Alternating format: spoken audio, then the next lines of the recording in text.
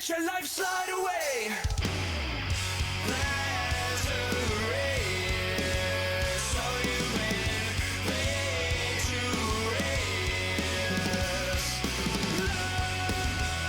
Lazarus, so you've been laid to rest.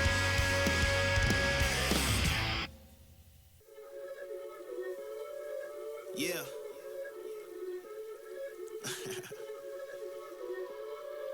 Let's talk. Look, ayo, we rose from the dust to the sun. They claiming that we the one, never one-on-one. Teamwork till we done. Sent on a mission, we got ambition. Never scared, we won't run. Never one and done. Some sit back and some like the hunt. I pick my teammates up when they fall. And if I ball, we all ball. Crashing balls, crossovers and all. Just call us the balls. Don't fear nothing, call us galore. Serving them all. We outside, we barely indoors because we gave it everything when we had nothing. Gave it everything when we had nothing. Holding on by a thread, couldn't grab nothing. Seems we moved on to a better place. Shine, shine away from the shade. But now that we're here, ain't no going back.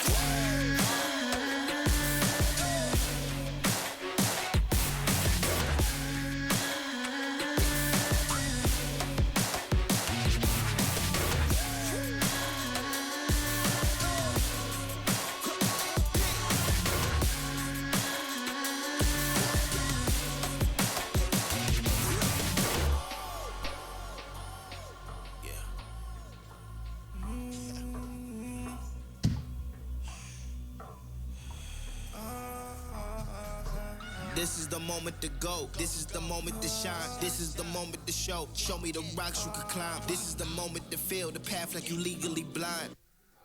I can promise this is ours cause we built for this, kill for this. Pushing buttons, do it quick, push it off and do assist. Oh, y'all think we new to this? Pound for pound, break it down. Watch what we gon' do with this. Teamwork got us fluent with. Make y'all look like sewages. Gave it everything when we had nothing. Gave it everything when we had nothing. Holding on by a thread, couldn't grab nothing. Seems we moved on to a better place. Shine, shine away from the shade. But now that we're here, ain't no going back.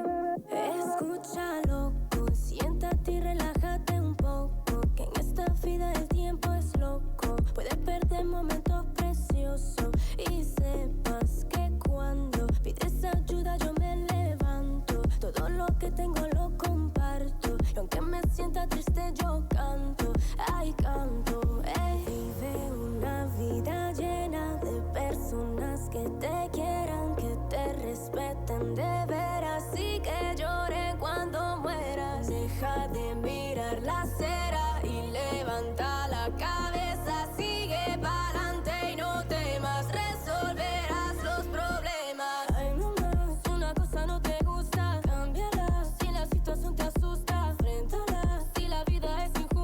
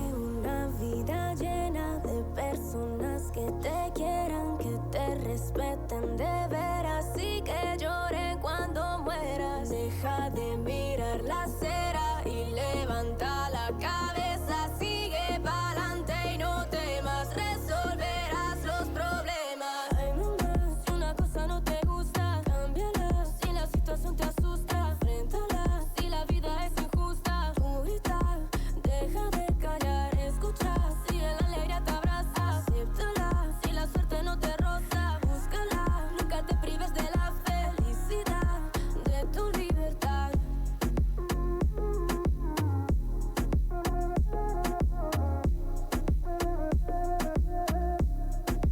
De tu libertad.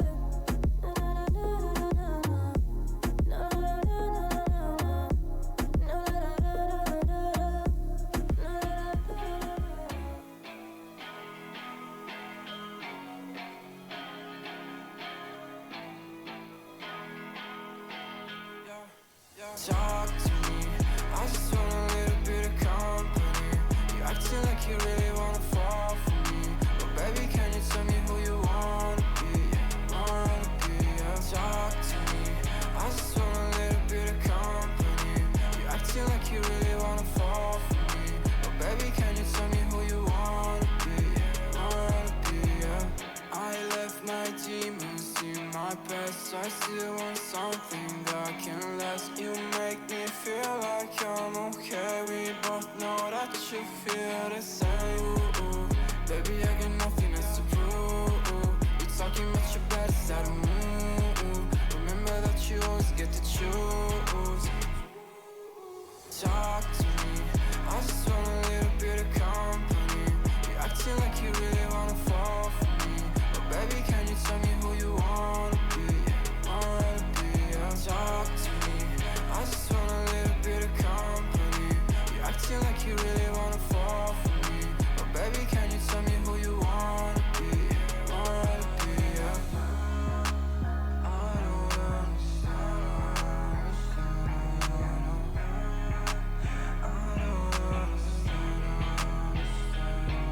I don't wanna be friends, yeah, I guess you got my intention. Got no place I'd rather be, feel like another dimension. I don't wanna talk, baby, you should let it go. I don't wanna go, let me stay a little more. Talk to me, I just want a little bit of company. You acting like you really wanna fall for me, but baby, can you tell me who you wanna be? Yeah. Talk to me, I just want a little bit of company. You acting like you really wanna fall for me, but baby, can you tell me who you wanna be? Yeah.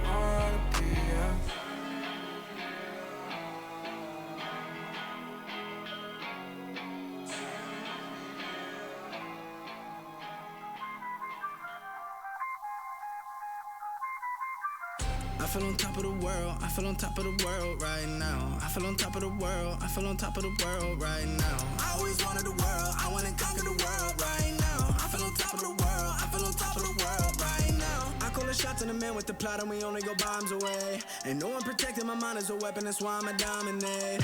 Taking advantage of every second, now I ain't got time to waste. They all tryna sign my name, they want me to sign my name. Counting your blessing while I count that in my winnings. We take 50s and 100s and throw them up to the ceiling. Everything I envision, now everybody gon' witness. Only difference between us is I ain't stop till I finish. Yeah.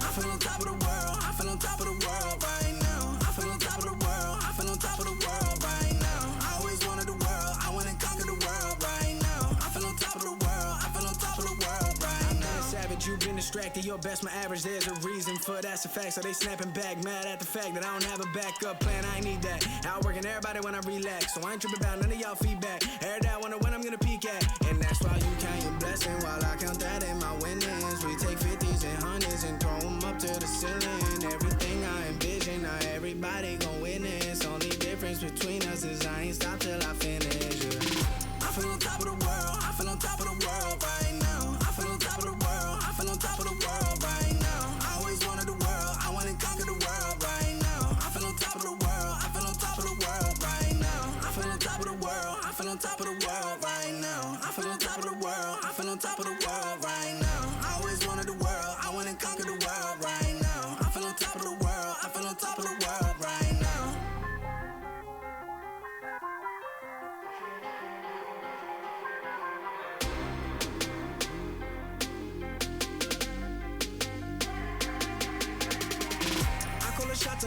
plotting, we only go bombs away. Ain't no one protecting my mind as a weapon, that's why I'm a diamond there. Taking advantage of every second, now I ain't got time to waste. They all tryna sign my name, they want me to sign my name. Counting a blessing while I count that in my winnings. We take 50s and 100s and throw them up to the ceiling. Everything I envision, now everybody gon' witness. Only difference between us is I ain't stop till I finish, yeah.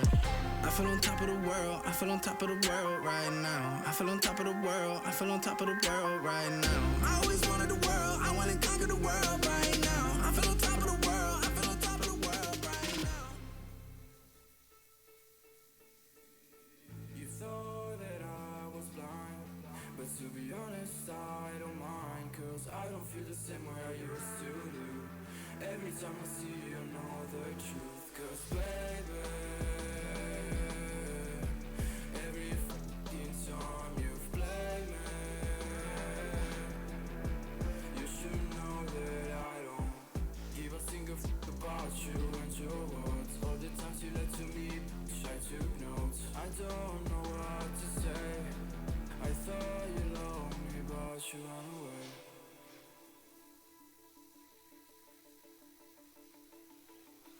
I've been living in the shadows for a while. Demons calling me from the afterlife. Dark doesn't faze me anymore.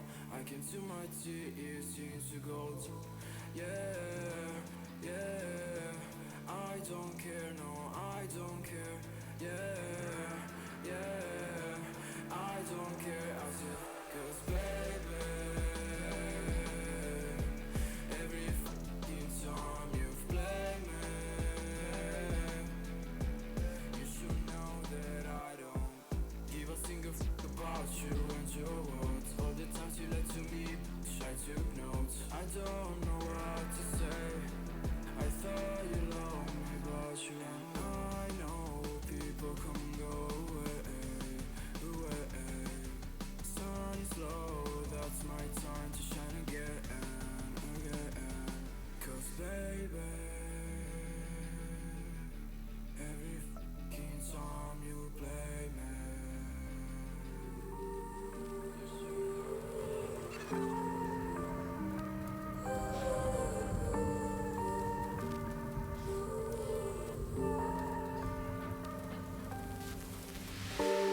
I've been running over all the corners of my mind, trying to find a story to believe. And I've been getting sick of how I'm spending all my time, searching for a way to find relief. And I can say it's like go to sleep, but I feel like I need to let go. And I can spin a web of any story that I like, but tonight I wanna make a masterpiece. Stepped out looking like a small fire, half glass and filled with desire. Head down, but I know I can't deny it. Life is fun when you're a liar.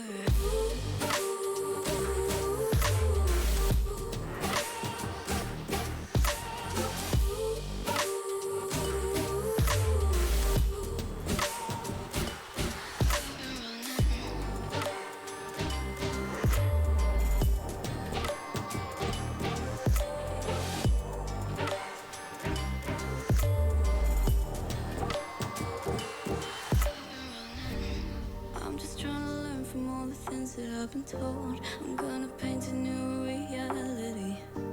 It doesn't take a lot to turn a person into gold. Yeah, I've been getting good at alchemy. And you can stay inside in the dark, but without it you never let go.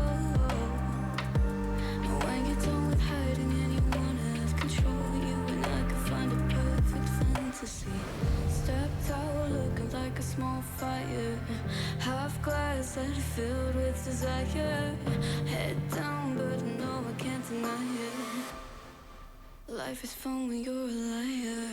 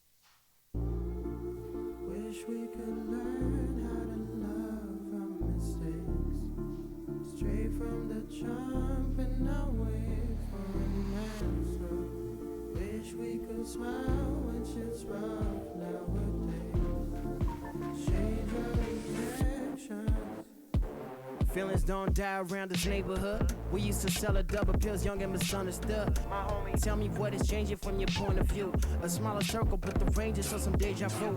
I recognize my future, and there is nothing with you. Unless you turn your boat around, success might come recruit you. But unless you analyze in depth that we're steps away from death, 1,000 possibilities, act on it, Johnny Depp.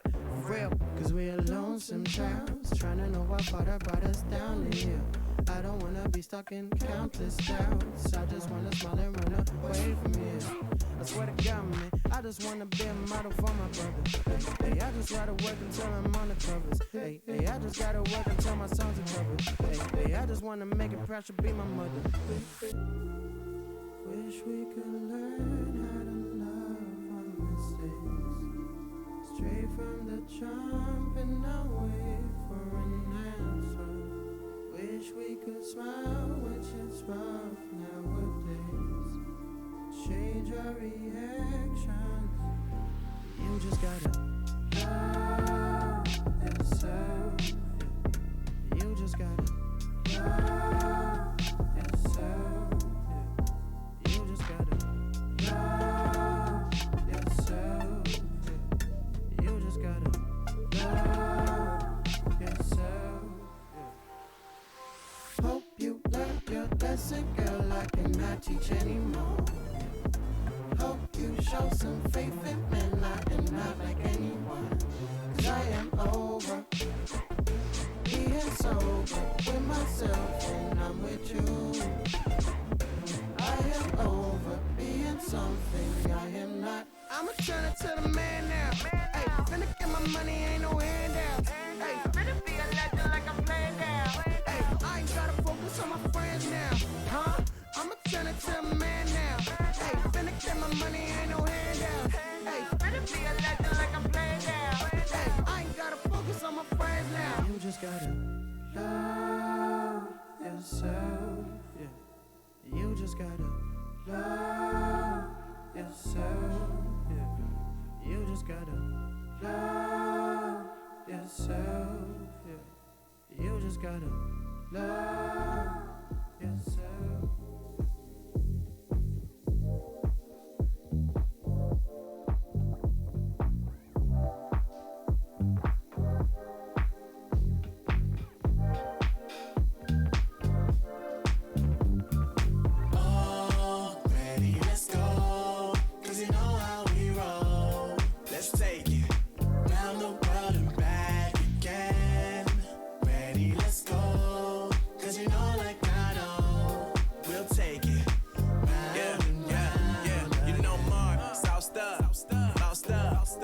Never let you double cross them. Moving through the city like it's Gotham. They told me get one, so I got one. Stop saying you're a boss when you not one. You ain't sacrificed, nah, you ain't lost none. All over the gram like you got a bag. You ain't big dog, we ain't hearing none of that. I'm in the gym looking like a running back. And you know the flow, got him coming back. Who I was in the past, I'm unattached. Only focus in this moment is bringing the summer back. Oh, respect my grind, elevate souls and I spread good vibes. Young divine, you know I gotta shine. Raise your hands for a good time. Aye. Vibe until the morning, sleep until the noon. You said that you want it, so I got it for you. Let's all get together and show them how we move. We move, we move. 3, 2, bringing summer 1, to drop. you. Oh, ready, let's go. Cause you know how we roll. Let's take it round the world and back again. Ready, let's go. Cause you know like I know. We'll take it round and round. Yo, hold up, let me switch my flow up. Back in high school, they were telling me I'll blow up. Doing talent shows and man, everyone will show up. Got in an accident and still made it for them to go nuts. You know what? I'm so what? I'm so That means I can't describe the way I vibe, the way I slide. And with the rhymes that make the dimes, I'll close their eyes and fantasize. Young divine calling their phone number. Yeah. Girl, you know I love you. And you know me, I can't sleep without blazing beats on stages for their ones gracefully. And I got a smile that they hate to see. Young black successful, though life gets stressful. Though life gets stressful, go and vibe out with whoever you next to. Vibe until the morning, sleep until the noon. Yeah. You said that you want it, so I got it for you. Let's all get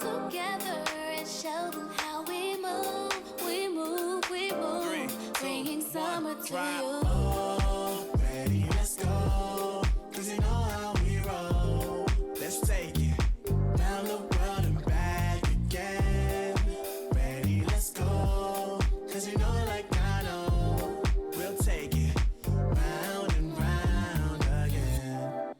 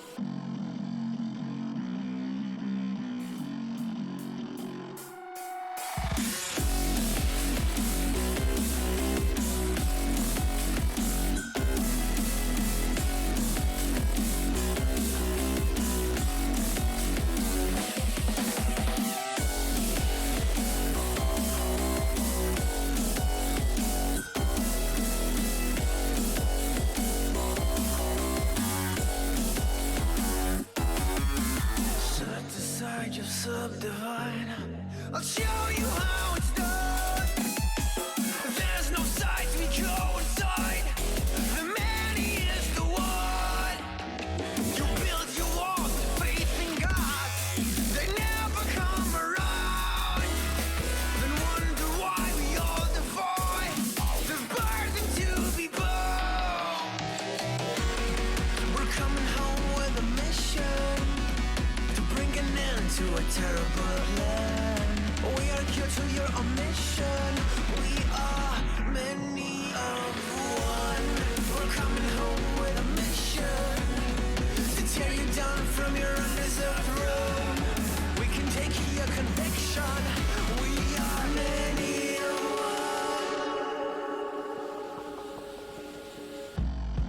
one. You may call it a virus, but we call it the antidote. It's an answer to silence. The future is here to revolt.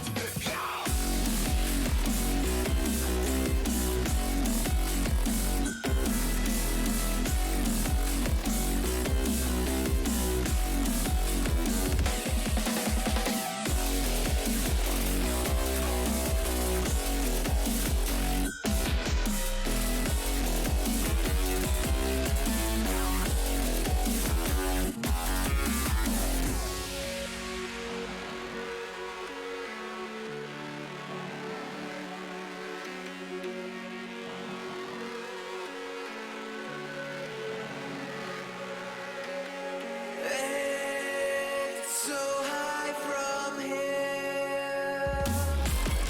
You can see the world. And we all insistent to be smooth.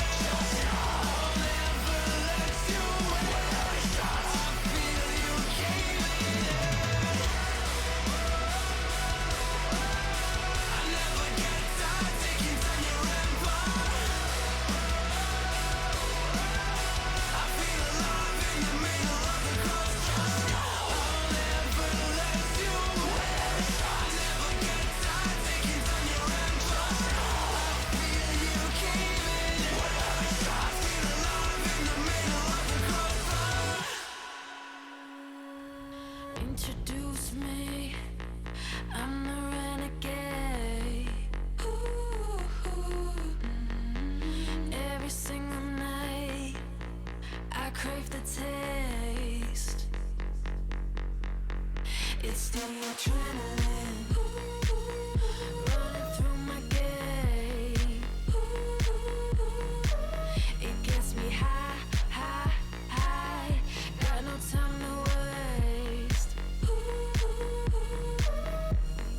Ain't got time for small talk. I tell you the truth. I'm faster than you. I'ma tell you the truth. Not in it to lose, just faster than you.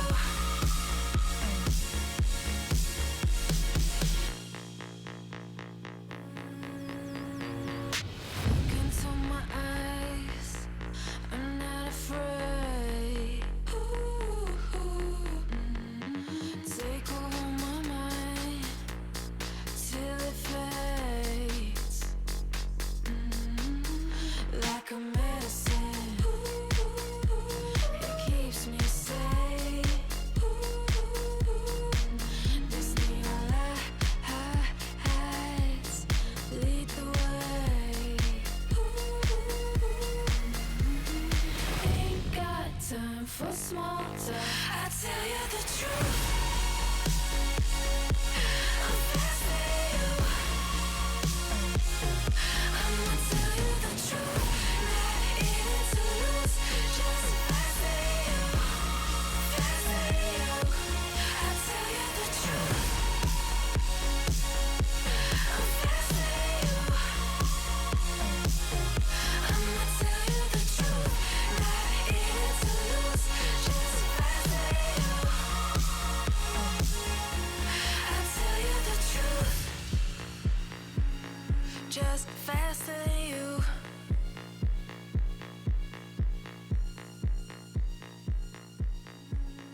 Just faster. Ain't no stopping us, we do the impossible.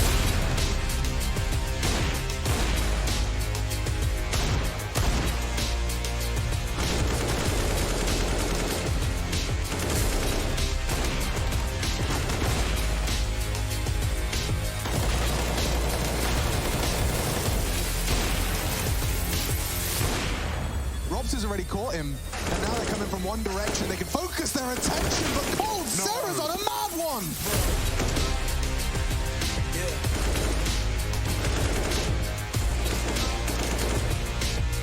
Ain't no stopping us, we do the impossible. Straight to the top, we're the top dogs and you're not. Too real, let me fake it. So close, I can taste it. Ain't no stopping us, we do the impossible. These are those moments I don't think anybody else is going to forget.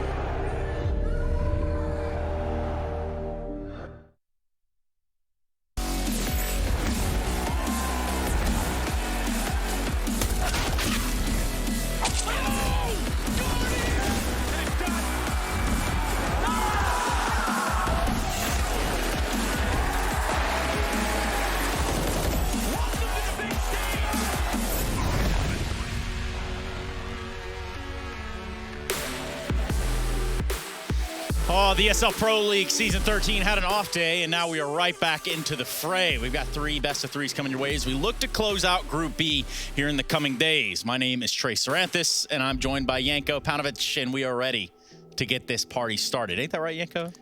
Yes, Trace. Yes, indeed. Did I get the name right? No. All right, whatever, man. So, You Yanko... got 4 more weeks. Yeah, it's true. What did you do yesterday, man? You had all that time to download yourself and, like, just really enjoy the day. Yeah, funnily enough, I played some Counter-Strike. I don't have enough Counter-Strike working, so I had to do some playing as well. And that was about it. Watch some movies, just taking it easy. There's nothing you can do here anyway. Everything's closed. The weather it's raining every day. Storm warnings all the time. So what did you do, Trace? I took a couple naps. Like, a couple? I took a couple. One was not enough. Well, you know, you start to string them together, and before you know it. Self-induced food coma? Yeah. Shout out Five Guys one time. And by that, I'm talking about French fries. Cajun fries, those are the bee's knees. For us, though, it's the matchups that we still have on hand within Group B. This thing has pretty much been blown wide open, Yanko. Yeah, we were saying, you know, looking at the groups and especially on the final day of Group A, like Group B is going to be different for sure. You know, there's no way everything's so clear cut. And it is. It's wide open still. Pretty much everyone except Mouseport still has a chance to make the playoffs. We had some surprising results here and there. And, you know, nothing is set yet with 2 games to go for everyone. Which is a real scary concept for all teams and players involved, right? Because some of these teams, not even having a chance to getting to playoffs at this point, can now knock out other teams, which has got to be just a bittersweet thing for all of those teams sitting on the rope, sitting on the fence, and sitting on the sidelines. These next 2 gentlemen are not doing that. In fact, they are probably crawling around here somewhere. My 2 Rugrats and Alex and Chad. What's up, guys? Oh, Hi, Tommy. Hi, Tommy Pickles. I'm well up for being a Rugrat. I don't actually know anyone else other than Tommy. Could you name another one? Angelica Pickles. Angelica? Yeah. One way or Chucky? another. Chuck, you're doing really well. I'm trying to remember. There was Phil and Lil. Phil and Lil. Yeah, the twins. Oh, with the hair, they just had the little thing. Yeah.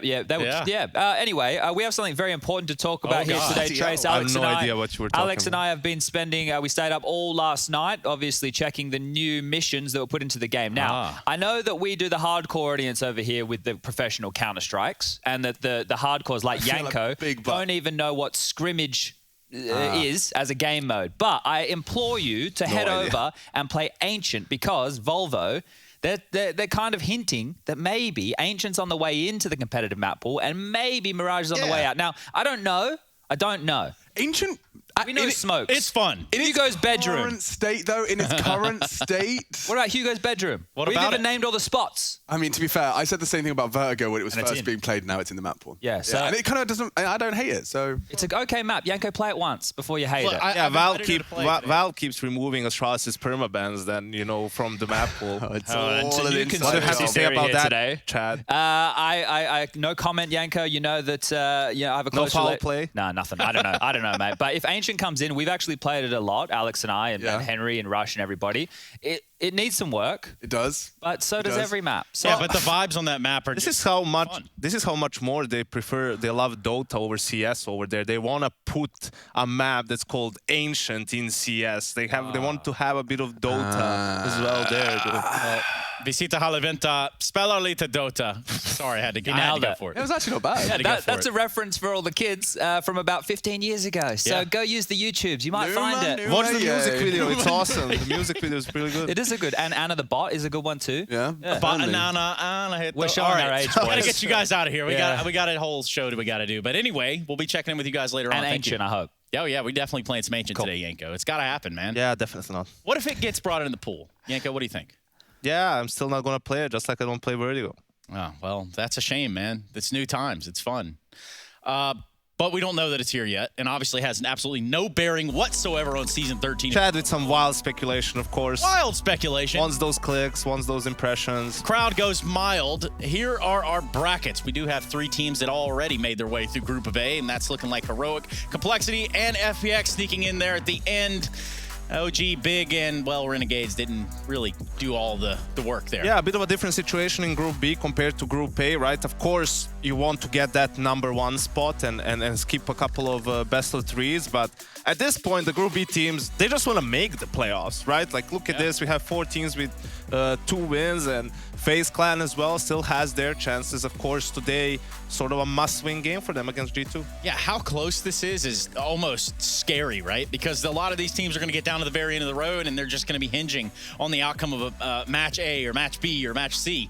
That's going to be the weirdest part, but the best part is that ESL Pro Tour points are on the line. That's 575 guaranteed big ones if you qualify out of the groups. And for NIP, or a team like NIP, that is going to go a long way. You see them sitting on 240.5 down there at the very bottom, so an additional 500 is definitely going to help them out.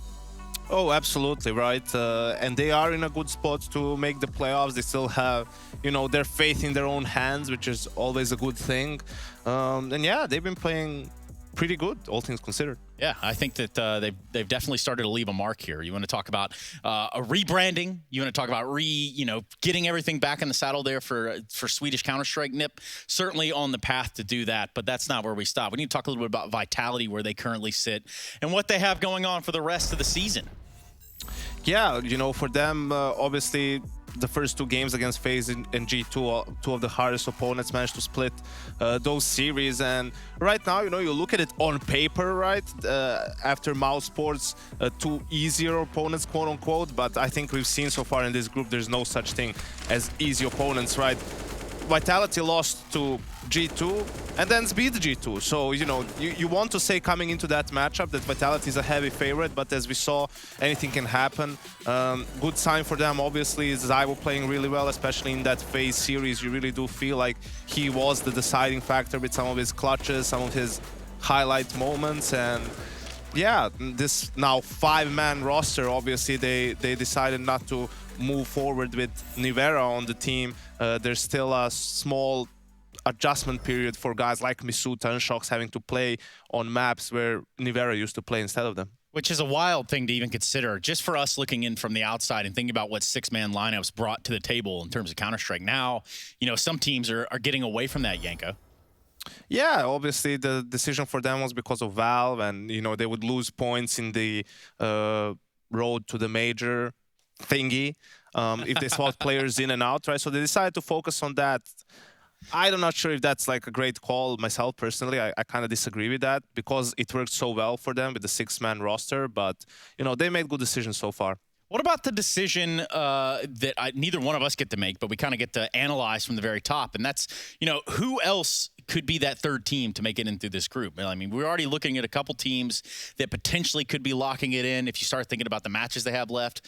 But who are we looking at for the remainder? I was trying to figure this out last night, and it's, there's too many scenarios that can happen, right? Like you can't tell for sure, and you can try and guess like, oh, this team is the favorite. It's most likely they'll win. But we saw so far that you can't really make that assumption, right? Yeah. Like everyone thought G2 versus ENCE was a lock. G2's going to be 3-0, have a great chance to lock that #1 spot. Well, no, they actually lost pretty convincingly. I mean, it was a 2-1, but the maps they lost, they weren't like super close. So I think it's impossible to say at this point, but the first game will tell us a lot. It is most likely a do or die game for FaZe Clan. Yeah, and there's still some teams that have to take on Mouse Sports. That would be Nip in G2. Mouse Sports is going to win a game. I'm telling you that right now. Like, they're going to win a game. They had a lot of pressure as well to show up with the new roster and so on. Now that their playoff chances are pretty much dead, there's no pressure like that. They're probably going to play a bit more loose. Like we were saying that watching their games, they should play with a bit more freedom potentially. And now I think when they do that, they're going to take a scalp. Yeah, I think they very well could. And it would only be fitting here within our group of B to see everyone go 2-1 at some point. For some of these teams, it's not possible. For Frankie, what is possible? What you doing over there, Frankie? I'm just sitting watching you guys and wondering if that's a new shirt, Trace. I don't think I've seen that one before. No, this one's straight off Amazon. You'd be surprised. Rush borrowed that to him, actually. You are all blending into the same person. You all have lumberjack shirts. You're basically like a stag do without beer.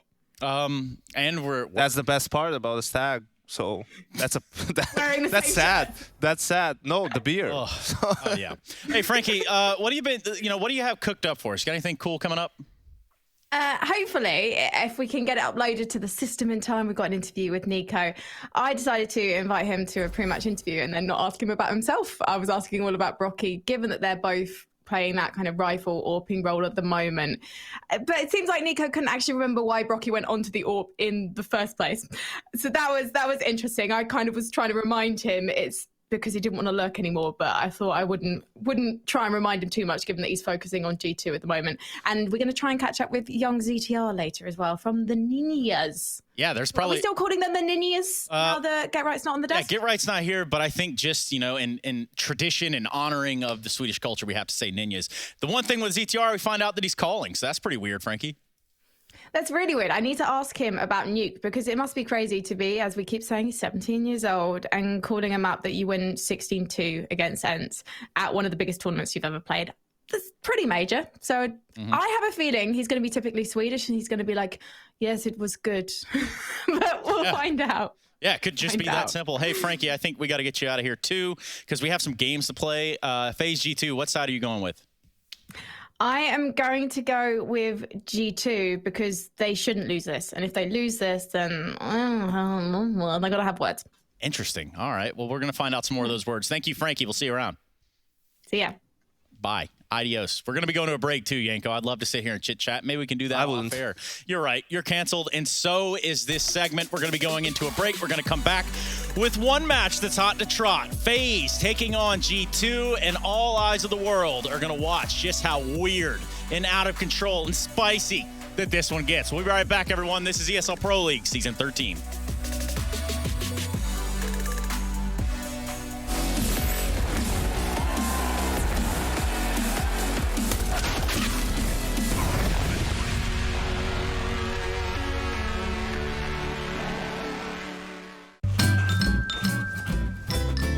You ready? Huh? Hey, he's a good boy, huh? You ready? Huh?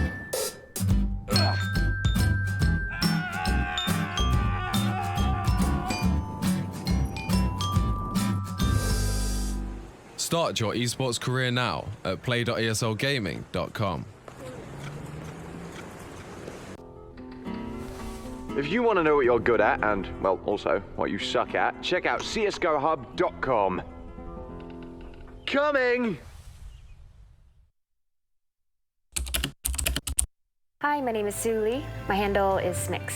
I think it's important for these initiatives to happen. Empathy really, really goes a long way, and it always means so much to us, and I think that's where initiatives like this really help. Good luck, have fun.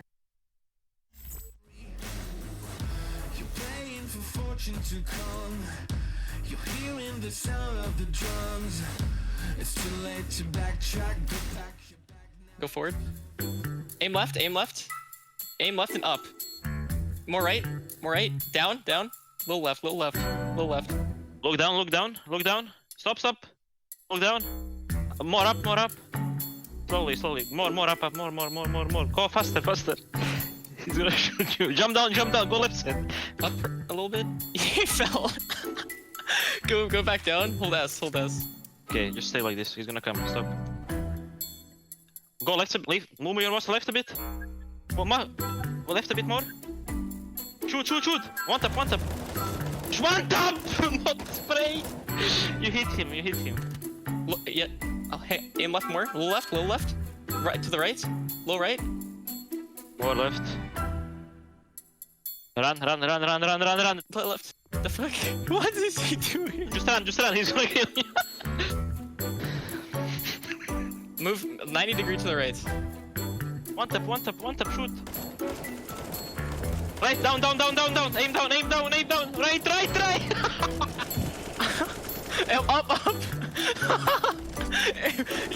You're shooting more left, more right. Fuck, I can't explain this to you. He's playing like a pussy. He's doing the wall. I believe with this amount of time, he'll 100% walk into you. Hold W, just run to the wall. We're gonna go kill him.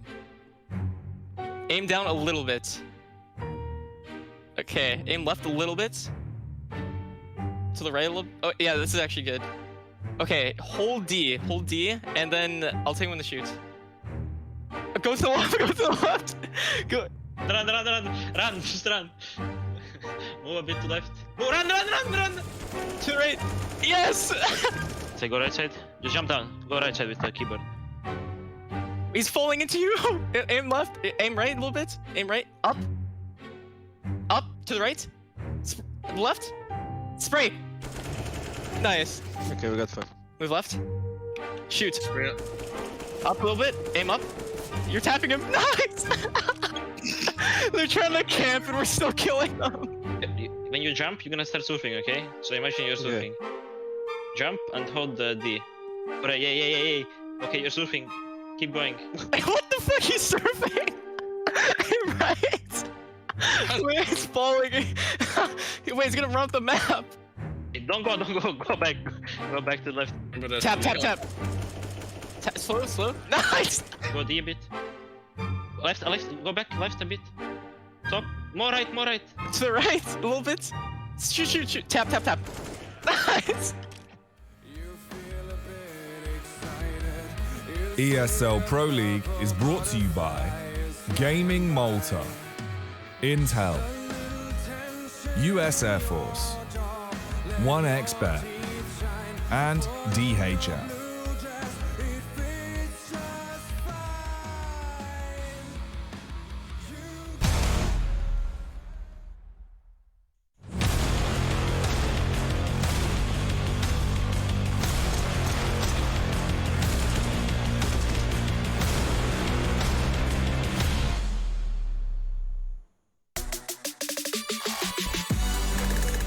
Yo, check it out. It's ESL Pro League Group B, G2 versus FaZe, and what is sure to be a sore day for one of these teams. Everybody in the server looking to get something done and accomplished, and moreover, bragging rights at the end of the day. That's kind of what it's about, as well as, you know, progressing in the group. I got Yanko with me. My name is Trace. And there's Nico. Twitter fingers, maybe. What do you think, Yanko?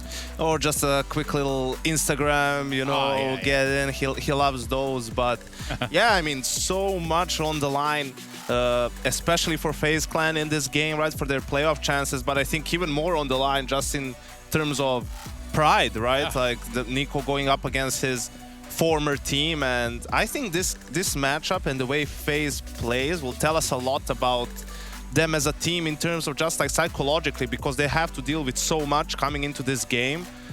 And I think it will tell us a lot about their identity.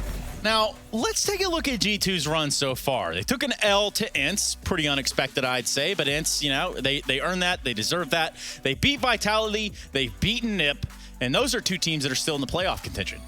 Yeah, obviously that's a good sign for them. Coming, if we potentially have some tiebreakers at the very end, those two teams might be, you know, going head-to-head in that sense in terms of a tie, but still this game against FaZe and the game against Mouse isn't a given yet, so every game is up in the air, and if they play it the way they did against Ants, they're not going to have a lot of success in these remaining two games. Yeah, it's wild scenes right here. And I really want to kind of stick the idea that this is for a pride. You know, that whole thing right here alone makes this match so much more valuable to the players in the server, not to mention the idea of knocking one of each other out of playoff contention. We look at FaZe Clan's run in Group B. They've taken a win versus Mouse Sports, but then again, everyone else has. So, Yanko? Yeah, I think for FaZe, you can tell that they're still trying to figure things out in terms of the map pool as well. You know, they've been going for some picks to try to punish the opponents, which are not really, or were not staple maps for FaZe, right? Like going for the train pick against NIP instead of something maybe like a Mirage, which they have had a lot of success so far, even with this new lineup. So we'll see how they decide to approach it coming into this one. You know, if they want to stay that course, they would pick Train again. If not, they'll just go for Mirage. So, Yanko, the internet's been talking, and I don't know if you know this, but Nico switched to the AWP after Kenny left. Yeah, it's the weirdest phenomenon, right? So, Nico on an AWP, also a Krieg. WTF, mate? He missed that? Jeez. Get a goddamn AK. Talk to me a little about Nico on the AWP, right? There's some growing pains that happen, but overall, there's been a lot of pushback from that. Absolutely. It's a big role change, and, you know, they're still trying to probably figure it out as a team, and him individually, how much he wants to use it, right? I think we've seen, as time progresses, him trying to find a sweet spot between playing the AWP and just playing the Krieg or an AK. On the CT side as well, right? In that game against Vitality, he didn't really pick it up as much on Mirage. It was mostly Amanek. He kept playing with the M4, and, you know, they had a flawless CT side, albeit a lot of close rounds. So I think it will just be a bit more situational, trying to always keep the opponent guessing, right? It's a lot different if you know that there's an op on the opponent's side, and if you don't. Like that changes up what they can do tactically. So talk to me a little bit about what this would mean for, well, what it would mean if you look at the other side. We're talking about Brokey. In comparison, tell me a little bit about that. Yeah, well, Brokey, you know, he's proficient with the rifle, but he is the AWPer, right? The primary AWPer. He is going to pick it up almost every chance he has when he has the money. Obviously a little bit map dependent, maybe not on nuke as much, right? But, you know, he plays all the positions really where AWPers play. And for him, he's still, you know, growing as an AWPer, still like getting adjusted to some things, which is, I think, normal. He's a young player still. He made the switch, you know, a year ago. It's only been a year and so that he's been the primary AWPer of the team. But you know, it's great to have a player who's your AWPer, but is also good with the rifles. That way, you're not really forced to, you know, for him to be efficient, to be useful to the team, he does not need to have an AWP or a scout, as we see in these highlights. You know, very good with the AK, M4 in clutch situations too. So just a very versatile player, Brocky. Having that ability to be hybrid can go a real long way, regardless of what team you're on. If you can pick up that AWP, you can make that impact with it. Sometimes we'll see teams go into a double op setup, and that's where these players start to shine. You think about hybrid, maybe not, but they can pick up the AWP when they need to. Yeah, you know, you have players like Cold on FaZe who can pick up the secondary op, Carrigan too. We saw Twist dabble with it a little bit, and on G2 obviously you have Amanek, so both teams have that double op setup potentially. That they do. Brokey on your screen getting warmed up. That's a live shot. I assume we're in Brokey's living room, but we can take a look at the live rosters. These are the players that are going to be situated in the server today. How do we think Jax has pulled up to G2?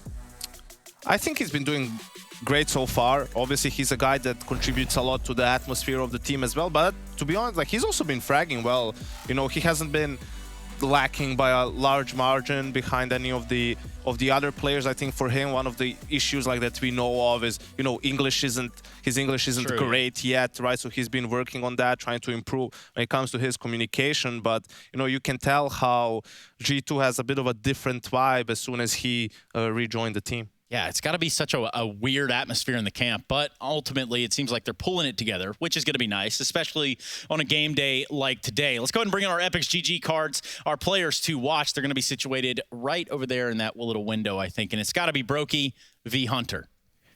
Yeah, you know, Hunter, another player that's, now that Nico has switched to the op a little bit more, maybe that gives him, you know, a bit of a chance in some rounds when Nico has the op to have a little bit more space with the rifle. And obviously another player who has a great game sense. I always say, like, great work ethic, great approach to the game, and I think it really shows for him, like, that he can put himself in good situations, good positions where he can have a lot of impact for his team. And on the other side, you have Brocky, who, when he has a good game, like, he can really take over the whole game. His aim is, you know, he's very snappy with the op, like, he's very fast. When he's hitting those shots, like, he can also hit some crazy flicks. Yeah, and that's wild stuff, but not as wild as what this Vito could bring, Yanko. Yeah, this is like, I think this is going to be a great game because of the maps as well. Like, no vertigo, no overpass. I think here we just get Mirage does 2 picks, hopefully, and Inferno as a third, right? No funny business. Nuke for FaZe instead of Mirage. Inferno for G2 instead of a potential does 2, right? I think FaZe maybe, I don't know why they don't pick, like, Mirage is a great map for G2 as well. So probably after seeing G2's performance against ENDS, they think that Nuke could be a better pick for them. G2 as well, not wanting to pick Dust, maybe seeing it as, you know, a map that would suit FaZe as well. They go for that Inferno, and we see Mirage as a third, which could potentially be a great decider. So yeah, I think for this one, like, obviously a lot on the line. I think this game will be it will feel a lot like a LAN game, because there's so much pressure, you know, on these teams, on these players, more so on FaZe than on G2. But I think it's going to be really fun. It's got to be really fun. And just to kind of highlight and go in a little bit deeper on some of the pride, you know, what storyline, because there's a few of them between these two teams, in terms of rosters and players moving here and there, what storyline should we just say, hey, you know what, that's interesting. FaZe with Kerrigan, former teammates with Nico, you know, paint us something here. I think they're, you know, obviously highly motivated in FaZe to beat Nico. Like, it was his decision to leave the team, right? So that's like, you know how it is, Trace. Once a relationship ends and you're the one who's left, you try to hit the gym, you know, you try to do, like, so much better. That's FaZe right now. They've been hitting the gym and they want to show up, you know, looking way better than they did with Nico. But how's their selfie game? Because I think that's, you know, that's kind of what that's. Yeah, I think they'll need some work on that. Some of them are not, you know, Brocky needs to work on his selfie game. And that's because they're not photogenic, or do you think mainly just because that's how they are? That's how they are. Oh, well. Fair enough. At least we've got it narrowed down to that. We are just waiting to get into the game. It should be here momentarily. We've got our maps, Nuke, Inferno, Mirage. It's also mind games, right? Like, Nico knows all the players on FaZe. Well, you know, the three guys on FaZe, Rain, Cold, Brocky so well. He knows, you know, how they function, how they also rotate on some maps, like little things like that, because he wasn't just playing with them, he was the in-game leader. So he had to, you know, work around that, work with that in a sense. So, you know, that's, I know Nico, when he played G2, when we were in FaZe, he was getting paranoid a lot about playing against Hunter, because Hunter watches all his games, right? Or used to watch. So he knows how Nico thinks, how Nico plays. So it becomes a mind game on that level where you're like, well, he knows all my moves. I should probably try doing something else. And then you're out of your comfort zone. You start doing some weird things. You don't know what you're doing half of the time, right? So that's what I'm interested to see, how some of these FaZe players, how they, you know, approach their own game, and do they change a bunch of stuff. But to be honest, from seeing FaZe play so far, it's looking a lot more like mouse sports, right? Than the phase in which me and Nico were in, because obviously Carrigan coming in, bringing his own style. Some of the games I've been watching, like, I remember how it was to play Carrigan when we were in FaZe, and that's the feel you get, you know, opening up some good explosion, misdirection plays. Like if we're talking about Mirage, him going mid, trying to sneak into connector while the rest of his team is just going A, right? Relying on being explosive, getting those early kills, and then playing the post-plan situations. So, Yanko, I'm looking at this whole thing, right? And I'm sitting here thinking, hey, there's one guy that's kind of slipping under the radar a little bit, not in the server or frag department, but it's the addition of Twist to FaZe. It seems like, you know, he comes off of Liquid. We haven't spent entirely too much time talking about him, but why not revisit it right now? Yeah, he's had some great games even before Carrigan joined in their Blast group against Liquid, against Navi. Remember that train game, right? So for him, it's a little bit of a different role as well in FaZe. Like he has a lot of freedom. He is the star player. He's basically supposed to do what Nico used to do in the team, right? In that sense, really deliver in the fragging department too. And, you know, he's had some really good games. I think for what we've heard in interviews as well, he's a guy that, you know, has great communication, helps, you know, lift up the atmosphere of the whole team. So we'll just have to wait and see how he progresses and how FaZe progress as a team as they get more time to work things out. So, Yanko, a little bit of a fun tidbit for you. Can you imagine why we're, you know, not started yet? Do you have any idea? A player overslept? No. Close. There is a player that had some audio issues. He does go by the name Coldzera. So, from what I'm told, he's getting into the server, and we should be getting things live here sooner rather than later. Yanko. You want to fix those audio issues, Trace. This is a big game. Yeah. You don't want to not hear footsteps or your teammates. Look, he's wide awake, man. He's not asleep. How could you ever say that? Yeah, the bed is fully made. Like, he didn't just roll out of it and, like, come to play. Hey, man, I think that's what real gamers do. They roll out of bed right into their computer chair forever, for what it may be worth.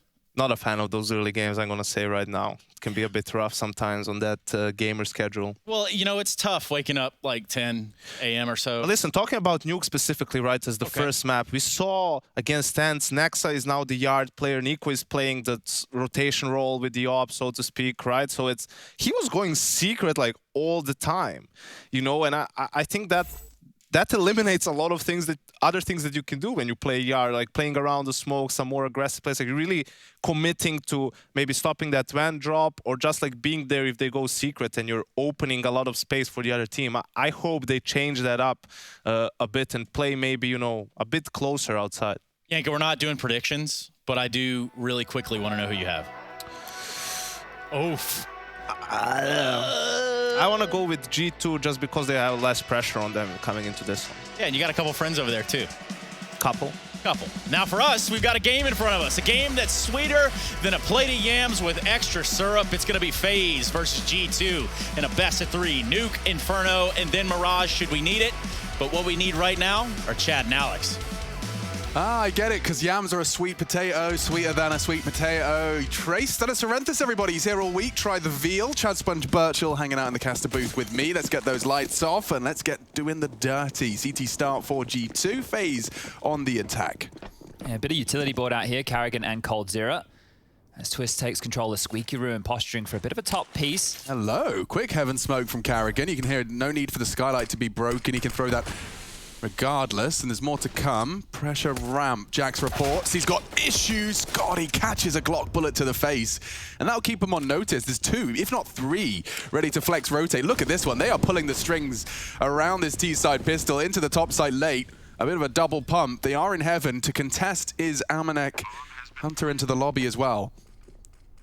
Not an easy retake by any means. Nexa has a smoke kit on Amanek. They need bloodshed though. And FaZe Clan still have all 5 players equipped and ready. 3 out heaven. Brokey hears this into the site as well. Element of surprise, and there goes Amanek. Harder just in time for Jax, but running out of time indeed. Kit recovered, bodies drop. Phase 4 just need to find the final frag, and he does well to make it costly. FaZe Clan will take the first here. Yeah, very strategical there by FaZe to kick things off, right? You saw the top fake, then they drew the rotation over towards ramp. There was already a 3-man stack from G2, and then as that heaven smoke is still up, FaZe able to get into the top site, set up their post-plant positions, and secure that pistol. So 1-0. Nuke here, I heard the desk talking about it, right? Expecting maybe a Mirage, just 2, just the brawly biffy maps. Well, the strats coming out straight away, and the Force by 2. G2 will be getting the Deagles scout CZ for Amanek up against the Galils. And the Mac 10 for FaZe Clan. So quite the potent buy going into round number 2.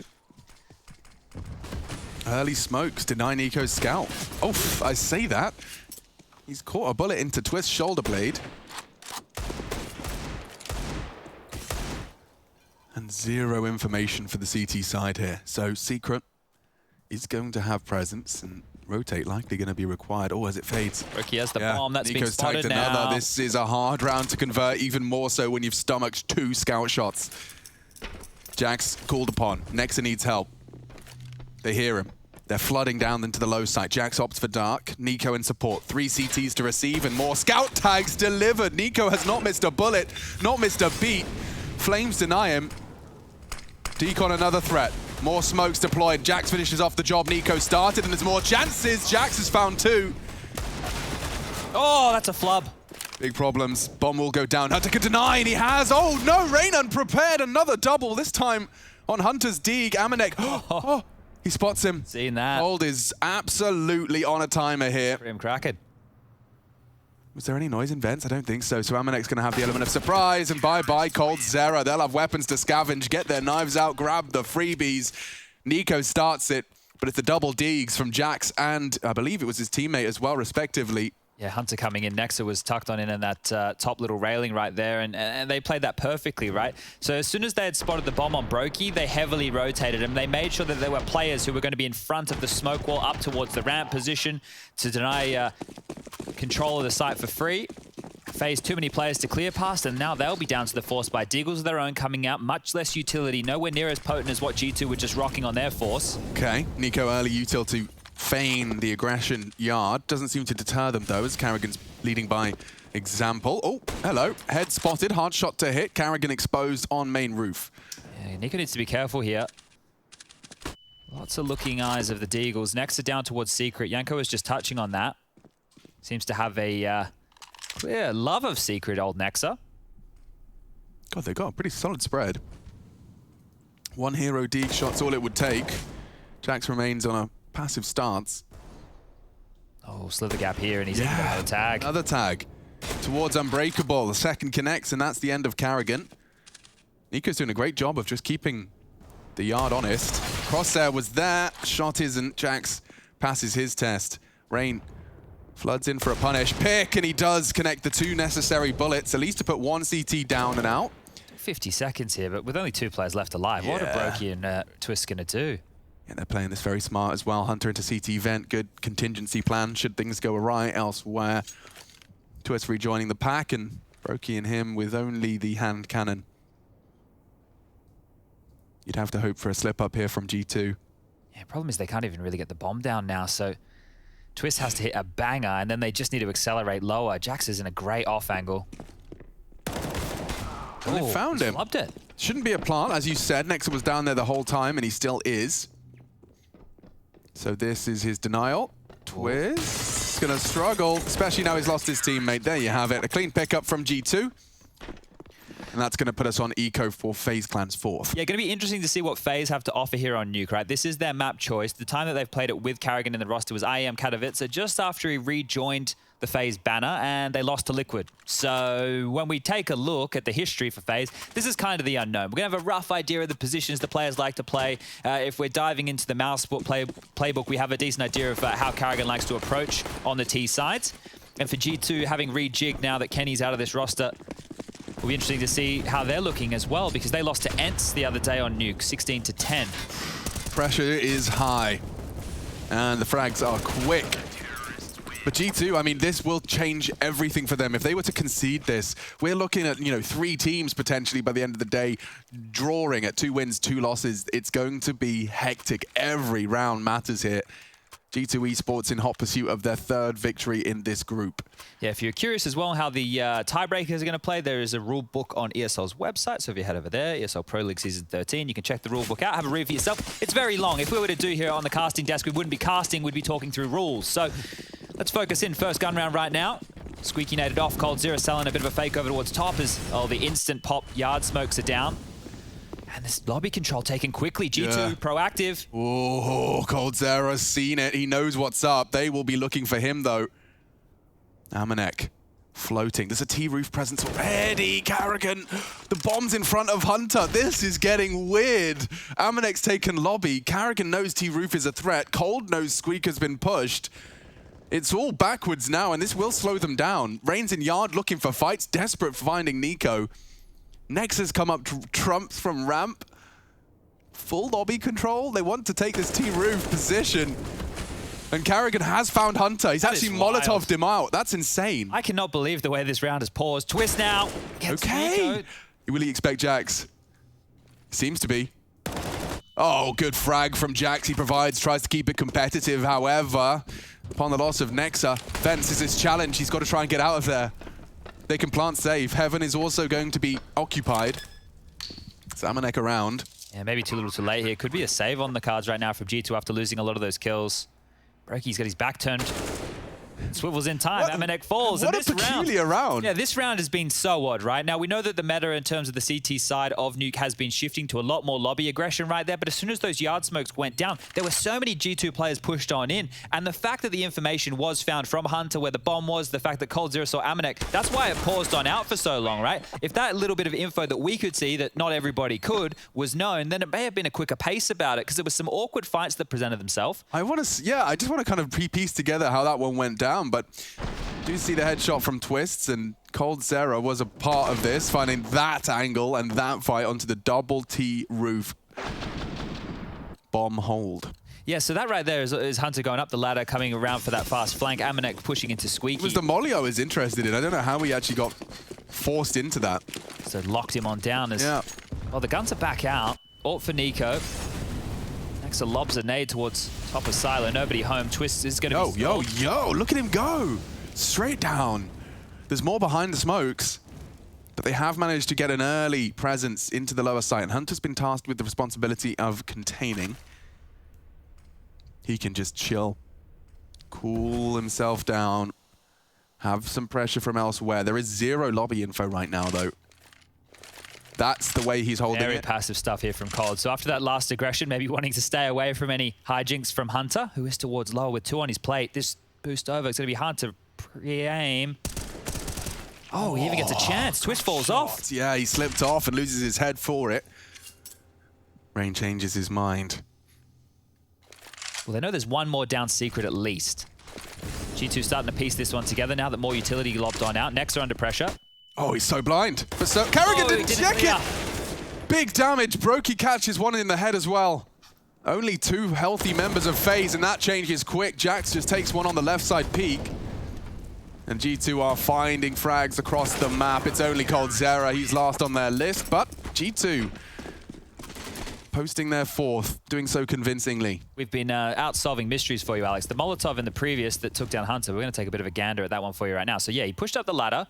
That's how he gets into the backlines here. He gets spotted as well as seeing the bomb. So this is a minute 30 on the clock, everybody. Take a look that how shot, he's awkward like, this is. crap. Ah, okay. Karrigan throws him. Oh, he flashes him as well. Yeah, completely pinned him in. So Hunter's found himself in one of the most awkward positions I think I've seen a CT in on Nuke in a very long time. Yeah, firing that shot, you know that moment where you've clicked and there's nothing, absolutely nothing to report. all of the element of surprise squandered. Deagles and AKs and into top site, fully flashed. The AK's gone already. Look at this. So comfortable. Hunter takes 2 before he's shut down. Rain's just the last there. Double for Hunter, Amanek the same, and G2 have just shut down the full investment of FaZe. Yeah, that is a big problem, right? That was so quick, Chad. We barely got to kind of fully digest what we witnessed there. Trying to go for one of these classic Carrigan pace changes, and onto the top side, they just get mowed on down. So there was some Deagles purchased in with AKs, but you're right, it was a full investment, and now roughly 2.8 was left in the bank balance. Some Deagles being bought on in brings everybody around that 2K mark now. And this should be a G2-6. Now, keeping in mind that Ents game the other day when G2 started on the CT side of Nuke, I think they only got 6 CT rounds, so they're already on par for that. Nico's been spotted, Nico's been tagged. Ooh, Silo and Yard are the calls. Look at him dodging and ducking, trying to get away. Oh, he actually hits a 60 damage nade on that as well. Carrigan, element of surprise. Nico's not... Oh, okay, he's worked it out. More damage inflicted, a single Deag bullet now within the realms of possibility for FaZe to take him down. Not an easy shot by any means, especially considering his new angle of approach. They again demand to take the bomb Yard. And you don't have util, so not sure how they hope to this one shapes up. Hope and pray, I think, at this point. Right. Look at the setup right now from G2. We know they pressured Jax late before. They're having a look in again now. Jax is even worried about ladder base, so you can see multiple pressure points just from FaZe taking space. Jax is left ramp. Nobody's rotated. Well, there is a player in secret. Nobody's in the lower site.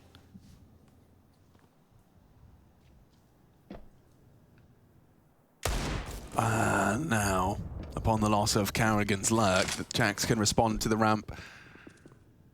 He's very loud about this. This could be the trade frag, and they have found it. Rain puts it in the feed in 4-on-4. This is so weird. These are slow rounds, very drawn out. There's 30 seconds left. Where are they going to end up? They have to die. The bomb's still in lobby, so they need to go lower. They need to go back to top. They need to do something as a team here, FaZe. Yeah, towards top side it will be. Amanek prepares for the mowdown. Oof, instead, quite the showdown. Twist hits the shot. One more, gets it competitive. They can plan. They certainly can now. Twist has provided a second. His Deagle lethal with a couple of seconds to spare. The bomb now down, and G2 have to scramble, piece this one together again. He goes low and has an AWP for the retake. Boosting on the box, interesting angle. Twist the same for an elevated first fight, first bullet, first shot. It connects. 3 from the Canadian sensation. He is vulnerable now, but Hunter, too much on his plate, I think. Despite their low HP, they know where he is now, and the time favors them. You said they had to die, but instead, as they do eventually catch the nade, this round is FaZe. Yeah, Hunter has to run now. Well, that tipped on its head very, very quickly. Yeah. It was like you said, there was no utility. It was just Deagles. Brokey even only had a Glock in that round. There was no armor. All they did was pressure Nico. He got made to feel claustrophobic, so Jax had to rotate away from ramp. That opened the window for them to sneak on out. Rain gets that frag, and at that point, I'm thinking, okay, sure, they get a kill, but how are you going to get back in the round? This is how. Twist runs out, 2 big kills, and make it the 3rd onto Nico there. Massive stuff from Twist. That is an impact round right there. That was, what was that? 4 Deagles were invested. That's $2,800. That's all they invested. Yeah, I mean, you said they had to hope and pray, and now they have completely seized control of Nuke. Just like that. Oh, yeah, G2 are the ones who are going to wince here and take a save of their own. So they've upgraded into pistols. We have the saved Lobby, AK. lobby, so fast. Cold, he's going to be aware of this.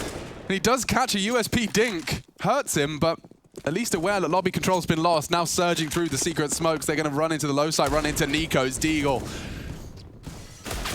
We've seen what it can do in the past. This time it's denied. Hunter's in the right place as well, and that AK can ruin everything. He just needs another tap. Little burst, The Norwegian's gone too. Finally silenced. Towards the top site, it's quick. Mid-round call, they know the rotate could have stacked up, and now just pistols feeling a whole lot more useless now, staring at flames in the vents. Weapons recovered, AWP and AK respectively, may just be the save. Yeah, this is some big guns to pick up, but they have a lot of money for a buy next round, so maybe G2 have a crack and see if they can win one back. Next are looking in, Jack's passive as well. There is no kit, so maybe this is it. Accept your fate. 5-4. All right, this is a back and forth affair. You can see the reactions from both teams. Now, if I'm going to look at what I have seen in the first 9 rounds of play, it seems clear that G2 are trying to pressure Lobby and T-Roof. Now, who holds that? coldzera. He's been under these awkward situations, tucked into T-Spawn, on the roof, seeing these pushes. He's been having to deal with all of that. He's now as well. Won't walk away with it. Cold drops. And then the other man on the receiving end for G2 is Nico. Think about the space they took on that Deagle round, right? His job as the yard player with the AWP against just Deagles, probably to, you know, hold a little bit more respect. He shouldn't be getting pushed away in that regard. And that is a big reason why his teammates had to come and try and bail him out. They didn't have the rotations covered. So those two pressure points, Coldzera anchoring lobby, and we've got Nico playing yard with the AWP, is where I want to keep my eyes, because right now, both teams have a clear indication of where they want to push.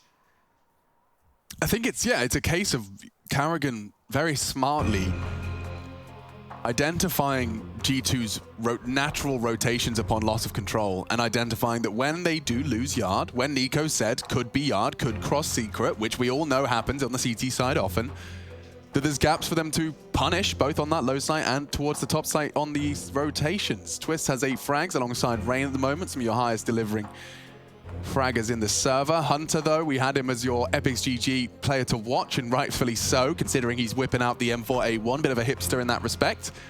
Yeah, he's the highest rated player for G2 in Pro League. And I think with a bit more room, him and Nico had similar styles of tapping people in the face with the AK-47. Now that Hunter gets to do the lion's share of that while Nico's picking up the big green in certain situations, might allow him to flourish a bit more. So far, the stats are leaning to that. It'll be interesting to see when we get a couple more G2 games under our belt. But the guns are out. Nico back onto the AWP. AKs are plenty for FaZe. Again, with this guard pressure. Look what Nico's got to call now.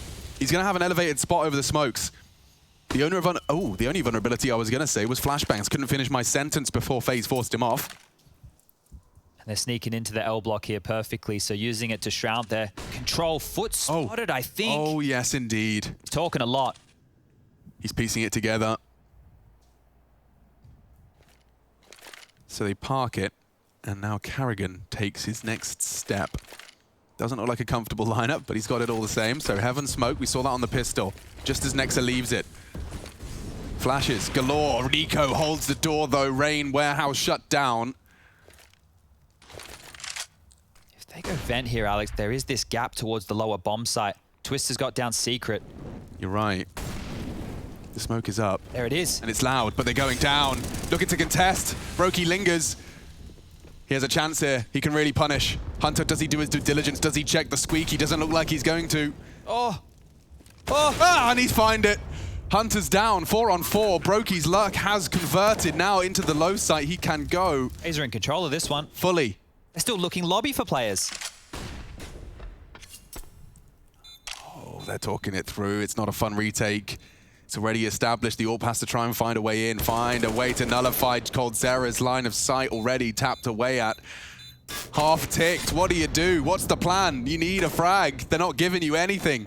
karrigan jiggling. He's going to catch nades. He's going to catch bullets. Twist finds one in return. Time. Someone has to get on the bomb now. Coldzera are overwhelmed. They're doing it. It's just Twist to deny the bomb. There's too many players, and just in time, G2 have retaken the site. That is insane. Against the odds, against the clock, 6 posted. Oh, come on now. This is getting a bit silly. It felt like they were just completely bottlenecked up towards ramp. How do they fight on it? The mother's meeting at top ramp, Chad. They're sitting there. I assumed that was the we should save, lads. That's what I was thinking. That's what I assumed it was. But damn, just in time. I don't know how FaZe let that happen. And I say let that happen. This is the window. Aminate taking down Brokey. Coldzera gets caught between 2 chairs. That's a bloody German saying. Sorry, everybody. Caught between 2 chairs, yeah, you freak? What? 2 chairs. Never mind. It's 2 decisions. Anyway, the L block smoke coming out fast again. And, well, the intensity, maybe it's lifting here. Is karrigan trying to pip the same gap that we saw previously? Yeah, and if he is in that same, you might feel like it's the same kind of pressure. Lobby is being aggressed upon. karrigan's found Nico, and he's dueling with him. Jack's overwhelmed. The movement from Brokey keeps him alive.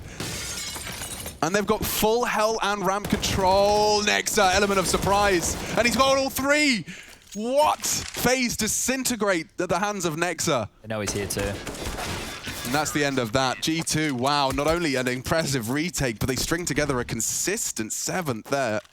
Yeah, now money broken for FaZe. So this is quite awkward, right? When FaZe have had advantages, like in that previous round, it felt that they were good to start running away with a bag of T-side rounds here. G2 were the ones who, when they lost that Deagle round, I was already talking about them getting 6, being par for the course, it looking good. Well, now we're back on track for that conversation. 7-4, pistols out, 8 I don't want to say it, but I'm going to say it. 8, pretty much guaranteed. There's only 1 Deagle. There's no way they pull off the same situation as earlier. 4 Glocks, 1 Deagle.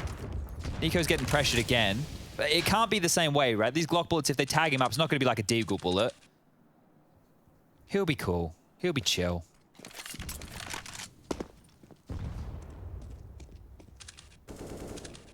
But it's interesting how FaZe on these rounds, a lot of the times you can go, oh, why are they so split up? They only have pistols. Why don't they group up and try and, you know, go, see if they can take down one guy? Well, we talked through like using the utility, making sure the CTs siphon through it.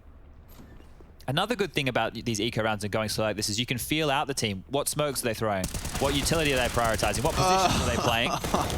Hunter gets 3 more. Nexa to mop up the mess.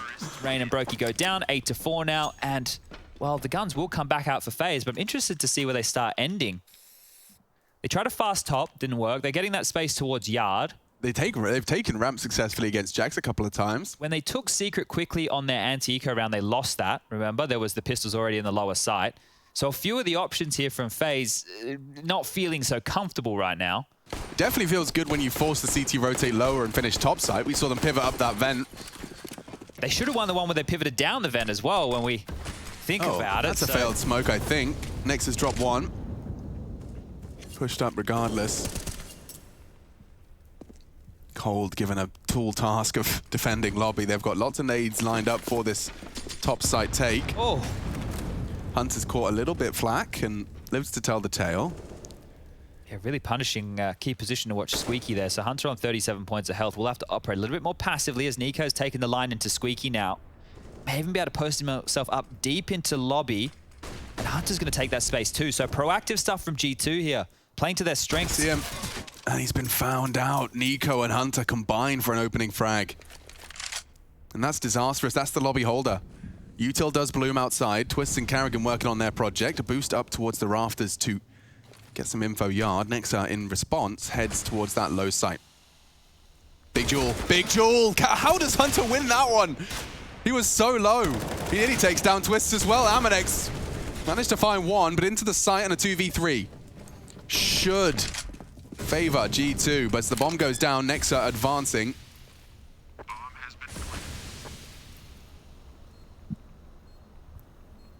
And just patience. They know they need info eventually. Waiting for a body to be presenting its head. Twist gets the info. One Squeaky says. They all have kits. They can rot the clock. We saw how successful that was in the previous. Sensitive now as Twist found another. Oh, there you have it, Twists! 2 clean headshots, a 3rd frag on the board as well. A huge round from him to turn up, and that's not the first time he's been a large contributor in a FaZe Clan round on that T side. That's 2 we can attribute almost just to him right now for FaZe. So Twists rolling back the years when Liquid were a good nuke team, bringing that action into FaZe Clan here and even taking a timeout. So want to talk through how they're going to make their drops work with only 2 players surviving, but they should be in a pretty decent position right now. This has been relatively back and forth, even in some of the rounds. 8-5. I don't know where we're going to end up with this one. As you can see with the round recap on your screen right here, the slew of rounds, no more than 3 in a row from anybody. So has been back and forth. That means the economy hasn't been able to swell on either team, and Twist's aim is looking on point here today. What's he got? 4 bullets left for that last one. You just hear that one tap in your ear. Feels nice, sounds nice, and looks nice. Ticks all the boxes right there. No AWP. Roki's the hype man. I'm starting to realize. He's growing into that role, He's filling in that role now. But he's got Carrigan to yell in his ear here now too, so might get some life in the party. This could be the difference between a 9-6 and an 8-7 for FaZe. 7. Sounds great. Not going to be easy as the lobby push and crunch comes in. Nico, quick reactionary response to the lower site. They are out Yard though. I wonder how quickly Jax is going to be ready for this as the ramp player. He seems postured for it. He knows it's a vulnerability. Rain goes down. Interesting role reversal as they hold health from ramp. Yeah, knowing that Nexa was there as well means that lower might be a little bit empty, but nope. Nico like just that. tapping away. Just like that. Completely destabilizes the round 4 phase. 2 players set up for this, and Twist trying to draw the crosshairs. This is a chance. Oh, and just gets away from Nex's trade. Oh, if only Twist could have converted. Takes the duel on ramp side. Molly to isolate. Hunter containing the ramp rotate. Lots of time for this. If they go back up secret, that's the right call. Vent has been such a highlighted position in these rotations. Hunter's ready for it. They've just made their way onto the side. Okay. That's a nade of some variety. Jack's trying to put some pressure on. They are tagged up. These bullets can start to connect. More from Twists! He delivers another double. Crucial frags found from the Canadian. Hunter looking to play spoiler and already takes down the star of the show. A failed flash, gets out and taps the head. See ya later.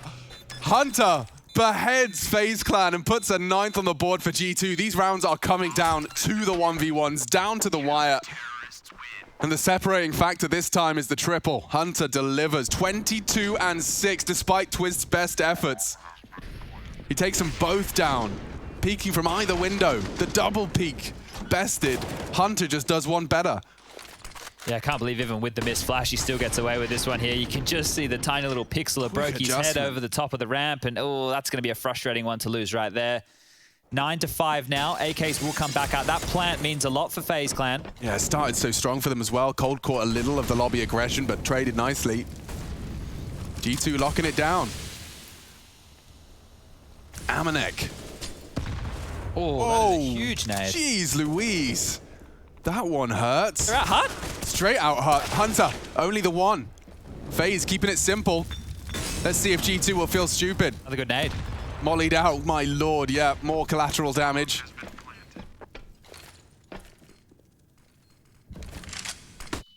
And now battling their way back in. It doesn't seem easy, especially not now. Brokey. Caught one. Nico with the one way. Spells a 6th. Changing my mind is Nexa and Nico. Just the one frag, but time just a bit too sensitive on this mission, I think. He hasn't got the chance, and so we will have a 9-6 half. 6 on the T side. Not to be sniffed at. G2 transition over to the attack. FaZe Clan take to CT. We'll be back in 2 to bring you the second half.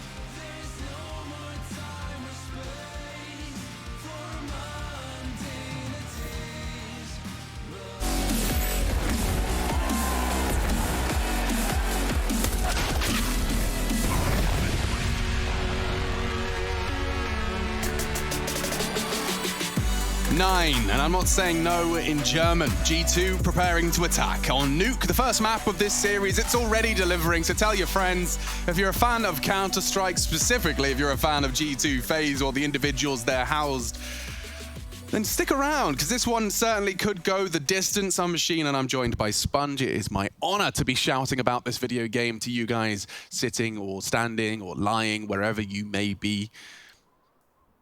T-Pistol from FaZe was full of strategy and fakes. I wonder if there's going to be the same delicacy to G2's, or will it be a brute force approach? 2 split towards the yard for presence, keeping Twists on his toes as he puts on his ballet shoes for the dance and immediately gets sent back to the bench. Twists falls to Nico's P250. That T-side P250 is deadly in the right hands. It's like he's just playing hot potato with it. Well, they're actually poised now back towards Squeaky Door, so there is nothing towards Yard. Who's Rain there, can though? call that clear. Who's holding top site? That's it. It's Carrigan in main. Yeah, Rain in main. Oh, awkward. Down the vent. Spotted down the vent. Cold and Brokey rotating already from ramp. They can hold this as best they can. The door will swing open. It's a hard shot to hit. He holds his nerve. He has hit the shot. One more required. Nex has already managed to catch a long distance Glock. Body shots. Cold Sarah vulnerable to the same. He's so low. One bullet will do. Spotted. 2 from ramp for the CT retake. Rain late. Very late. Gonna come down to Jax here. He can really hold them at bay, and somehow Rain has actually done some damage. Hunter and Decon. Jax needs to find one.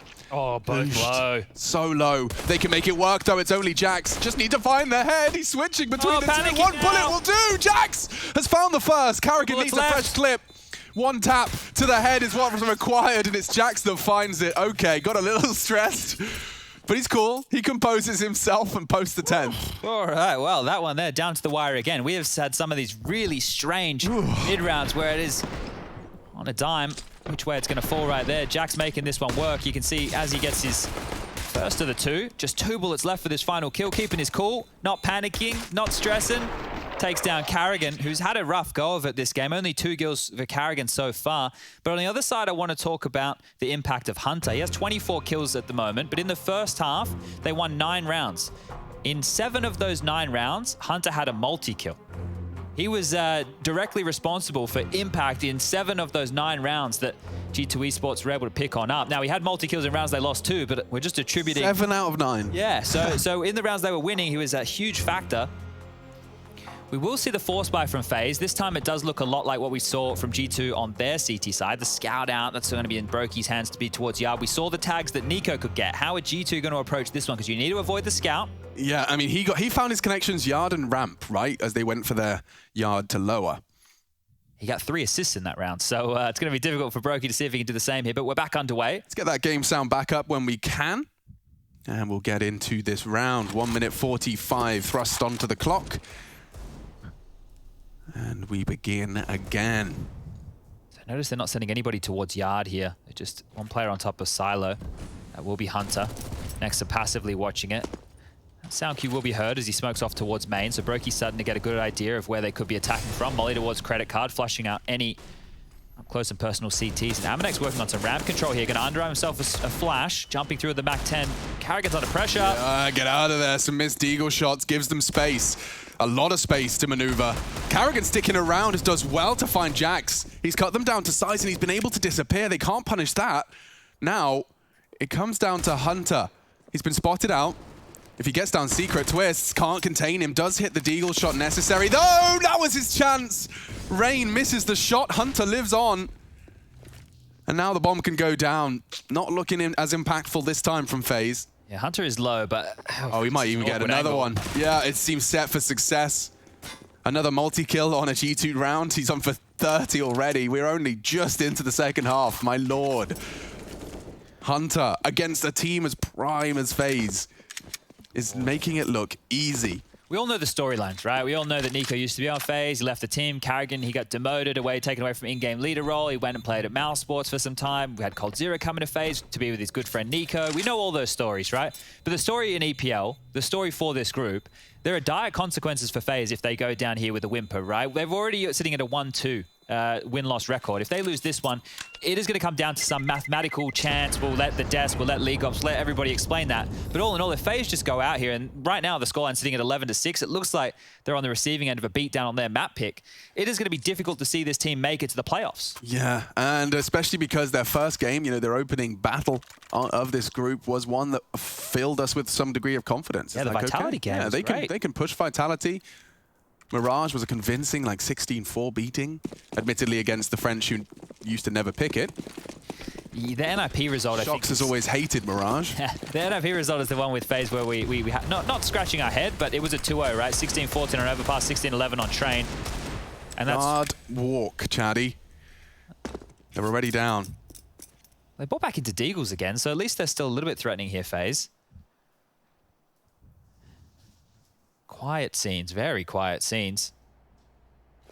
And on the scene is Carrigan, so he's already towards lower. Rain down the vent now as well.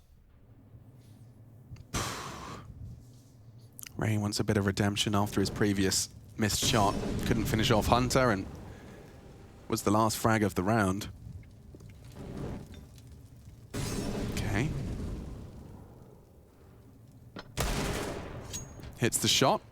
Clips the wings of Jax and immediately heads out there, looking for body shots, and Carrigan more damage. It's only the one bullet. Enables Brokey though, and he's actually found a clean headshot onto the healthy Nico. Bomb's not going to be planted immediately with ramp presence like that. Oh, they're going to let Nexa work here. Plenty of room for Nexa to go for a flank onto ramp before they post on Range, trying to take a fight. He was. Ramp being held by Cold at the moment. He's going to be aware of it now. Nexa, though, can finish this job neat and tidy. Brokey would have to hit the hero shot. Does soften him up for Cold's Deeg. 3-on-3. Krieg on Hunter. Bomb down. Planted safe. And just like that, the dirt is gone. Hunter needing more. Going for those taps, just like his cousin. Another body dropped. This looks like 12. Twist just has no voice in this round. Without the kit, he'd have to find Bloodshed immediately. Yeah, we're halfway tick now. And Amanek is going unchecked. Great camera work. There's 12. They're going to get the Krieg. Yes, Amanek just picks it up in time. So that'll go back in the hands of Nico. He's been using that in lieu of AWP in occasion. And when you got tappy aim like him and his cousin do, then yeah, it makes a bit of sense. Because you get a little look here. Scoped on in. Bosh. Simple as you like. The headshot makes that head explode like a bit of a watermelon. And now the guns will come out. Brokey onto his AWP. Rifles for the rest. No defuse kit here. This is where we find out if FaZe are going to be competitive on their map pick. Yeah, if FaZe lose this one, we can almost call map number 1 done. So fast towards Yard. Nico leading the charge here. Squeaky naded off. And some smokes fall. Was there a bit of a gap towards Yard? I think there was. A huge gap. Oh, re-smoking it now. Cancel that. They've dealt with their SG2. Lots of bullets through the smoke. They've heard Surely that implies that there's people behind it. Oh! That dink helps. Yeah, it does. And the nade damage is there as well, but they do start to take a lot of liberties. Look at this. Knives were out as they turned the corner. Not expecting a rotate down this fast. Brokey, I'm getting deja vu. This time he has the AWP, but he's missed his chance. Carrigan. Oh, great clear. Jax has done well to clear it. Amanek's done well to trade it, but there's Brokey's frag. And suddenly, with Cold Zera combined, they've got a 2-man advantage and the bomb loose. Hard to retrieve. Nico putting pressure on Cold, and that wallbang so close to finishing the job. Hunter posts another. Hunter's made it doable now for Nico, right? Last spotted towards main. They heard the bullets. He's already put Cold Zero low. Has a good idea where the other two players are. And now with 40 seconds left on the clock, needs to find a kill. Has that molly to work with. Knows that Cold could either flank ramp, drop down the vent, still be a nuisance in towards lobby. But if he stays parked, maybe Nico can isolate a fight. Well, there's one. Cold's dead. They know where he's coming from. They do. And Brokey's got the AWP, so his next fight is crazy peek from Rain. Rain's giving him info, and Brokey saves the day. Okay. FaZe needed that. I gave Jack so much credit there on that clear, right? Because then they went to dark side and they set up their nades. Like, this is great. You know, they can't be seen, they can't be spotted, and then they're going to clear out that position. But it felt like he ran out unawares. Maybe it was accidentally making it look like good pathing. But yeah, FaZe pull one in, and they desperately needed that round right there. That'll be their 7th. And now we can see competitive on the CT side. We need more of that. Multiple rounds in a row is required. It's great awareness from Nico as well. He knew he was contesting with Cold earlier from main, knew there was probably one still lingering top site for the rotate, and yeah, catches him before he isolates those 2 1v1s on site. Couldn't convert. Only one timeout left for G2 after this one. So they've siphoned through these very quickly. And they need 4 more rounds to get across the line. So if they pick this one up, they'll break the economy of FaZe, and that'll put them even closer to doing so. Is that a conversation you're going to be having when you've got 5.6, 4.8, 5s, 3 rifles? And yeah, you can buy in this one, right? With the Galil being cheaper now and players being so proficient with the Deagles, it is a buy. Next onto a Mac 10, Nico onto a Deagle, AKs for the rest. Utility is good. Oh, dearie me. All right, G2. Round number 20, get things underway. Early smoke dribble towards Yard. Nico will have to be aware of some CT aggression there. Late secret smokes still being set up. You can see on the radar, Amanek and Jax just lob those out. They're going to land as Nico's got control of red, so they can stay quiet behind this. How much harassment do FaZe want to throw out here? Flash over, bullets through. Damage done again. Rain straight onto Nico. He's down. That's a dream for Rain.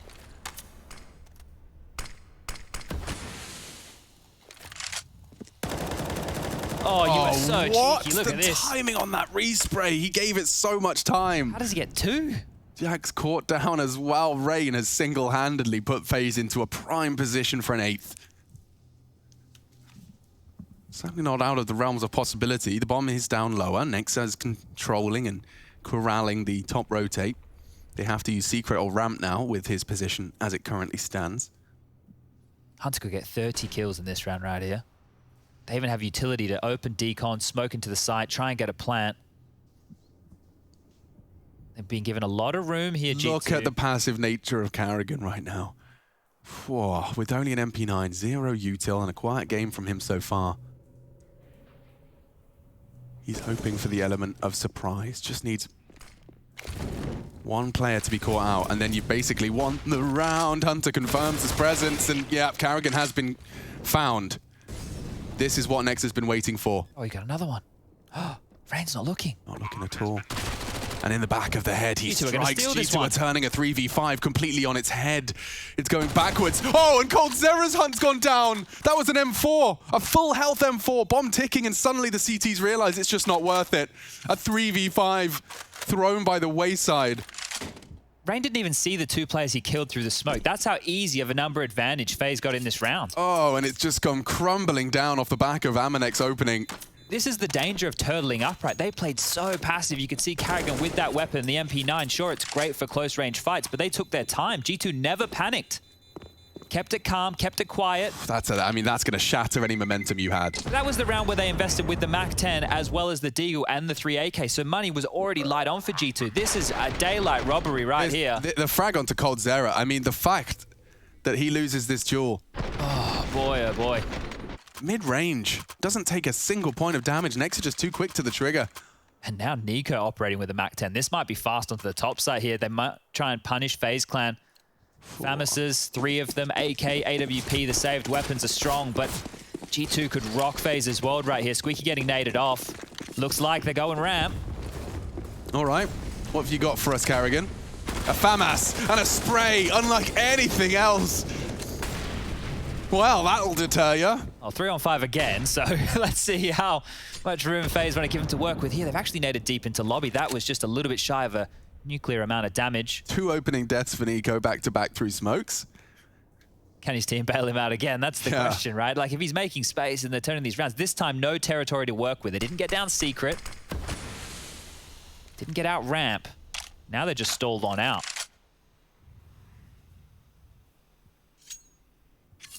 It'd be a dream here if you're FaZe and you can just re-upgrade those FAMASes into some AK-47s.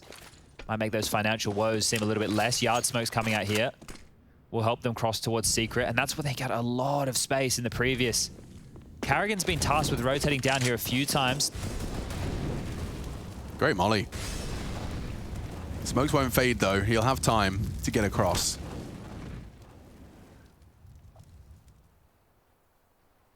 Just before they fade, G2 slither into that low site. Carrigan with his double on ramp has not broken the window, so that's a lovely sound cue he'll be able to rely upon. They don't have as much crowd control utility here, G2. Last time they smoked off towards ramp, mollied towards ramp. That helped them get onto the side. This time they're being denied 20 seconds left. They have to hit these shots. So screwed. Yeah, it's just going to come down to the duels. Brokey does not miss this often and delivers when required. Carrigan posts his third, and Hunter under so much scrutiny. There's the 30. Finds his 30th. Brokey, however, does secure the 8th for FaZe. So converting this time off the 3v5. I think it was asking just a little too much of the G2 squad to do the impossible twice. But yeah, converting off the back of his flash, that's exclusively Carrigan's impact there. And a lovely little no-scope for good measure.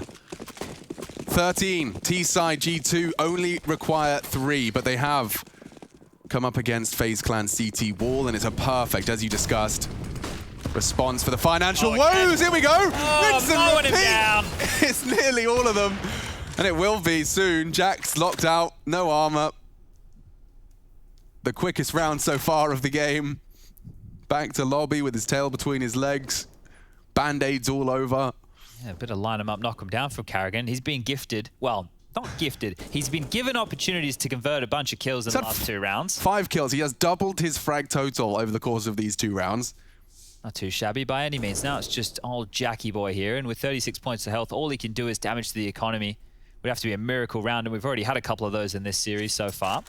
It's just map number 1. Brokey takes down Jax. The scoreline now starting to catch on up. FaZe have found their 9th. One more, they get the double digits, and maybe we're on like Donkey Kong, because here it is again. Spam through the smoke, everybody lumped in together. It's nice if they could all just line up and get an ace with it. You know, that's what we dream of. Yeah, Flamey knows all about that. That is true. He did a couple of magnificent spray downs, didn't he? In 1 game, no less. Well, G2 will take their last timeout. Now, I mentioned it before when they only had 1 left. Now that they've used their last one, they still need to get 3 more rounds. T-side nuke, it's a cruel mistress. Yeah, it's easy to have that feeling of no options start to spread, especially when FaZe are starting to string together some consistent ones. The Orgs, the Orps, all starting to better your chances.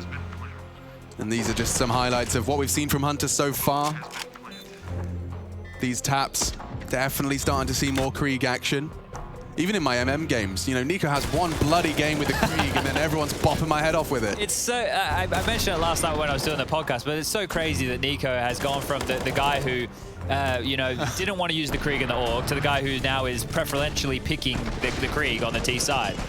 So it's quite interesting to see, but the ebbs and flows of Counter-Strike is an interesting buy right now from G2, Alex. It is, okay, so a conservative approach. They want to keep it costly. They want to keep the pressure on here, but they're not operating with everything. They haven't completely shoved into the middle. But they might be able to catch, you know, a slightly less alert CT. At least that's the plan. A top pop. Hut is held. Coldzera readies himself, but does eat the flash. They're slipping out the net. There's 2 topside. He screams. Trades onto the first, needs a second. They're already in. So many angles, and already Nexa provides another. FaZe Clan start to say, not like this. Not like this. Twist catching nades. Carrigan locked in the vents. Nico ready to do damage as Twist swings in from main. Oh, and Rain and Cole starting to grip their fists extra tight. Realizing their frags could have huge ramifications. You don't want to be losing all your pennies, all your schmeckles. It's not even the full investment. Smoke, squeak, and give it a go. Nico. Oh, he's missed his shot. Miss. They have a chance just to get in, but no. I made up for that. Makes up for it in buckets and spades. Brokey to save. G2 have done it with a conservative investment into that top site. You need to run, Brokey. Get the hell out of there, mate. Oof. Oh, dearie me. He's gone down. Money is not great for everybody on FaZe right here. You can see that Brokey and Rain both under that 4K mark. Will be hard to reinvest. And last bullet, was it? I think so. Yep. Style points for Nico. 14 for G2. This is FaZe's pick. I will reiterate. Inferno is next. Mirage, the decider, should we require it? Brokey did just get dropped an AWP there, so it looks like he's been hooked up by Coldzera, who's been left with a Famus, a Smoke, and Kevlar. So bleak scenes to defend against 15 for G2. Run boost. Early. Trying to set Brokey up for success, but denied by Smokes. Difficult move to pull off there, that one. Broky's going to be completely smoked off here. Really good stuff here from G2. Yeah, straight down. Straight down. And that really does put a complete spanner into the works of a functional CT side. And they haven't even worried about that T side up. There's no need. Oh, and they can park Amanet main as well. No one's in warehouse to contain him. He has free reign. Yeah, this has been very passive stuff from FaZe on the CT side, right? Normally a team like this with Rain and Cold, you've got Twist in the mix, you'd think there'd be a couple more fights going on, but they're giving up a lot of room, and now they're under pressure again. Oh, he's caught them on the swing, but he doesn't hit this shot. Hunter tagged up. Karrigan is actually working on a really powerful flank here, and he's caught Nexa. Amanek, however, immediately arrives from main when he needed to, and Nico, patience rewarded onto Rain. FaZe starting to fall, starting to falter. Broky, he's unaware. He's starting to try and be aware of ramp, but he's nowhere near the correct call. He just left the gap. They're bringing bomb through heaven. 20 seconds. Broky starting to realize his mistake. The bomb's already up there. Jax is taking the safe route. This is Twist's moment. He's denied it. 2 from main shut down. He's not quite done. More. Oh. Jax denies again. Karrigan to clutch up. It's Amanek. He can't find him cleanly, and G2 snatch it away from some new stars to fill the feed. Amanek with 3, 18 as he equalizes, and now FaZe Clan starting to really feel the burn. No money left. 3 CT rounds is all they've posted. Twist almost pulled off another big one, right? In that first half, he was bailing them out, had a nice Deagle round, had a couple of nice AK rounds. They could have actually converted a couple more off his heroics here. Going to be kicking themselves they didn't, because it will just be the Deagles, some smokes, a smattering of utility to deal with the G2 onslaught. This can end in so many different ways.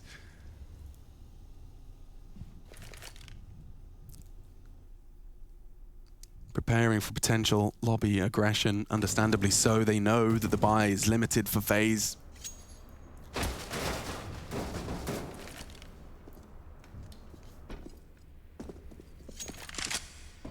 Disciplined Counter-Strike here from G2.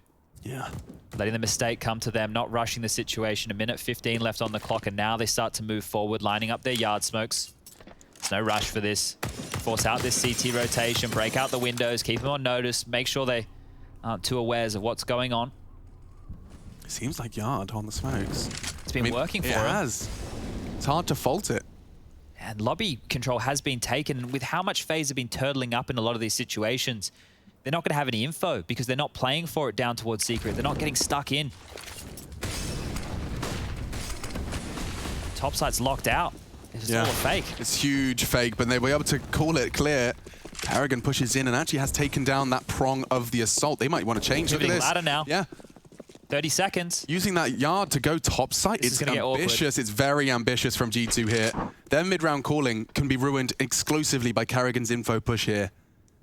He's gonna get there in time, I think. I think he beats Nico. And just in time, he drops the flame. Nico, can he get out? No, Karrigan trades from beyond the grave. Another molly kill. And it's Twist Deagle to continue to make things awkward. Hunter does find a necessary frag. They have got time, but it's so limited. You have to get safe haven. Amanek to bodyguard, but he's gone down. The bomb is there. And Hunter to clutch up. It's only Broky. He does it again. 33. And he steals it away. G2 take FaZe's pick, and they take it convincingly. My lord, the Samurais come in with a very sharp sword. And now it's off to their domain. We'll break it down first at the desk with Yanko and Trace.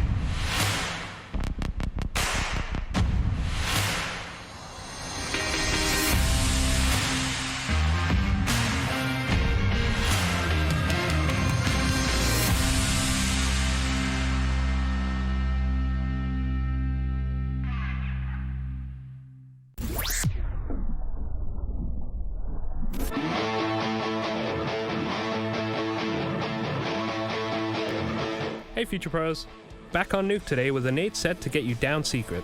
This is a set piece you will see most pro teams run, with some variants here and there. You'll need 3 Future Pros for this execute and 3 smokes total. Future Pro number 1, you will need to line yourself up with the middle of this part of the truck. Aim just out to the left of the bottom left of the right window. Then jump throw the smoke. Future Pro number 2, jam yourself into the corner of this bollard. Aim above the bracket on the silo and line your crosshair up with the top of this vent. Then simply jump throw the smoke. Future Pro number 3, you'll be throwing the close smoke. To throw the smoke, hug the right wall while running and aim just above the first fence post and throw. If done correctly, you will have an easy access to secret, but remember, always have someone watching the flank.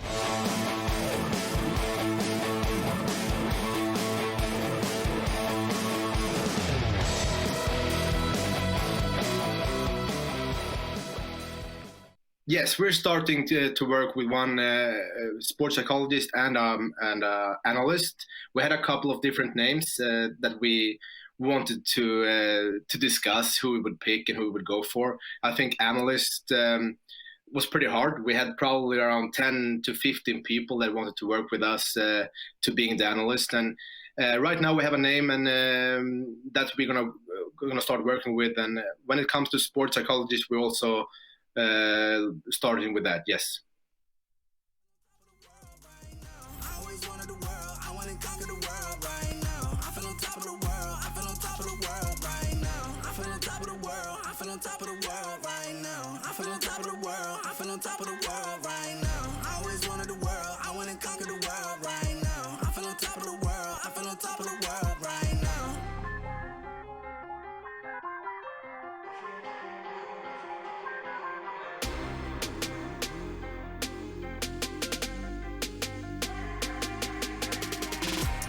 Shots in the man with the plot and we only go bombs away. Ain't no one protecting my mind as a weapon, that's why I'm a dominate.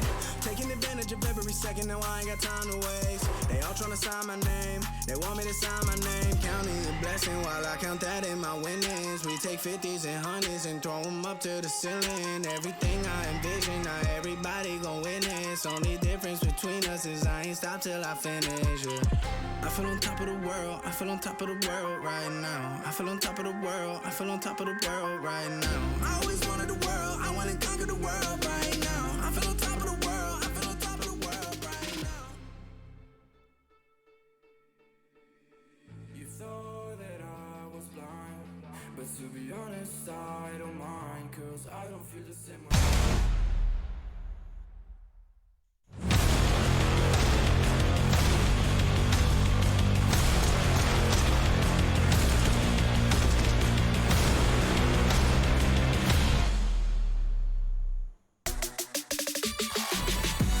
Nico, thank you very much for joining me. To kick things off, I actually want to ask you about one of your old teammates, Brocky, because when he joined FaZe, he wasn't meant to be a primary AWPer. So did you ever think of him in that role before he took it on?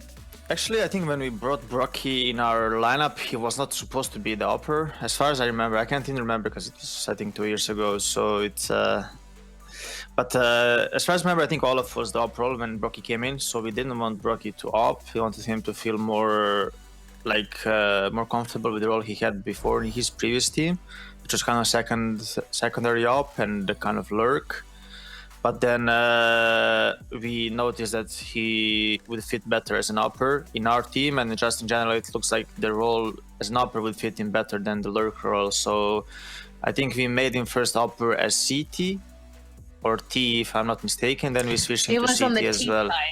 Yeah. It was on the T side, yeah. So, yeah, first we just put him on T side, then we switched him to CT side when we actually saw that he has a good potential of being an AWPer, and obviously, if he opts on both sides, it definitely helps him improve faster as well. So, yeah, we didn't think of him as an AWPer when we brought him, but then it turned out that he's a great AWPer and a great clutcher as well. Because AWPers are usually, staying in the back and clutching the rounds, so I think the role fitted him really well. What do you think of his style on the AWP now? He's had a lot of time to move into that role and feel comfortable with it.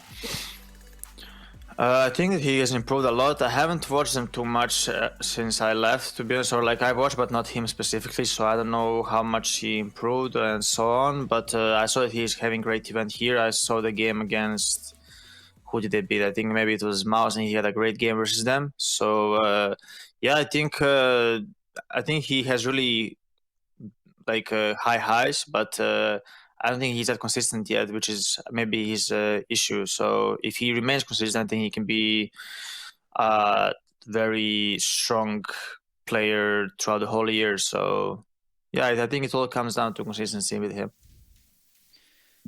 All eyes on Brokey for at least the FaZe clan side, but they do take an L here. Yanko, what's bothering you? Yeah, maybe Nico doesn't remember. I remember. We just felt that, you know, also that T-anchor lurk role, Olaf was doing that really well before we had them up, so we just felt like it would be best for both players, and it did turn out. We started playing much better in 2020, but in this game so far, I think it delivered all the way, right? We had a lot of close rounds, highlights, deagle rounds, everything, and you know, G2 just managed to come out on top. They won more of those crucial rounds. They won a couple of really close clutches too. It's your boy Hunter that we're going to be talking about, I'm sure of it, but right now, let's look. This is just like the round that G2 lost to Deagle, so just to show you a couple of mechanics that happen. Again, we have this thing with Nexa going down secret from the very beginning.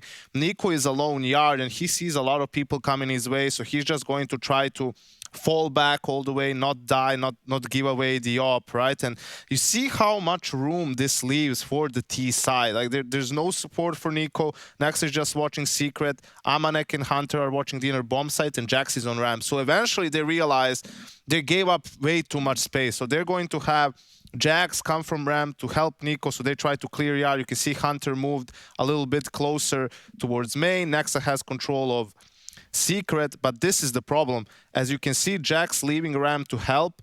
Cold and Rain are trying to search for him on ramp, trying to take control over there.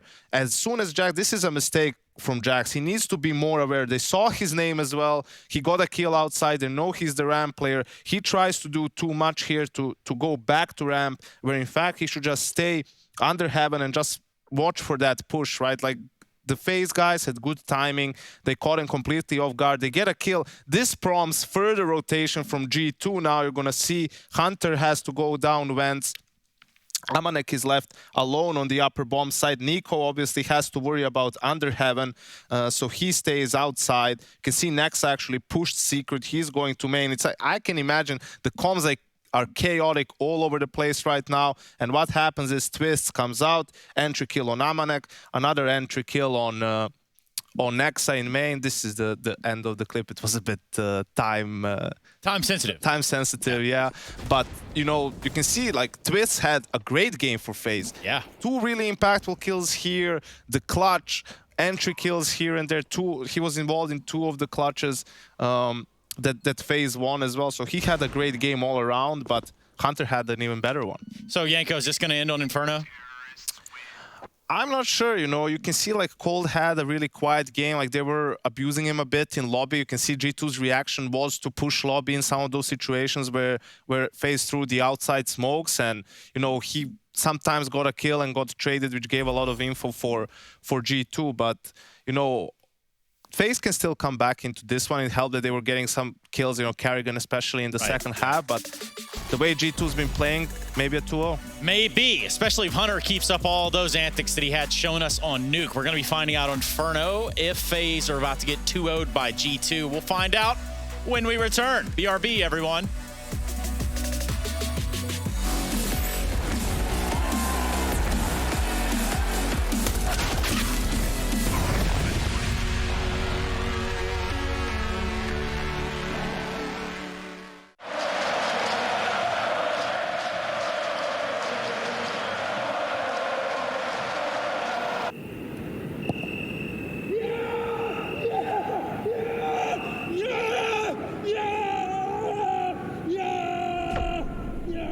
Start your esports career now at play.eslgaming.com.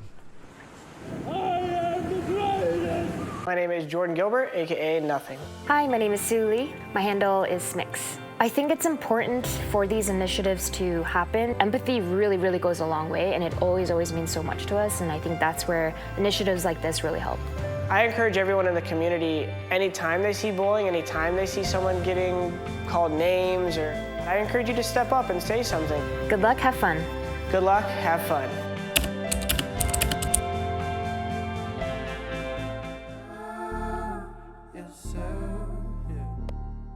gotta love yourself. Yeah. You just gotta love yourself.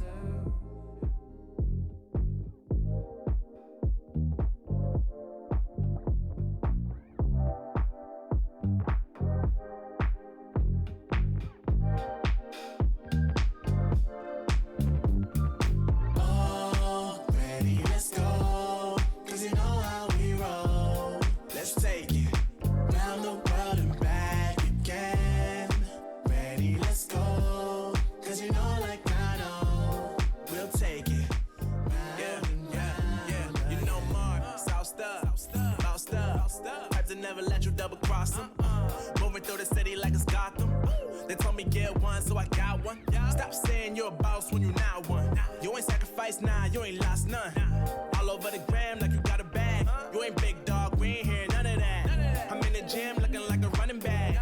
And you know the flow, got him coming back. Who I was in the past, I'm unattached. Only focus in this moment is bringing the summer back. Oh, respect my grind, elevate souls and I spread good vibes. Young divine, you know I gotta shine. Raise your hands for a good time. Aye. Live until the morning, sleep until the noon. You said that you wanted, so I got it for you. Let's all get together and show them how we move.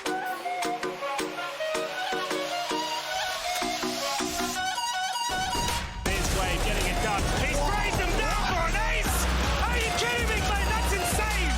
Kenny needs to do some damage. Jake finds the first, goes for the wide way around the no-scope. That's what you want to see, Kenny! What the sight might be. What is going on here? The 5-7 delivering. He gets an ace as well with the AK.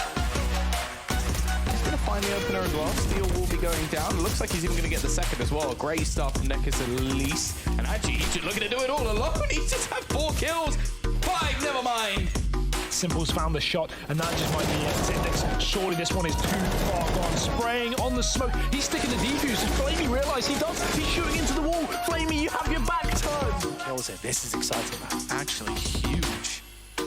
Didn't get spotted by Stewie either. He transitioned back behind the box. This is massive because now he lines them up. Stewie's low. Sonny can pull this all off. He's going to find him as well from Sonny. Brilliance pays off. 4 kills in the round. Robbery. Beautiful shots from Coldzera. From the corner with a multi-frag already. Not the fourth. No way. Oh god, does he even check the left corner here, or does he wrap CT? Oh my god. That's just great. Here we go. It was an absolute disaster for MLBR, but they are coming to life slowly but surely. Napwhy still making things problematic. Oh my goodness, it comes down to the 1v1. Cole doesn't have any options here. He gets the advantage. He has to be behind the box. But which side's he on? Left? Naf! 4 kills, no armor. AK picked up, and that's how Liquid steal it back. ESL Pro League is brought to you by Gaming Malta, Intel, US Air Force, 1xBet, and DHL.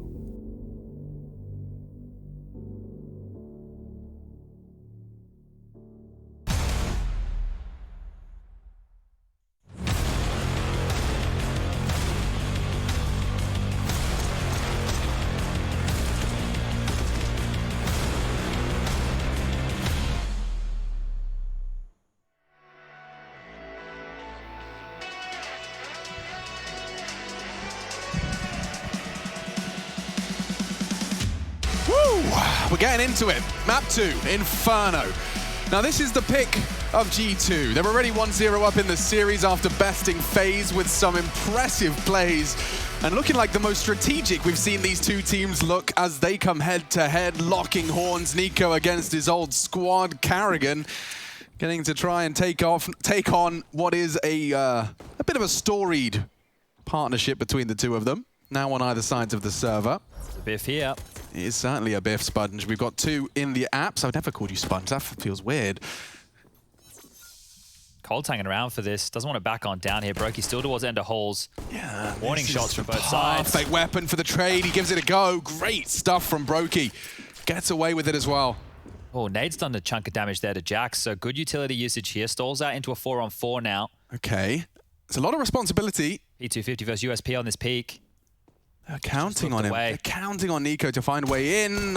They're going to be the headshot, just a little one into the fingertips.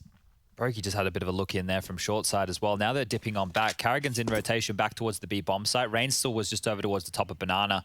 So this is a passive hold here from FaZe. They've given up all info. It's cool though. Carrigan's playing flex, rotate, but he also flashes if Twist calls for the long info. So they've got a pretty strong setup here. It does look like it will be the A finish, in which case, will they go long or will they take short? Nexus still has this smoke and flash. Lots of places he could use this. He's actually pivoting back now for an arch side smoke. That's going to lock Twist. He's into a decision. Left or right, bro? He can focus sight. Carrigan has arch now. Ooh, he's playing in the smoke.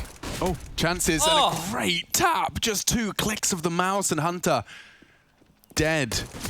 Jackson mini pit. Nico trying to open up the account, and he has done enough, at least to try and find a way into the round. Bomb to be retrieved. No time.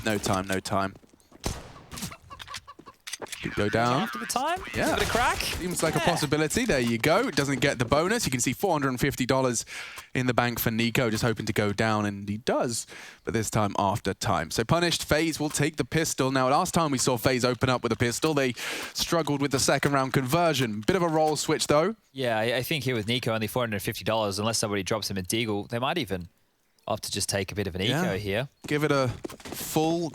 Okay. No, not allowed. Not allowed. He's not going to have enough money next round to buy anything big, right? He won't be able to get into the AK next round, so Nico's taking a little bit of a small investment here, see if he can make something out of nothing. It will be 4 Glocks alongside of this. Ooh, the blue theme, though, Chad, I have to give it a review. I'm loving the sticker work with into the gloves.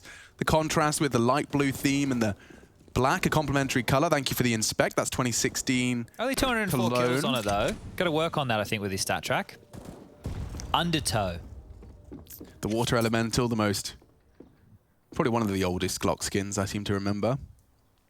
Seen a lot of those. The fire elemental P2K, hideous. And now they're advancing up through the apps. They are just hoping and praying. Those double Glock dinks. I don't know if they're going to go through the smoke. I think that might just slow them down, shave another 15 seconds off the go. Yeah, milk a bit more if they can. The plant would be great. That's one way that they can help Nico out going into round number 3. 3 here, though, Chad. I don't see a world where you get 3 conversions off of Glock dinks. Not without any flashes. They're going to need an entry straight onto Twist here. So more utility being limped on out. 45 seconds left. Still pausing. Twist not looking for info. Staying very stoic in this one. Oh, okay. Here it comes.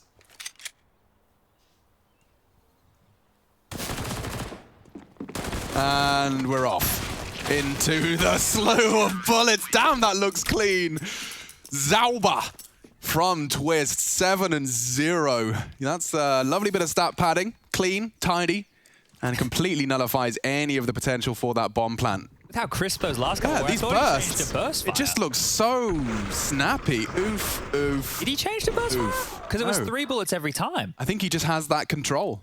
Okay, human burst fire on Twist over there. Now the guns will come out. You can see Nico operating with a deagle. Didn't have that lost bonus. Won't see him netting up with an AK-47 right now, but the buy on the other side is not fantastic. So G2 going into round number 3. They do have the better weaponry. Utility will lie with FaZe. They even have 2 kits to work with here. Passive scenes not wanting to take any early damage with this default spread. So Halls and Boiler being prioritized over Banana here as Rain will be pushing on down and clearing that out for the defense. Ooh. God, that could have ended horribly for Rain. Yeah, now he has to jump peek, so will just find himself spotting for info as Carrigan rotates over to bolster this A defense. G2 can pop back and get Banana control whenever they would like. They're putting pressure on Halls early. That's going to make Twist throw out a bunch of his nades. Boiler clear, Halls clear. Top mid and Banana still to be taken for information here. But we've loved this position from Cold Zero. Playing in trash. He always peeks for info late. This has enabled a lot of quick rotations for FaZe. Again, Carrigan CT side has all the pieces in the right place. The util does take away a lot of vision. Cold usually a real impact player from that trash corner. But now it seems like FaZe is starting to realize what's up. There at least. They're rotating in time. Boost. Oh, yes. Oh, yes, indeed. And they're so quick. They're already trying to cross. Quick reactions. Jax does go down, combined with the MP9 spray.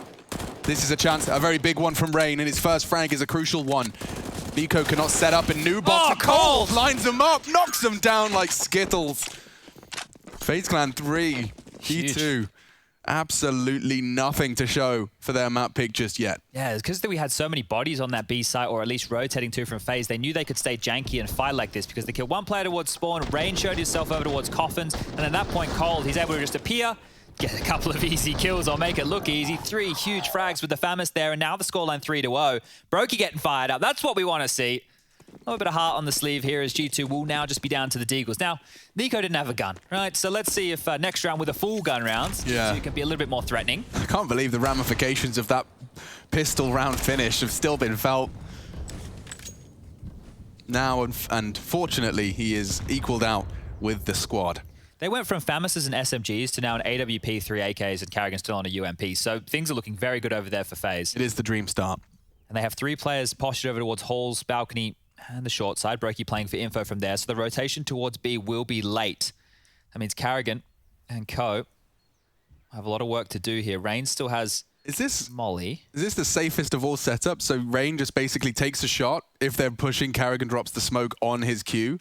Has he got just a lineup jump throw from here? I'm curious to see where he is going to throw. I think you'd be bang on there. That's pretty spicy. You don't want to give him too much room, especially with these pistols. Exactly. When it's on these Deagle rounds where one frag can ruin everything, he can just jump throw and smoke it on the Q of Rain. About the 50-second mark, he's chosen to deploy that, and with the partnership over on A, there's 3 CTs established there. The bomb, however, is maneuvering to join at the top of Banana. They've just been slowed down Arch side as well. That Molly's going to burn for 7 seconds. Still 35 on the clock, so forcing the issue here, G2. Yeah, Cold's forcing the issue. He actually wants to fight. Oh, and he's been caught out. That's a frag. It's the first for G2, and they can work on what could be the Banana wrap. There's only 24 seconds. They should be hightailing for a mid to B, but they're going back for an A pincer here. Twist needs to deliver from pit. Okay, crossfire established. It's Twists and Brokey. 15. Get ready. Here it comes. Evades the flash, holding a quite passive line, and it's enabling to throw bullets in. They are pressuring onto Brokey, and he gets 2 with 1. A buy one, get one free special on Brokey's AWP shot. That is lovely. And another one put on the board for FaZe. Did feel like a lot of pressure after the back of just Cold's death, but tidy. It's insane to me how much room FaZe are giving up. They did the same thing CT side of Nuke, right? They were giving up a lot of secret control, and it's not normal that you're seeing like a FaZe clan shy away from certain fights, but they know who's on the other side. Nico, Hunter with their Deagles, ripping heads off left, right, and center, playing it safe, playing it passive, and now the guns will come out. Nico into that Krieg. The SG, the scope. Can help him lock down some territory on the map, and Carrigan still operating with a UMP. Banana. Nades get flung out in that rally as Cold takes a pick towards mid. Nobody home, nobody fast. Just posturing in the early stages here. And the 3-man setup towards B, enabled by Carrigan's flash. And look at the chance it presented. They do well to evade. Rain wants to stick around, and I think he's just about gone away. Oh, Jax, my lord. Gets brought down to 5 HP. They used a lot of utility over towards B here. They still have these smokes, but if they decide to pop through, big problems for Carrigan and Rain. Brokey's rotated back now. Banana control completely under the remit right now of G2 Esports. Hunter's dealing with this second mid push. Nobody home. Bit of a front sight smoke. There's 3 players on the B-bomb side again. FaZe are doing a good job. They've got 4 smokes to throw, though, so regardless, they're throwing out that Fnatic smoke. It has baited out the CT util. Flash as it fades. Carrigan wants to get info, and he's found more than info. It's death. His demise sealed by Jax. And a 4-on-4 established as here comes the go. Rain, anti-flash, ready to swing out on an elevated position. Good play, just the one.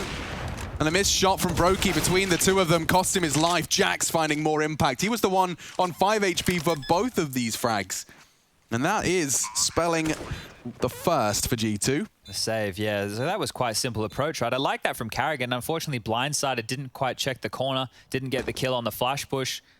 And because of that, G2 are in this one. So here's the replay. Jax playing anti-flash, tucked on in, grabs the first. Even able to push on there and take down Brokey, right? Brokey pins the back of the side with the AWP. If he misses his first, it's unlikely he can re-peek for that second shot. Goes on down. Bomb still ticking away here.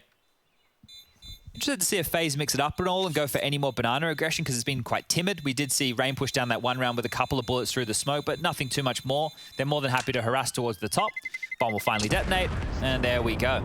Bai's going to be fine, right? You heard me mentioning Carrigan still had a UMP, so he's got 7.9k. They can drop Brokey and AWP. He can even afford his own on 6.5. Just depends on how they want to manage the cash. But it's important for FaZe to bounce back immediately, right? G2 with this plant, they're starting to work on an air bank as well. Nexer and Amanek yet to frag. As soon as everybody gets activated from G2, going to be much more of a tall task for FaZe to defend. Kits are out, rifles are in, Bai looking good, and we have another full gun round. Has been a lot of wait and see what happens within these early stages on the default spreads. Carrigan, he's pushing down. This is a change of pace. Very big change of pace, but he's peeking into a Krieg. He's found him off the back of Cold's flash, and Cold continues to contribute. Oh, and even Nico's in trouble. Carrigan has caused complete jeopardy for the boys of G2. What are you supposed to do? Hunter, perhaps the element of surprise. Carrigan is returning to middle, and that's the gap he could have tried to pip, but already, look at that, 2 incendiaries towards his location. Make it a third as well. They are not going to let that apps have any impact as they rejig, let the dust settle, and establish into a 3-2 split. The luxury of finding early frags. We've seen them on Nuke be in these number advantages phase, and then it all fall apart because they give too much room. This time they're clamping down on top mid.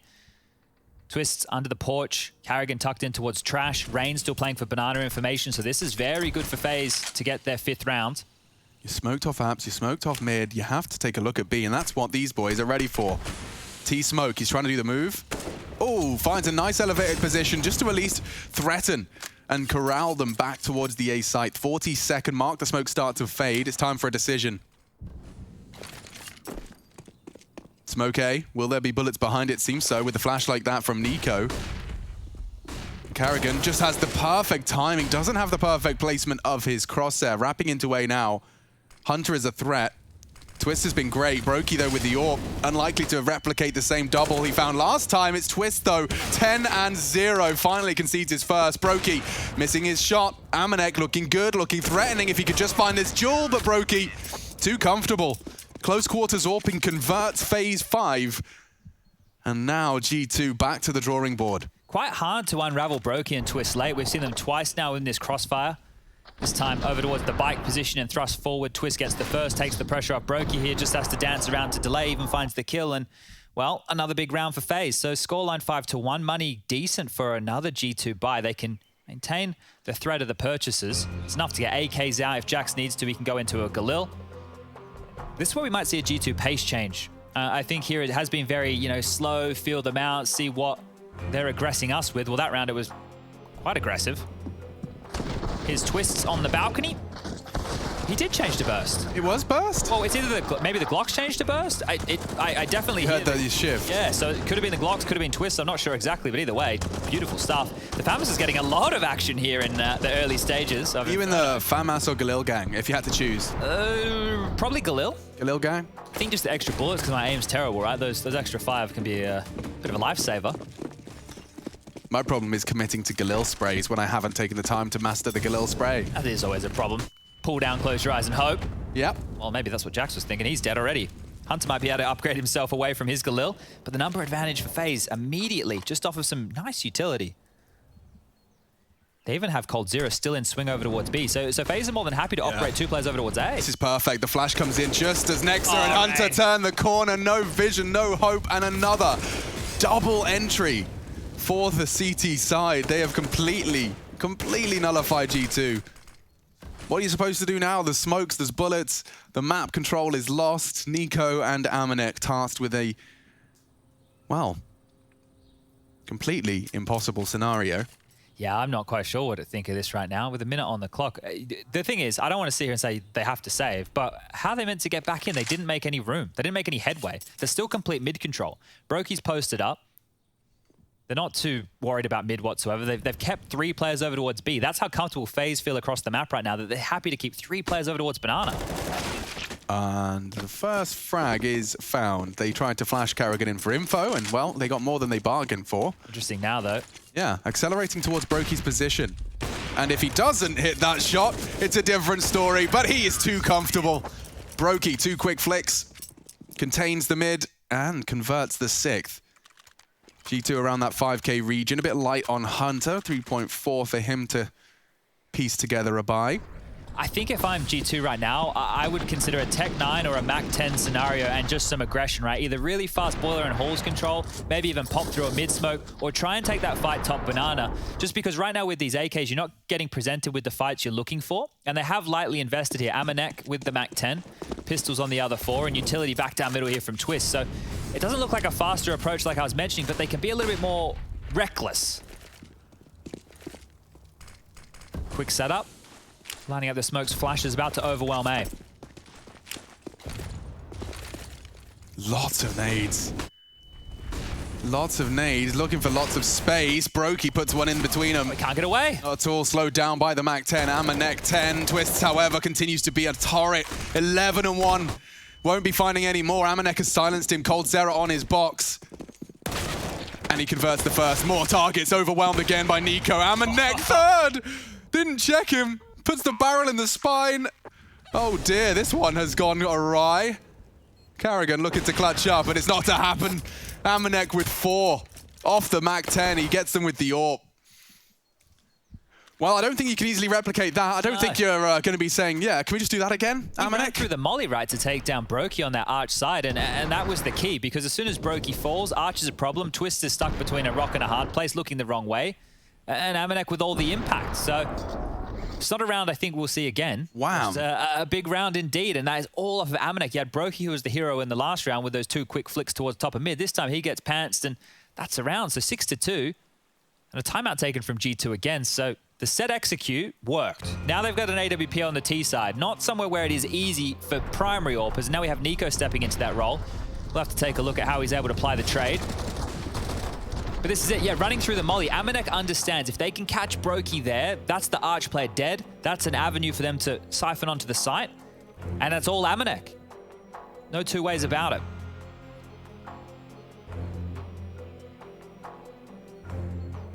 Timeout gives FaZe a chance to talk as well. Karrigan into an SMG. Rifles for everybody else. Brokey back onto the big green.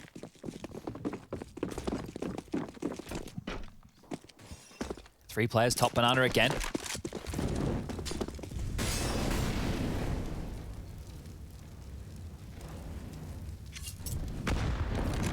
That's a bit shy, doesn't quite do the damage. Oh, he's so dead. So dead. Double flash. Rain can't turn them all. Had no support as well. Isolated by forcing him back. The nades, the mollies, they both achieved the same goal. Okay, step 1 achieved. G2 have full banana info. Throwing out the aggressive push. Karrigan, what are you doing? He got the frag. That's the bomb. It's info. Surely a dead man walking. Oh, Karrigan. He's being pushed over the smoke. Jax converts. Brokey, surely a dead man as well. No. Using the smoke to escape. Whoa, a wild round now. I know there's one more on B, right? And it is the AWP. They can set up a set piece here, G2, and overwhelm. But Cold's got something to say. Hunter goes down. Now we find ourselves in a 3-on-3. Surely Twist is thinking about the rotate as more utility gets thrown towards Brokey. He is on his way. Flashed off, tucks in, and on the repeat, Amanek delivers more impact. That spells trouble now. They can plan a save. Has to be a save. There's no way in. Smoke will at least threaten the potential for the retake. Advances up. Recovers only a flashbang. Twist is looking very rigid right now. He wants to give it a go. At least contain them. Get on cold. 2 on site. And they double swing to find Amanek. They are going for it. Nico might deny it though. And just like that, G2 post their 3rd. Nice work. Everyone's taking it in turns to have their moment in the spotlight. This time it's Jax with a triple kill. Nexa yet to frag. Worth highlighting him being often considered a leader that can do both. Going to be an integral component to get setups. Speaking of leaders and fragging, Carrigan, what a weird turn of events this was. Is this just a product of a leader doing what he needs his team to be doing? Yeah, they needed some info, right? And he had that SMG, so swinging out without a flash, trying to catch them off guard. He did a lot, but just was not enough. And Brokey's had a couple of misses in the last few rounds that have enabled G2 to push into the gaps that he's meant to be covering. I like this boost. It's good for catching them off guard on these mid pushes. Unlikely to be seeing anything like that early, though, and even potentially lose Rain to a wallbang if he's not careful. He's committed to this, so if Nico happens to put one into the board, Rain is dead. In fact, he's dead anyway. Here we go. Has to show himself, and no slouch on the quick reacts from Jax. Some problems here for FaZe, right? Because they have been stacking these 3 players over towards B. This one should be dealt with. There aren't too many dramas here, just USPs and CZ, Deagle left, that's it. But these gambles from FaZe, or maybe reads from FaZe as opposed to gambles, have been good, right? They've had 3 players on B when they've needed it, but they're not winning the fights. There's 2 rounds now, one where Brokey was tucked in towards back oranges, or dark spot emo. He missed a shot there on the entry, and the other one where he was left alone. If he gets a kill, maybe that changes the outcome of the rounds here. So FaZe just struggling to trade out efficiently. Another one falls. Carrigan hits the dirt as well. It's just Twisted Brokey to find both over towards A, top mid still. So bomb will get planted. G2 are just really taking their time here. Don't want to risk anything, and that's great to see. Nico's going to drop that bomb. You planted, he says, as Nexa has found his first kill. And Brokey didn't have a gun there for a second. He's found his deagle. 40 seconds. What can you do with 40 seconds? I think it's a longer period of time than people give it credit for. Yeah, you'd be surprised. I reckon you could half brush your teeth in 40 seconds. You need to brush them for 2 minutes. That's the magic number. I'm not sure if that's still the case. What, you think the science has changed? Maybe it's longer now. Probably.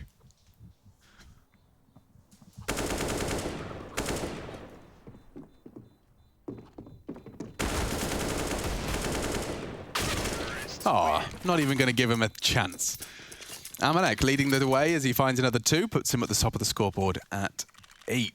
G2 are completely back into the competition here. It was a 6-1 scoreline, now completely nullified into just a 2-round gap. CTs are going to have to make a couple of sacrifices here. Absence of kits. Absence of majority of their incendiaries. Yeah. So this is where FaZe Clan are going to have to win their duels. You were highlighting that that's been an issue. Dragon's pushing again. He did this before to great success. He did. And he does swing across for pressure. Ready for it. Nexa ready and waiting. Shuts down the leader. Pressure. Look at this. Hunter taking a huge gap, and he's adjusted into Rain. Such a pixel gap. Just his head visible above the hay bales. Now they're into A. Brokey trying to catch this hard shot. It's a very elusive Nexa. The bomb's already down. This needs to be a save. FaZe need to start saving these. They've gone for a couple that maybe they should have kept their head down on to wrangle back control of the economy, but now 3 on 4, bomb down, A given up. Has to be that save. That was such a quick reaction from Hunter. Yeah, I can't believe he grabbed that kill now. Screws open the A bomb site. Bomb goes down, and look at that. Right now, this map has been turned on its head. G2 have done enough, I think, on this T side to give themselves that buffer when they switch on over. Anything they get from this point, in my mind, is gravy. They got the confidence back.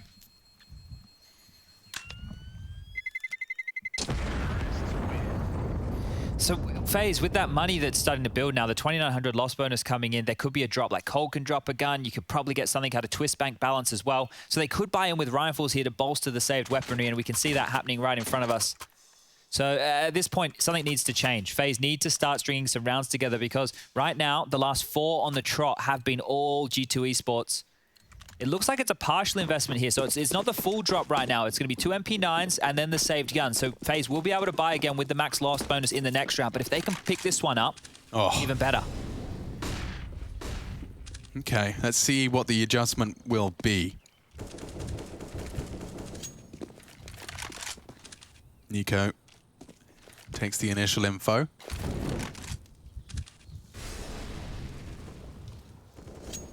So no Brokey has an AWP, so on these type of rounds, you kind of want to find where the big guns are. That's if you're not expecting the force buy behind it. So it's scary no matter what. Really just taking their time. As FaZe have mounted up for a bit of a boost here on porch side. coldzera on the balcony. Bullet from Nico through the boards, well, through the half wall. Front sight smoke lined up, just trying to bait out whatever reaction they can from these B defenders. And it works. Yeah, he drops his smoke, so that's with a minute on the clock.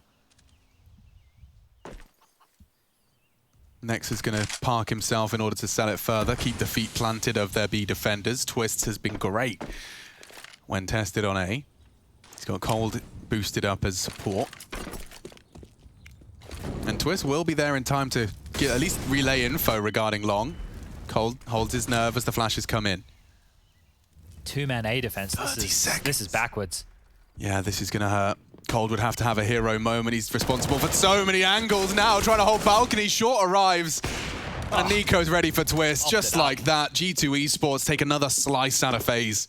Yeah, Brokey needs to save that AWP. The MP9s can get involved as Nex gets this bomb down, but Brokey needs to tuck tail and hide. 6-6 will surely be on the scoreboard 40 seconds time from now. Another one of these situations where it's FaZe just waiting out the timer, waiting out the clock. And G2, I want to speak to the discipline that they're currently playing with. They have such sharp tools, right? We know the aim of Hunter. We know the aim of Nico. You might even get to see it in a second here because Carrigan's getting a bit too inquisitive. But they're not just relying on their aim, right? They're using their aim as a tool to get them in position. Oh, hello. Oh, the TK. Hunter takes down Nexa. Amanek will get the kill. Denies Carrigan the frag. Yeah, no cash for you. No extra money. Rain's trying to be the Dossier X-God here with the MP9. He could wild spray, here we go for the wildest of spray. That's 2 frags there. That'll work. That'll work nicely. Where's the AWP? Amanek solves the mystery and recovers it. But look at the cash. I mean, yes, Nico's just... He's probably just grateful, to be honest. Like, yeah, I had max money, thanks. Trying to make him so the reinvestment's actually worth something here. But this is great stuff, right? They're walking around, obviously, very confident in the jewels that they're taking here, FaZe. And then they're set up to deal with this, right? They're not chasing, they're not giving away, they're not overextending. They're just getting the rounds on the board, and round after round, we now find ourselves at 6-6. This is G2's map pick. FaZe could do themselves a favor here by picking up the half win. That will require 8. Okay, a little bit more pressure on them with Banana this time. A deep smoke. Haven't seen that. That was a very quick molly in exchange. We know Carrigan loves to push down to logs, and they're going quickly onto A here, Alex. They really are. They're bursting in. Cold Zero will barely be there in time. Look at Amanek just holding W. The smokes have bloomed, and look at them go. They're accelerating. The flash could catch them. Oh, and already Brokey has found one. Trying to slow him down. It's Brokey. Oh, the adaptive AWPing up and down. No issues. Just swings between the graveyard angles. And only Nico remains. Brokey again delivers for FaZe. And Cold Zero is going to put the cherry on top. He delivers between the two of them. They make all 5. And a crucial round. Chad was highlighting. Got to win the half. And they take the first step in doing so. It felt to me like G2 were waiting for that level of Banana aggression the entire game. Because as soon as they saw the aggressive nades coming down and they thought that Carrigan or Rain were pushing for info, they were immediately pouncing onto this A site. You can see that smoke there just to the left of Brokey.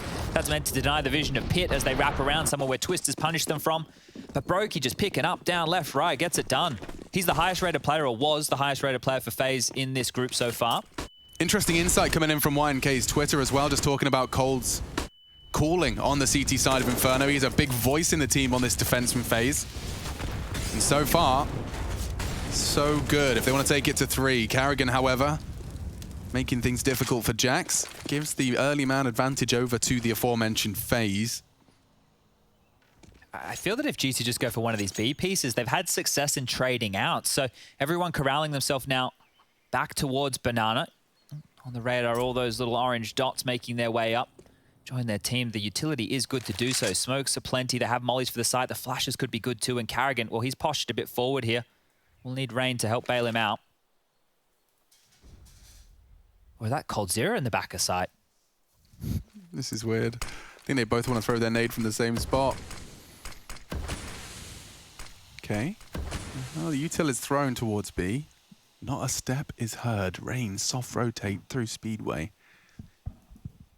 10 seconds on the fade. Carrigan, you're going to be sitting in the open if you're not too careful. Opts back to CT. Hunter will smoke it. And Nico's molly may be the key. Oh, huge gap. Yep. Rain's got the flash ready. He plans to swing on this, looking for damage, looking for destruction. That's the flash now. Karrigan to swing out. The spray is there. Hunter so low off that exchange. Oh no, Rain missing his shots, does find the orb, can't transfer immediately, but Cold can. Amanek can't pick up the pieces. There's just too damn many of them. And so the half is won. FaZe do take 8 and have plenty of cash to push for 9. Can't believe we sit in a gap in the CT smoke. You know, like it shouldn't be there, right? Like the fact that we're getting a gap in the CT smoke, one of the most commonly thrown smokes in all of Inferno right there, that enabled FaZe a bit of extra info, gave them a chance. It was all cold towards the back of the site. Money is good for G2. At least they get the buy on run boost mid. Brokey has a chance for an opening here. There's no push down this time. Doesn't even get any info at all. Ooh, Rain's got info. Got it by the shed load. You can see very alert for the potentials of Karrigan. He's tried that twice, the push down mid. It's been held and contained for now. This is a crucial round. Imagine that extending that lead to 9. You're 7 rounds required. Once you get to that T side. Comes 6, so. Fake flash out the door. And Banana tested. Karrigan's fallen. That's a big problem. And they know the CTs will have to react to that loss of control.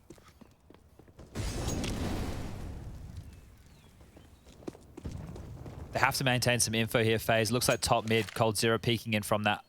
Make it Brokey peeking in from that arch side. He's going to be smoked back, but he will need to contest and fight. 2 of them locked towards the back of B. This A defense right here for FaZe is going to be tested. Yeah, Brokey's been the hero previously, but got coldzera in support. Completely detached. They won't be able to directly trade off of one another, and it seems... Oh, they're gambling B. Mid was still spotted clear, so they've heavy rotated now. Completely faked. Yeah, dropping all their B util. It's only coldzera, dude. He could ruin it all. He just need 4 kills, and already finds the first. Jacks his head, rolls Hunter immediately, reacts accordingly. And just like that, the round falls away. FaZe rotating in through CT spawn, and already they find Nexa in library. It's the final round. You may as well give it all she's got. Playing spoiler is Nico. On the contact of his teammates, it seems Nexa and Hunter to be the early warning system. Great shot from Rain. He's actually opened up the push from short. But the quick trades are there. Twist with another. Brokey provides. It's only Nexa. Time is sensitive. They'll check the corner. Oh, and they lined up for him. If Twist can get his ass on the bomb, I think his fingers are fast enough. Quickly cutting the wires. Yellow wire. Okay. FaZe 9. 6th to G2. Map 2 of this series. And it's damn close. We'll be separating these two after the break.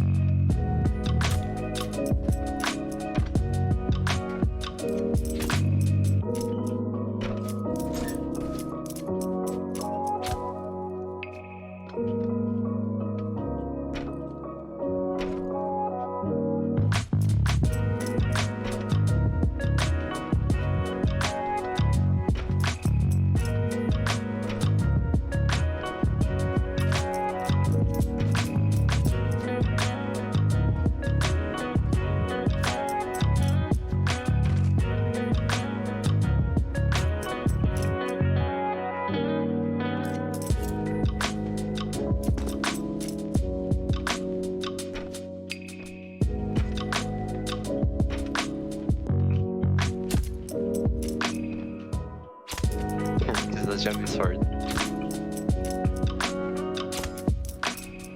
Yes.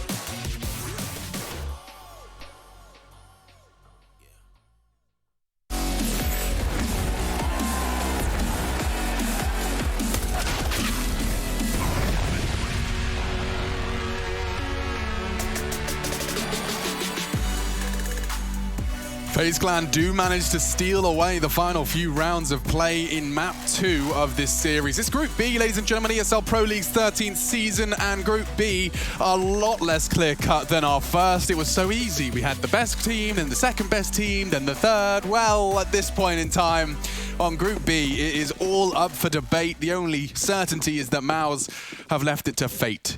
Everyone else still controls their own destiny. One expert believes G2 has already got a leg up in the series, and rightfully so, 1-0 up, in fact. But this pistol could put double digits early on the board for the T's. What a shot! Hunter has found 2 in quick succession, one clip of the CZ, and he's about to destabilize the entire pistol approach. Look at the space he's taking. He's hunting Karrigan next. He's got another victim on a silver platter waiting for him and tapping away. That's 3. That's why you give him the CZ. That's why Apartments is safe. And he'll steal a Glock because he's run out of bullets elsewhere. His name is Hunter, so makes a bit of sense. Rain with all the work to do here. Sure, he's got the P250, but 3 players, come on now. Yeah, I think this might just be a little bit of a cup half empty type situation. Oh, I would hate this. The plant is so unlikely. Yeah, not going to happen. Jax gets the final 2 kills. Cold and Rain fall, and it is all Hunter again. Now, if you missed Nuke, he was a monster over there. 30+ frags. Impact on the pistol, setting himself up for a strong CT side and setting G2 up with a chance here to tie things up. Like, he is pre-aiming the people jumping across the apartment. That's the angle. This is becoming so common now, this CZ on Inferno. You either see a top banana behind that half wall, or we saw Brokey even on the CT pistol of FaZe operating with that close hold. So we're seeing it a lot. FaZe will force in with the Deagles. Now, the reason I say that G2 can tie things up, if they convert with these 4 MP9s and M4, then, well, they should get a freebie going into round number 18. Karrigan between the molly. Hot toes, hot toes. Okay. Get out of there. Yeah, but it does mean it's completely unguarded, and they'll take that control back. Karrigan so low to that spray. He doesn't fall. They don't have the knowledge as to how low he may be. Pressure arch side here, so that smoke fell very deep. I'm not sure if it was misthrown or maybe they want him to play in front of it. That does not look right whatsoever.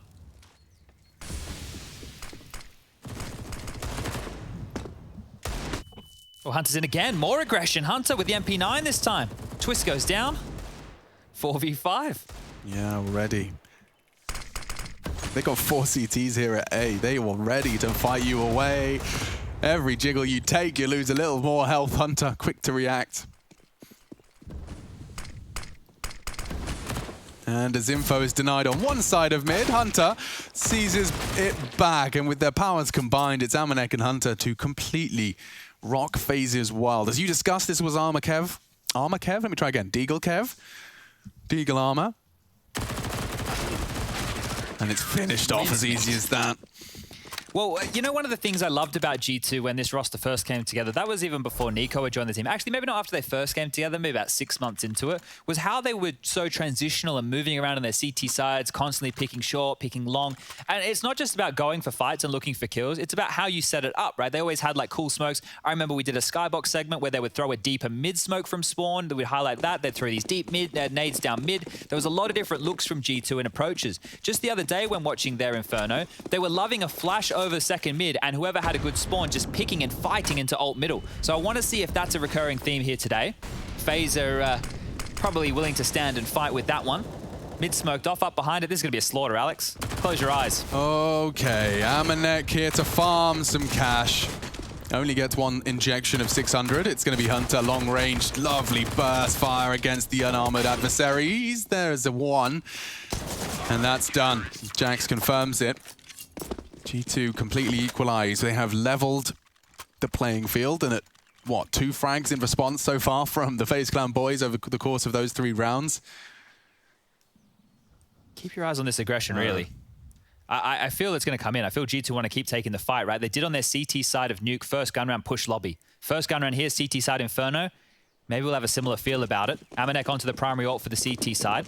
That is not letting Carrigan get his full game plan out and operational. There's the aggression.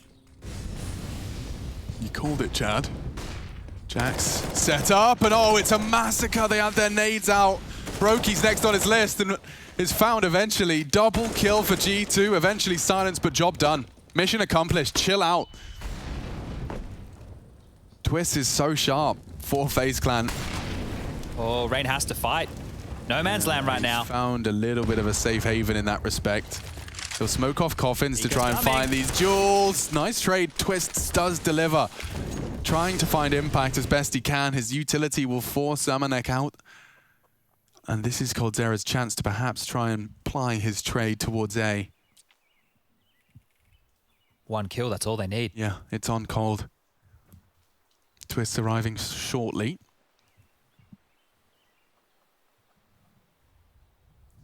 And Hunter exposed to apartments. Amanek is still considering the potential. They don't have any info, but if he opts to throw the smoke, Hunter, he hears this, he knows this is coming. And they're coming straight out. I think they spotted him. Perfect. Just before his vision's restored, the bomb can go down, and they are making a round out of this. Turning it around. What a combo. Perhaps a new one to start discussing. coldzera and Twists. Both have found bloodshed so far, but this to turn it on its head completely. It was a 3 versus 5 after Jax's double. Missed smoke. coldzera's just holding the passive line on the cross, and that's a lot of responsibility. Twists tucked in. It's Cold. Draws their attention, but he hasn't hit the shots necessary. Just needs 2, and that's enough. Twists clean as you like. Get out of here. He's done with you. FaZe Clan will take 10 off the back of coldzera and Twist. What a turnaround. Wow, that was a lot of aggression from G2 early again. Jax got a double kill down mid. That was a 3-on-5, quickly turned into a 3-on-4 by Twists, who has 17 kills at that point. Yeah, but he did it all. Like, he was the B presence, he was the A to finish, and just enough time off the clock that enabled Twist to bide his time. Big smile on his face. That's Russell Van Dulken. 20 for him now. Magnificent. Bit of a haul. coldzera up in the mix as well. Timeout call from G2 here. Now, they are making this one work. We can take a quick look at the buys. They're dropping guns across. Amanek onto the AWP. M4s are good. There'll be something on the ground for Hunter here. Utility will be the biggest problem. Now, they don't need a lot of utility to go for that second mid aggression I was talking about. And currently with the best spawns over towards A. Looks like Nexa has a forward position. Amanek as well with the AWP. Maybe don't want to get that one up in Boiler Room. Could be more of surprise with the AWP. You know, let him default across, see if Amanek can pick him and keep moving around the map, but they were going into a 2-3 spread. Very standard here. 2 over towards B, 3 over towards A. Okay. Ooh. That that HE was a lands straight on his knees. Cuts him down to half. Good position for Hunter with the CZ as well. Found a lot of impact with that on pistol. So up close and personal again, and they're going to deny mid control here. Yeah, he can play anti-flash. Jax to respond to the initial cursory glance. Definitely an A finish. Look at this, 2 apartments, 3 mid. Well, G2 are in a prime position to rustle their jimmies a little here. And in comes a bouncy Mag-10. FaZe favored, Jax denies Twists, and it's all Nico with a double. On 3. Cold, a chance, a small one. Needs to find him through the smoke, and he has. Open now. This gets awkward. Amanek, the B defender, back to Arch. And Cold hasn't opted to go for the bomb. That's where Amanek's... He's slipping through the smoke. He's going to play him. Yes, this is such a play. The barrel will reveal his location. He's got him, booked him. But Amanek slithers away. And coldzera commits. He has such an easy time. That's 3. coldzera turns it around and clutches up. FaZe given 2 chances. And posting big rounds. First Twist, now coldzera. Oh dear, G2's bank has just been emptied, and this is all off of what was looking like an A-heavy stack. Finds the first immediately. This one and they're here. straight through the smoke. Oh, Nico dear. booked. Amanek even more so. Looking like a plum. So tunnel vision finds a perfect timing, even get a bit of a grin out of the Brazilian. 11-9. And as I mentioned, bank is ruined for G2. This is FaZe's chance to seal up 12. He's looking very good for that 13. And then they're only a stone's throw away from closing out map number 2. And I really want to see G2 versus FaZe on Mirage. I'm not going to lie. Both of these teams have been picking it. Both of these teams look comfortable on it. Just think about all the nuances of what they're going to know about each other on a map like Mirage. Yeah, I mean, we say everyone knows everything, right? But when you've got two specialists, I imagine it's going to be a very intriguing show. Intimate feel to it indeed. Now, it will just be these upgraded, well, not upgraded USPs. They're just the USPs. Going to be some light util, a flash, and a smoke. So trying to make something of a round like this. And Carrigan will be onto a Mac 10 again, so he can poke and prod around. At least everyone's going to learn the pop flash now. Here you go, guys. In case you hadn't. Go to the coffins, aim at the antenna, hold mouse 1, release. Simple. Yeah. Hey guys, they just flashed top banana. Let's go A. All right, boss. Yep. Yes, sir. Well, there is a bit of a race right now. FaZe don't actually know that they're in it because G2 hightailing are all the way back over through CT spawn. 3 players next to Nico, Amanek, all about to be on the scene and over towards Arch. Carrigan spotted 1. Library deleted. There's more to be found. And a chance on that USP. He's getting info. He knows they're there. Nexa pulls a frag eventually out of the hat. Jax tapped away at in the smoke. He does go down. And so FaZe extend their lead. 2 rounds, crucial rounds converted in 1v1 scenarios. 1v3, of course, for coldzera. And Twist turning around. It was a 1-on-2, right? The Twist one? The Twist was technically a 1v2 at the end, yeah. Yeah, he got 4 kills. That was a great... Like, Twist, for me, it's crazy how he's just come into an international team, right? He's obviously a native English speaker. He just looks comfortable. Like, we always knew that he was a star player, but if you watched his... not demise, his downfall, his tapering off in Liquid, and the comments that he's made about it since, he obviously wasn't happy there, and that has a direct correlation to the amount of kills he's been getting, because he seems happy now, and he's putting on a lot of those headshots he's known for. It's not a stat I love, but when these players, you know, they have quite the high headshot percentage like Twist, it is remarkable to see. Yeah, I mean, I think if anything, it's just a good indicator of crosshair placement. Yeah. That Keeny Bean aim. Look, with the players who can keep it, we talk about it all the time when we're messing around playing games, but just being able to breathe in situations so you can focus on your crosshair, not get, you know, that nervy, shaky aim, flub some bullets. Just aim for the head as G2 aim to do exactly that. They purchased on in no defuse kit, Alex, and they only have 3 Molotovs to work with, so not a lot of utility for map control. And that's that deeper smoke I was just talking about earlier. The power dynamic has fully shifted over the course of this start of the second half. Yeah, the stuff they were doing 6 months ago is still relevant. G2 with that same maneuver, deeper mid-smoke, nade straight down the guts onto Brokey.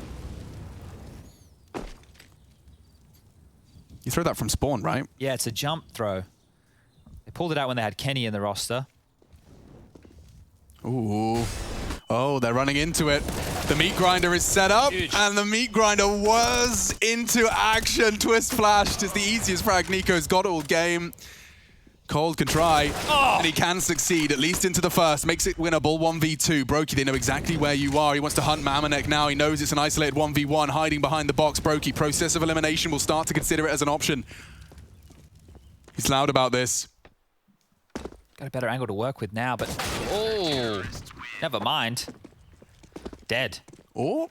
12-10. Not. This one is a back and forth affair, right? Money's still good for FaZe Clan to buy back in, but Rain and Twist are a little bit light on. This top mid hold is perfect. You can see anti-flash play, and they've got 3 players there. When you want to deny mid control, this is a great setup to go for, and G2 profit off of this one. Do FaZe really want to keep their foot on the gas with this? Because they could purchase. They can stay threatening with a buy. Second timeout used, giving G2 a chance to talk through their options as well. Guns being dropped. Hunter onto a UMP, Famas for Nexus. So you can see both teams are almost middle of the pack as far as money goes. If FaZe keep getting denied those bomb plants, G2 can really start taking control of the later stages of this second half. But if FaZe get in here with these pistols and get the bomb down, even if G2 win the round, I'm still worried about their money. Okay. So concern for the finances. It isn't pretty. But that's not to be too much of an issue unless FaZe find early pressure. 4B. Yeah, 4B. If you were to call something fast A here blindly, then you would certainly be on for a winner. How quickly will G2 rotate back in? They are going A. Nico confirms there's nothing top B, but Hunter has got the partnership with Amanek as they do look to bolster the numbers here on the first letter of the alphabet. They're in time. And the util's starting to be dropped. Here comes the commitment then. Nice response. G2 are in the right place now. Just got to not go down to the bouncy Tech-9s. Jackson Amanek have managed to pass that test and charges straight through the smoke. Trying to keep the chaos going as Amanek does hit every shot he takes. A double so far for the Frenchman. Broky's just baiting Cold in here. And that element of surprise is gone. Oh, nice shot. Broky needs one more to stay competitive. He's got plenty of chances. And just like that, it does come to a close. Some sidearm upgrades for the CTs, and Chad still concerned. Yeah, it should be a little bit easier now. Denying that bomb going down means that FaZe aren't getting extra cash coming through and 3 players alive for G2. They can drop the weapons, but still threatening a FaZe at every moment here. You can see combined right now, we've got, 43 kills on Coldzera and Twist. Just need someone. Rain could step up with a double entry at some point. Carrigan finding some room. It's not going to take a lot to break G2 here. They don't even have an AWP in play. It's an SMG for Nexa. There's that deep smoke again. The nades just banking on down, not doing a lot of damage. Look how stifling that is. It just feels really like you're taking more info. Yeah. You can't be set up behind it. Certainly wouldn't dare try and trifle with it. So just straight up buys you 15 seconds of mid control from spawn.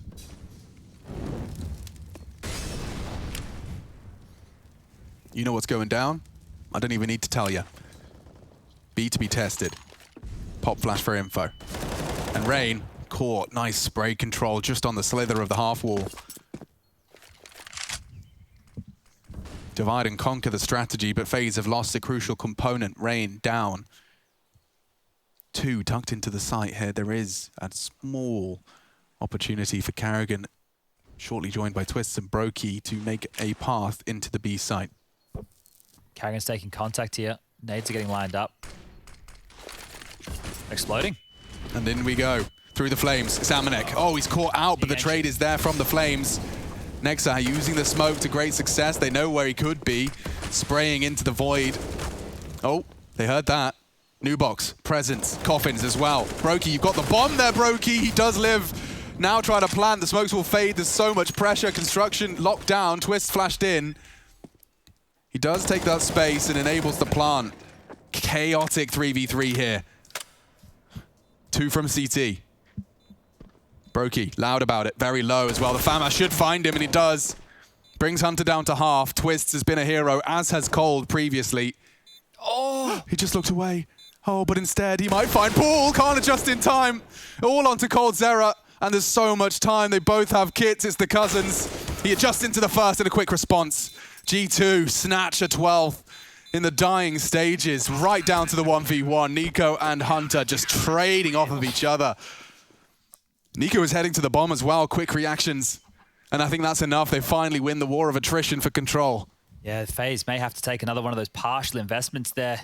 If Twist, he doesn't look away, you consider what could happen. Holding down coffins, gets to pivot, but it is the tiniest of details here, and you can see he must have got the shock of a lifetime. Jax just jumps up, immediately traded, and what's Cold meant to do? Knows that he'll lose control of the site. Nico immediately on the trade. And here's the partial investment, so roughly 2K, 1.5 left in the bank balance. FaZe are up against it. The T side, 3 on the trot now for G2. Late surge is all they need to close this one down and win a big 2-0 victory here. It's so funny how quickly the power dynamic shifts. They're going into a stack again. 3 players from G2 are here. Read like a book. Nico. Double kill on the way in. Doesn't last much longer for the 2 of them. Nearly all 3. Hunter controls the spray. 13. G2 will seize control. Damn close here. Mirage is on the cards, should we require it. Let's see this one again. Just holding down mouse 1. He's got all the time in the world. That silencer as well, a lovely luxury when you are in a boosted position like that. There's that mid smoke from Hunter getting thrown out again. So it does it land before they even get to have a look in? Like, yeah, before Rain's even up the ramp, it smoked. You can't pop flush through that like you would a deeper one, which you normally see CTs throwing, right? So, oh, they've already lobbed out a second. Even re-smoke it. That was very quick from Jax there. He's feeling under pressure, thinking they might pop through. That nade is it's okay. All right, Tony the Tiger. It looks good. 3-man early gamble, tucked in passively. This is naughty, isn't it? No. You don't see this too often. Not this early. It's 1 minute 20. How has Nexa got Carrigan's number like this? I think because they're putting so much pressure on mid, they're hoping to thrust FaZe into this stack towards the B site. Look, they're not contesting for banana control at all. It's like, you want it? Execute B. Come on in. Come on in. See what we have in store. Okay, well, this is a live puzzle being solved by 10 humans at once. So continue to enjoy it with us as Jax is tucked in on Boiler. And they are completely unannounced right now. He'll just have to be doing intermittent checks. You can see the little wiggle of the mouse. He'll have to... Oh, that's some steps. Dude, who's responsible for this? No one. He is just so convinced that Bedroom will look first. He's so focused. Oh, Nico just pips a gap. And Jax has actually got one. Rain found. They're collapsing. Brokey's trying to save them. That could have been the frag. Amanek in a lot of trouble. coldzera swings out for one. Can't find the double instead. Bombs loose on Banana. Hunter has it under his control. The T's on A have got no time. This is over. As Dynamic, yeah, you've been found, but you have to plant. You can't find the frag, surely. You have to finish B. I don't even know if there's time to get into the site. I don't even know. There's no time now. Okay, this one's going to just peter out into a whimper. Yeah, save those AKs, boys. You're going to need those. Even though the loss bonus now is completely maxed out for FaZe Clan. No plant again. It's going to deny them the opportunity to have everything they desire. Twist will pick up an AWP, but I'm not sure that's even the answer. Timeout definitely required. Think this one through. Staring into the abyss now. G2 can certainly equip themselves with every bell, whistle, and nade they desire. They don't have an answer for that mid-smoke. You know, it's just that deep smoke that you could see they wanted to try and get close behind and pop through, but all that utility was dumped top mid from G2. Now, like I was saying, if it was a deeper mid-smoke, what you see happening is you have your players go stand behind it or in it, and then you pop flash through and surprise the CTs, but they get that, what, extra meter and a half? That's all that they have extra, which seems to be enough to deny that more aggressive play. Now that they have the AWP on Brokey, though, he's not known to be the AWPer to go out and find you a pick. He's not going to run up Banana like Zywoo right now. That's where Rain and Carrigan need to put their bodies on the line. Because Cold and Twist have been great, but they need the opening kills to set them up. Smoke again. Jax has done it this time. There we go. Nice and deep. Second mid aggression. They're changing it up again. Yeah, but this time, ooh, straight into Twists. Cold as well.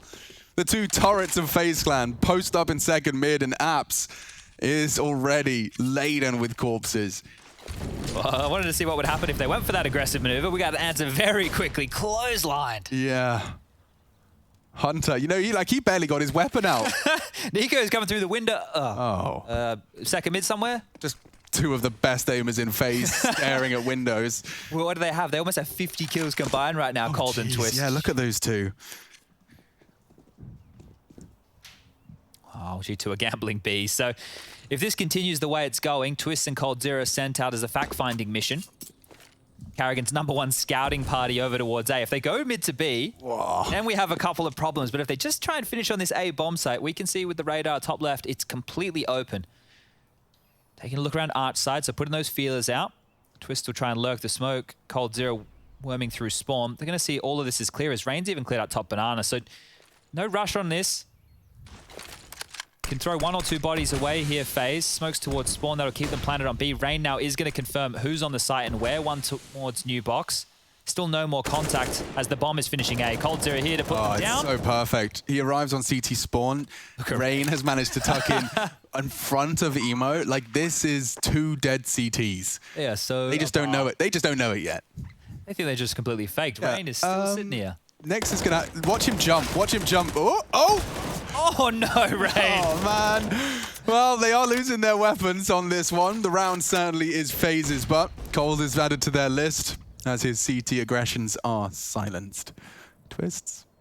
previously was all the way on A, but he has been dispatched on a little bit more of a hunt for bloodshed and financial damage. Do you think he goes for it, or you think he just stays here? I think, let's have a look. He's got $400 in the bank balance. I think this is where he leaves it. Yeah, I hope Nexus knows how lucky he is. Right in there, bloodlusted as soon as Nexus was spamming bullets towards spawn and couldn't convert. So a chance of taking away some guns has gone awry. His twists.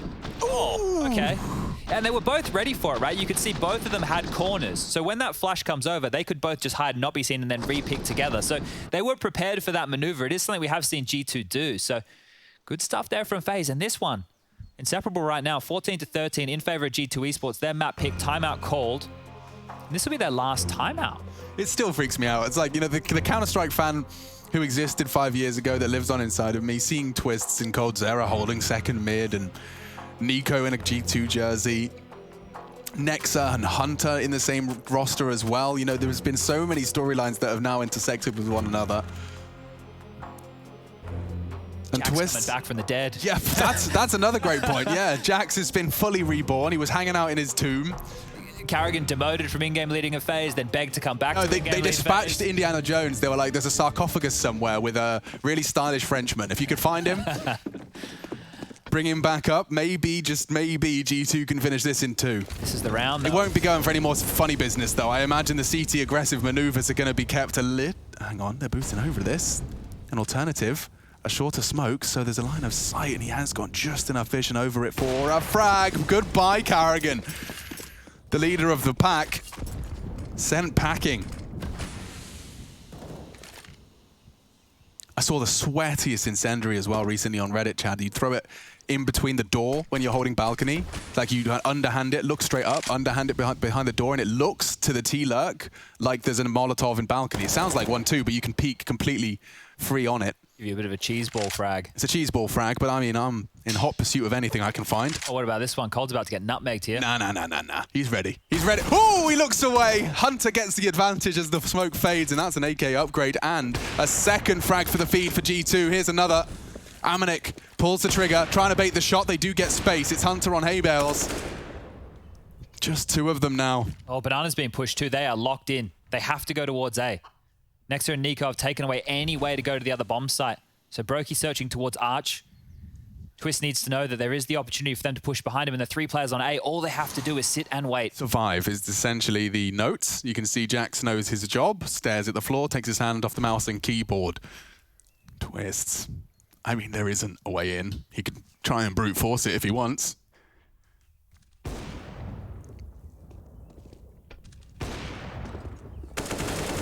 A chance. Short-lived at that. Jax does come out of his hidey hole and draws enough blood to put 15 on the board for G2 Esports. 1 round away from taking a crucial win and putting themselves at 3 total for the time here at Pro League so far. A hotly contested group. Amanek's AWP successful on the CT side. Does seem to be leaning that way. Amanek taking it on the CT-sided AWP duties. Yeah, it makes sense. It makes sense. There's certain maps where Nico's going to do it. There's certain maps where he's not. It's not going to look at it like a ride or die AWP, but that smoke again deep. This is for the game here, G2. Just 1 more round needed. Karrigan, he's giving it a go. He's giving it a good go. He's evaded a lot of the early utility.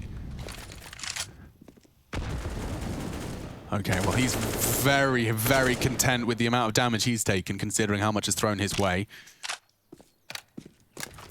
It's a close game. FaZe, though, ready themselves for war. And this is a crucial duel. Looks like Nico comes out on top, successfully evades the early push and pressure on B. They don't have that info, but top mid is clear. Hunter reporting that live. Taking intermittent looks, just quick AD. AD now might feel the scrutiny.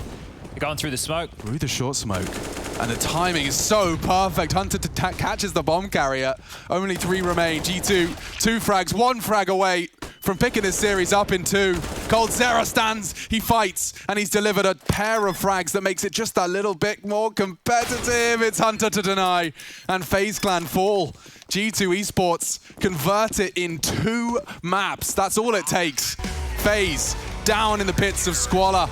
and hype for G2. 3 wins, 1 loss. FaZe Clan in the doldrums as that's their 3rd L in the column. Ladies and gentlemen, we'll be breaking it down at the desk when we return.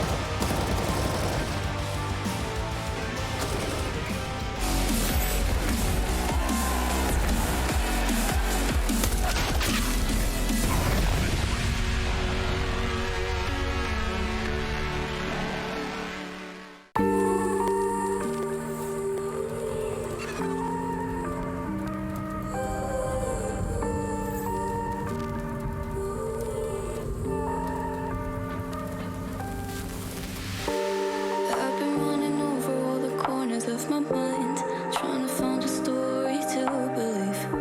And I've been getting sick of how I'm spending all my time, searching for a way to find relief. And I can stay inside, go to sleep, but I feel like I need to let go. And I can spin a web of any story that I like, but tonight I wanna make a masterpiece. Stepped out looking like a small fire, half glass and filled with desire. Head down, but I know I can't deny it. Life is fun when you're a liar.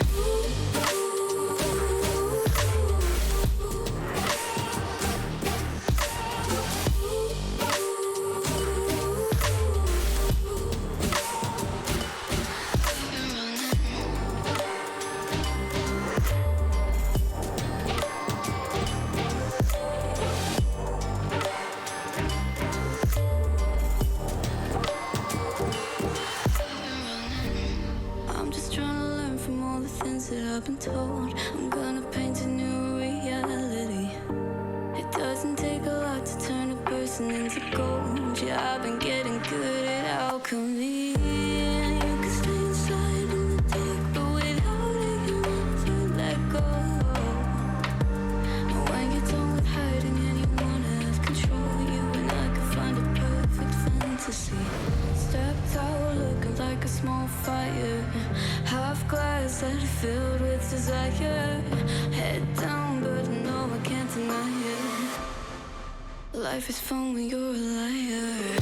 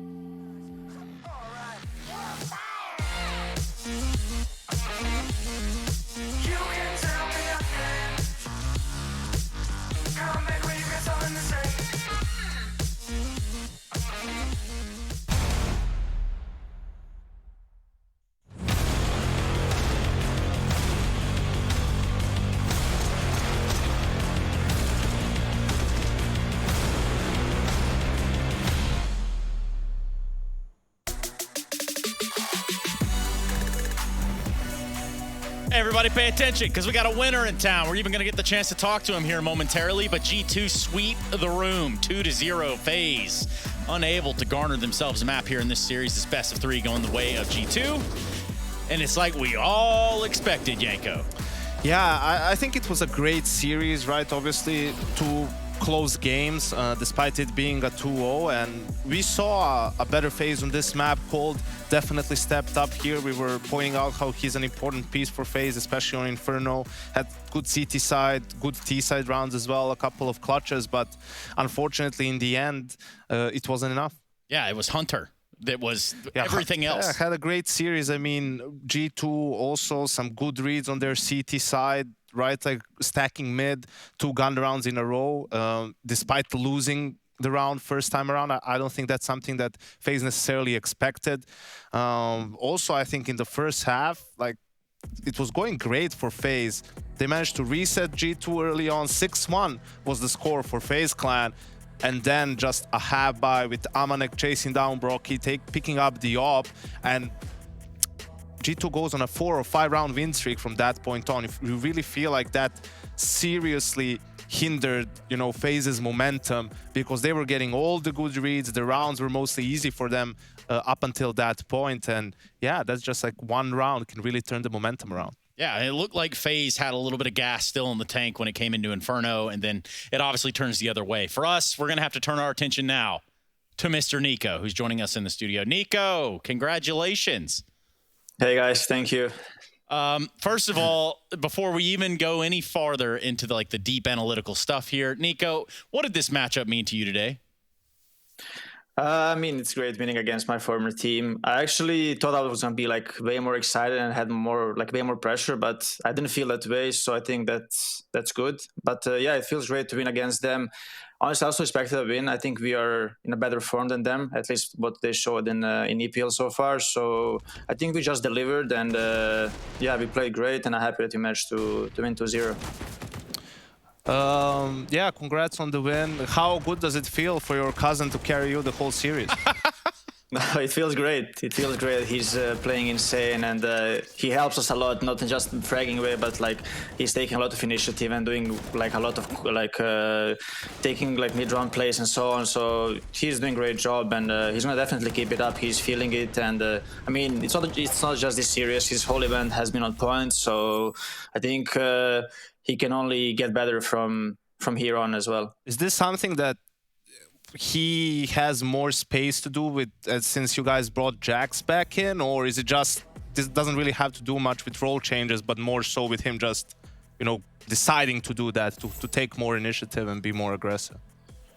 I think it's many factors. I think he's in a better shape individually, but also it helps that he has more space now that I stepped back in this role, and also he has very good synergy with Jax. They know how to, but I don't know, maybe he just clicked with Jax, and that's why he's playing better. It's hard to say, but he is definitely feeling it, and I'm pretty sure he's going to remain very consistent. You know, this one might be a little left field here, Nico, but let's just say, hypothetically, you get a 1vx. You rather have the op or the Krieg? It depends on the situation. I don't mind playing up in the clutch situations. So, I mean, I would feel more comfortable with the rifle, but I also feel very confident with the up in the clutches as well, because I think that I have a good game sense to clutch the round. So, yeah. If it was 1v2, I would have taken up. Of course, why not? Because there you go, Trace. Yeah, that's kind of what I was looking. Primary opper right there. It's true. Now, for you guys, you have Mousesports left in your way. What do you think about that matchup and how it stacks up against you guys? I don't really know what to expect from that. I think they're already out of the group, so they're probably going to play with more freedom and less pressure. So I think it's going to be a hard match for us.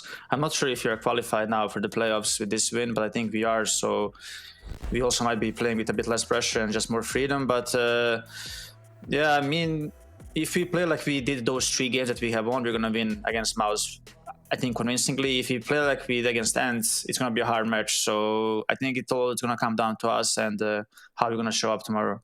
Well, you go from beating former teammates to now beating your former organization. We're going to keep our eyes on that one, Nico. Thank you for your time today. Thank you, guys. Cool.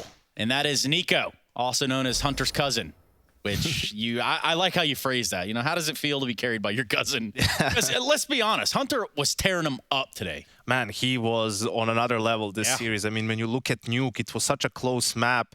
Not just, I mean, the result doesn't matter as much, the exact result. There were so many close rounds. If they went FaZe's way, they could have come out on top in that map. You have to remember G2 lost the first pistol and then won the Force by another hugely important round. And who was the guy who had a lot of impact in that round? Hunter again, right? So just time and time again. Every time, you know, there's a swing round happening, he's at the right place, he's getting kills, you know, he's on point. And I like what Nico said. What he meant by that, like, he's playing better. usually with good play, confidence comes with it, and you have more confidence to go for these plays. It's like a, you know, vicious cycle, right? The less confidence you have, the less likely you're going to go for plays, which is not going to help you to play any better, right? And that's a life lesson. Right there. Yeah, lesson in life as well. Kind of speaking the truth. Let's move forward, or rather backwards now that the match is over. Round number 6. Why did it pique your interest? Yeah, because like as I said, really good play from FaZe early on their CT side. We saw some great preparation. This was a mid push that they did, which I think is really interesting. Has a little bit extra flavor. This is a spawn-based push. So Kerrigan with the first spawn, he's going to go down mid. We have Cole, who's usually the A player. He has an important flash to throw down Banana. That's why he's in B this round. And Twists as well. Here, he's going to throw a really cool smoke for ramp. So you're going to see Kerrigan push down. He uses the nade to obscure vision for the CT, for the T's. And when that happens, the call is coming out. Watch out for a push mid. Watch out for a mid push. So what does Nexa have to do? Well, he needs to hold there and watch that way. But look at Cold. He's going to throw a flash, completely blinds Nexa, and that's going to allow Kerrigan to go for the push, gets the kill, and look at the timing for this smoke. It's going to bloom right after he gets a kill, which allows him to help towards the banana push as well. We can see Cold here with a fight against Jax. He's going to win in that one. And Nico basically does not have an opportunity to refrag here from ramp. Very difficult situation. And this is the second important part as well. So Kerrigan is stuck here, and now they have an extra play, flash play here to check second mid, let Kerrigan fall back, and they basically go out in a 5v3 situation. After that initial push, they're able to reset the round completely, and just I thought like this was a really cool move from FaZe. They tried it one more time later on. This is round number 6. They tried it in round number 11. But G2 was prepared for it, and we saw Hunter push apps a little bit aggressively, get a kill on Rain, and basically secure the round in that that particular time. Yes, and for Kerrigan, secures an L today. So let's maybe just close on this note. Let's talk a little bit about what Kerrigan and crew are looking upward there. Are we trending upward with FaZe? Yeah, I mean, obviously it's very disappointing for them not to even be able to make the playoffs. In this group, I think that, you know, obviously they're aware they need more time to work everything out, but still, even with limited time, you would have liked at least to have made the playoffs. It gives you, you know, at least a game more, right? A playoff game where you can test your mettle against some of these other teams. So yeah, it's not back to the drawing board. It's just like keep doing what you've been doing. We saw some good signs. Vitality series was really close. Zywo showed up tremendously. Then today as well, like another close game. They weren't getting, you know, blown out. They weren't getting shut out by any means. Right, so you look towards the NIP one as the outlier, right? I feel like they should have closed that one out, perhaps. Then they will look at the veto for that one. Should they pick Trey? So that's the things, when you change a lot of players, you get a new in-game leader in. This is all the stuff you need to like figure out. You need to time to practice, right? A map like Train. So even though Kerrigan wants to pick it, the other guys are all like, yeah, let's go. We're super confident on this map too, rather than just something like Mirage, Nuke so far, or whatever. So I think still positive outlook for FaZe. Another couple of weeks for them, you know, to just practice, and I'm sure they will be even stronger coming into the next tournament. Yeah, speaking of strength, we've got that in numbers, as we do have 2 more matchups coming your way. The next one's going to be the Ninjas in Pajamas versus Mouse Sports right here at the ESL Pro League Season 13. And we are so glad that you're joining us. A little bit of a break, and then we're jumping back into the action, followed by Ints versus Vitality. This Group B is coming to a close pretty damn fast. I'm going to be closing it out right here, and we'll be right back with Nip versus Mouse.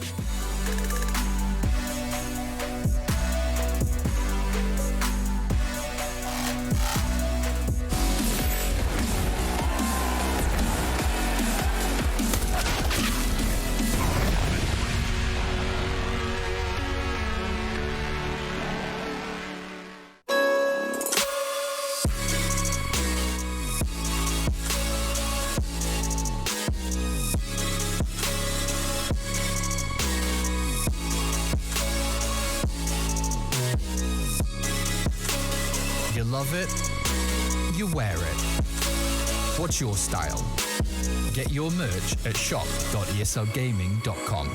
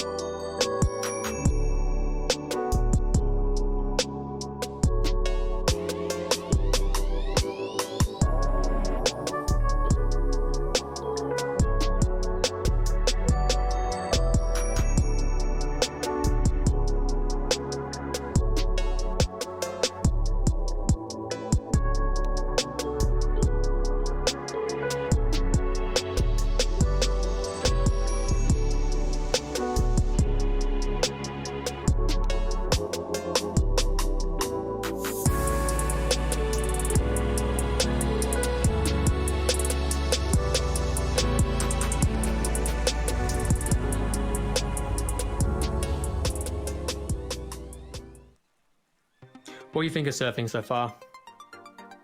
I really enjoy it. I understand why you love it so much.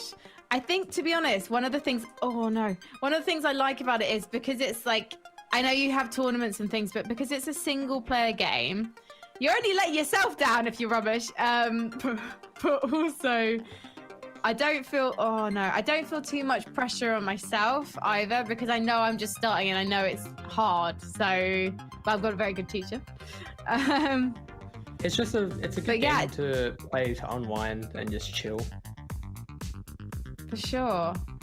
Like, I'm not too frustrated at myself for like failing. I'm more like, mate, I thought I'd done it then.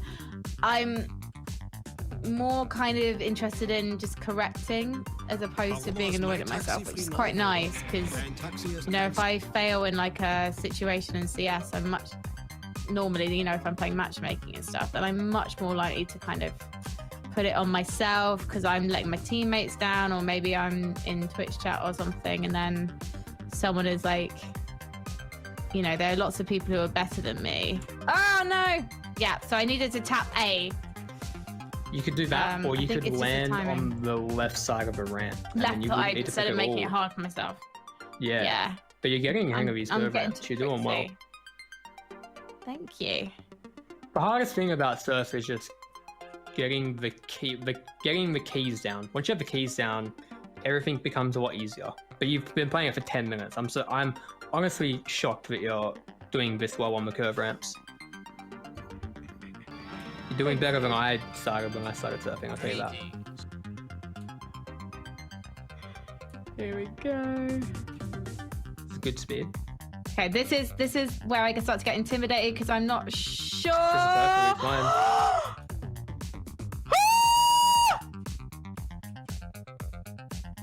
Oh no, I lost all my speed. I'm gonna tell you terrible news. You're not making this next jump. I'm sorry. But you got there. You got to the ramp you wanted to. Yes! Okay, I'm a surfer-ish. Do you think I've got potential, Kath? Plenty of potential. Just need to put in the hours. Okay. It's good. I mean, I'm stuck at home for a long time after this, so I might as well become a surfer girl.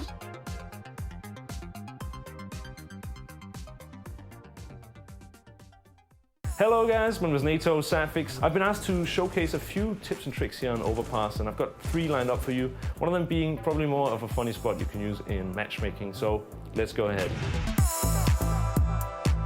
When I was playing AWP, one of the tips that stuck with me on Overpass is if you can jump up on this here.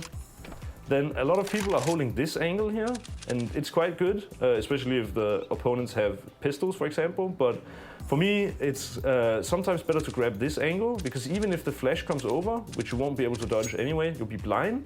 Then when the players swing out behind the rock, they probably clear this here angle. And then when your flash starts to fade, the players will be pretty much in your vision, and then you can like just slow clear out. So typically you won't be flashed for that long unless they flash like really super far. If they just flash in your back, you won't be blinded for a very long time, and you'll be able to get some easy kills. If you're going into the underground area, it's a pretty funny tip, I guess. I use it a bit in matchmaking because I find that it works quite well. And if you just smoke off the underground, for example, you can jump up here on the ledge of the pipe. Then you can go up on the pipe, and it's actually quite a hard angle to clear. So if the terrorists are not aware that you're going to be there, it's a pretty neat self-boost. You can also get a teammate to boost you up, and if you do so, it might be a fun off angle. Not only that, if you're up on the pipe, you can actually look through the windows out into short. So if someone's taking short and they haven't properly cleared connector underground, or however you would like to call it, you might be able to get a sneaky kill. So if you're playing CT side on Overpass, what many terrorist teams do is that they do and execute with a smoke wall. So you have the 3 smokes here on the bomb site. And the problem with this is that if you're a CT, you can't really get any clear vision. One way to get impact is simply just jumping off this trash can. So if you do that, you can get some info. But not only that, you can actually also boost on the corner of the trash can. So when the smokes are up, basically you're able to sit on top of your teammate's head. It's just a way to get a clean kill without potential for a refrag.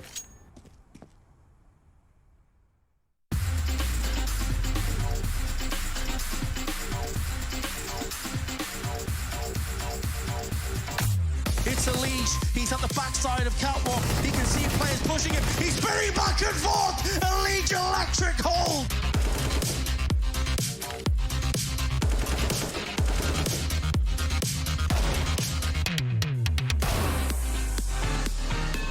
Looking to complete the sweep. Team Liquid have looked excellent here on Overpass. And Elise, oh my God, he just executes them.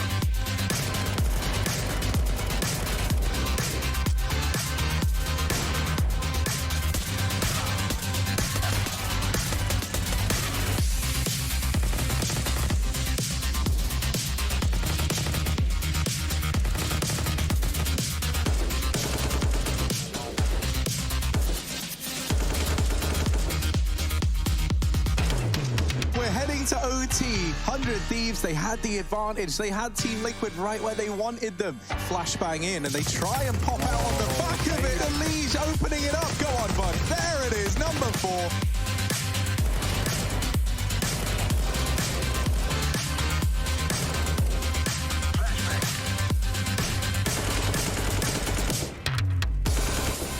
It's about to get real cool over here towards their ramp. Doesn't work out, but there's Elise. You said you wanted to see him. T3000 on the map. You've seen a lot of him. That's stunning from Elise. That's the big dog you want.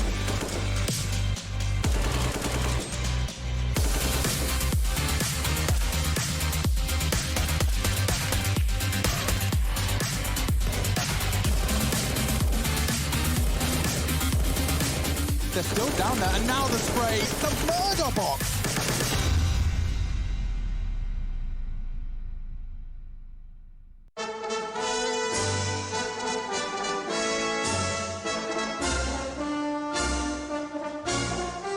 Running across the tiller, I'm going.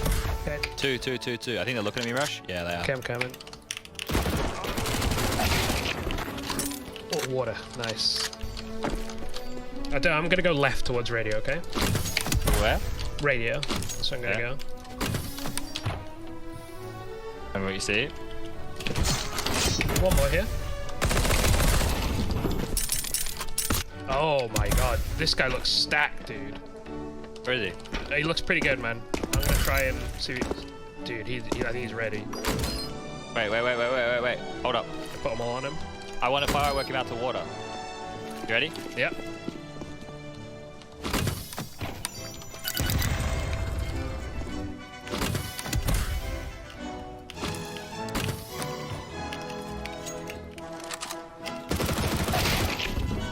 Oh, there's 2 people on me. They're probably dead here. Backup system if you got it.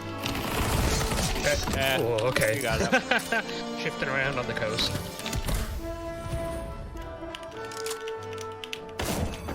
Okay, I'm going for the last guy then. He moved. Oh, here now. Yeah, nice. Yeah. Oh, one guy there with armor, so that must be one of them. Yeah, 2 at the sea container here. Last 2 guys.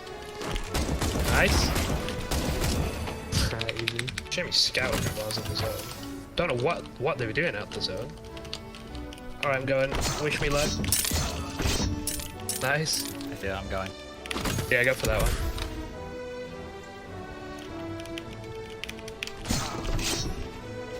Alright, I'm doubling now. He's down there on it. Behind the tree. Yeah, I got him.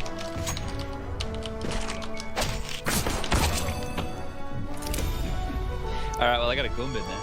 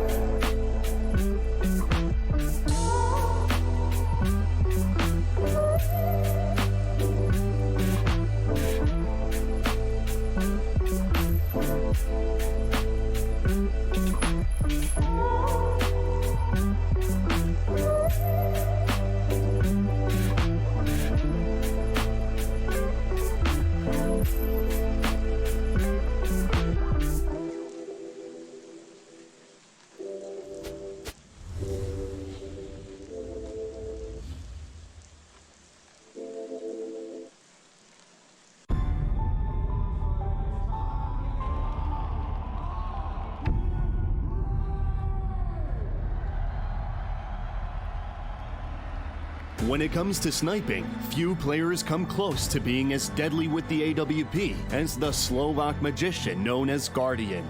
But in 2018, it wasn't just at IEM Chicago where Guardian showed everyone his true colors and saved the day. Lee's gone down. This opens up options. Guardian nails it. A second as well as close range, but it's the wrong call as Guardian gets another on the op. Something even better happened during the grand final of IEM Katowice, where FaZe Clan took on Fnatic. It was a dark round for FaZe, and one that they should have lost, but Guardian had other plans. Oh, this is a done round. Guardian now. A question as to whether he'll save the AWP. Good flashbang. Could get a couple more out of this one. And Fnatic are starting to crumble. What's going on? This could be one of the best rounds of the entire tournament so far. 4 kills picked up. It's down to Crimped. Guardian knows exactly where to look. Oh! And he's got all 5. There he is. The world's best sniper comes to life in the 5 versus 1. Ain't no stopping us, we do the impossible.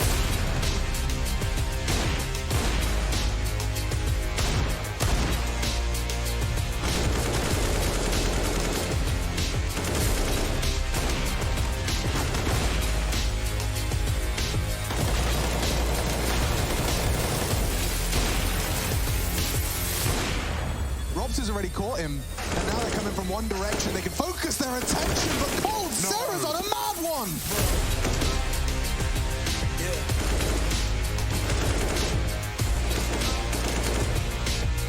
Ain't no stopping us, we do the impossible. Straight to the top, we're the top dogs and you're not. Too good, let me fake it. So close I can taste it. Ain't no stopping us, we do the impossible.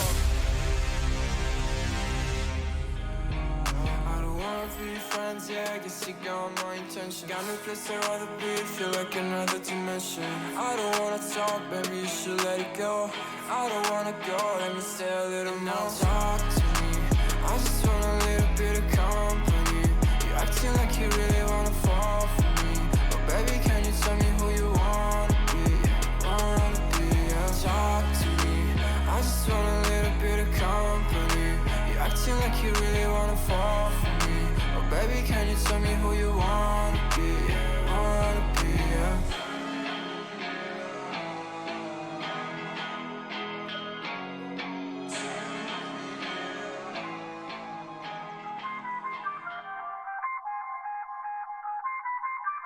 I feel on top of the world, I feel on top of the world right now. I feel on top of the world, I feel on top of the world right now. I always wanted the world, I wanna conquer the world right now. I feel on top of the world, I feel on top of the world right now. I call the shots and the man with the plot and we only go bombs away. Ain't no one protecting my mind as a weapon, that's why I'ma dominate. Taking advantage of every second, now I ain't got time to waste. They all tryna sign my name, they want me to sign my name. Counting your blessing while I count that in my winnings. We take 50s and 100s and throw them up to the ceiling. Everything I envision, now everybody gon' witness. Only difference between us is I ain't stop till I finish. Yeah. I feel on top of the world, I feel on top of the world right now. I feel on top of the world, I feel on top of the world right now. I always wanted the world, I wanna conquer the world right now. I feel on top of the world, I feel on top of the world right now. I'm savage, you've been distracted, your best my average. There's a reason for that's a fact. So they snapping back, mad at the fact that I don't have a backup plan. I ain't need that. Outworking everybody when I relax, so I ain't tripping about none of y'all feedback. Heard that, wonder when I'm gonna peak at, and that's why you count your blessing while I count that in my winnings. We take 50s and 100s and throw them up to the ceiling. Everything I envision, now everybody gon' witness. Only difference between us is I ain't stop till I finish. Yeah. I feel on top of the world, I feel on top of the world right now. I feel on top of the world, I feel on top of the world right now. I always wanted the world, I wanna conquer the world right now. I feel on top of the world, I feel on top of the world right now. I feel on top of the world, I feel on top of the world right now. I feel on top of the world, I feel on top of the world right now. I always wanted the world, I wanna conquer the world right now. I feel on top of the world, I feel on top of the world right now.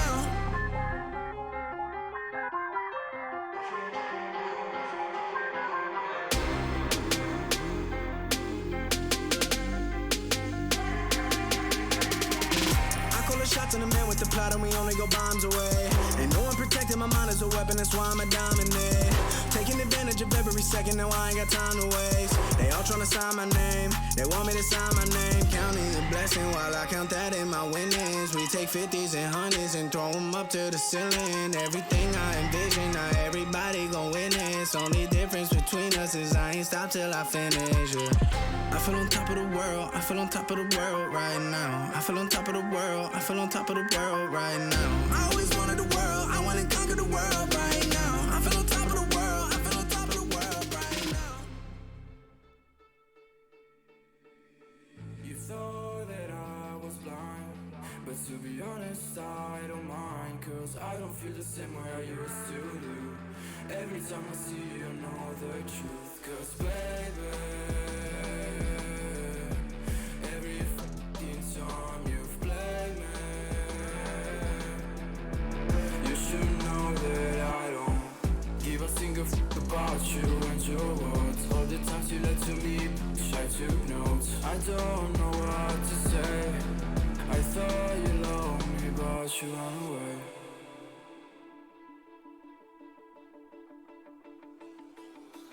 I've been living in the shadows for a while. Demons calling me from the afterlife. Dark doesn't faze me anymore.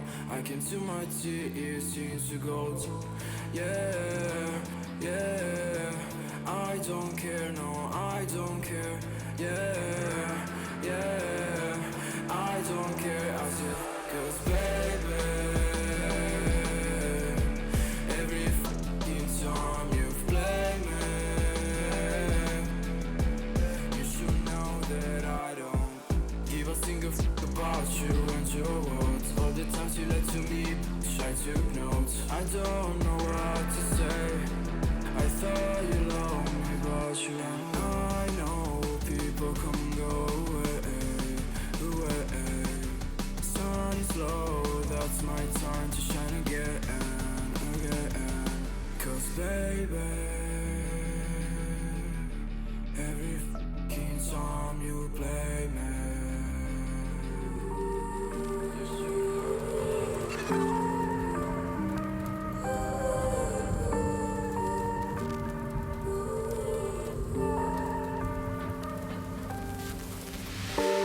I've been running over all the corners of my mind, trying to find a story to believe.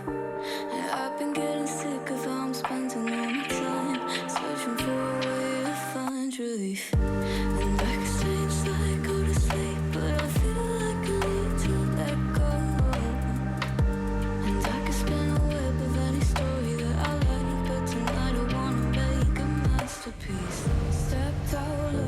a small fire. Half glass and filled with desire. Head down, but I know I can't deny it. Life is fun when you're a liar.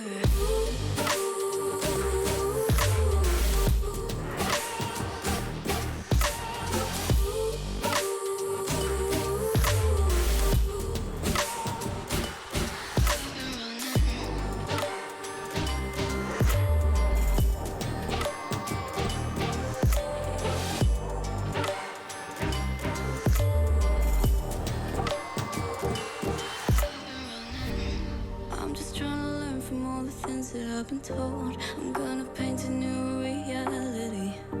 It doesn't take a lot to turn a person into gold. Yeah, I've been getting good at alchemy. And you can stay inside in the dark, but without it you never let go. And when you're done with hiding and you wanna have control, you and I can find a perfect fantasy. Stepped out looking like a small fire. Half glass and filled with desire. Head down, but no, I can't deny it.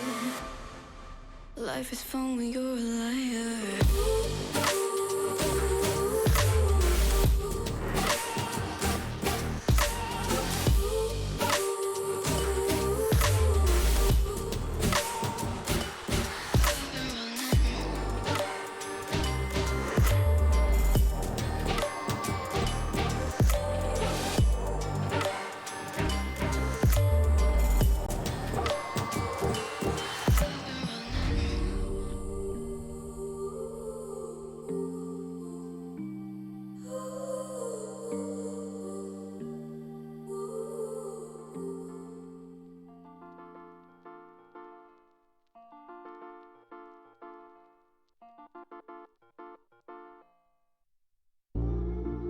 Wish we could learn how to love our mistakes. Straight from the jump and not wait for an answer. Wish we could smile when shit's rough nowadays. Change our reactions. Feelings don't die around this neighborhood. We used to sell a double pills, young and misunderstood. My homie, tell me what is changing from your point of view. A smaller circle, but the range is so some deja vu. I recognize my future, and there is nothing with you. Unless you turn your boat around, success might come recruit you. But unless you analyze in depth that we're steps away from death, 1,000 possibilities, act on it, Johnny Depp. For real. Cause we're lonesome towns, trying to know what father brought us down the hill. I don't wanna be stuck in countless doubts. I just wanna smile and run away from here. I swear to God, man, I just wanna be a model for my brother. Hey, I just gotta work until I'm on the covers. Hey, I just gotta work until my songs are covered. Hey, I just wanna make it proud to be my mother. Wish we could learn how to love our mistakes. Straight from the jump and not wait for an answer. Wish we could smile when shit's rough nowadays. Change our reactions. You just gotta love yourself. You just gotta love yourself. You just gotta love yourself. You just gotta love yourself. Hope you learned your lesson, girl, I cannot teach anymore. Hope you show some faith in men, I am not like anyone. Cause I am over being sober with myself and I'm with you. I am over being something I am not. I'ma turn it to the man now. Hey, finna get my money, ain't no handouts. Hey, finna be a legend like I'm playing now. Hey, I ain't gotta focus on my friends now. Huh? I'ma turn it to a man now. Hey, finna get my money, ain't no handouts. Hey, finna be a legend like I'm playing now. Hey, I ain't gotta focus on my friends now. You just gotta love yourself. Yeah. You just gotta love yourself. Yeah. You just gotta love yourself. Yeah. You just gotta love yourself.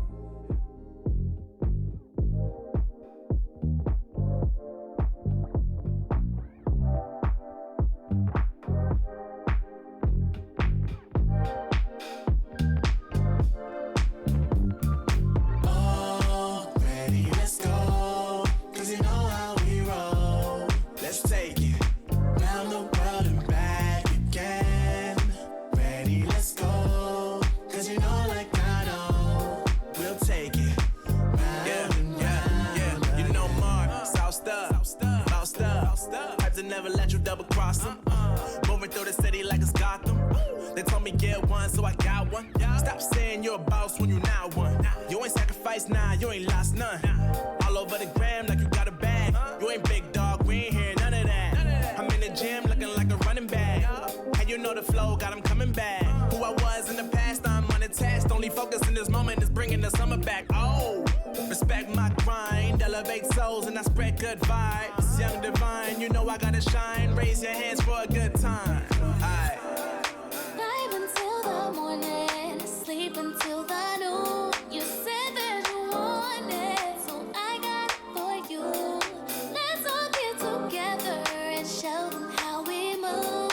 We move, we move. Bringing summer to you. Oh, ready, let's go. Cause you know how we roll. Let's take it round the world and back again. Ready, let's go. Cause you know like I know.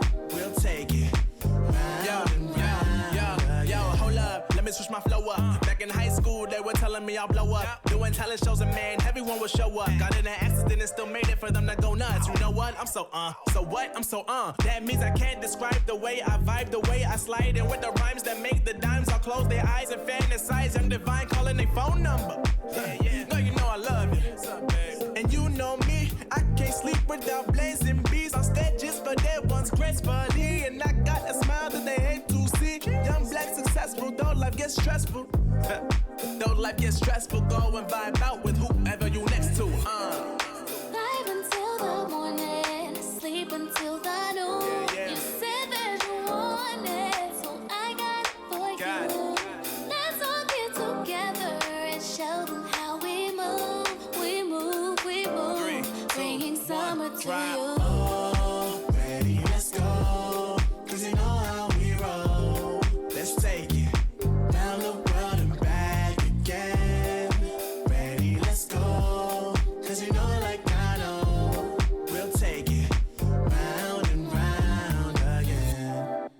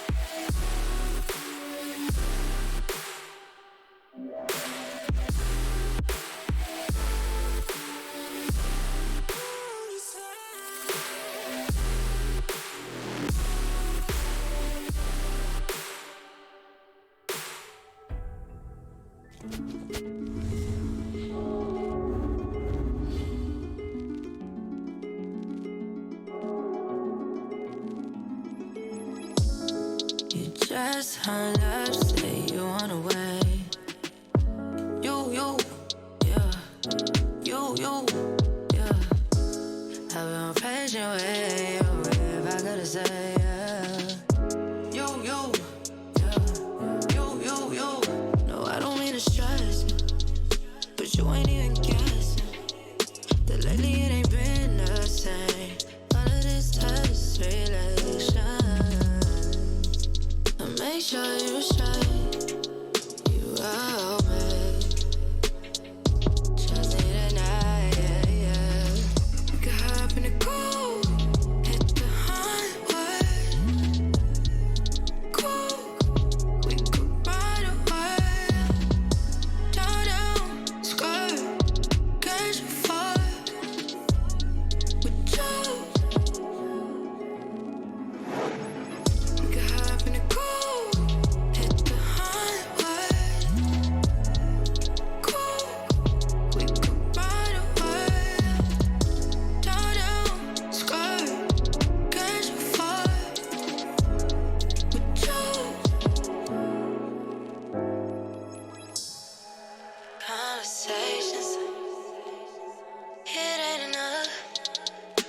We gon' need more, yeah. I wanna see your face. Put me first. Same old, like a change. But don't get me wrong, I'm drunk. You got that touch. Need you get involved. It's getting late. Come around, yeah. Be done for the day. Now it's my turn. Boy, just make it work. 'Cause baby, it's worth it. Are you pulling up?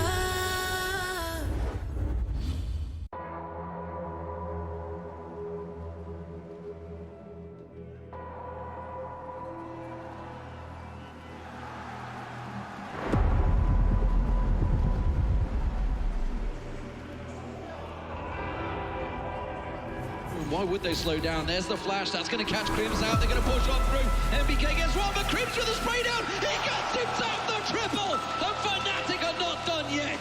Can you believe it? What a spray down that was. Apex is trying to stop them, but it's not going to happen. It will be overtime in the first map of the Grand Finals.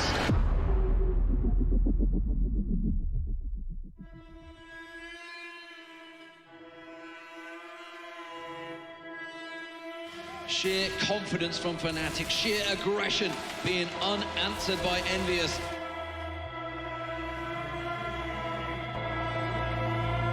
And look at the guns, 4 AWPs.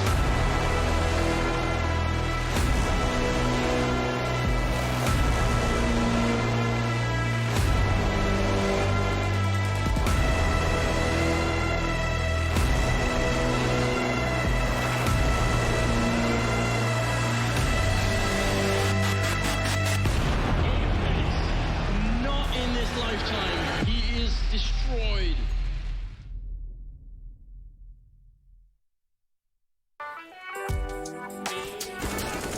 Top right. No. Nice job. Yeah, we got a camper on the left side. Done. Nice, camper down. Why is this guy playing with aimbot? I don't know. One left side, and one is spawn. Left side and spawn. I almost get sold. He's right side. He's right side top or something? Or under me? I don't know. It smells like a camper. Yeah, of course, man. Nice trade. It's good angling, nice setup. Yeah, I got you. Waiting for teammate to get revived. I'm ready. Is he back? Top left. Close left. Oh, he's peeking. There's 50. I got the angle. Mine's 30. I hear he's angling. Oh, yeah. Oh, he angled. What is that angle? Stop trying. Oh no, he got me mad.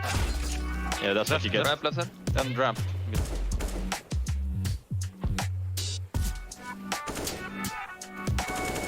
He forgot about the surf. Right? He surfed left side. Oh no, he's actually abusing the surf. That's very unfortunate. Left and down.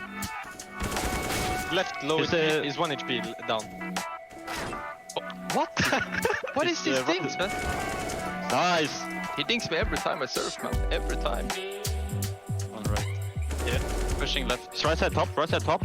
Probably surfing. I don't know. Yeah, he forgot about spawn. He Yeah, I forgot clipped that 4x3, unfortunately. Sorry. Oh, no, one spawn and one right side. He's down, middle of spawn. They're camping, they're camping. Oh, you can't fail a surf there, guy.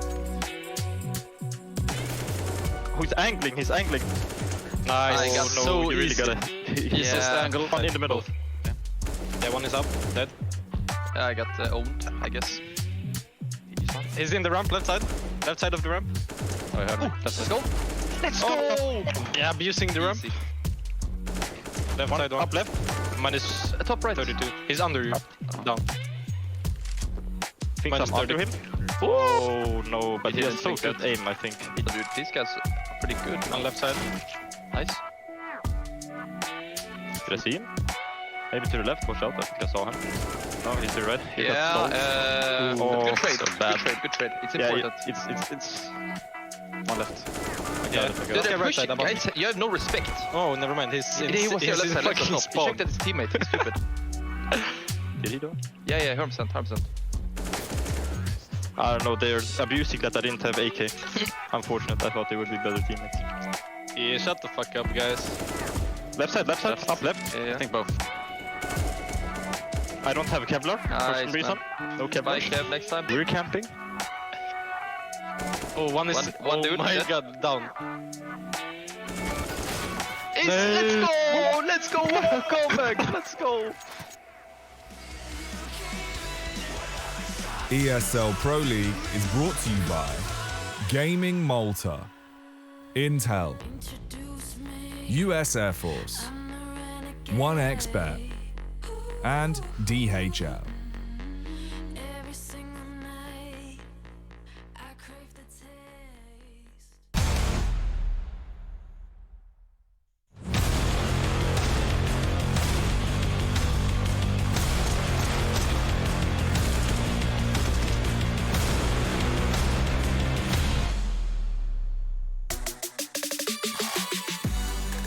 I think what we learned from our loss was that you can't really take anything for granted. Like we played very good in the play-in. We beat Virtus Pro and some other team. I don't really remember which team it was. And when we got into the main event, we just went to 0-2 and got out. And I think it was because we really thought that we were better than we were, you know, after those wins we got in the play-in. So I'd say just not taking things for granted and yeah, just take it more as it comes, I guess. Well, as you heard from Hampus, not taking things for granted, and hopefully NIP aren't taking their current scoreline here in Group B for granted either. Currently sitting at 2-1 as they go up head-to-head against Mouse Sports, who are sitting at 0-3. So for one team, much more of an important match than the other. And NIP now, like, they could get themselves one step closer to locking themselves into that top 3 and moving on into the playoffs. This is a great opportunity for the Ninjas in Pajamas to qualify for the next stage of this group. I think when you were looking at it to begin with, you thought to yourself, nah, NIP, sure, they're a good team, right? They're showing progress, bringing in a new player in CTR. Still, though, with the strength of this group, the strength of the teams you see right here, you would expect NIP to maybe place 4th, 5th, or something along those lines. Now they have a golden chance to beat Mousesports, completely send them out of the tournament for good, but also most likely themselves progress into the next stage. Yeah, especially with FaZe Clan going 1-3 now, really giving themselves that chance to make themselves into the top 3. But Mousesports, I mean, we're talking about NIP, right? We're talking about them trying to qualify top 3, but we should say for Mousesports, it's still an important match. Not necessarily to change the fate of what they can do in the group, but more about getting that like really good practice and getting those reps under their belt, especially for Dexter, the in-game leader for the team. Yeah, I guess the more time they get in a competitive matchup, the better for them, right? They've shown glimpses and they've shown on a couple of maps that they can play Counter-Strike at a high level. I will say, like, you look at the individuals from the tournament as well. Rups have had a couple of good maps. Frozen have been playing a good tournament. Acor have maybe not played up to his best, right? But you see glimpses of what Mousesports can do. But for now, it's too early, right? It's too early for them to really come into a tournament of this caliber to produce great results. So the more practice they get in an environment where everything is at stake, sort of, in a real game practice environment, the better for them. This is a long-term project with Dexter, and unfortunately for Mousesports, this came a bit too early. Yeah, I like how you said there's little glimmers of what Mousesports can bring to life. For the other side, though, for NIP, we've seen some glimmers shining quite bright here as we want to start to talk about Rez in particular, the second highest rated player in the event so far. Now, I know we're only halfway through with Group A and Group B, but he's right behind ZywOo. And he's doing a fantastic job. Rez is a player with a long history, right? He's been in NIP for quite some time. He was the first guy joining the legendary lineup with Forrest and Get Right and all those guys.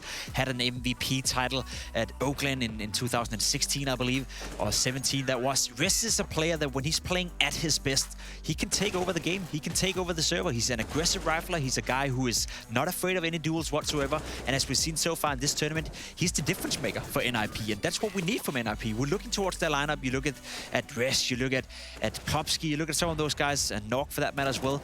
And you think to yourself, well, who's the star player? Who's the best player on NIP? Who's the guy who's supposed to put up, 25, 30 the X-Factor player. The X-Factor player? Well, for my money, it is Rez. We don't see it consistent enough, but when we see it, it's at a very high level. Yeah, and we've seen, I mean, luckily for him, kind of stepping up, whereas ZTR has been struggling a little bit, though he has been doing exceptionally well when it comes to the maps he's calling for. But it is nice to see NIP have this kind of resurgence. Again, as you mentioned before, looking at the groups, you would say NIP probably not going to qualify over G2, Vitality, FaZe Clan, right? The big names, the top teams when it comes to CS, but they've been putting up the numbers, and we're even seeing now a little bit of a throwback here to the Intel Extreme Masters in Oakland where they won. It's also a question of Swedish Counter-Strike in general. Because yes, NIP, they've been a team that, of course, 5-6 years ago, they were the best in the world and everyone counted on them being a favorite coming into a tournament. But let's be real, the last 3 or 4 years, NIP has just been a placeholder. They've been a top 8, top 9, top 10 team. Haven't really been up there where you could believe them winning any tournaments whatsoever. Same goes for Swedish Counter-Strike. Fnatic is nowhere to be found, right? We get to see them later in the Pro League here as well. But Swedish Counter-Strike, they need some sort of resurgence. They need some sort of comeback. And I will say what I see from NIP right now is some of the best Counter-Strike I've seen come out of Swedish CS in general. Of course, Fnatic have had their highs and lows, but again, way too inconsistent. And that's the problem in general for Swedish Counter-Strike. There's so much potential. There's so many good players, but no one has really found the recipe to success just yet. Well, maybe they have found a little bit of an ingredient they need to add to that recipe of success in the form of ZTR. We actually got to hear Hampus talk about how he's calling on 2 maps for them. And funny enough, the 2 maps he is calling for, they have a 100% win rate within the Pro League. But the problem is, for me, his stats necessarily not supporting, I guess, how effective he's being within the roster. Yeah, I mean, if he's a caller, then you can excuse him a little bit and say, okay, you're calling, so you're potentially winning a couple of rounds for us in that regard. But you look at his stats right here, and you're right, they're not really that impressive. And I will say, in modern days Counter-Strike, has this been, again, 5 years ago where you had your MSLs, you had your in-game leaders who knew a lot about the game and who were very efficient on the server, but maybe not efficient enough? That would blew by, right? In modern days Counter-Strike, in-game leaders, they have to frag out. Right, there's no doubt about it. You have to have 5 players on the server who can frag out. You look towards your Liquids, you look towards your FaZe Clan, even Glaive, maybe one of the weakest fraggers. Complexity with Blame F. Complexity with Blame F, Tapsn in Big Clan. Modern days Counter-Strike is turning towards a point where the in-game leader also has to be a fragger. So, sure, CTR is doing a good job, but fragging-wise, he needs to step it up a bit. Still, it's early for him, right? He still needs to feel more comfortable. He's being thrown into the mix now of calling as well. So that will affect your individual performance. So I wouldn't really say there's any alarm bells running just yet, but the stats we saw right here, they will over time have to get better. It's so funny when you talk about, in-game leaders 5 years ago that could get away with just calling and not fragging. For some reason, instantly into my mind went God Hunden. Thinking about him in particular. And I know the track record case, with you and Hunden. Let's take a look at the vetoes in this one, right? I'm curious if we will potentially get that overpass, if we will get potentially a nuke in here. And off the bat, we are seeing the ban come in for Vertigo. Overpass is not going to happen. I would be very surprised if Mousesports is going to let that one through. As for the rest of the maps, it's still a bit up in the air, right? NIP's map pool haven't really settled down. Same goes for Mousesports.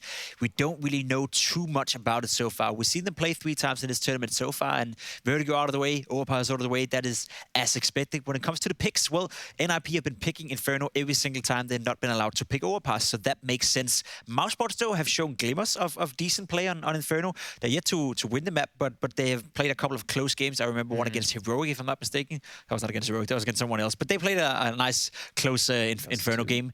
Dust 2 coming out of Mousesports. We saw Dexter go absolutely off against Vitality, right? He was a very positive experience on that map. Mousesports, I will say, could have won that. I think they got off to a good start, but at the end of the day, they weren't. And then we have Mirage as the third deciding map. So when you look at the three, I guess, the three maps and you look at what kind of maps are they, Inferno is this very tactical, heavy, utility-based map where you need a lot of team play, you need a lot of synergy to be able to play it. Whereas for Mirage and Dust 2, you can get by with individuals playing well. The problem for Mousesports is that we've seen Frozen play well once in a while, then we see Ruffs play well once in a while, but Acor has been missing. Dexter, it's been very, very small with success for him. Bimes has been a disappointment to me because I think that he's much, much better than he's showcasing right now. So individually speaking, I'm not sure as Mousesports have the firepower, you know, at least not at the same time to deal with this team of NIP. And there's no doubt, you know, when you look at the team composition, individually speaking, I would say that the Mousesports players are better individual players, whereas for the NIP team is a much, much better team. Right. And we saw there our Epic's GG players to watch. It was Rez, it was Frozen, and I like how you point out yet again that we see Mousesports, we talk about those glimmers. You have, like you said, Rops stepping up in one game, Frozen maybe not. Then the reverse happens where Frozen steps up. But Dexter, I'm really looking forward to him if he can maintain that kind of performance on a map like Dust 2. I think that makes Mousesports a really formidable force when it comes to that map going on in the future. Yeah, you need a third guy on your team who's able to hold up, and I don't think for Dexter, it's his fracking is going to be fine. Here in the beginning, sure, it as we talked about with CTR as well, when you join a new team, you're feeling a bit uncomfortable. Sometimes your fracking will suffer a little bit, but we've seen Dexter in many, many years now, and especially the last year of his career, be a phenomenal fracker when it comes to producing on the server. So I'm not too worried about that at all. It's more so, can he, as an in-game leader, set up Rups, set up Frozen, set up the team as a cohesion and make sure that Mousesports is a top team, right? Because when you look at the player material they'll have, Rups is a world-star player. Frozen is slowly but surely becoming one of the good players out there. And then Acor, who's this talent that is still unpolished, who once in a while show how good he is, but still haven't really broken through in Mousesports. I look at the players, I look at Mousesports, and I think if they can make this work, there's definitely potential to be a top 5, 6, 7 team if they really hit a stride. And I'm looking actually towards Acor, as you mentioned before, him up against Knock, the Op battle. Might not see it too much when it comes to Inferno, but looking at Dust 2, I want to see Acor have that solid game, right? You talk about how well he can be as a player, how much he's improved over time, but I want to see it. I want to see it on the server, and I want to see it in this match because I don't want to see Mousesports give this up at all. He's going up against Nog, and Nog is a phenomenal player with the AWP as well. He's going up against Threat, the coach of NIP, who always make solid game plans. So Mousesports, they will have to play better than they've done so far in this tournament if they want to win today. All right, well, let's head over to our commentators, the Machine and Sponge. All right, you guys have finished off your story meeting. Now already, Bloodshed is about to be drawn too aggressive towards second mid. Do look to deny that and fight that. Instead, 1xBet leans NIP's way, as did our desk. That was, of course, Mr. Kaplan and Mr. Vinicky. Evade the nade, no damage really. Plomsky and Nork just a little peppering. Ready to get this one started. Rushley on the 1s, 2s, 3s, 4s, 5s, and 6s. And already looks like ZTR is ready to set his teammates up for the go. Smokes are flying. Rops yet to fully find the head. He stabilizes his aim and does bring Plopsky down to half. That duel from Frozen has gone awry. It's a chance for Acor though. Rops standing strong, standing vigilant, does take a lot of damage. 2 HP. He stabilizes, finally goes down. And now they have a man advantage. USPs are scavenged. They have map control. Acor does linger. As the smoke fades, you'll have a little line of sight onto Rez's aggress, but 40 seconds, it will slow down for a moment. NIP, they have a man advantage, but for how long can they maintain it? It could change in the blink of an eye, in the click of a mouse. Bomb. And Acor trying to pip. No one covering? Oh my god, no one's covering, and he's going to get them both. They line up for him, and Acor wraps it up neat and tidy, just like that. A gap in the defense. NIP were not covering for the aggress. He cuts Noise long enough. Brutality. Yeah, that one there felt like NIP had done so much, right? Off camera, Rez kills Dexter trying to push down Banana, so they know that their flank's not an option. And here when they plant, it's the only place they're not looking. Coffins, Acor finds the timing. Gets 3 massive kills and puts a much-needed round on the board for Mouse. And I don't mean much-needed because of the position for them in this group. They're not going to make it through. We all know that. Mousesports are done in Pro League. But right now, this is for the future of this team. Now, this is where we have a huge discussion about pressure with a whole different kettle of fish in the conversation. Mousesports now going to be less cagey, going to be playing a bit more free. They're just trying to see if their team actually works. And aggressive maneuvers like this is one way to get started. Look at Frozen straight down mid. Yeah, I think Campus is a dead man shooting. He does hit his headshot and ducks away. He lives to tell all the tale. Gets away just in the nick of time, and Acor trying to rock the ship. He does, just like that. What? CT aggression completely on his own, and he times it to perfection. Acor with 2 high-impact rounds already, just 2 rounds in. 100% success rate. Now, Dexter caught out, doesn't go down to the CZ, a crucial survival. And as the deep smoke drops, it does seem like with Acor and Dexter's moves combined, they have re-stabilized. Hampus trying to be a rascal. Very low. Oh, he's pipped the timing here, hasn't he? If Acor doesn't... He's heard it. Yeah, he does. Oh, he's giving him a chance. Hampus has a shot now. A small chance, a small window for him to jump through, but it does require first bullet accuracy. Acor, back-to-back triple kills to start off our series. It's just Nork. And the aim punch just a little too high. Crosshair goes wide. Recover 2 M4s into our 3rd round of play. So there's no brainer that this group is still going to be an absolute mess with the 4 top dogs. It's Nip, Ents, obviously we've got G2 and Vitality. Mouse, we discussed, they're out of the picture. But for NIP, in this one right here, they come in as the favorites, but Mouse come in with no pressure. Now, my issue is with the Ninjas is it's some newer names at this level of Counter-Strike, right? We've been speaking about Plopsky, that feels like a year now, Rez for the last couple, Nork and Hampus in more recent times, and then ZTR only in 2021. I worry, in a pressure environment here, that NIP might crumble. They didn't go into too many of their games as favorites until they get into this one right here, right now. And Hampus has taken a massive chunk there, hasn't he? Down to 24. Oh! Oh, and Dexter, if he tucks in on half wall aggressive. Yeah, look at these risks. They weren't making these plays the other day. They weren't. And they're going to flash as it fades. This is so badass. Look at the chance and the damage. It could have been 3. Just like that. Another aggressive move. We've seen 3 of them. No, let me correct myself. 2 of them. Over the course of the just 3 rounds of play, with just Mousesports bringing a new flavor to the server. Fully flash, Rops knocked off his favorite balcony. It does leave vulnerabilities to Bemis. Acor and Frozen starting to look for info elsewhere, but it's already the push. Bemis not checked immediately, and he does find ZTR. Don't forget, Nork is low. Rez brought low as well. They've lost the sight. Bomb will be planted, but this is a difficult after plan for them to piece together again. One smoke dropped. Smoke. Yeah, another one for Nork as well. The low HP could be clipped by Acor's nade. Yeah, that's the end of Nork. Oh, catch that one. Booked him. Rez to clutch. Using that low HP to great success onto the first. He knows exactly where Acor's coming from.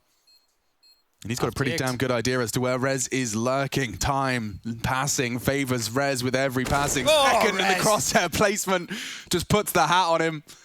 NIP given the first. Posting it on the board and seizing control of Inferno.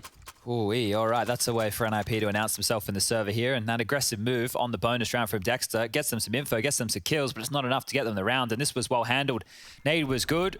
Rez immediately finds a kill off the back of that, right? If he waited a little bit longer, probably loses all the space and will go down to one of the 2 retaking CTs, but really clutch flash there from ZTR as well to get the opening onto Rops. You thought up on that perch, we tend to see him do a lot of damage. Pistols out now for Mouse. BMAS upgraded into a Deagle, USPs for 3, and Rops on a P250. Here's a flash for Dexter. Poised and ready to wait for the signal to let that one go. And I think we'll see a lot more of a proactive Mousesports here on the CT and the T side. He's currently clear. It is a 5-man lean, 5-man gamble stack over towards A, hoping the trap gets sprung, flashed, and that was it. Nobody to receive that. All the information for Rez. NIP are in the power position right now, but they're going back to the stack. There could be more. More damage. P250s and USPs are filling the feed. Nork's getting low as well. They're hitting all the shots necessary. This is awkward as hell. Plopsky. No way. Just pistols, P250s, USPs. NIP cannot afford to let this one slip. And it all comes down to Plopsky and his following decision-making. Oh, Rops can just play spoiler on B. Just deny the plant. That's all he has to do. He knows that Bemis is looking for that mid info, and he spotted him there at the bottom of mid with the bomb. Back B, very noisy here. Very noisy from Plopsky. Should just be the one shot. Oh! Nearly misses it up, but that is Mousesports given the gift of 3. They had no right into that round. Was a flash, 2 upgraded pistols, and USPs. That was it. Look at how much Rops does here. Thinks from Dexter as well. Look at the damage he inflicted. Oh, dearie me. Okay. Well, they shouldn't be running away with that one right there. Oh. Wow. That is unadulterated robbery. Mousesport's given that one. NIP are back to the drawing board and back to the whiteboard. It's just written on Force by AK, Galil. Big capital letters. Threat's got the eraser out, ready to completely change the plans if this one does not go to plan. Oh, forward position right now in halls, and we saw this have varied success for Mousesports, right? If teams identify the setup, they're able to punish off of that information. Akor's actually netting up over towards that arch side, and up Banana we go. Lots of room. And just limped out one at a time. Hampus trying to make some room. Doesn't get it done. Molly lands on his corpse.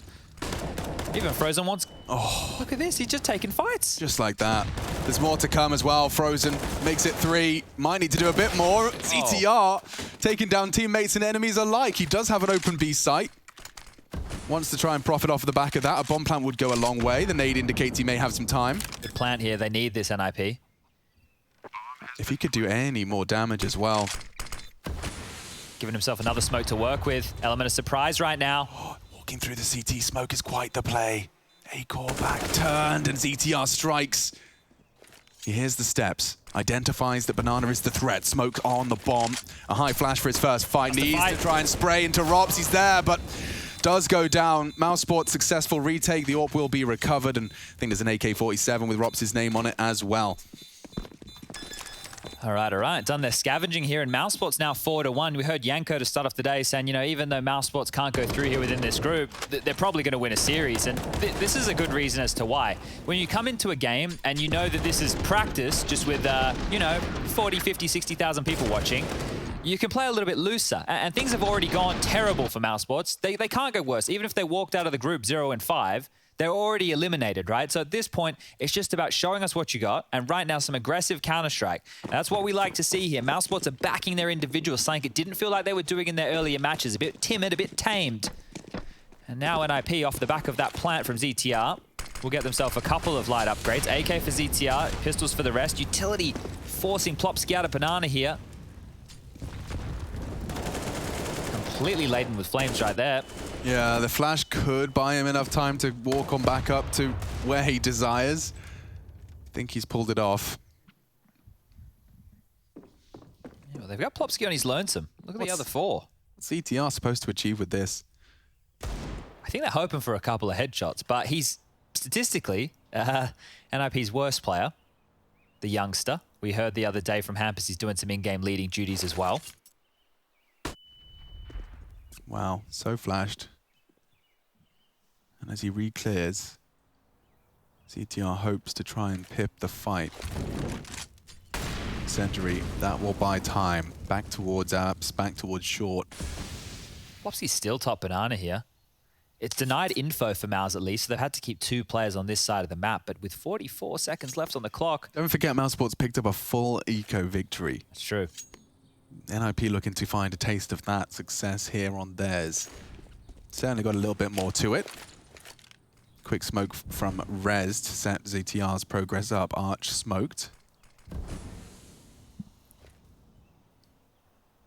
And Rops with the restraint. It's robotic! Look how easy he makes it look.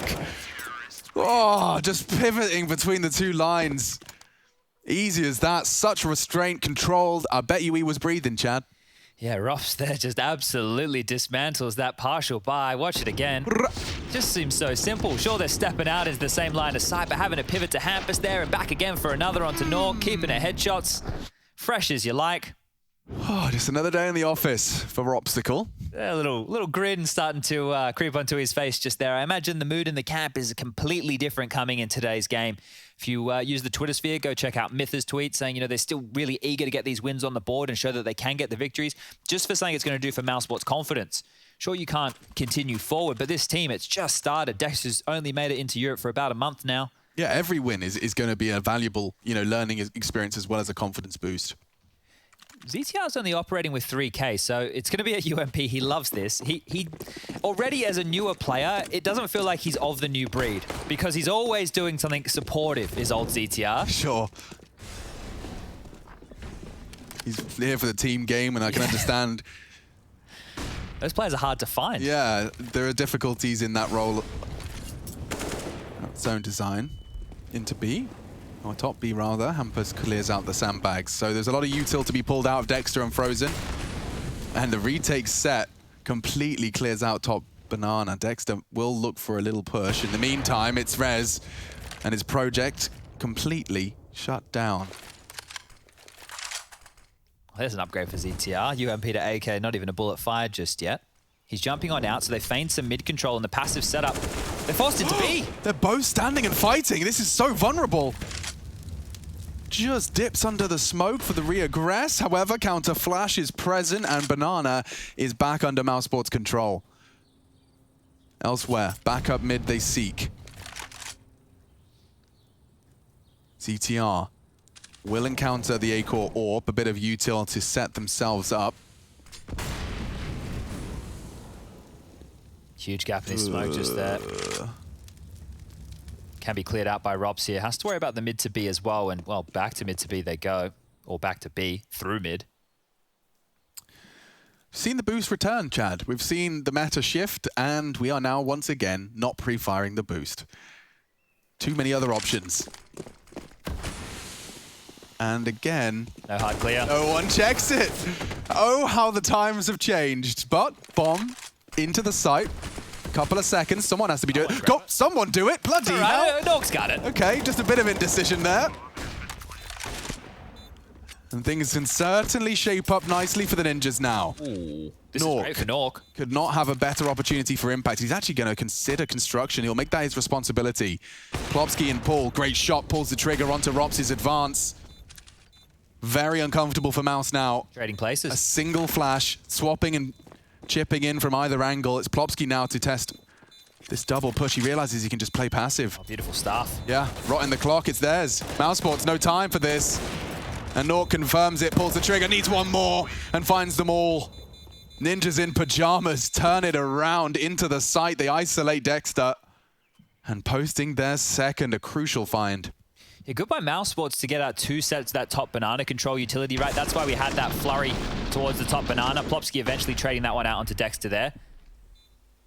But it's very wild to be able to pull around back like this. Mousesports dropping their second. NIP keeping that AWP in the hands of Nork, and another plant means we will see them purchase it again, and both teams whittled on down in early stages here. Round number 8, we're already going to see a deagle on Robs. Uh-oh. Missed shot from A-Core, and there's a nade on his nose as well. He has to operate at 26. I think that's enough to think better of the reaggress. Robs is very forward here. Ugh, very nasty little gap for him to exploit. Ooh, Rez has got the wall bang, damn. Draws his attention towards the bedroom. The sound confirms it. Now through the smoke, and Hampus executes Dexter. They're punishing this B site now. They think they've found the weakness. And again, they've successfully found the entries necessary. Looks like Frozen's conceding this one. They had the aggressive stance in apps and just punish into B. Yeah, quite pick-heavy stuff here, but there's still this standoff in second mid. ZTR looms around. He has locked them in towards A. They cannot try and escape to T-stairs, to T-spawn. So if NIP want to chase, doesn't look like they do, they know where Mousesports are stuck to. Bomb's going to be halfway ticked. And this one here will be called on off. But with these saved weapons, at least they can stay threatening, and I think we might see those aggressive maneuvers starting to come out a little bit more. But one of the things that stood out to me in one of the early Mousesports Inferno games were the double AWPs. They were doing a lot of double AWPs against Ents. You know, it wasn't always looking like the best setup against the execute-heavy style. See if it's something that Frozen wants to get back into here today. There you go, ZTR making noise. Rops was looking the wrong way, but look how easy he makes that look. Deagle bullet in the brain, UMP picked up. The Bybee gets that a little bit more threatening. It would have been probably P250s at best for the players who were dead on the side of Mouse. Now someone gets a free UMP or a free Deagle. Oh, just as the flash popped. A-Core had no response, and Hampus completely disrespects the smoke to great success. Bam. Weapon recovered. Wonder if that UMP is going to be seeing any more action. A flash out of that as well. So if he gets an alley-oop, we'll have to see where they want to set players up. But over towards short is BMAS with one of these M4s. Now, BMAS is a player who is one of the bigger rookies in the server alongside a ZTR. One of the lowest rated players at the moment in the tournament is BMAS. has yet to realize or demonstrate his potential consistently. There's no doubt about it. Even pipped long ago as Nico's player to watch, Rising Star. Yeah, it would be good to see him activated. I think he's got some cruel aim. Here we go. Perfect flashbang for Frozen to collect, and he even identifies there's another one hiding around the corner. It's Nork and Hampus. We missed Acor's first, but he's pulled the trigger onto Rez. That's twice he's been shut down on his boiler adventure. Oh, and another one's gone. What is happening? Just like that, Mouse Sports can't quite believe their luck. Acor has given them weapons and essentially a round. To change my mind is Nork and Hampus in a 2v5. GLHF's in the chat. Nork's baiting steps away to draw someone into Hampus' Elo's sight. Okay, hang on, hang on. Oh, if only. Robs lives. Only just the flames will shortly seal his fate. Oh, eventually we get there. Nork gonna get pressured through that smoke. He's forced off the bomb by Dexter's spray. He confirms that as he fires the shot, and then is gonna completely punish. Flooding into the site, multiple angles. He can only pull the trigger once. Mouse Sports. I bet as he heard them charging up Banana, then he wished he just sat that plant, right? Because he capped a bullet through the smoke, thought, I better get off it. But as soon as you hear those footsteps, top Banana, 20 seconds left. Ah, there you go. The balcony position is paying off. And the second for Acor. Feels like they were a little bit too easy. 6-3. In the first 9 rounds of play, Mouse Sports have won 2 low-buy situations. One was closer to a full eco, I guess, by modern standards, and one was with saved rifles. So they're getting away with a few here, as well as this on pistol. This one here was another round where it looked like NIP had done more than enough. So 6-3 the scoreline as we run you through the highlights. You can hear that timeout music talking through the options right now. We are getting this one back underway with the buy from NIP. There's some AKs on the floor. So Plopsky's grabbed one, Hampus has the other. It seems like another half buy attempt here from NIP, and they're really talking this one through in spawn. So even with the timeout, still laid out. And more second mid and boiler aggression. Robs loves this little cheeky smoke. Off the door, gives him a bit of a one-way to peer under on the right side. Bemis can focus towards boiler. Robs can use the one-way of the smoke here. It's a simple one for you. Maybe you get a pro tip on it one day. I wonder if it's going to pay off. Looks like it might. Ooh, Rez pre-fires it and actually hits it. Beamer's trying to fill the gap. This is so awkward. Oh no, 2 frags in the apartments. Acor takes matters into his own hands. Aggressively AWPs, connects. Does bring the heat appropriately to Boiler.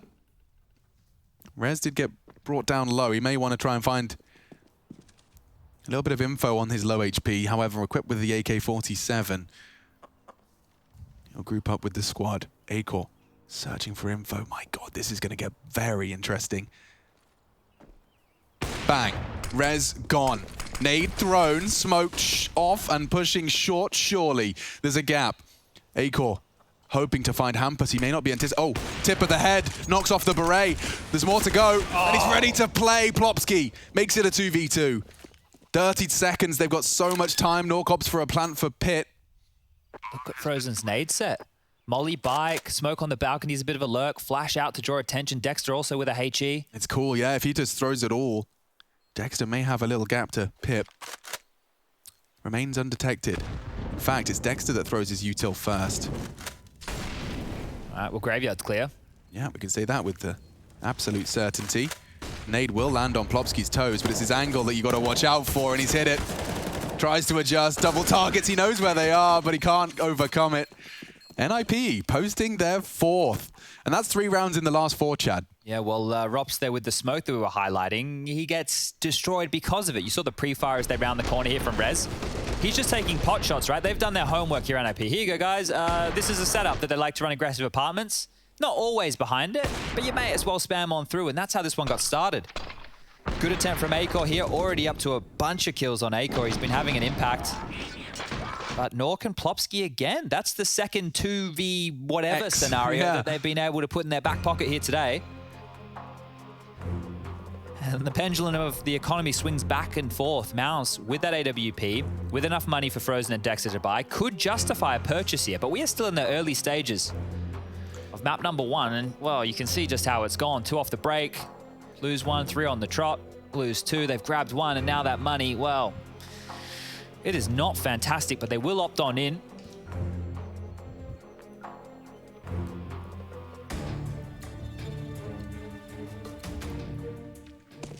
NIP just looking good in these mid rounds, right? They put the brakes on, they don't get flustered, they don't rush anything. They hit the shots they need to.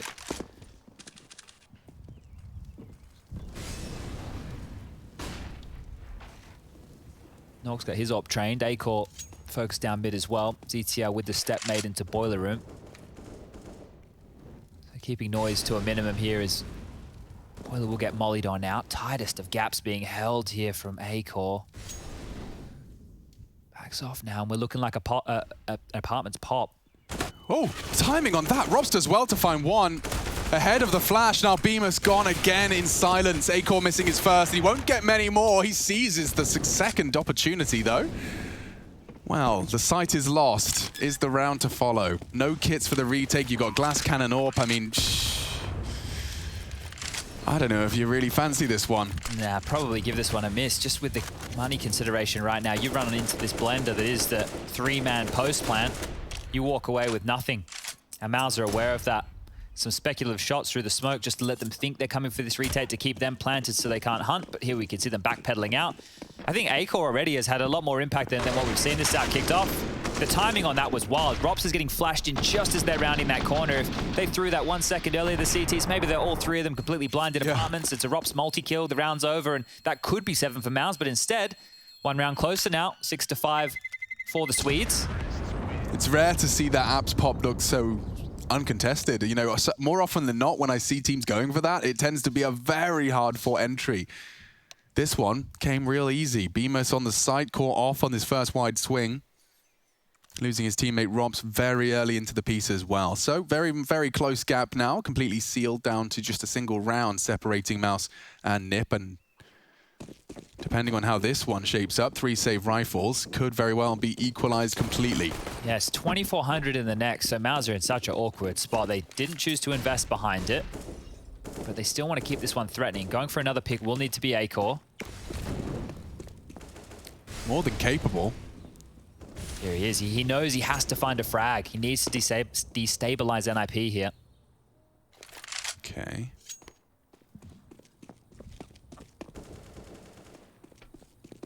The Ninjas about to be set up for success. The flash completely eaten. Dexter caught. The counter utility from Frozen falls flat. And Acor, no, caught just on the wide line. There's 2 of the guns down. Rez further away from the angle sees a whole lot more. And just like that, their chances completely dwindle. That was a Glass Cannon AWP preserved and found. Rez contributes, and now with 50 seconds, they pack roll. Just 4 rabid Swedish dogs. Oh, Frozen, you're in the right place, but you don't know it. Could play spoiler. He has no info. And as he sees Long's clear, he's going to be kicking himself. If he has a look, he's going to see nothing. Oh, it's brutal. It's absolutely brutal. He's called clear mid. They're already all the way through. They're even going to park ZTR and CT spawn. You really got no way in now. Yeah, 5 more seconds and we'll hear the bombers being planted. Scavenging those dropped guns. Mousesports might be looking for those. Yeah, that's true. It's going to be hard to get Dexters. I'm sure they're going to guard that one towards the top of Banana, but the AWP for Acor, well, that is very, very close. At BMAS, he gets his grubby little mitts on it. Now, NIP, can they start hunting? The money almost there to do so, and ZTR again locking in these rotations. He can start calling this to his team again. Oof. They are in a position to go for it. Have a little looky-loo. ZTR just with a couple of jiggles. Look at the tight line that Bemis is holding here. So as they flood through CT spawn, there's utility on ZTR, a smoke, a flash. How badly do they want to take these guns away? Doesn't look like it at all. So getting me excited. All for nothing, all for naught. Bomb goes off. 6-6 now, tied on up. NIP after a bit of a rocky start after dropping 2 low-buy rounds. Yeah, you never want to do that. That sounds so painful. Yeah. A rocky shot? Yeah, I don't know what you're eating. Probably a lot of gravel. Yeah. I mean, I used to know some kids at school that were dumb enough to eat rocks, but God, that sounds horrible. You couldn't even chew them. You just have to swallow them. Yeah. Ooh. Yikes. And if you were that kid, glad to know you're still doing all right, man. You're doing well. Yeah. Keep your head up. You're still pulling worms out of the ground and eating them. Let's see. Round 13, map 1, second series. And Group B being determined through every passing round in favor of the Ninjas. Acor just sticks around a little bit, wants to try and find that early frag that's been eluding him these last few. Looks like ZTR has caught his fair share of nade damage, down to 45 as he enters the bedroom. That molly for the roof or for the floor? We're about to find out. For the floor. He's safe. Just above it. Safe. And now they'll peek in. They find him out. Great jiggles from the Swedes, but he transfers perfectly. It's Bemis with the double. Finally does get silenced. Hampus issues the gag order, but Bomb needs to be scooped up as well, and Nork having a standoff. It's a bullet to the thigh. Acor through the wall, needs another one. He's adjusted nicely. And now all onto the already tagged up Nork. Chances completely squandered now for the Ninjas. Mouse looking to jostle for control. Bullets, nades, everything. And there you have it. Frozen's rotated in, will grab himself all of the goodies he can find, and post 7 for Mouse. Interesting one here. I think Mouse Sports with that 7th round, not that they're lucky to do so, but they were 1 kill away from potentially losing another 2-on-4 style situation. This is great for them to stifle top mid here, but as soon as you come out apps and you kill that player short, if this smoke was down before Hampus started running, he didn't need to, there was still a minute left on the clock, then it could be a different round. And I think this is what is more different decision-making out of Mouse than anything from NIP. Acor in the last few days, I'd say, wouldn't have gone for that re-peek after missing the shot. Today, they're happy to fight. They're happy to be a bit more active. So these are positive signs for Mouse. I mean, taking the AWP boiler and actually pushing the bedroom is definitely a different flavor. I've just broken my chair in excitement.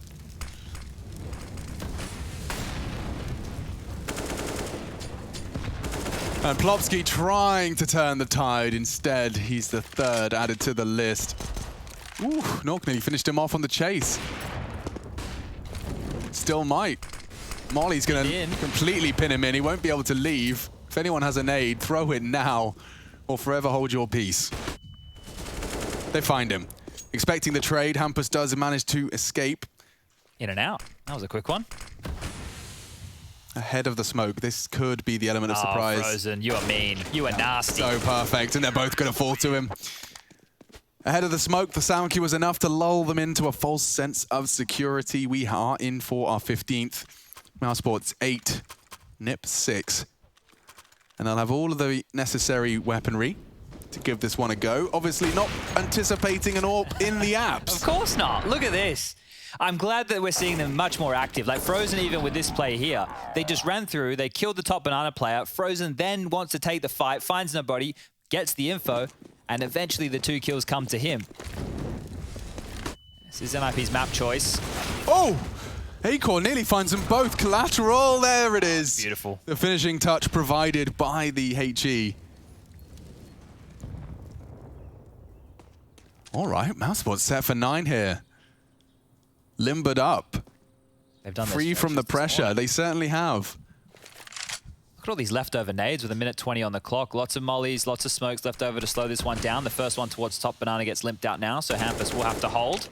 A few bullets through the smoke to let him know, yeah, I have control. As ZTR is searching now the likes of Rez. There goes the bottom of the chair. Don't worry, everyone. That was just me finishing off what I've already achieved. It's more like a jungle gym in here than a chair. So the scenes that I see daily, you guys would have your minds absolutely blown. How so, Chad? I've never seen a grown man mantle a chair with such grace and also fill me with fear. There is a degree of grace to it. I'm glad it's not just me. Now then. Oh, dear. Hampus's hopes and dreams of a beat lurk, trying to sell it as best he could. And look how passive Mouse are being. This 9th is important. Rez has actually managed to find a little way in. Dropsicle. Surely this is enough of an element of surprise. ETR, though, he's trained in on it. And Rops, mechanically gifted, has managed to convert and make it a 1v3. Rez does upgrade to the AK, which fills me with a bit more confidence. Smoke to play around, and does evade the flame, springs into life, onto Frozen, 2 more to find, lurking in the smoke, he could very well find it. Graveyard's great, the nade is even better though, 10 HP. Time is his best friend, but Rops with the perfect decision making there. Just the best way to possibly stop any sort of funny business. Sits there, lets Dexter cause all of that chaos, and it does post a 9th. Ladies and gentlemen, 9-6. Mousesports looking revitalized.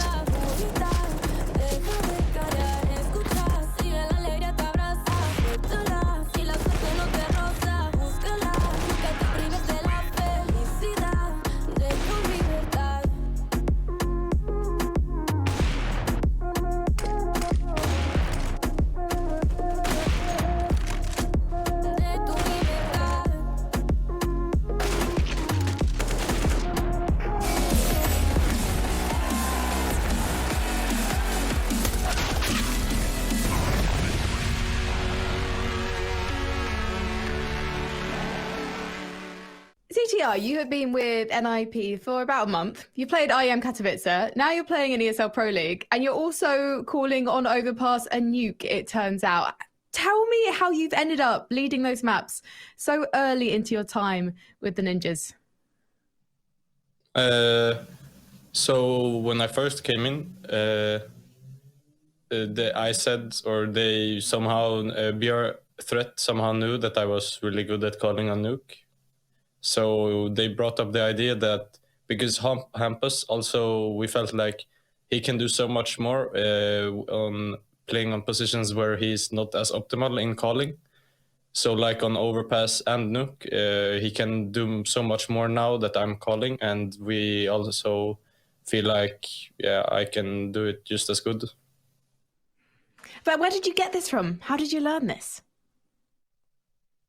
I mean, like, ever since I started playing semi-professionally in my first team, I've always been talking much, been making the mid-round calls and such. And like 1 year ago, when I joined my first paid team, I started embracing the IGL role. And then I've had it when I joined the Young Ninjas as well. And yeah, now I'm taking it on like a bit healthy. Is the pressure different when you're calling? I don't feel like it. Everyone in the team, I feel like they really trust in my calls, so I don't feel that much of a pressure. But it's only been, we've been winning so far, so maybe in the future when, yeah, my calls are not working, I will maybe feel it a bit, but that's up to see then. The future, ZTR, is this official? Are you officially a fully fledged ninja now? No. For now, I'm just playing ESL Pro League, and we'll see what the future holds.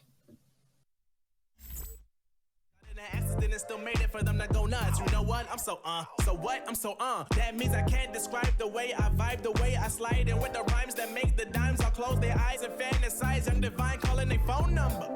Yeah. No, you know I love you. What's up, babe? And you know me, I can't sleep without blazing bees on stages for their ones gracefully, and I got a smile that they hate.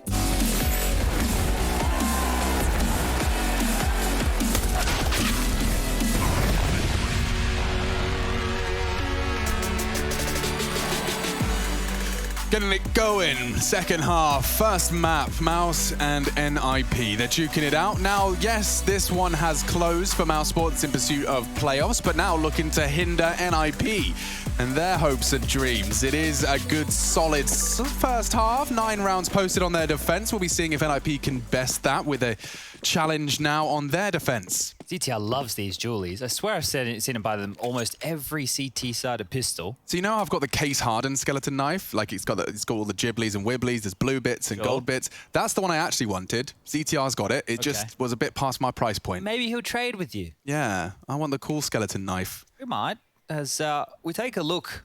They're desperately trying to look at his booty. Hang on. There it is. We're going B right now with 4 players from Mousesports, right? We have this utility right now in the hands of Acor and Dexter. So they can set up for a quick pounce. It looks like they're getting ready to go. Yeah, okay. Plopsky and Hampus will deploy their own smokes. The flashes are great to make space. Look how much space they've got in a very deep smoke. You can see what that's enabled them to do. Completely isolate these two. It's just you. It's just Plopsky. What have you got? Nothing. The answer, Hampus provides just a little. Oh, then a little more. 3v3. They're already into B. Retake entirely coming from one avenue. They'll be able to channel them. Acor confirms there's nothing Banana. Even has a flashbang. Even a nade. Interesting on Bemis. It does mean that two of them are unarmored. I'm sure those Julies could shred through. Oh. Here they come. Just like that, the nade chunks ETR and Dexter's the one to deal with it. Now Nork picks up the kit. Has the USP. Has the time, but hopes and dreams fading. Oh, great first shot, and now he's going to go for the hole, try and wiggle, hope that Bemis tries to call his bluff. He's overthinking, and Nork is ninja'd right under his nose. TeamSpeak gets a little quiet after that one. Whoa, whoa, whoa, whoa. What a great pistol from Mouse. It all falls apart at the final round right there. That one is going to sting. It was so perfect. You did it all. You did all the heavy lifting. Even Dexter's provided a double. And Nork just calls the bluff and stares at the floor. Obviously not too aware of the defuse kit right there. They got dropped off of ZTR's body. That is the undoing as Mousesports go for one of these classic 4 spies. Bemis, who stayed alive, has the armor, so he's gone into a Mac 10 instead. Ouch. And that one is going to really sting. We know that Mouse are searching for a win. No, not like that. Not like that. Bemis caught on his way out the smoke. Dexter gets a nade on his nose. The mood is starting to sour. Here's another one. More utility damage. Find a safe spot. I challenge you. He has, and he's quite close to converting the spread. The spread finds Acor down to 50 as well. Dexter operating with just a single point of health, essentially. And now we wait.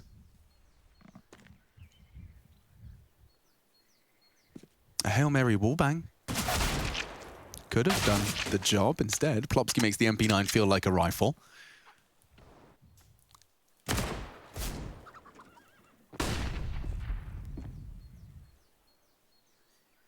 It was the ninjas that were doing that flash off their face, wasn't it? Was it them or was it Heroic? I think that was, yeah. That was Heroic in Group A. They doubled up and ZTR was doing a lot of talking. I think it was that 3 players B on a pistol. This shouldn't take too much longer. Dexter low. Rops is now coming with him in Banana. And we should be seeing the AKs come out in the next round, facilitated by that Bemis. Well, not plant, but lost round. Rops will grab Rez. How much more can Rops have? He's been putting in a good showing. Oh, if he had a chance to stabilize there, Plopsky could have gone down. Bomb could have been planted, and it would have been a great round for Mouse. But now, going into round number 18, these AKs will be purchased. Acor even straight into a Krieg. Now, I don't want to say that we saw Nico doing it a lot, and now everyone's copying him, but it kind of feels like we saw Nico do it a lot, and now everyone's copying him. So it was just the other day. It's like, yeah, you guys could have all been buying this gun before Nico decided he wanted to be a primary. Could have. But you don't have to, so this is cool. Acor using that in lieu of the AWP here. And the AK's immediately heard. You can hear that spam through second mid just to deal with any aggressive Halls maneuvers. But this is a B push that they're setting up for. Flash out. They'll wait for these Ts. Mousesports to creep ever closer. And Plopsky, he's the man with the plan. Rez can't afford to go down there. He actually caught a bit of damage through the smoke, but Nork, perfect. And then they flash for anyone that's behind the orb. It's Bemis and a bit of a mess. Plopsky eventually wins the war of attrition. Look at their util as well. It's very suffocating. Acor's trying to thread the gap. Could have a chance here. Yes, he can. And just a tap over the smoke. Very effective. Hampus tries to trade back in, but he's smoked off. And Acor's trying to make this feel like a full BX-ec as Frozen takes space elsewhere. Yeah, he helped create this gap, so now Frozen has a lot of time to work this.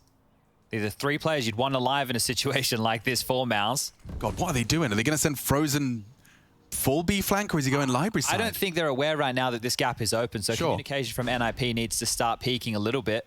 I think Hampus has considered it. He's just had a look. And they spot him. That's only going to sell this B even more. Heading in fast. Nork responsive. They're up Banana, 25 seconds. It's just these two. And here they go. Quick from Frozen. Hampus, the only one on the site now. Mouse have had a couple of these rounds slip away. Good opportunity to post a 10th here. And over the smoke on the fountain, powerful maneuver. Acor was elevated. And he'll be taking next contact. It's Rez and ZTR.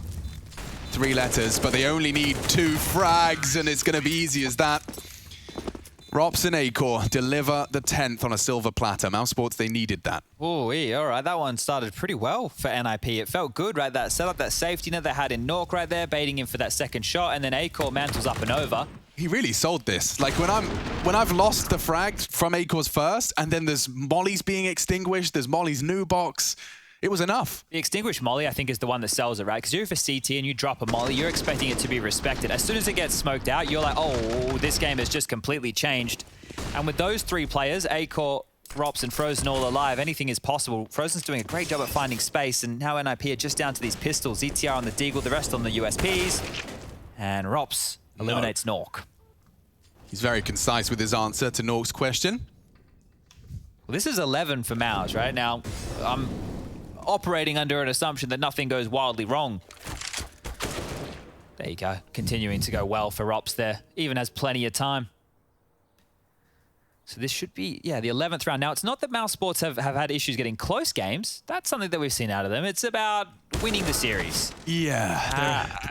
I don't know. I'm loving what I'm seeing today. It's much better in terms of like how decisive they're being. They're taking initiative. They're taking fights. They're not looking so scared. And I didn't watch the game against Vitality where they were forging like a spectacular, like from 13-6 comeback all the way to 14-14.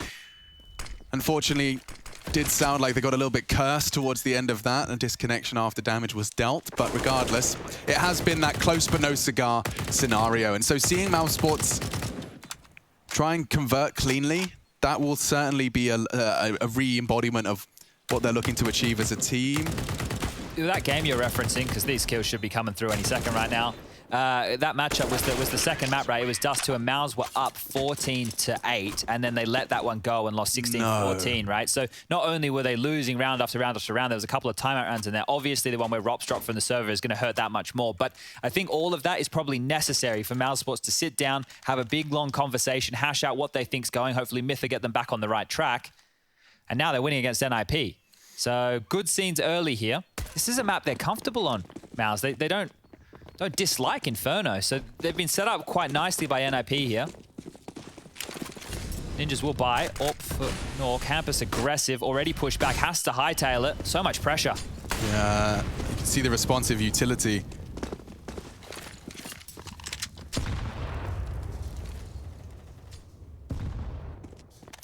Look, Mouse Sports moving as a pack straight up middle. 4 of them ready to burst up top. It's a nice bait and switch. If Nork fires off a shot and then tucks in and they try and swing to punish, Rez is there. Here we go. They're going long. Dexter not going to be able to adjust in time though, and so now the silence is deafening. There must be more. Check your long. Hampus has rotated in to completely lock them in. This seems difficult for Mouse. How are you supposed to get out of this one? The flash does tuck them all into Arch. And Plopsky losing his life quickly. Hampus tested. Whoa, damage inflicted. Rops reveals he is detached from the pack. You're going back to A. Yeah, they're taking short. They're taking all of this control. They're actually swapping round. What the hell? Nork's going to be completely vulnerable if he steps a toe out of line here. Ah! Okay. Info. So much info, and it's free. Can't adjust. Wasn't ready for Acor. Rops, however, is very ready. And just like that, Mouse Sports dig themselves out of trouble. What a turnaround. Oh, I understand what ZTR and Rez were going for. They thought they completely lost the bomb site, right? It's going to be B. We got to push down Banana. We got to get past Rops. But instead, the breaks from Mouse Sports, and they pay off. Even after this opening from Rez here, Rops coming through, clean and easy. And that was an investment from NIP. It looked scrappy. It was. It was all They gobbled up that cut noise. They gobbled it up. The Mouse, this is their 13th, surely. Surely they're good for 13 here. This is the most convincing we've seen Mouse. Look, now I just mentioned they lost a 14-8 scoreline. Yeah. So maybe I need to bite my tongue. I think you can keep it flapping around. I think we're okay here. Rops is flashed in, and ooh, a minor chance. CTR forced out of Boiler. He's making no secret of his apartment presence. Partnered up with Frozen. It's quite the duo, isn't it, to take control of halls and boiler room. Better be confident in your aim if you're taking those duels.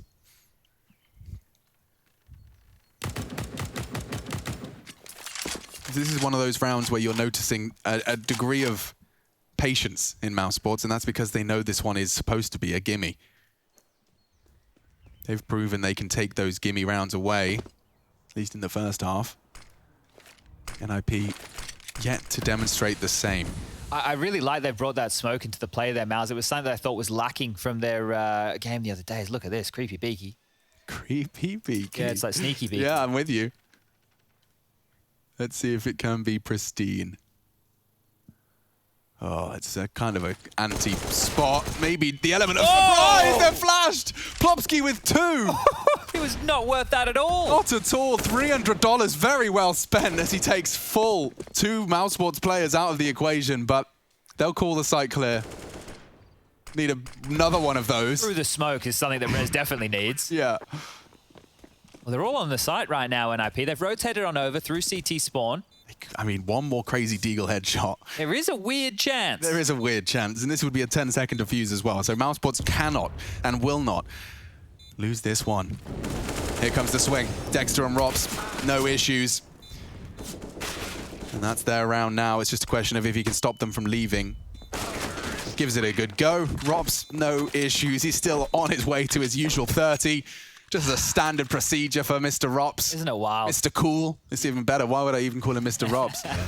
Some of the players have good last names. What's your name, sir? Cool. Mr. Cool. Yeah. That would be. You can call me Mr. Cool. With a C? No, with a K. Yeah. You know, that's how cool he is. Yeah. You know. Mr. Cool. CTs. It's been a while. It's been a ever-increasing gap and silence from them. That's 4 in a row for Mouse as they are running, sprinting towards the finish line of Inferno. NIP's pick no less. Ninjas in Pajamas, so far, 2 wins under their belt. They haven't come easy at times. Of course, their opening game against G2 was a quick one. 16-11. They fell in the first. Having a look at this scoreboard right here, I think the A-core performance is the one that's standing out to me. We should take a look at this, though. Look at this. Her headset's all pulled off one ear. Turn around, listen to me, look me in the eyes. We need to acknowledge this. Threats running them through what needs to be changed. Oh, God. Just seeing a whole team in one place is quite exciting. Yeah, as look, they need to fire up right now, NIP. This is one of their last shots, maybe even their last shot to guarantee themselves a full buy in this map if Mousesports continue this tirade of rounds. 13 seconds left before we get back underway. Make it 10 now. All right, lads. Whatever Threat said, hopefully they listened. Yeah, trying to get them back on the straight and narrow. It's been a quiet one from Nip. 4 rounds in a row, a slew from Mouse. T-side sprint, splitting the resources down second mid to start.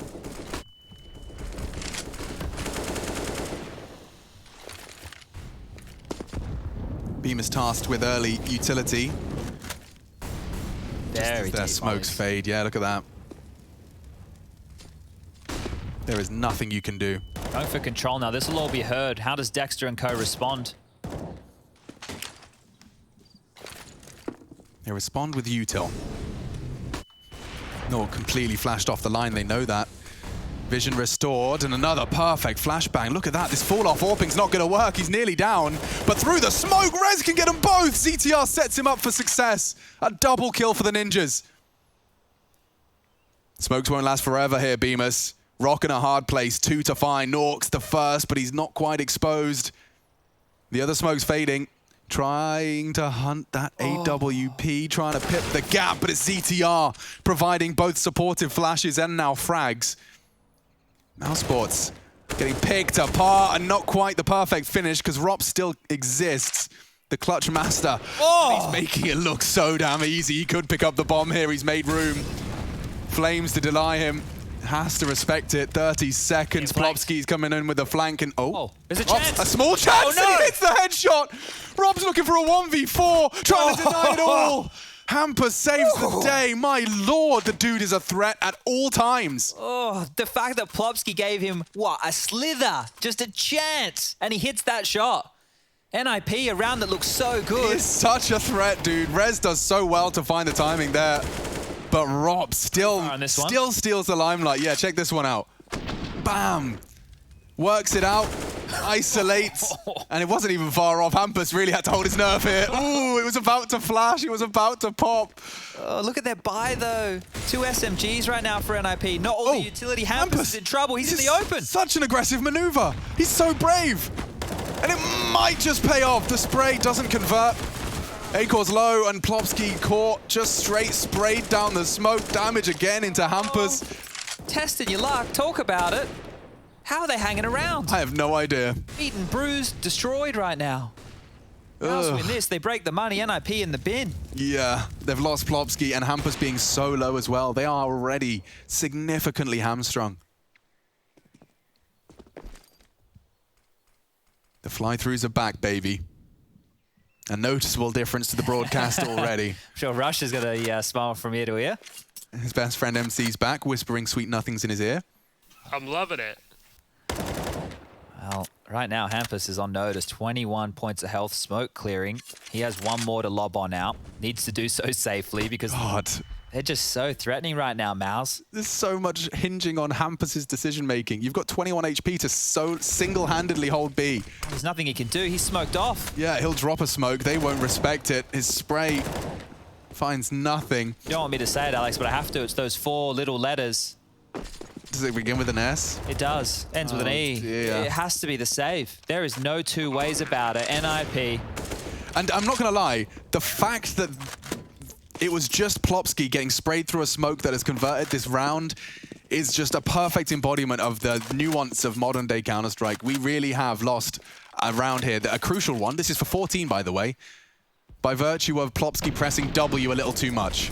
And the thing was, it felt like he was coming to bail out Hampus, who found himself in hot water. There it is. That was your round. That's a round-winning frag, ladies and gentlemen. The rest of the round doesn't even seem to matter at this juncture, right? And where the loss bonus is at right now, I do believe we're looking at 2,400 on the nose for next round. It means that Plopsky can't even be dropped anything better than a Famus. So the buy for NIP, it doesn't get leaps and bounds better. Sure, they get a bit more utility. Sure, maybe there's a diffuse kit that they can talk about, but it's still similar scenes as to how they found themselves in the previous.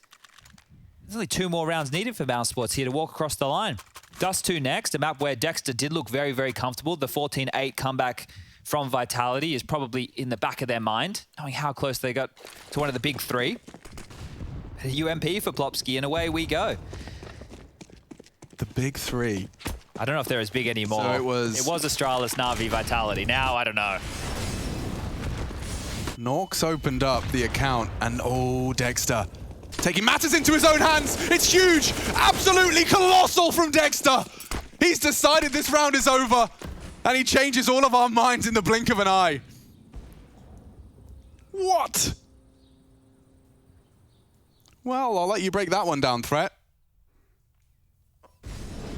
Completely disconnected. I don't even know what to say. This one's done. What Rops even has this contained. So if you peek out window, he just spotted you, and he just gets the kill. He even hit the reactionary one. He's not getting 4x3 or Ropsy boy. Are you living that native life? I am, yeah. It feels beautiful on the eyes. No more squinting it. No more looking at it. Think I've smudged Vaseline all over. And by the way, guys, Chad's one of those weirdos that was living that 640 by 480 life as well at one point. That is true. I have no shame. The fact that we've converted a postage stamp gamer into a full native res. Rops, of course, a big part of that. But let me see the timing. My lord, Plopsky actually flashed them. His panic flash actually ended up stopping the cavalry from having any impact. That's what I'm talking about. His just immediate knee-jerk reaction and is quick to the trigger on that. Oof, Mouse Sports, they have been handed a handful +1. Yeah, well. 6 rounds to play with. Out of the last 11 maps Mouse Sports have played, they've only won 1. This is going to be their second map in 12 games. Wow. It's important for them. And Acor makes short work of Hampus. An early casualty. They were trying to rock the boat early with aggression. The util's so limited, you can't fault them for it. But Acor pulls the trigger. Hampus is gone. Leader of the pack gone. And they're executing A, and the rotation from NIP over towards B. Mousesports have had all the right plans here today. It's good nade damage, but CTR would have to win this round. He's in the open. He's gone quickly to the trade. A's open. And just like that... Throw in the towel, ref. It's done. The referee prepares, wets his lips, places the whistle within. Just watches as those final few frames of our first map play out. This could be the most convincing one as well. Mousesports making short work of the ninjas. Nork desperate to change the dialogue. More nade damage and it hurts. There's no kits. Flame arrives at the perfect time. They're completely denied. You're either burning or you're walking into our bullets. The crossfire's there. There's flashes as well. It's flawless. What can you do? Absolutely nothing. No chance, no hope, and Mousesports have done it, and done it convincing. 16-9 on the Ninjas pick, and they're heading into their domain next. Dust 2 looking for some redemption. Mousesports finding a new lease of life.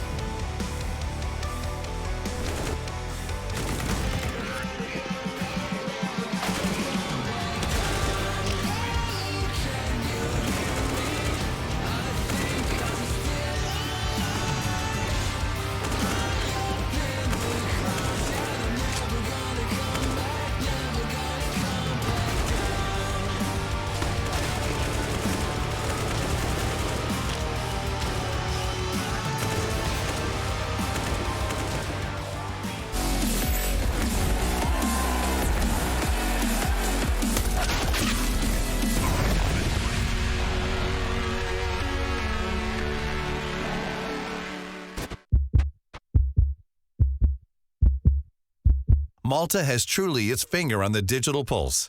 Malta, game on. With 300 days of beautiful sunshine across the calendar year, it's the ideal location to take a load off, relax, and enjoy. Our World Heritage and UNESCO sites showcase the oldest megalithic temples in Europe, the breathtaking capital of Valletta, the silent city of Medina, and so much more. It's gamification in real life. Everything about Malta, namely its architecture, local village feasts, basilicas, entertainment scene, and multiple iconic film sets, make it truly unique. And with a vibrant video game studio ecosystem, major iGaming companies, tech startups, and esports companies hosted across the island, coupled with a passion for innovation, Malta has truly its finger on the digital pulse. Malta, home of gaming excellence.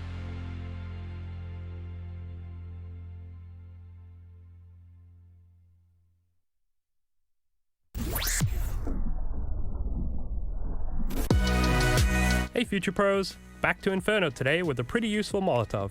This molly will force back an AWPer playing close to porch. To execute this, use your KZ skills to get onto the corner of this railing. Aim below the wooden rafter and at the bottom of the cracked paint on the wall. Then jump and throw. This will force any AWPer playing porch side to move back onto the site, or play more aggressive, so watch out for that too. Good luck!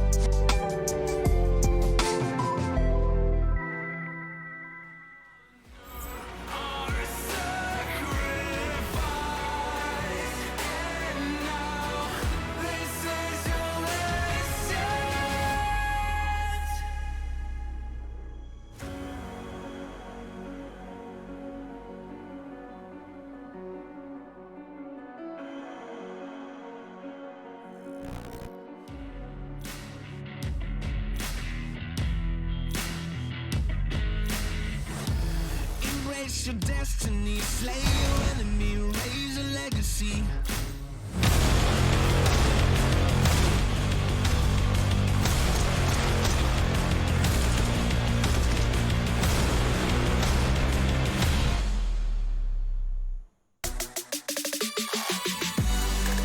In a much-needed series for NIP, they unfortunately fall on their own map choice up against Mousesports when it came to Inferno, but the series is not done just yet.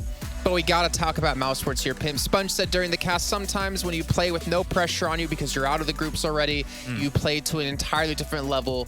And it seems like Mousesports have been able to do just that. A couple players stepping up that we hope to see. Acor getting a massive game in this one, and of course Rops. But Rops always seems to do this, to be Rops fair. is an absolutely fantastic Counter-Strike player when he's playing like this, and they had it coming for the Mousesports. I think we addressed that as well. Sure, they're 0-3 in the group, but all their games have somewhat been competitive, right? They haven't won a game, sure, and that's not good enough if you're Mousesports. Of course, you want to win your games, but it's not been blowouts. It's not been 16-5, 16-5, or 16-10, 16-10 for that matter. All games Mousesports have played so far, you felt that with a little bit of more, I'd say, clinical finish, or with a bit of more luck sometimes, they could have won a map or two, or potentially even a series or two in this group. So they had it coming, and right now we're seeing the best we've seen from Mousesports so far. Stellar performance by Rops, stellar performance by Acor, and Dexter as well, leading the pack by going in first, creating the space needed, and overall a very good experience here for Mousesports. Yeah, and we've been talking about maybe the mindset Mousesports are going into this match with, not too worried because obviously the win doesn't affect things too much. It's more about the practice. And we actually did get to pay attention to their comms going into the pistol round in the second half. We're going to take a look at that really quickly, and we'll come back and talk about it. All city guys. Okay. Close. One more. Finding him. Close. Dead. Nice. Give it. One more. Just time. Playtime now. Cool. Yeah. Kevin. I'm just heading. Playtime. Check. Not defusing.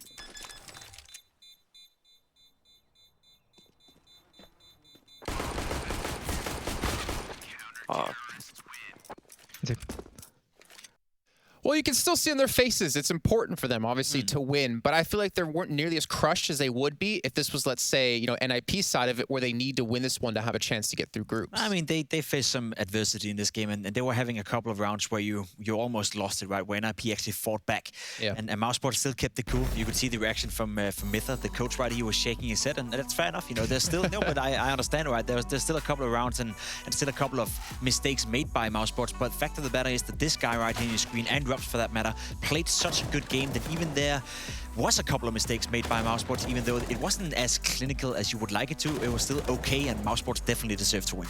I think it was a nice little bit of confidence for Acor. We've been talking about him a lot when it's come to this group. You've been talking about how, in your eyes, a fantastic player, one of the best when it comes to movement in the game as an opper. But we haven't seen him shine, and I feel like just getting that map under your belt, getting that result you had for yourself individually, I think it helps, reassure him that, yeah, I can compete here. I can play like the best I can play. It's just about bringing that kind of force with you into, matches that matter more. It's definitely good to see. Coming off a CT side of Inferno, it's a great map for an AWP player. There's so many ways of playing the upright towards the B bomb side, towards A, into Palace, down Banana, yada, yada, yada. You can do whatever you want to as an AWP player. So to see him find impact is very, very good. Now, if there's a world where Rops and Acor and Frozen, all three are playing good at the same time, then we have enough firepower to really start to believe into this Mousesports lineup. If you're telling me Bemes is supposed to be the supportive element or the entry fragger together with Dexter, then I believe that the composition of this team is good enough.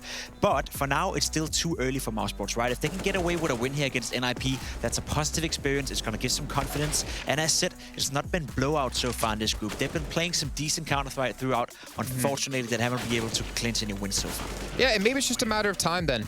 As we've been talking about for Dexter in particular, we know it's kind of a long-term project for him.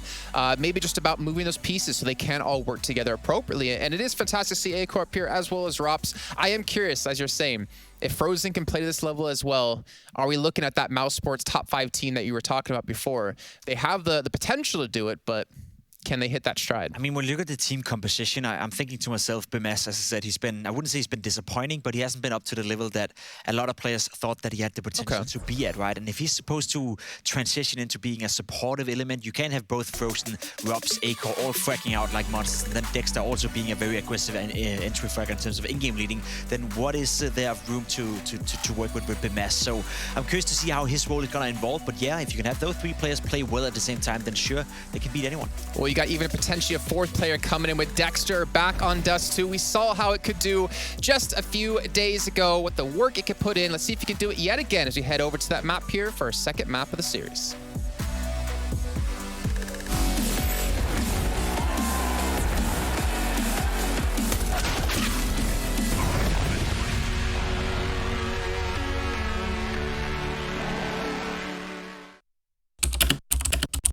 Hi, my name is Sue Lee. My handle is Smix. I think it's important for these initiatives to happen. Empathy really, really goes a long way, and it always means so much to us, and I think that's where initiatives like this really help. Good luck, have fun. Yes, nice shot, my friend. Cheaters ruining your plays? I have eyes on the enemy. Bad servers stopping your shots? What you need is ESEA. Advanced anti-cheat to stop cheaters. And the best servers around, all with 128 tick rate. ESEA, the best way to play CSGO. Agora.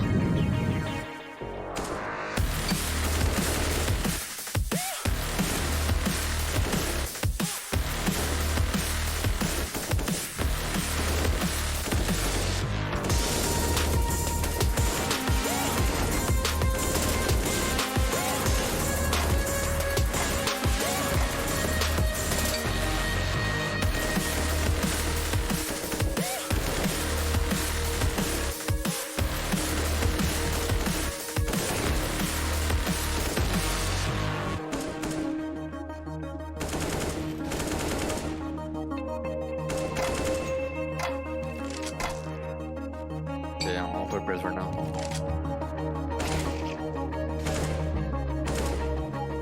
I don't think so. Yeah.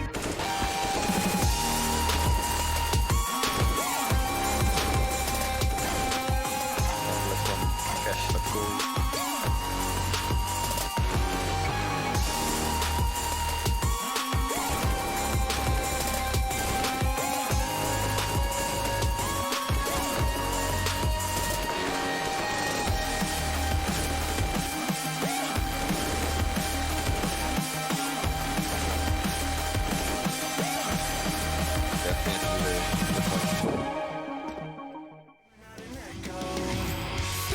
Would you give up the fight if you had no time to even surrender?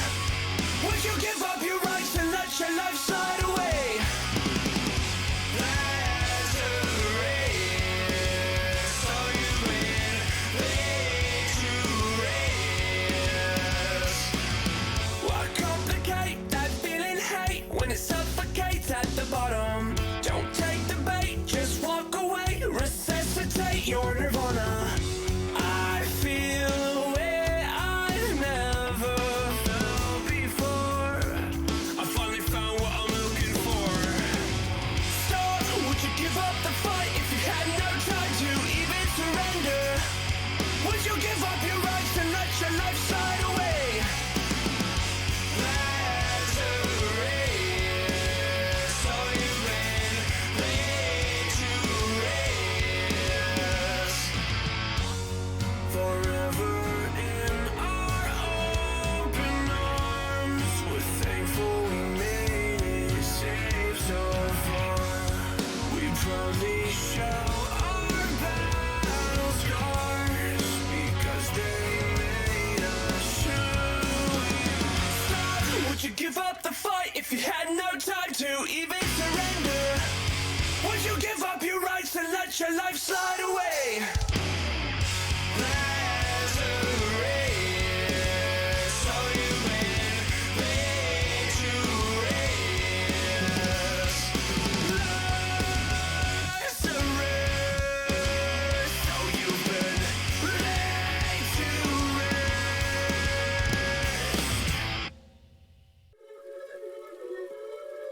Yeah.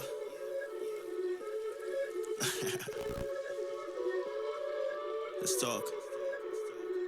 Look, ayo, we rose from the dust to the sun. They claiming that we the one. ESL Pro League is brought to you by Gaming Malta, Intel, US Air Force, 1xBet, and DHL.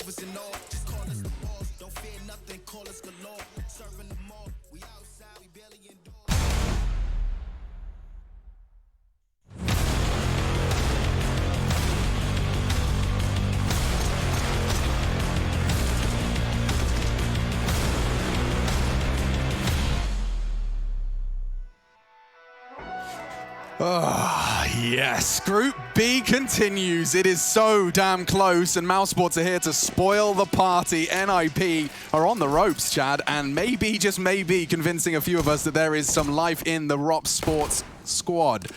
Frozen, a big integral component of their success on the first map. 1xBet seems to be leading Mousesports' way as well.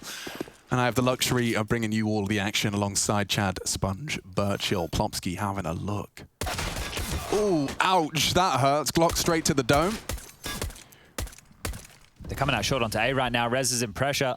Yeah, Hampus late to the party as well. Rez would need a couple of taps here. Just above the box, he's dancing with death. Every repeat vulnerable to Robs and Dexter, both winning their duels.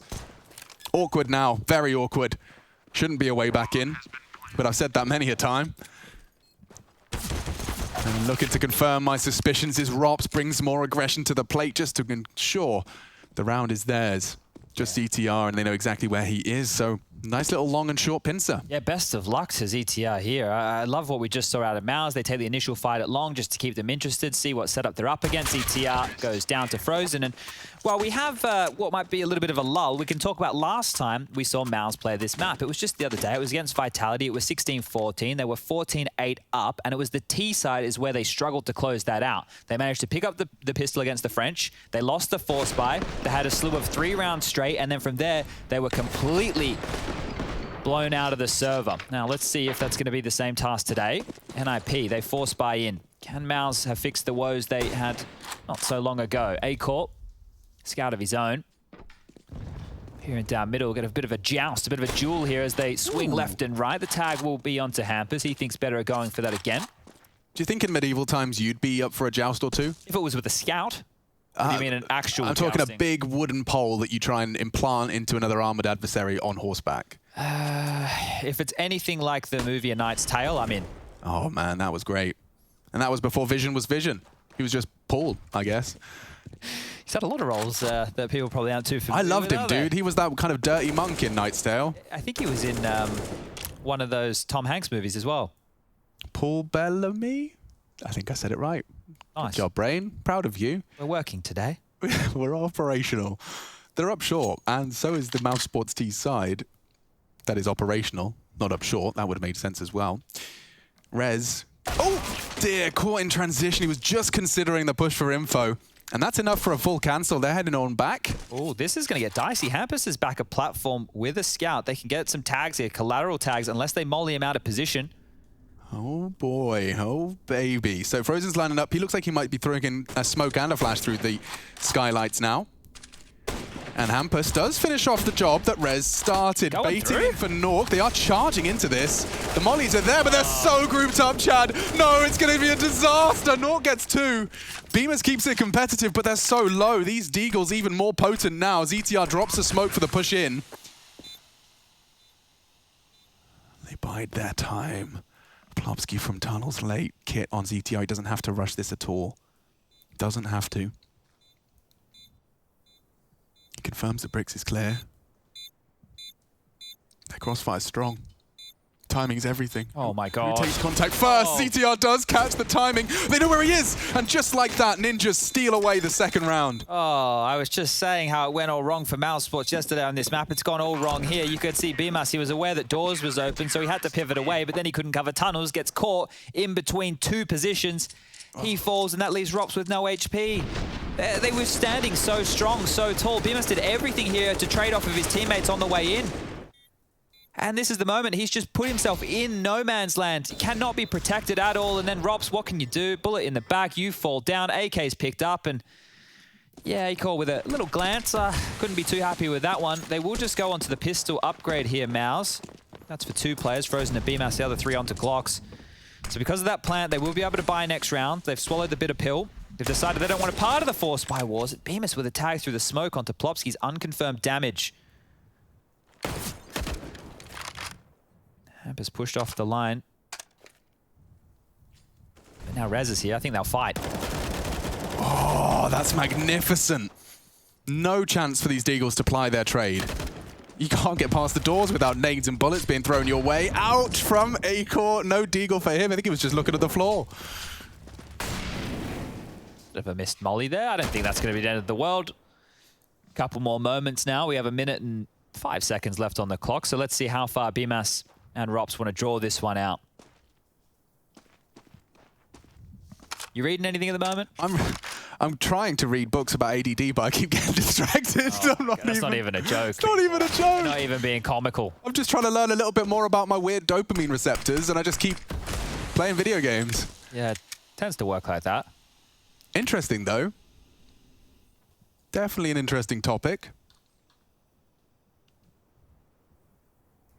These two really getting the most out of this round right here. If they are able to take down ZTR, they can plant and they have a rifle, and then we can start having a conversation. But that smoke's dropped. They've made footsteps. ZTR spams on down.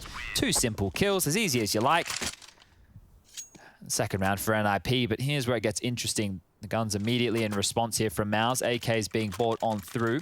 Acor will not be able to afford an AWP, so let's see how they operate while lacking the big green. I thought he was instrumental in their win on Inferno, taking a lot more initiative, finding a lot more fights, and being an impact player. Scout for Acor, so operating with the baby AWP. Yeah. Ball ping, if you will. 2 have crossed to B. Only 1 spotted. Would operate under the assumption, and there was a small micro window for Frozen to try and jump through. He saw 1. It's actually Dexter to provide an opening frag. He's been really buckling down in this series. Wow. Perfectly in the dead zone for this push, and they're not looking. Hampus plucks 1, but Dexter, great shot. He had a chance, and he seizes it. Grabs it with 2 hands. Completely isolating ZTR. Flash through. He needs a chance. Nork has set himself up for success. ZTR not watching the tunnels. That was his chance. And Plopski running out of them. Oh! He's dunked on Frozen. The reactionary headshot. BMAS saves the day. My lord, Plopski, that could have been stylish as hell. The fadeaway dunk. It comes down to a 1v1 though, Chad. I'll let you grab the mic because I'm looking at both screens and I don't know who has the better buy. I think that Mouse are going to come out on top of this just because things are a little bit cheaper here, but you're right. Both teams have this economy right now where it's hard to see who's going to be looking better. Scouts for both teams, rifles for both teams. I'm still going to side with Mouse Sports here. They walk away with 3 AKs of Galil against the Scout, an M4, an AUG, a Deagle, and a FAMAS. So quite the collection of NIP. Keeping the buy round interesting, and wow, that right there was just Dexter. 2 massive entry kills. That's all she wrote. It did get very close. I was so worried for BMAS walking right into the line of sight there. Yeah, dude, he was holding it. Well, there was always a chance. ZTR buckled down already. Lord's back a plat with that AUG. There's an art form to holding this spot. And Hampus has definitely got an affinity for it. Wins that very sketchy duel with Dexter at single point separating the 2 of them. Looks like they're going for a B finish again, so really trying to punish ZTR on this B bomb site. Saw out of the CIS teams how good the mid to B and the B pops can be over in Katowice. We saw from the European teams how bad it can look. That's true too. Let's see which version Mouse are going for. Because ZTR towards back of play, he's hoping to just poke his head up and spam them down. Ooh, well, mission not quite accomplished. Damage, but need to see some lethality out of the CTs soon, because here comes the push. Already, Hampus successful. BMAS even more so. He's got the sight now. A flank from Plopski is the only way back in now. The only chance they have is the armored FAMAS. Little smattering of util. The 1 HP on Hampus. If that smoke had hit him, he'd have gone down. But he lives on, and he'll be a body to draw crosshairs. How do they go about this one? 3 coming in from the door's side. Have to be worried about tunnels here. Util on Plopski. He's got a molly for close. That's going to force Acor into a weird... Oh, flubbed it. Oh, no. That's just denied window for 7 seconds. That's like a T-molly, essentially. Thanks very much. Okay, in they go. Beamer sets up and knocks them down. 4 from the young gun. Crucial, especially considering we actually saw the voice comms on that one from the Mouse Inferno pistol. Just doesn't call the bluff. Nork on the Ninja. Ooh. Let's see that one again. So just narrowly misplaced his crosshair, and you can see Plopsky's frustration is visible in his mouse movements. Bemis will close it out though, opened up and closed it. Again from Bemis there, right? I know that isn't that's not a fair 1vx situation because he posts up and they're not looking at him, but the fact that he converted those back-to-back are huge rounds for Mouse because you can see what that's done to the economy of NIP. Just down to these USPs and opting for an A stack. Nobody towards the B side of the map. Everybody hovering around the lip of A. And I think Plopsky could be a bit of a nuisance on these long pushes. You've seen him in multiple occasions now. Be able to get into that back line. Be a bit of a problem. Long taken for Mouse now. This one flash for Hampus. So if we look at this and we talk through it, what maybe is on the cards if NIP get an inkling that it is long, they'll flash and all fight. But they might be too late. Mouse just contacting up. Flash needs to come now. Yeah, so much damage. Nervous. Just the USPs. They're using the flash so well. Oh, Frozen so low as well. What do you do? They have to count on Robs. To bail them out of trouble, it would have to be an ace clutch in the anti-eco. This is USP. So screwed. It's backwards. They have the bomb long. Rops has the AK. They've gone scavenging. They pulled out an AK and a scout. It is great weapons for this job. Rops has to be the hero just to save the day. I mean, damage control. This is ridiculous. Losing players would have been bad enough. Losing the round, it's supposed to be... Okay, he can smoke the bomb and dip to B. I like it, Chadney. I like it a lot. They'll start to put bullets into that, I imagine. Or they don't. Oh, isolate C. One, a quick reaction. He knows where they both are. 20 seconds, though. What do you do? Where do you go? Rob's trying to head into the A site. The smoke doesn't cover him. He'll have to peek on it. ZTR test it again. Through the smoke with 5 HP. And that's it. They win it. Unbelievable. Despite Rob's best efforts, Nip have pulled a full eco victory out of the hat. That is unforgivable from Mouse. How do they lose that one? Long control, complete long control, and just USPs with one flash. It's not like there was a deagle in the mix or a scout getting tags. It was just USPs.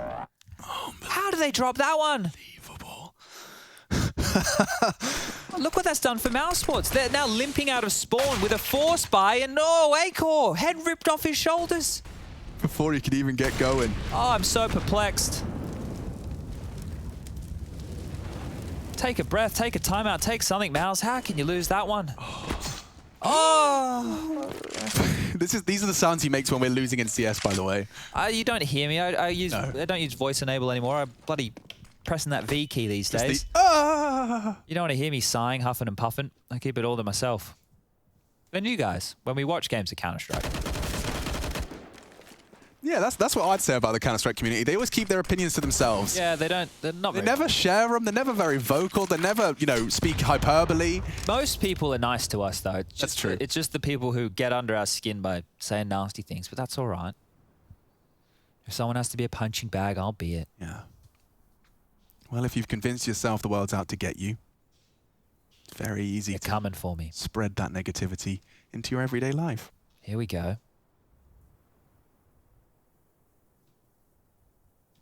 40 seconds, they are poised. The Swedes have 2 ready to respond to this. Contact, a scout, and a missed shot. ZTR provides. You'll never guess who it's left to. And Rops is hitting the most ridiculous headshots. Not ZTR as well. He denies it. Another multi-kill from the young gun. They are testing him. But in which case, he's got green ticks all over the sheet. 4 for an IP.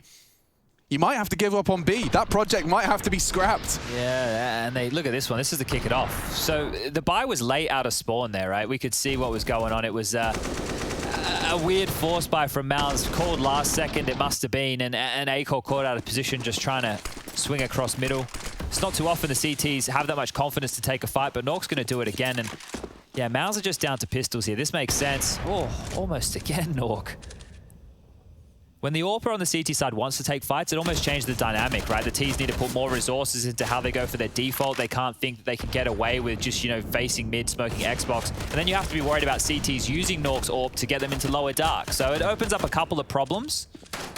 But, like, just let's talk a bit more bigger picture while we have this opportunity. Sure. They've swapped the doors over, right? And more teams are doing what we're seeing now on gun rounds. Nork and Hampus, you can see, like, if the AWP's watching doors, Hampus provides support B, vice versa. They can swap and chop and change, but be responsive. The kills do come in. I think that new way to be able to approach middle and harass it more is one of the reasons why now the double AWP setup can be a bit more fluid. You don't just have to be back of plat. You can like play outside sight and rotate back of plat because if you get caught out of position, you can tend to help through those doors. So you're saying back of plat saw more action because of the doors, basically meaning you had to be Teams like the Turtle more, right? Yeah. You had to play in that site because if you got caught into the mid to B, there was no easy way to swing away. And you also, if you were playing on B hill, you couldn't help your CT defender as much. You couldn't help your B defender as much. The link was almost removed, right?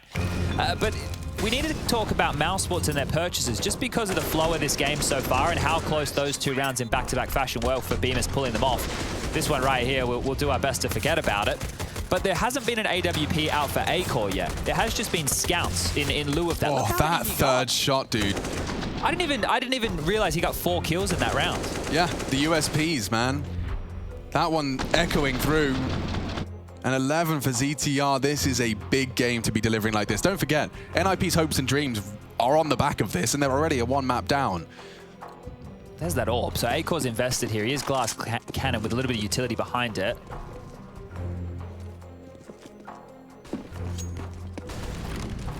They're going to meet. Oh, it's a very early boost. It could be toppled, and he loses his booster. Rez is gone. Nork is too. Completely forgoes that much map of the, or that much of the map. Oh, you are a dead man walking. Hampus pulled in the pin. Does go down. Smoke not going to do too much. ZTR needs to be the hero once again, and he commits to the full spray. He's found more impact through mid. You said he's comfortable on Dust 2. We're starting to see evidence of that.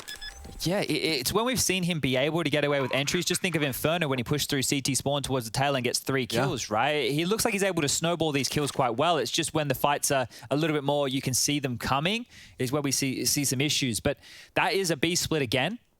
And that is NIP on the back foot once more. So now 5-4. When the rounds are getting lost for NIP, it's like, oh, okay, it's over. But when Mounds are like slowly getting trickled away, it always feels like they have a bit more fight left in them.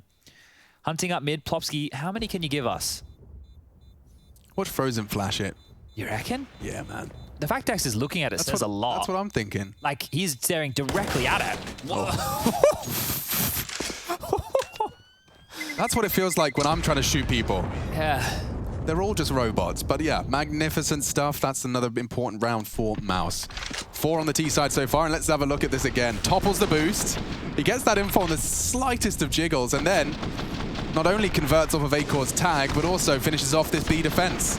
It's good stuff. Really good shooting. Hard to argue with that. This is just Frozen being too good at the game. First bullet out of his AK, and it's bang into the head. Well, still an AWP here for NIP, but they will have to take a save if they drop this one. More flashes fast down middle, pressure applied. Mousesports looking to do more damage here. A-Core trained towards those doors, but same for Hampus. And back towards B, wanting to really pressure ZTR. Oh, and he knows the moves. Rops, your little smoke play, it does not pay off. ZTR will deny any entrance onto the site. And now we have these rounds where the opening kill happens and the trade potential's not there, so it's strung out. What is the next decision for Mousesports here? That is the question. To overcome the adversity of no ROPs, it would have to be something as a unit. And, well, we are going to be seeing them gather their resources for a full exec. They have so many nades for this. I don't hate it. Oh no, jump spot. Just for the info, Nork's ready. Like, essentially pre-aiming that jump spot. Bemis does make things awkward temporarily for Nork. He's immediately responded, though. He's put it out. Oh, Rez over the molly. Catches Frozen, and they're just picking him apart one by one. A-Core's the only one to change the story. Change the direction of these final 35 seconds. He's actually got a second. Nork, by virtue of the spread molly. And spots another, not far off. Hampus jumps and dings. That should seal his fate. Damn, Acor's hitting them all. Imagine if he hit that first onto Hampus. We could have had a 1v1 before we knew it. Oh, hey, all right. I think Nort gifted him one there, didn't he? Let me see this. So how much of Dexter's visible? So he's looking for the boost, right? Oh, great replay work. Look at that. Boom. That's the moment Dexter knew he trucked up. Yeah, got to stop trucking. Okay, well, 6-4 and... Oh, Chad, everyone's been really nice to my mum's new Twitter account. There you go, that's good news. We were talking about it, but during the break. Being cautious. Should remember the internet's a nasty place full of nasty people, but I believe in you. I believe the esports corner is relatively diverse. Depends on the day of the week. Yeah, I just realized where I was going with that. It's an eclectic mix of human beings. This is a rough one now for Mouse because it has been so heavy over towards that B site. They haven't conditioned A. They haven't really gotten away with too many executes over there. So it will be the B lean late, most likely. Have to deal with Rez in this forward position again. Dexter slammed his head through the wall last time round. And instrumental on entry kills here, Dexter. 2 rounds you can almost attribute solely to him. Cleared close mid doors. Silent scenes. Setting up for mid to B. Smokes. Hampus back to be an absolute nuisance. He just denied their CT smoke, right? He dropped that 1 second before, so now their mid to B smoke means naught. He's even playing close doors. Hampus, are you okay? He's fine. In fact, more than fine. He's found the opening and gotten away with murder. Oh, the punishment could still be coming. Yeah, hang on. Justice is on the way. They don't expect him, but quick reactions from Rops. Your first bullet accuracy is constantly tested when you're peeking into Mouse. If you give them that second to react. They're also low for this one, half HP on all 3 Mouse members. I wonder if Acor's ready for Plopsky. Like, that's a weird one. His flanks have been crazy late. They are so low, and the kits are present. Acor is intermittently floating between the two. How is he so turns away. Plopsky. And I think he thinks better of it. Here they go. Oh, big miss. He's found the timing. Looking for another, though. It's Rops and Beamers trying to step up to the plate. It's just Rops now. 3 kills to his name. Time's on his side. Nork would need to hit the no-scope, and he's just playing with him. Just like that. Movement alone. It's glorious. It's stylish. It's Rops with the 5th. It's B again. So even though I thought Mousesports were eventually going to have to start looking for other answers, they break NIP's money. And we've mentioned this before. And before, NIP were on a full eco with 1 flash. This time around, NIP have enough money to go for the Force, or not enough money and have to go for the Force. Depends on how you want to look at it here. Bang. It's great stuff from Rops. The fact he gets the immediate trade after Acor dies, though, that's the pivotal kill, because you don't see it, but Plopsky's immediately fragged. And that right there alleviates all the pressure from upper tunnels. They can focus doors, gives Rops what he needs. And a timeout called for Mousesports here. They're second within this first half. 5 rounds, they've done better than they did against Vitality. It was their CT side which took them to that 14-round mark. Managed a 10-5 CT side against Vitality. You can see money low for Dexter. Acor has an AWP on the ground for him. Rops has purchased on in Frozen as well. It's like, does he want a Galil? Does he want a Mac 10? And it is up against these Deagles and Scout. Now, 2 of these rounds, I'm pretty sure NIP have stolen away. There was the Deagle retake on B, where it was Bemis and Rops stuck in the site, and then there was the USPs towards A. That is 2 of the 6 rounds NIP have so far by virtue of these lower buy situations. So let's see, they can likely do it again. History is anything to go by. This evening's entertainment has already baffled us many a time. This is a very classic default spread. So take a big screenshot of the radar in your top left, and this is how most teams will approach a default. 1 towards upper tunnels, 1 towards lower, 2 top mid. They just slowly full press down, and Frozen with the job of listening for the nades towards long. Takes to the point man with the bomb up close and personal towards those mid doors, and he has been doing a lot of entry work. I don't know if it's a position he's been loving, but it's one he's been getting more and more out of. Hampus' scout, if he tags somebody mid, it might funnel them into the A stack, because going towards B against a scout, quite the deadly proposition. You can almost assume, with his shot coming from the left side of mid, that there is a scout on B, as you said. And it is funneling them towards A. 2 long, 2 short. Well, 2A. They're not going to bite down on that lurk smoke. Hampus is even rotating over. He feels like he's calling the bluff a bit here. Hampus, so much work for him to do. This almost has to be the commit. We have 35 seconds left. God, they've run the clock down to a point where a couple of Deagle headshots slows everything down. You get that chaotic mid-round. The nade just a little early. Oof, no, it's not. It's onto Frozen. And this flash at 20 seconds. They're going to eat it as they push. There's so many CTs on long to respond.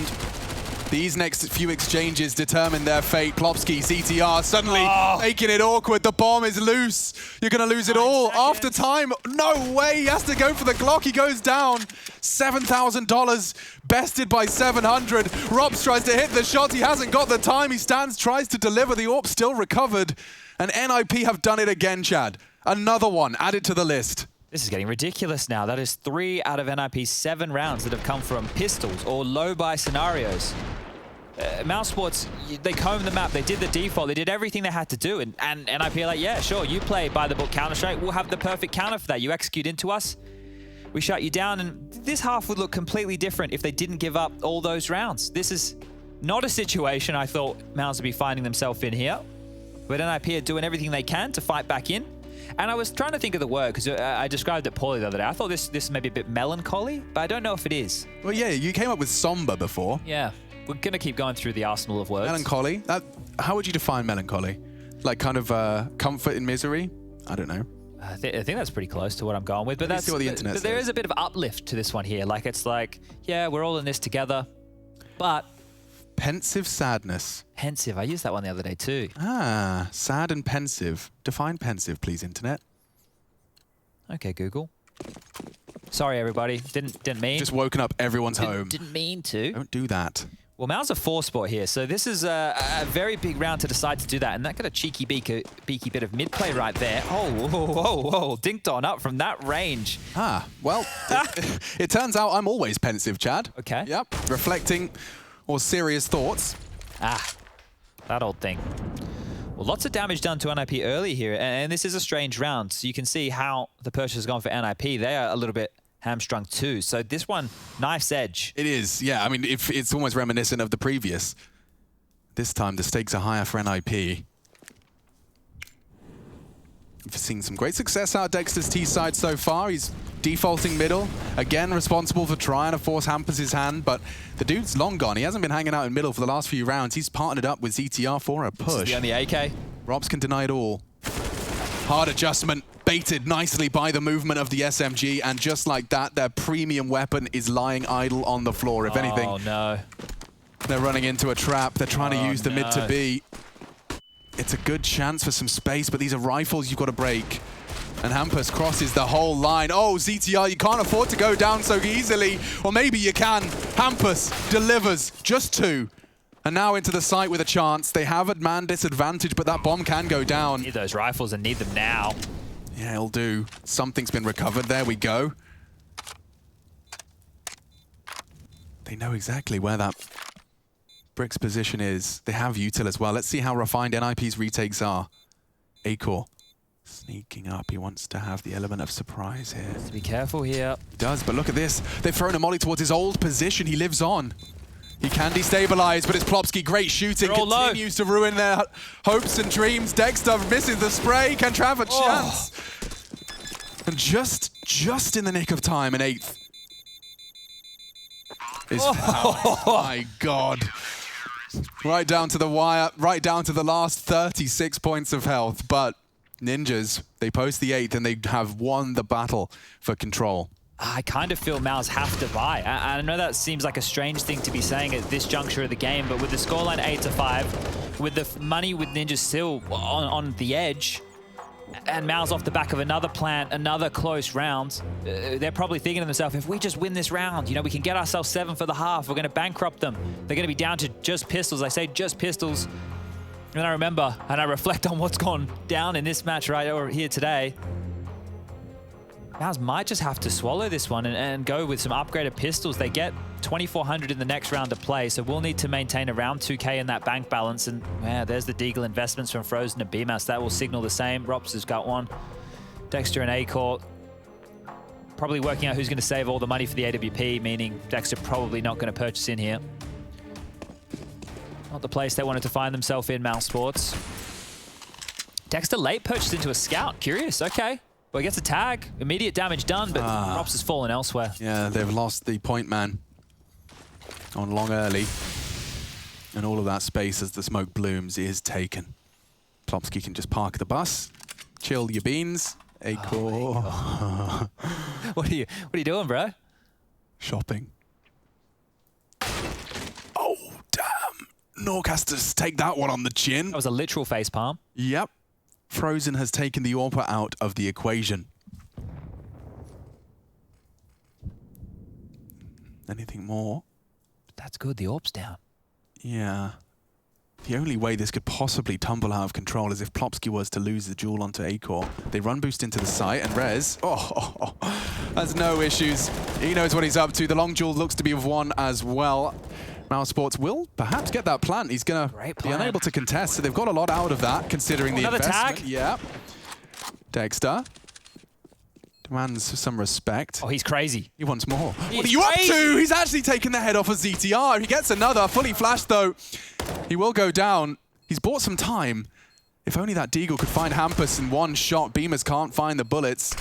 And now as they cross into the site, yeah, it's all over. Acor and CT completely disconnected and unable to deny the defuse. It's coming in now. It is planted for short, but he hasn't even hit the jump. And so just like that, an MP9 and a Deagle is all he can save. He tried. He gave it a shot. I think that play from Dexter, this one right here where he decided to fight CT Spawn, shows you that he is growing into the European star, right? Because as soon as his scout was spotted top of A after those tags, he knows that it's very unlikely they're going to fight him. Even though they're on that low, but has to wait for the teammates. So he took that fight. If he had enough time to get back up and away into the site, maybe a different round. But NIP walk away with their 9th. They are looking good for double digits here. How do Mouse respond? CTR, very vulnerable. Dexter knows he's headed pit. But the flashes, the counter flashes, enable CTR to peek out safe. They want to fight this. This could be a round over so damn quick. The nades and the bullets are all hitting. Frozen caught as well. An absolute disaster, a catastrophe for Mouse Sports.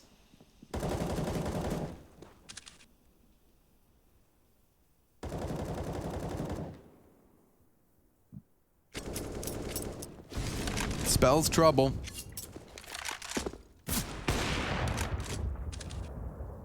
Okay. Well, now there's nobody on B. Yeah, and with that frag and the bomb on his back, they have to respect it. Is he hoping to catch them crossing doors? He might get away with one here. Ooh. Actually pulls the smoke out of him. Interesting. It confirms his suspicions that he's forced to rotate, though. Plopsky's just walked away as well, so he's coming back for more. Plopsky in 2 minds here. Yeah, he is. And the blue bin is a powerful spot. So many angles to clear for Acor. So many angles. Just has to take a couple of chances, doesn't he? Will he check that? Yes, he will. Quick reactions. And now they know exactly what's up. Acor recovers a little bit of extra util. He'll drop the CT smoke. Oh, no time for this, dude. 20 seconds. Yeah, where are you off to? Has to be so careful now with mid as well. Look at Rez. He's holding the Xbox. It's the perfect play. It's the perfect play. They've got all the info. Has to beeline it as well. Yeah, and there you have it. Finished off nicely. 10. Ninjas in pajamas are in firm control. They want to take us to 3. We'll find out if they can after the break.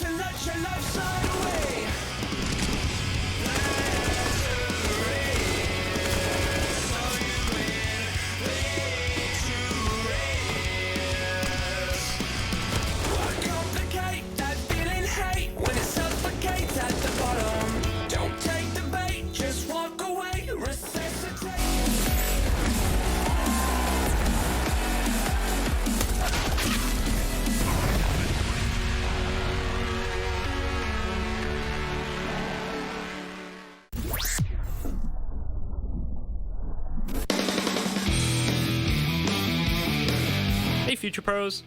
Retaking the B site on Inferno can be pretty tough. However, the Molly or Incendiary I'll show you all today will help clear out one of the little hidey holes a T could be in. To throw this Molly, secure ruins first. Then get into the corner next to the sandbags. Aim up and place your crosshair in the midsection of the ruined roof between these 2 points. Get your crosshair in line with this kink in the scaffolding, then simply running jump throw the Molly. As you can see here, this T did smoke the molly, but from this angle you can see that the molly does in fact completely coat the area in flames. Good luck and happy retaking.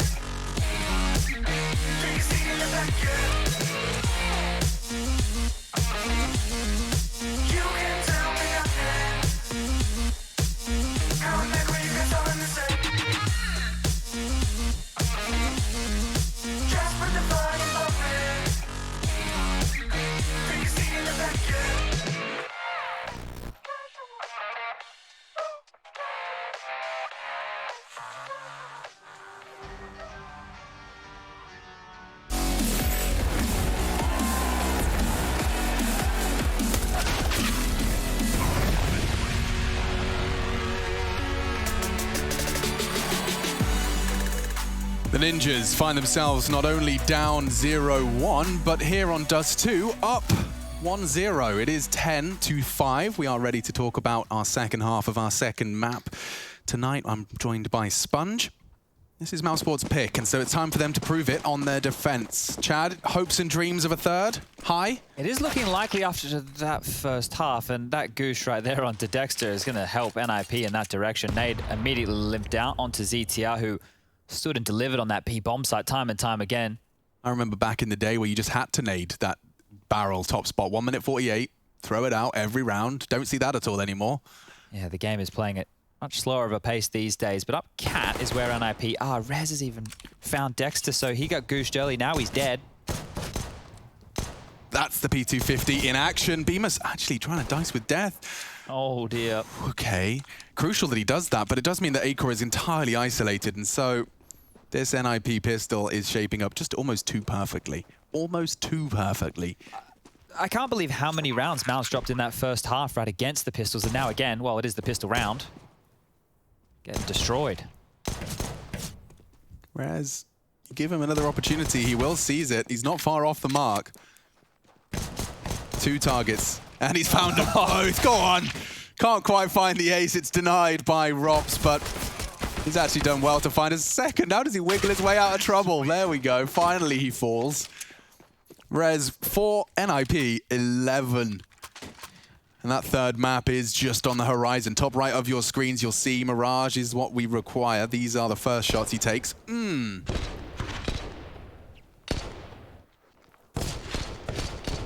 Forcing the CTs, right, to have to go for kind of different fights, because the playing field is completely leveled once that P250 comes out. Could be a different game if Mouse can bounce back here. They've gone with their Force Buy, but it's not the Force Buy special. They haven't gone with only Deagles. Managed to buy themselves a couple of different pistols. P250 for Dexter, 5.7 for Frozen, utility as well, and actually taking the time out now are NIP. Good time to do so. Talk through their options. Make sure you don't drop this round. Can spur yourself forward, close this one out quick. Forget Inferno even happened.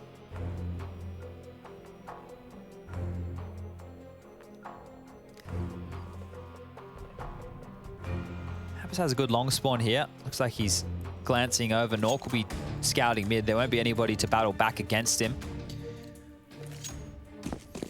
Sport sending 3 over towards A within the early stages, not going for the short boost. They're actually forcing the issue towards long. And Hampus is too. Straight through the nade. Pipping the gap, but Acor's found, and oh, that was a crucial one from Dexter. Immediately, though, the response comes in. It's 2. Quick succession from NIP. I think Mouse were enjoying a nice warm bath over there on Inferno. NIP have come in, they've ripped the plug out. We're gurgling down the drain right here because this is quick as you like. Going to be 12-5. Frozen will do his very best to get this AK. And that's about all she can hope for here. I really miss my foothold on this stool. Yeah, I can't give you this one because this one's squeaky.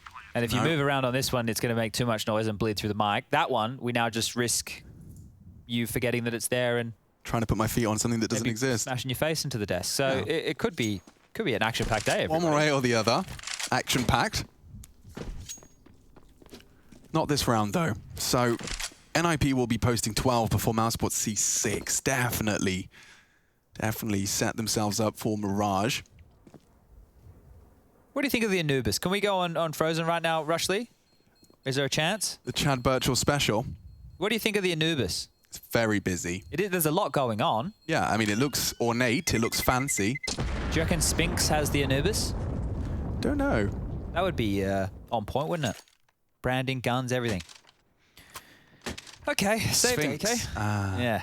There it is. It was like an Egyptian reference. I got it. Anubis. Sphinx. Yep. Anubis. Yep. Sphinx. Yeah. Got it. It was a stretch. No, well, I wouldn't say it was just like a Stretch Armstrong stretch, but it was like a pre-yoga stretch. Like reaching over the table without asking to have the salt handed to you type of stretch. Yeah, precisely. And already damage has been inflicted. Rops doesn't even get to B without losing half of his health, and there's going to be more in pursuit of that. Look at that. He's mantled on the car, trying to get himself up silently, and he has. And look at the success he finds. 1.5. That was the bomb. He confirms that.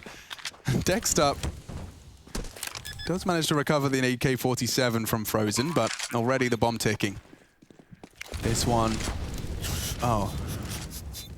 The window mollies from NIP, not landing exactly how they'd like them. I think he was trying to do the cheeky one-way there. Yeah, that one is really filthy. One of the extra special mollies. I think even Monesy's getting credit for it. What are you going to do? You're not getting in. No, but I've just watched them throw so many window mollies this time, and they've never landed it quite exactly where I think they've hoped for them. I'm not sure if Nork wanted that one to land right there. It doesn't matter. Oh, run, Nork, run, Nork. No! Rez, how dare you? You massacred my boy. All right, guns out. Last chance saloon for Mousesports here. We've already stated during the cast that Mouse could not make their way through the group. Yeah, there you go, there you go. Thank you very much, Max and Felix. Getting us done with the replays right there. Double AWPs, immediate response from Mouse as they go into the gun round. Rops and Acor wielding the big greens.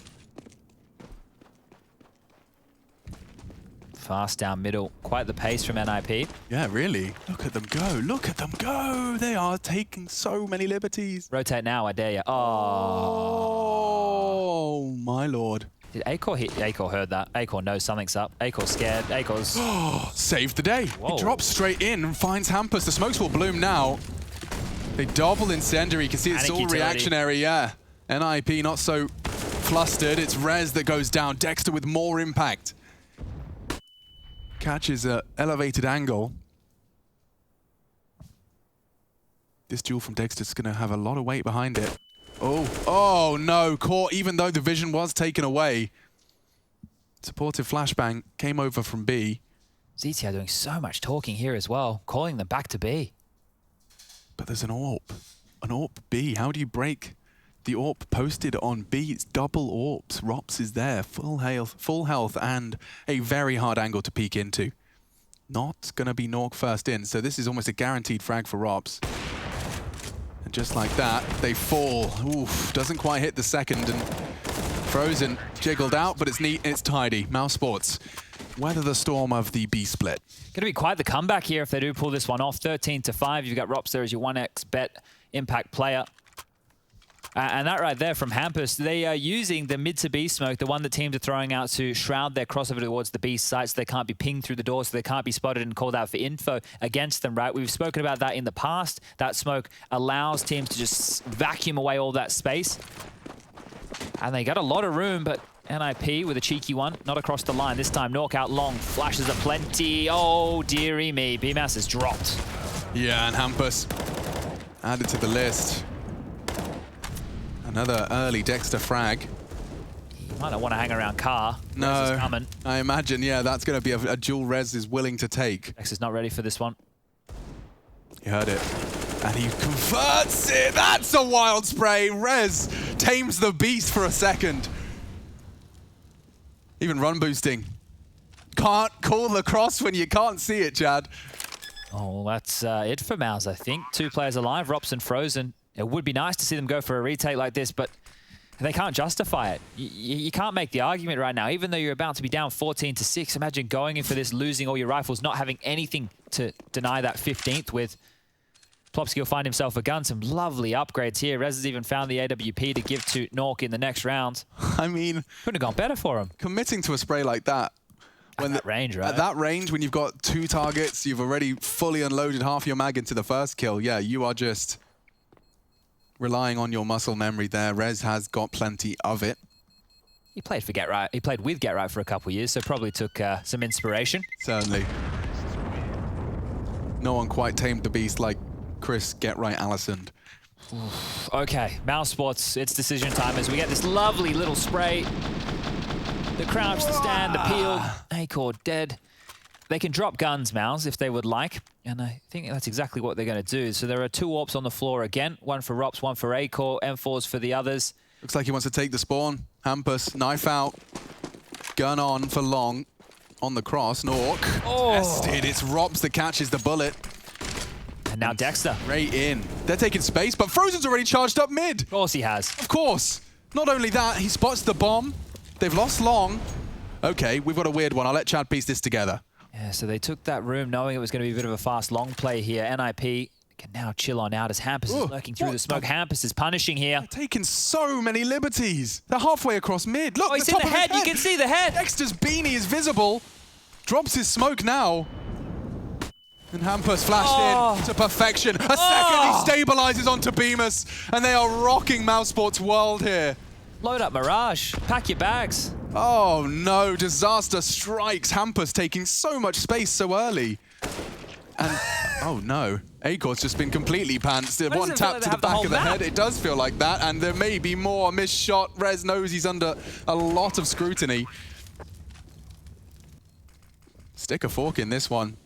Yeah.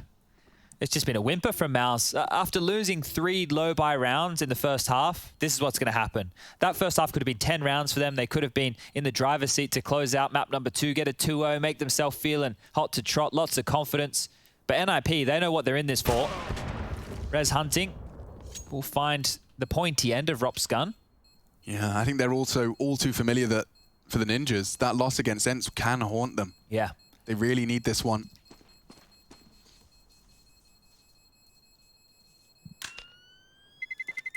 There's only 1 kill so far for ZTR in this second half, but it's not like there's been too many rounds played, and he did his job over there on the defensive beat. It felt like Dexter had no idea that Hampus was this close, right? And he makes a play. Hampus pushes that smoke. He goes for a lot of early pressure and info right there. Mousesports are getting caught in 2 back-to-back rounds where they weren't aware a player could be so close. It was Rez previous, it was Hampus just there, and it's Mousesports to use their last tactical timeout here in map number 2 with a scoreline 15-6. I'm very impressed when I take a look at the effective flash stats as well. Just having a quick look at that, you can see that it's actually ZTR's provided 12 flash assists. He just got 2 there in that previous one. But on the other side of things, it's Mousesports with Acor and Frozen, not the units I'd have been expecting to be throwing 15 effective flashbangs over the course of this series so far, or rather, excuse me, this map. Fist bumps are exchanged, smirks as well. Looks like they know they've got Mirage just around the corner. Let's see how quickly we get there. Mousesports, no stranger to starting a comeback. It's the same as the way they make their rounds look sometimes, you know, real close and just not quite across the line. 4-man A lane, just gambling on B right now with Rops.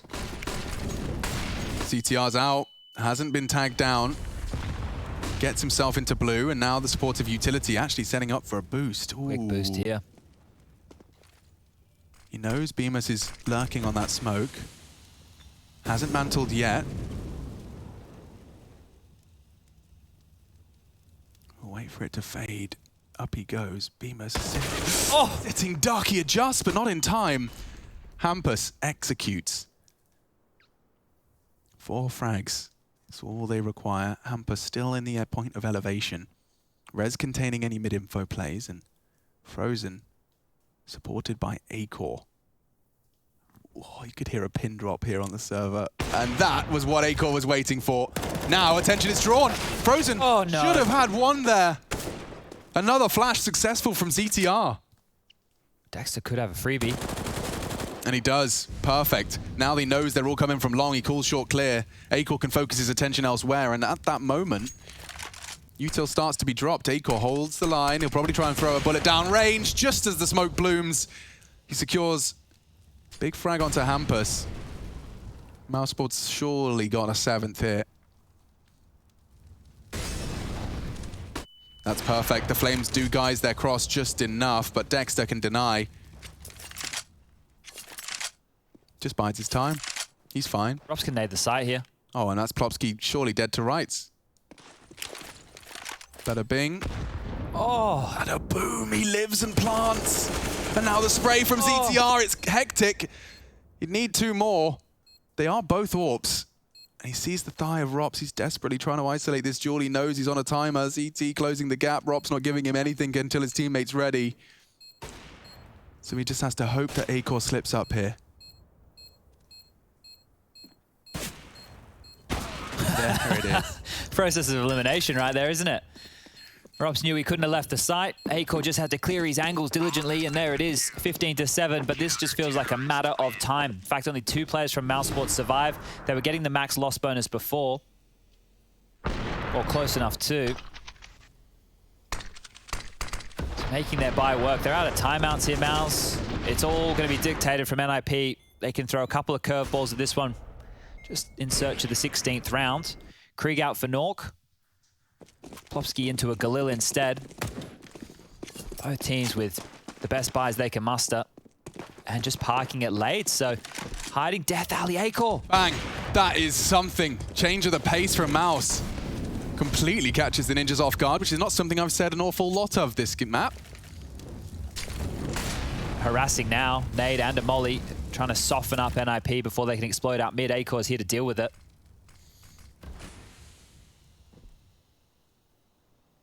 A lot of responsibility on this. He's fully blinded. They are leaving the bomb towards tunnels, so they want to try and perhaps show mid or show short. Smokes towards the CT, but they've got 3 defenders ready. Oh, that was what Hampus was waiting for. Just a chance for a frag, and it is the equalizer. So they knew that the AWP from Acor was over towards A, and they're pivoting back off that one piece of information. It's unusual to see him floating in mid like that. Yo, there's a huge gap, and they're about to jump through the flaming hoop that reads 16. Walking up short, the double long hold is pushing for info now. The flank from Dexter may be a little too late, because as he turns the corner, nothing to report. Could be tons, could be short. Still contact at this point. Dexter with his knife out. And there's ZTR. That confirms his suspicions. Okay, lads. It's lost. The site, that is. Perhaps even the round.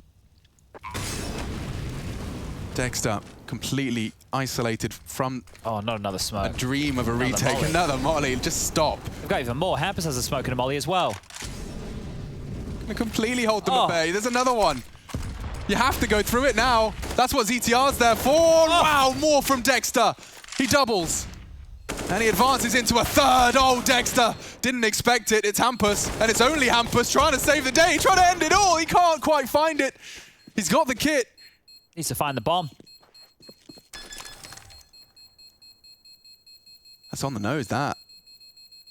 Oh, just about across the line. Mousesports A sigh of relief collectively. Look at this. Despite all of their util, Dexter finds not only 2, but 3 impact frags. Almost flubbered, don't they? Nearly with a stylish clutch. Look how close it came. Hopes and dreams in the balance there of the couple of taps of Bemis Mouse. Looks like NIP aren't going to let him off the hook here, Alex. They're going to invest again. It's not the full buy, it's partial. We've got an AK for Plopsky, some Deagles, a Scout. It's still very deadly against this Mousesports economy, which cannot risk faltering. Only 1 AWP carried through now. They managed to keep that on A-Core. But if they don't keep these rounds clean, NIP are in the driver's seat. I mean, that's what this is all about, right? They're trying to just chip away at the foundations, bring the whole thing down. Keep your paw. Oh, wow. That couldn't have worked out any better. 2 bullets leave the MP9 of Frozen, and Tunnels thinks better of it. It's Plopsky in particular who catches the damage, and that was the only armored opponent. So this is going to sell perhaps a false dialogue that we've got fully armored Ts waiting on the other side of things. They should know what setup they're up against now, right? The fact there was nobody facing towards short. Orpa likely mid-long. Good timing on that one.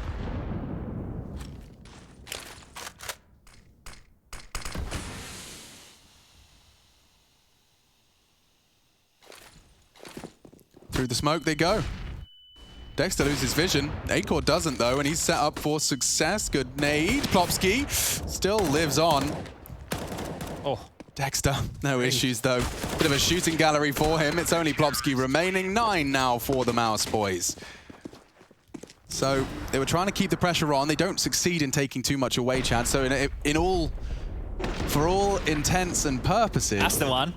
We're learning here at the Pro League. Learn with us. Someone told me apparently that, in particular, that mistake, the intensive purposes and intents and purposes, is called an egg corn. Yeah, I read that too. I didn't investigate, but I know that's probably happened with a lot of sayings. There's a couple of sayings, yeah, where basically it sounds indistinguishable from the other version. All right, Mouse, how many more rounds do you have in ya? Plopsky with the AWP, not known to be an AWPer, takes the pick. We'll give that back to Nork, and Rez applying pressure straight away. This nade's going to dunk on him. Oh, ouch. That is a lot of damage. 120 from a single highly explosive device. And Rops, same angle he worked with on the AWP, laser beams down another. Mousesports are in hot pursuit of their 10th there. He's taken down the leader of the pack. Hampus can pull the strings from new POVs. A-Core. Just in float. Him and Rops just intermittently responsible. And just as A-Core tucks in, Rez, what an adjustment! Finds A-Core as he drops off the box. That's 4-on-4 now, and the call is A. It's only Dexter. Beamer's so committed to the long side. Flashes rain in. He's been so good at finding these multi-kills. Can he continue to adapt to the European brand? Oh, it's not great. Nork shuts him down, and more damage being inflicted. Bemis in jeopardy, gone. And now just these 2 from ramp. NIP 2 frags away, make it 1. It's just Frozen to take him down, secures a 3rd. We're going to 3. NIP snatched us 2 away. And we have to separate them on a 3rd map. Group B keeps delivering. Ninjas in pajamas take on Mousesports after the break.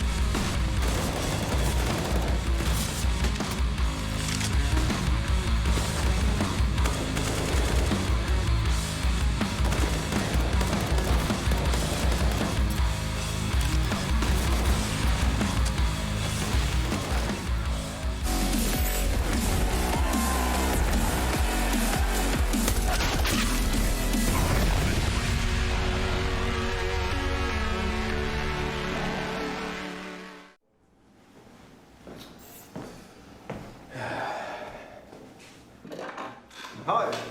Good to see you, Michael. Thank you so much. Thank you. Right. Perfect. And we're all set here. Should we kick things off? Live in 3, 2, 1.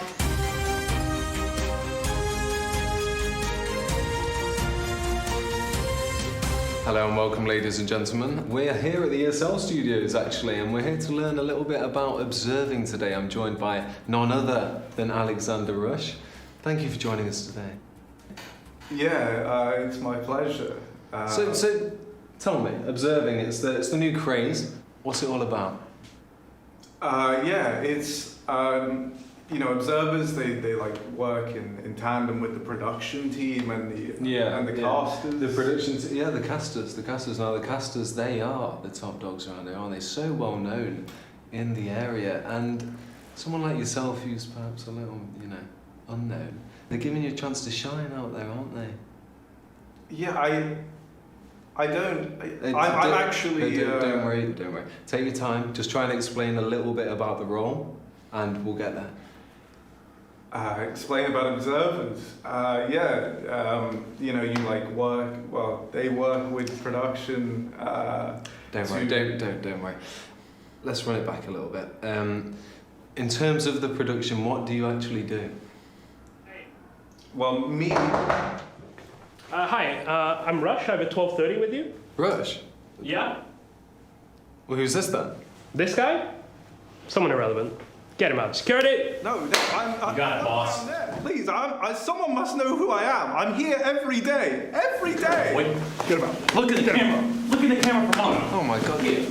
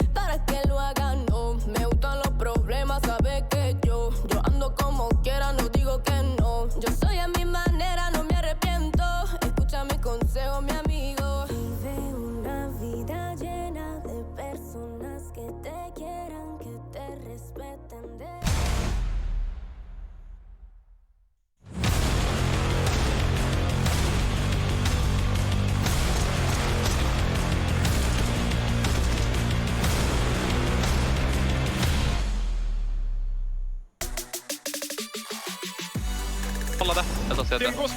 Han är CT då. Nice. En kvar. Hade CT flashar. CT close. Nice! Let's go! Nice fucking pick där.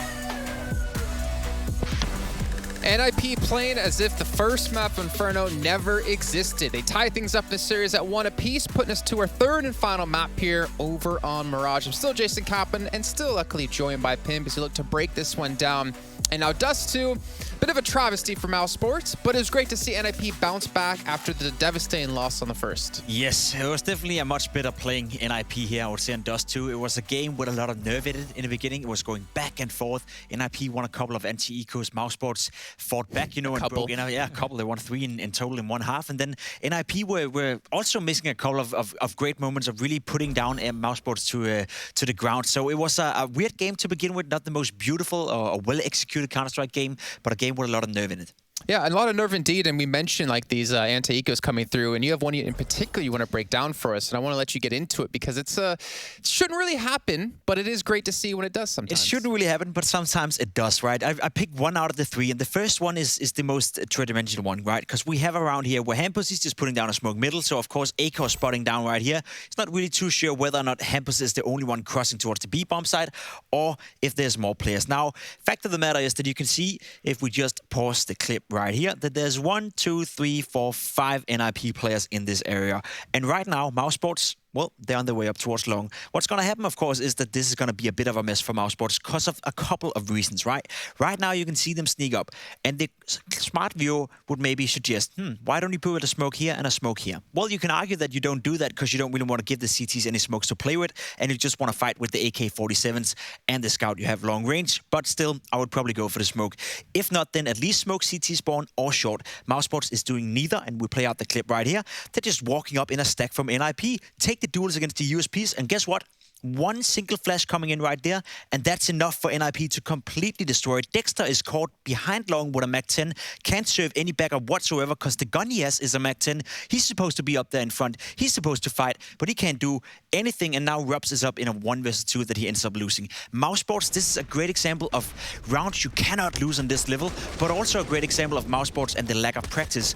I am 100% certain that if we were watching Mousesports in 1 month from now, these mistakes wouldn't happen. The smokes, the Molotovs, the procedures, the protocols for taking a bomb site in an anti-eco, they would have practiced that over and over and over because it's so early in their travel, I guess, for this team. Yeah. They make silly mistakes like this, and NIP were great at taking advantage of it. Mousesports, they should have won the first half, but they kept on messing up in every single anti-eco. And I know we talked about when we were watching the match, like in the mentality of Mousesports to lose that many anti-ecos, right? On the flip side of that, though, if you're NIP, after what happened on Inferno, to win those 3 anti-ecos had to have given you so much momentum for the team. And we've seen NIP already be 2-1 in the groups. This is still a match they want to win. They want to secure to get themselves potentially a spot when it comes to top 3 in the groups overall. And one player that we talked about when the series started was Rez. We have to come back to him yet again, currently 93 and 78. He didn't really stand out far and above everyone else, but he was their top player. He was the top player, and he was doing a good job. It was good to see him, especially in the second half, getting off with a pistol ace, and you think to yourself, okay,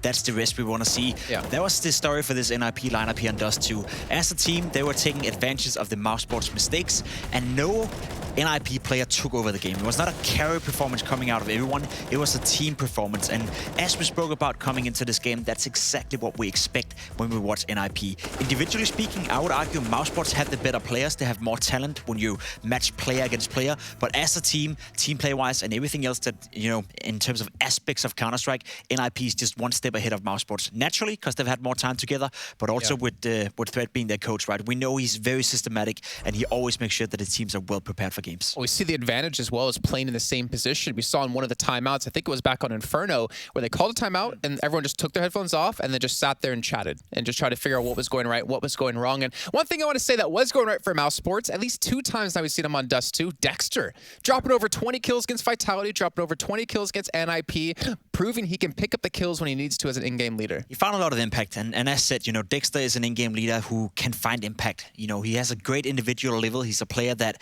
gets a lot of credit, I guess, for that individual level. We saw him struggle in the beginning of this group stage, couldn't really get it going, but again, he has so much stuff he has to maneuver, right? So many new unknowns, new spot names, new players he has to control. So you can imagine why it's a rough task, I guess, for Dexter at the moment. The last couple of games he's been playing fantastic, especially on Dust 2, putting up 180 AR right here. Sure, it's not nice to lose and play well, but it's definitely better to play well and lose than to play bad and lose as well. Yeah, you don't want to, because 2 bads don't make exactly. a good, I guess. But let's turn our eyes towards, obviously, the last map of the series, right? Sure. Mirage. Any first initial thoughts coming into this match for these 2 teams? I mean, we've seen Mousesports play twice in this tournament against FaZe Clan and Vitality, and both games were somewhat close, as we spoke about. That's been the trend for Mousesports. They lost 16-11 on one of them, 16-13 on the other, so both games with a chance of winning.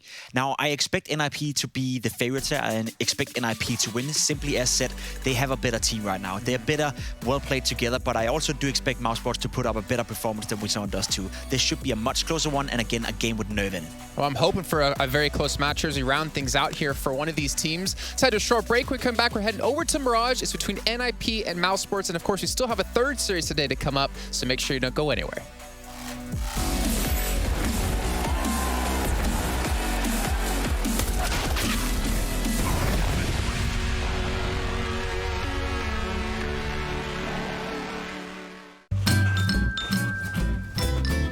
You ready? Huh? Hey, he's a good boy, huh? You ready? Huh?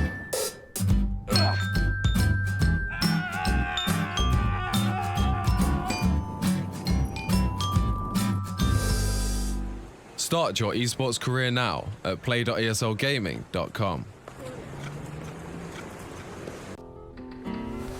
If you want to know what you're good at and, well, also what you suck at, check out csgohub.com. Coming! Hi, my name is Suli. My handle is Smix. I think it's important for these initiatives to happen. Empathy really, really goes a long way, and it always means so much to us, and I think that's where initiatives like this really help. Good luck, have fun.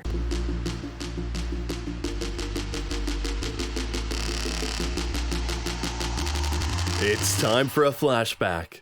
Even though their win at ESL 1 Cologne 2014 is arguably the greatest success in NIP's history, it was a dramatic and trying road to the title for the Swedish side. Despite being the #1 ranked team in the world going into the tournament, they had had their ups and downs when it came to their prior performances. Despite twice finishing as runners-ups in the 2 previous majors, first at DreamHack Winter 2013, and then at the ESL Major Series 1 2014 in Katowice, the team just couldn't make their otherwise dominant displays of play count when it really mattered. Being one of the top, if not the top Counter-Strike team at that time, NIP were a strong contender for the trophy in Cologne, but they needed time and a little bit of luck to gain their momentum. Within the group stage, NIP did well, but not perfect just yet. Get Right and the rest of the squad managed to win 2 out of their 3 games. They began with an expectedly easy 16-7 win over Team Wolf. The next game against Epsilon, however, was a wake-up call, as the French world #10 threw the Swedes down the lavatory in order to prove they're also in for the biggest honors. And now it is a 1-on-2 for Forrest here, and this one is for the map. He's gonna have to pick this up. He's got time for it. But does he have the aim?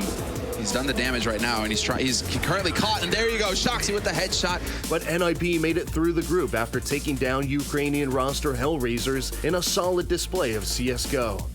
NIP securing their spot in the quarterfinals was their first step to success, but they still had to face the fact that both of their biggest rivals from the past, Virtus.pro and Fnatic, also made it out of the groups. The Swedish roster had to strike the iron while it was hot by winning in a close fight with North American Cloud9 and a little bit of help from Team LDLC, who managed to crush NIP's unwanted opponents, Virtus.pro. So far, Get Right and his crew now only had a 2-step process left to win their long-awaited title.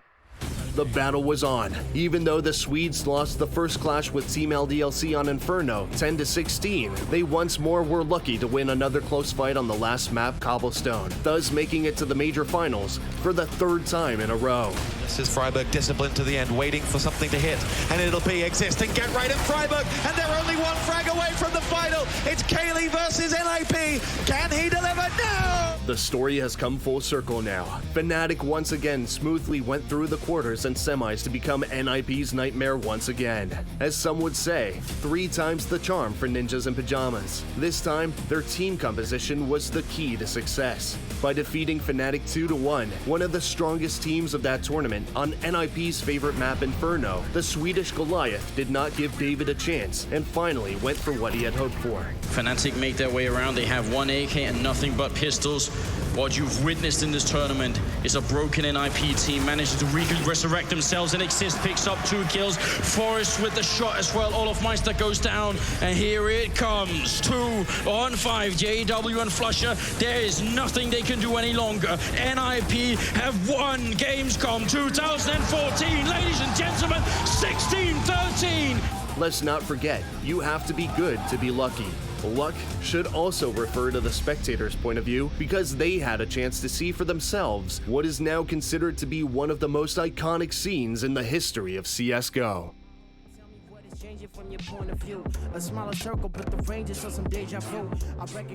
ESL Pro League is brought to you by Gaming Malta, Intel, US Air Force, 1xBet, and DHL.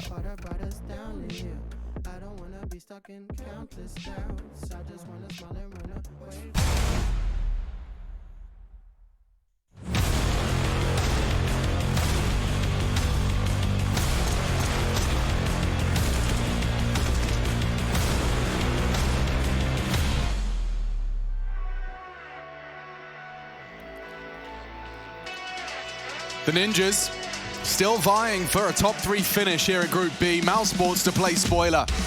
They've brought a new air of aggression to their gameplay, and there's a reason they picked up the first map. But now we find ourselves in the 3rd. Mirage to separate them. NIP, they've got to contend with Vitality as their final game. They want to take this scalp, and they want to take it now. We are straight into the action, it seems. It's all right, it's not live. It's not live. Everyone... We got you excited. The music implied it was. I know. We like to get you excited around here. The knife round just concluded, and I can tell you that Mousesports won the knife and decided to stay on that CT side. So This one we should be getting live any moment. Acor's just called a tech pause. So another false start. We love those around here. I think they're okay now. Everybody's just asking, are we ready? Everyone's making sure. I think that's the way we want this one to start. Make sure everyone, all the bums are in seats. Everything's good. There's no bugs in the system. There's a bug in the system for me. Okay, what do you got? Was ETR's missing $300? He's dropped to P250, hasn't he? Yeah. I've worked it out. It's all right. We added it together. We got the maths working. Nork and Rez are on the receiving end of those P250s. Cool. Okay. Oh, we watched NIP the other day pick into Mirage against Ents, and that didn't go so well. How do they fare this time around? Look at Rez. Up, yeah. They want to take a lot of that early space. Hampus is actually up. He's out connector. What? ZTR coming up ramp. Hampus is in the window. Yeah, everywhere right now. He's actually working on a B flank. Doesn't matter if all the frags go Mousesport's way, though. The first few taps all successful. Now, the element of surprise kind of redundant. Unless Hampus does more than that. He has caught Bemis in rotation, but another one for Dexter. Been saying that an awful lot, and it's finished neat and tidy. Rops with a quiet 3 across the map. Okay, well, that was quite the start. Cool idea. Loved seeing Hampus worm his way through the gap in their CT setup. I'm not sure if he's meant to get, like, I'm not talking about Mauser's setup, I'm talking about NIP strat. I'm not sure if he's meant to get so much room or if he's meant to find a fight and it's meant to be chaos and draw the rotations. Unfortunately, it didn't work out no matter which way we cut it. As NIP will just be down to an economical. Hampus with the Deagle, everybody else onto Glocks, and this is a chance for Mousesports to convert a second round. Now, they've had their hard time against these low buys, but this is not one of the regular force buy scenarios. There should be no way. I mean, they might be going for a little bit of a Machini TV special here. Try and sell a B fake, plant on A. Hampus is given the task to find the solo A defender, and if he does, that's a bomb plant. Bemis. Oh, such a good opportunity. But now they'll try and sell it. Here we go. Steps. Dexter dropping the nade, and oh no, a Glock if he goes down. The dinks were there, but he hasn't fallen. Oh, it's so dicey. Now he does go down as ETR in the meantime. We did miss it, but no bomb plant. That's a dream that's been dashed. And Nork's Glock. We may as well have a go. All right, handled there. We will see the buy come through from NIP now. Should be able to afford those AK-47s, no dramas whatsoever. But with these bonus guns, as it were, for Maus, they can be a little bit more aggressive. Dexter gets dropped one of those MP9s. Frozen will upgrade into a rifle. No AWP. But there is a scope for Acor, working with the AUG. Now, I noticed the other day when it was FaZe versus Maus, I think it was, and we had Rain coming out ramp, and he was just focusing on those 3 positions on the site. He was looking default box or towards back of site, under the balcony, and triple box, and that seems to be where BMS was playing a lot. Close ramp setup right now from Maus as NIP will take middle, uncontested.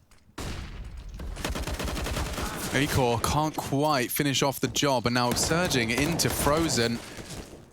Trying to keep them at bay. A very good deep flash. It should enable another duel. There he is. Slows down Nork's retreat. Dexter catches one blind through the smoke. And Ninjas in pajamas are just getting sent out of the server. It's only Hampus. An ace clutch seems like too tall of an order. And Dexter, he is in the perfect position to collect. He'll even grab himself the upgrade. And there you have it. But I saw a smile on Dexter's face there. Yeah, he's not allowed to have fun when playing European CS. What are you doing? That's supposed to be stressful. Business only. Well, I think here when we did talk to Hampus in the post-game interview, asked a couple of questions about Mirage and why they picked it against Ents. Ents hadn't had a map on record. They didn't know what to expect. He actually mentioned he got caught off guard a couple of times while doing strats in middle. So NIP, to allow this one here to be the third, they must have some confidence in it not having those same problems as they had the other day. And Maus get another chance to breathe. So they've dealt with the eco, the gun round, and now they're getting another lower buy.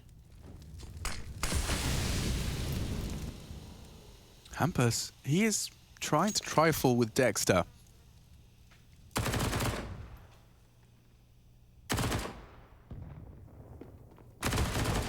Oh. So cheeky, Hampus. Yeah.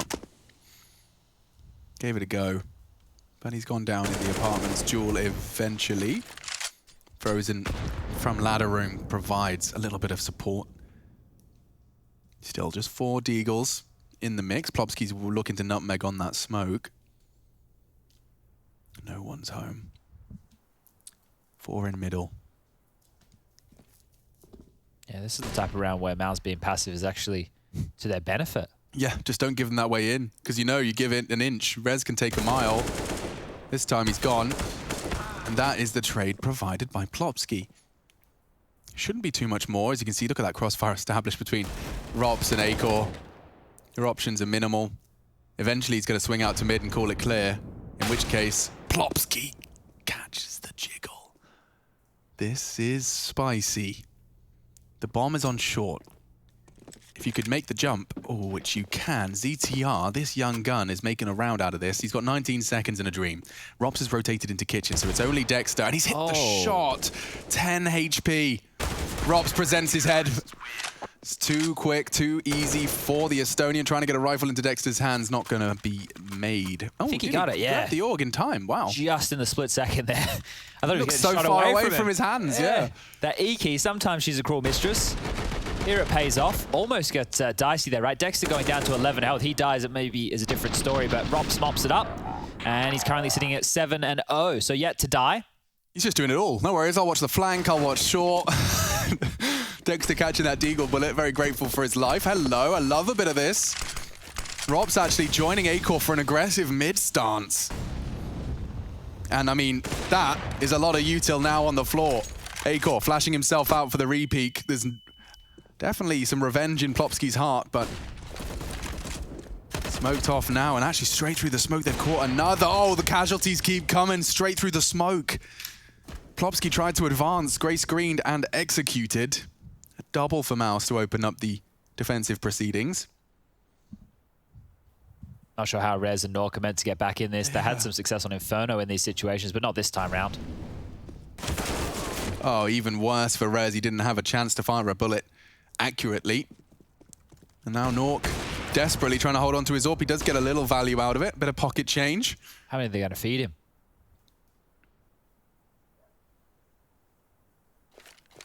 Oh dear, just as he looks away, they'd almost lined up for a double. The interesting thing about that round, and probably one of the reasons that NIP kept running into that, was after the opening kill from Acor happened, traditionally you'd expect teams to bail out. But if you look at the setup there from Mouse Sports, not only did they have Acor in this underpass position, they had one player behind him, they had one player in connector, and they had one player on short. So their focus was middle. If they're able to stop you getting underpass control and stop you getting top mid control for free, it means you can't get away with your standard defaults. So this is an aggressive mid control strategy, but one where they haven't just barreled up middle like you might traditionally see in a Mirage game. So it's very well thought through. They baited NIP into having to go for those kind of pushes, and that's the reason why Acor gets that second kill, because the play to take back mid has to be made. But we get another look here at Threat's green socks, as the Ninjas are going to be talking through what options they have here. 5-0 is the scoreline. Money is in a position right now where NIP can go for a half buy with a full execute, maybe change that pace up, apply some pressure to Dexter over towards that B bomb site, or continue to try and isolate BMS over towards A. They give BMS a lot of responsibility on that A bomb site when Rops and Acor have to deal with middle. So it is a pressure point. I found it interesting there to see how he's communicating with them and delegating. It does seem to be with a very kind of, you know, authority-driven approach. All right, well, the freeze time is ticking on back down, so we'll get this one underway, as it will just be NIP to, well, I was just going to say pistols. Hamperson's on to the AK, so they still don't want this money to start to explode out of control for Mouse. You can check it out right now. The only player with a lot is BMAS at 8.5. Back underway, and well, let's see how deadly they can make this. CTR was quite the hero on Dust 2. You had to frag with Rez on this one. Still early days.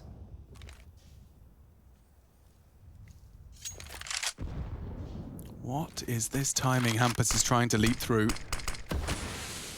CT smoke lands square on him. And they are out ramp. CTR caught. Executed by the flash org combo. And even a bit of nade damage inflicted onto ramp. That is where two members have gathered. As that smoke fades, Rops is ready for a swing, and this time it's Hampus's AK that does find impact. Could get uncomfortable now for Mouse. Losing another player in Plopsky. Multiple targets now for Bemis, and just like that, another body drops. NIP looking for their first and doing it with this mishmash of deagles. There's no way in for Acor. He's been great so far, but he's been nullified into this one. Oh, he's been heard too, that molly tick. Dexter falls, Acor's known. AWP has to save, he can't even get away. Look at this, Hampus just looking at the unbroken vent. Acor will do the honors. Kitchen, they know him. Yeah, Hampus has got him here. Or Hampus had him here. Nice shot from Acor. It's just about survival. The amount of players I see taking their hands off the mouse these days is wild. I guess because each round goes for 2 minutes plus, you're going to have to deal with a little itch or a scratch at some point. Okay, well, a good round back from NIP and one where they weren't favored in winning with that type of a buy. It was just that AK on Hampus. He makes it work. And then, strangely, I understand why Frozen is trying to get out from under the balcony. He doesn't want to be isolated after his position is known. But him and Bemis are caught in no man's land there, right? You can see them in the open. They're trying to take fights. At that point, it's anybody's game. It's no longer the CTs holding strong lines. Double orbs come out. Rops is into the second. And fast window smoke this time round. AK doesn't even get a chance to jump. Damn, I rarely see the window jumper get caught so quick. Hampus has given Ninjas in Pajamas a chance to start to really mess with the equilibrium. He's doing it all. Knocks down Robs again. Both AWPers they dealt with. Both like that, with his AK no less. Oh, okay, things about to go awry. That double kill, we're talking 3v5 territory, has been completely leveled. And now the T side, admittedly, does have to make an executive decision. Nork's trying to take space. Oh, silently was the key word, not anymore. And a sitting... Oh, no, Bemis, no! Bemis has completely had the script flipped. That was a free frag for him. Frozen does make good on his promise. But now with the 60-second mark, there is a lot of info being taken by both squads. Plopsky versus Dexter is going to be a big determining factor. He finds it just as Plopsky swiveled away. Okay, so he might be opting for a bit of a cut noise here. He's hoping that Frozen goes looking. He has good nades for this, but he has to get past Frozen. Dexter cleared out middle, and he's found the timing. It's a small one. This is miraculous. It's a small wall window, though, right? The molly's going to help. True. Smoke would have been a dream, but... Oh, heard now. Yeah. And Frozen's probably not going to let that bomb go down. It does, and just as he tries to retreat, Frozen peeks on out and catches him in transition. Trying to take a gamble there, hoping to pip the gap on the way back, and admittedly, it's a great plan with no smokes for the retake had he got there. Yeah, he opened that round though, Hampus, so going to be disappointed. The rest of his teammates just disintegrated around him, right? He gets Acor jumping out the window, deals with Rops. Both of those AWPs have been saved by Dexter and Frozen, so something clearly that Mousebots want to prioritize here. And now they're up 6-1. Now, look, this is how quick he was there. 148, Acor just caught, and the flash actually, Hampus had just gotten blind at that point, so this is really good stuff from Hampus. Oh, Bemis. We've all had one. Frozen saved him there. We've definitely all had one of those moments. 3 kills for Frozen in that one. And Hampus has bought back into an AK again. Nort can buy an orb, ZTR can buy. Everyone's good. This is in virtue of that round where Hampus was able to get that entry through the smoke connector and they won that low buy. So that gave them residual cash to work with here going into round number 8. If ever there was a game plan, if ever you had a page of the strat book to rip out and deploy, a 5-round deficit on the T side of a third map might be that spot, that sweet spot. And it does seem like we're going to get a very different flavor here. Swedes definitely trying to make it feel like mid-control. There's the smoke and Molotov bloom. Haven't seen Dexter punish too much on his B defense so far. He's been very willing to take aggressive lines. Previously MP9s, now with the M4. Dexter's committed to this now. The fact that they're on the other side of that wall. Oh, big find. Freebie. Completely. Hampus trying to find a gap, and this time it costs him his life. Acor, he reacts in time only just, but baited in. Dexter's got the trigger discipline, and the element of surprise is only good for one. Nork, quickest of flicks, enables a chance for NIP to find a second here, string together some consecutive rounds. Frozen opting for the underpass. They're rotating from A. They have the time to get that bomb planted. Smoke deployed to the window. And a bomb to be planted. ZTR to take some space. They're actually already going through the smoke. completely denying it. Look at this. Robs has completely nullified half of the site. ZTR's not expecting this. Oh, wait. Yep. Spots his toes. Knocks his shoes clean off. And now all onto one man, Nork, who only just defied the odds. He's doing it again. He caught Dexter with a quick one now, 1v1. Bemis had a tough go of things, and it gets worse for him. Nork doesn't blink. And then NIP steal away a second. This is the battle now for financial supremacy. Supremacy? Supremacy. That's the one. There it is. It sounded good. Supremacy. Yeah, probably could have got away with that one. I would have let you off the hook. I said it with such conviction, I had to. It was all good. It was like, yeah. Yeah, man. Supremacy. That's the one. Supremacy. Well, I don't know what to say about these situations. Mouse Sports are doing so much to put themselves in the driver's seat, and then NIP are ripping them away.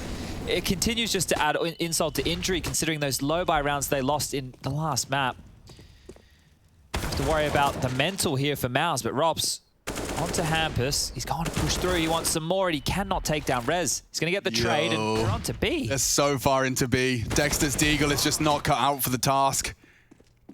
Maybe, just maybe, the M4 of Frozen. I just took a look at the map, never mind. The save is already on the agenda. Look at this.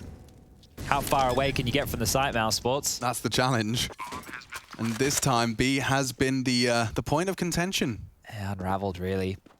To see what Rups is going for. We were taking a look last night on the podcast they do, talking about the entry stats for Mouse Sports, and Rups is actually, I think he was highest in attempts and success. Like, he was their highest overall, right? At the highest rating. Definitely going for them. Yeah, and that's one of the things. I think Rups of old is most people consider him to be a bit more lurky and stuff. In recent times, I think it was Hawker who did a video actually talking about Rops's aggression and something that he's been needing to do more.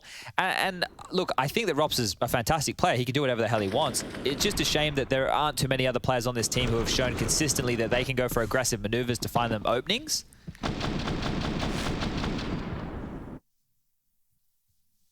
Yeah, that's a feeling we've all had before.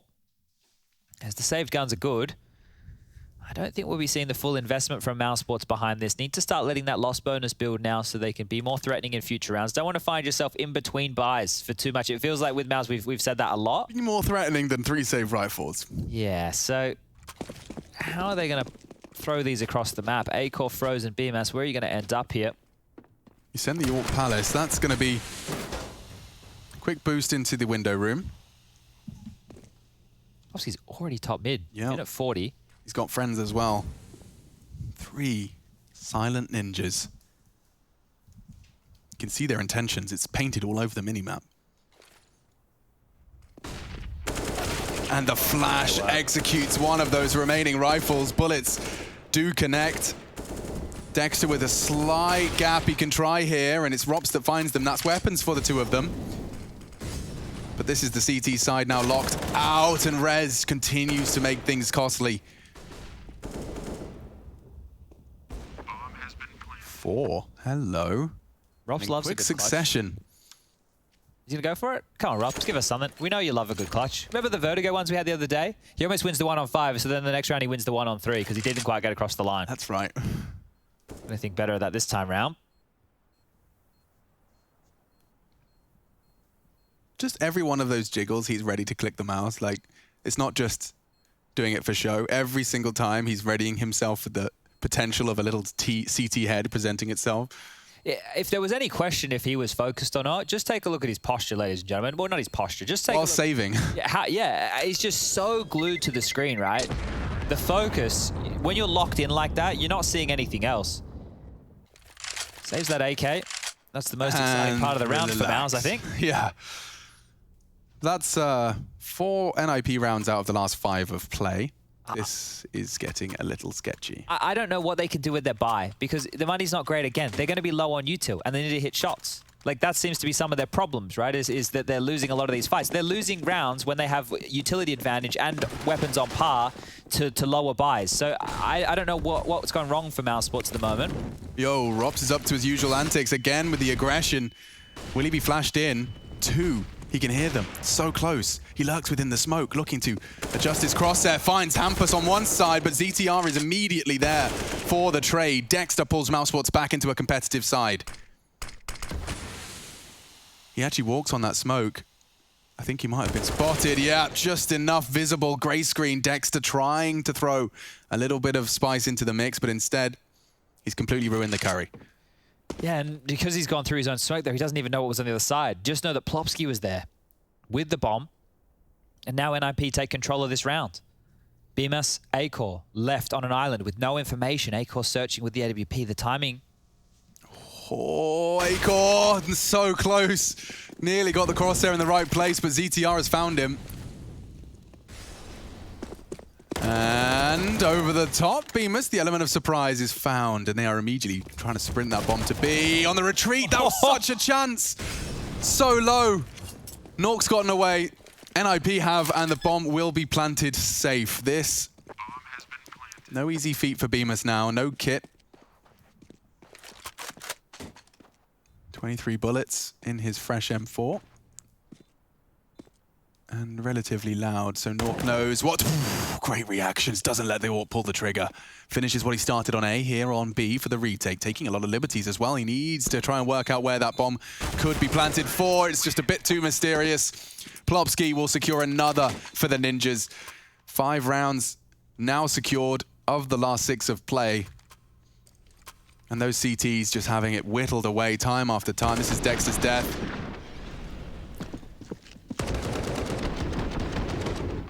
There was a chance, right? If he killed Nolk there on that rotation, it is a true one-on-one. Plopsky probably same situation, hidden somewhere, just to be an absolute thorn in his side. But what was a convincing start from Mouse has now turned into quite the string of rounds from NIP. Yeah, frustrations are starting to boil over. Yeah, I feel like we're seeing these pistols a lot with Mouse, and that's what happens when you don't get the opportunity to save guns or you go for retakes and you fail. So it will just be Deagles again. They really do love the Deagles over there. Probably all watching Rops in practice, just putting bullets in the body. Yeah. That highlight the other day, right? At low ramp on train, I think it was. Yeah, and we also had, there was a couple of Fame did something similar to Cloud9. We saw just 4 of them running into the side. He just 6 clicks, straight to the center of mass, right to your belt buckle. Gets it done nice and easy. All right. This time, Rops responsible for an aggressive CT maneuver. It won't find too much early. In fact, they're going for their A and mid play once again. Hampus, such conviction to be pulling his knife out like that. He's very comfortable around these mid lurk smokes as Hampus, knows what he's up against.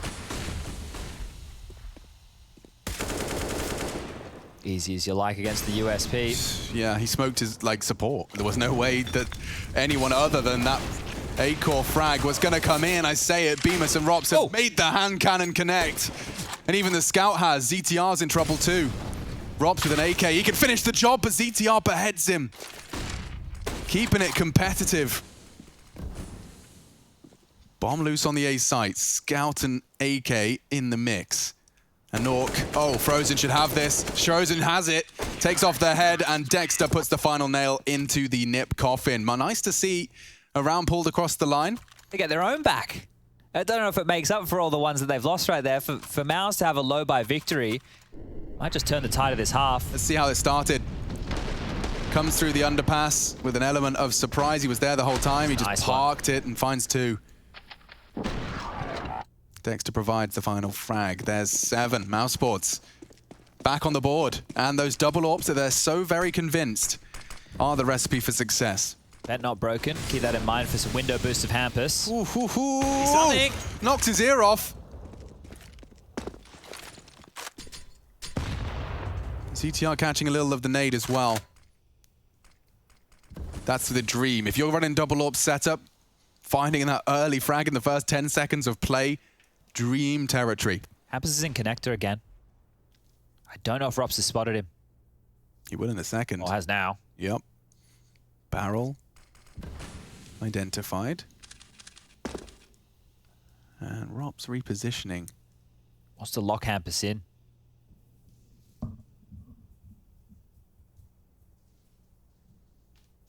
The silence, the calm before the storm, now nades. And the flash, not quite good enough. Rops has his vision in time and pulls the trigger onto 2 of them, making it work. This is a triple kill so far, even finds the 4th. Rops just making it any weapon work in his hands. plying his trade, reminding us that this is a name we'll be screaming in stadiums once again eventually. Look at this angle he finds onto Nork. Sweet spot. And even the sweet spot to evade those T-flashes as well, Chad. He played that to perfection. Yeah, I think as soon as he sees the barrel, he's aware that they might be looking at an ace split. So not only is he putting himself in a spot to secure that hamper skill, he can pivot around that box and help fight towards Palace, ramp, connector, even window. Good stuff there from Rops. Pistols now for NIP. And back and forth we go. Fast towards connector, an avenue that's been working for Hampus. Yeah, this time there's an AWP to receive him. He does a lot of good clear, but Rops will have A-core support for this. Hey, boys. Smoke, I'm sure a quick scope is in order! There they go! Oh, and he's toppling them all. 3 frags in just the same amount of seconds. Plopsky and ZTR holding on to their sidearms.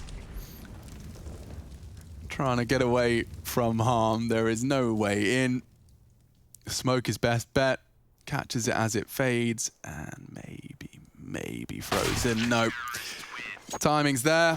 Frozen will have it. 9 for Mouse Sports. So this is exactly what they were hoping for. We could see there was frustrations bubbling over, but digging their heels in with a connection of 3. Yeah, he got real lucky on this one, didn't he? Don't think he was expected to get a double kill. Never seen that exchange. Yeah, that's quite a curious one right there. So the AWPs back-to-back rounds having huge impact, and for the final round here in the first half, no AWP for Nork, just those AK-47s. Utility, what can NIP do to walk away with one more round? Frozen's out fast this time.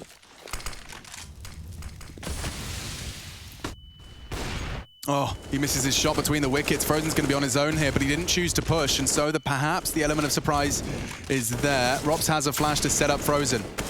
It's CTR, his first victim. The wide swings found by A-Core, but kept even as Hampus does what he does best. A chance again from A-Core using this ladder room position with the AWP, with conviction.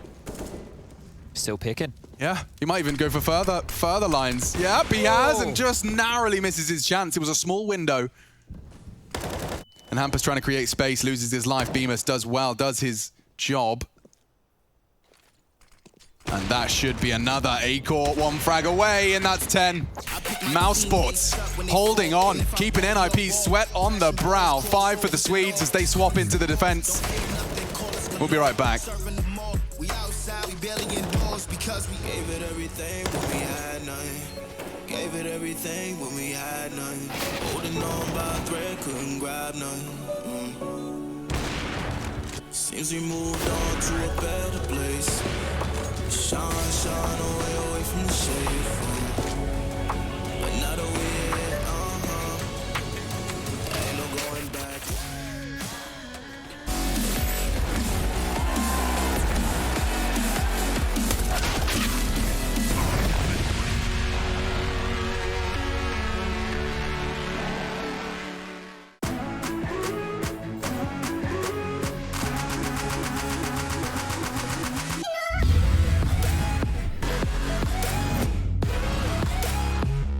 Glaive, my in-game leader, the way that he's been keeping Astralis at the top for a very long time now, and like consistently just being able to be in that top 5, top 3, top 1 for a very long time is something that's really hard to do.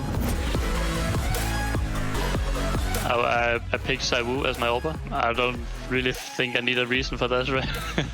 First of all, he never really misses a shot, and like he's rotating properly. He's helping his teammates. He's always at the right position to help out and actually be there when the enemy team hits aside something.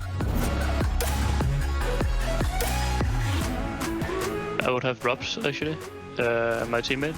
He's just really consistent in getting those 2 to 3 kills every time, and he's really amazing in clutches as well. Like he's like an overall really good player.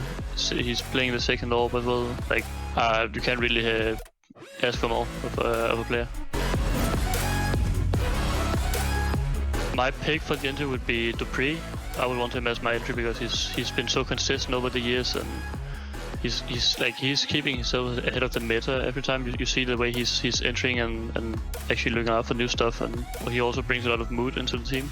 He's looks like a really open guy and brings a lot of mood to the team, which is really important. Actually, this was a bit hard. There was a few players that you could choose, but I actually went with Nico from G2. Like he has a lot of experience. He was in-game leading before at some point, and actually just his raw skill and mechanics is the reason why I picked him. Individually, he's so good. Sonic, the way he tries to lighten up the mood in the team, you see him just standing up and bringing the hype, and he just seems like a really good guy. And from what I hear, he's also a really good coach. Like, yeah, I would choose Sonic.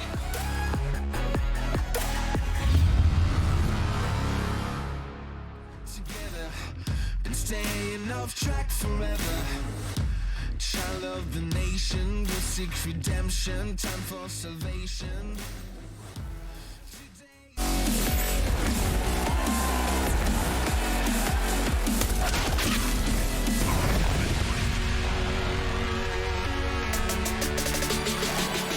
Mousesports 10-5 for the Ninjas, but it is Mirage and it is the third map of our second series today. ESL Pro League's second group, Group B.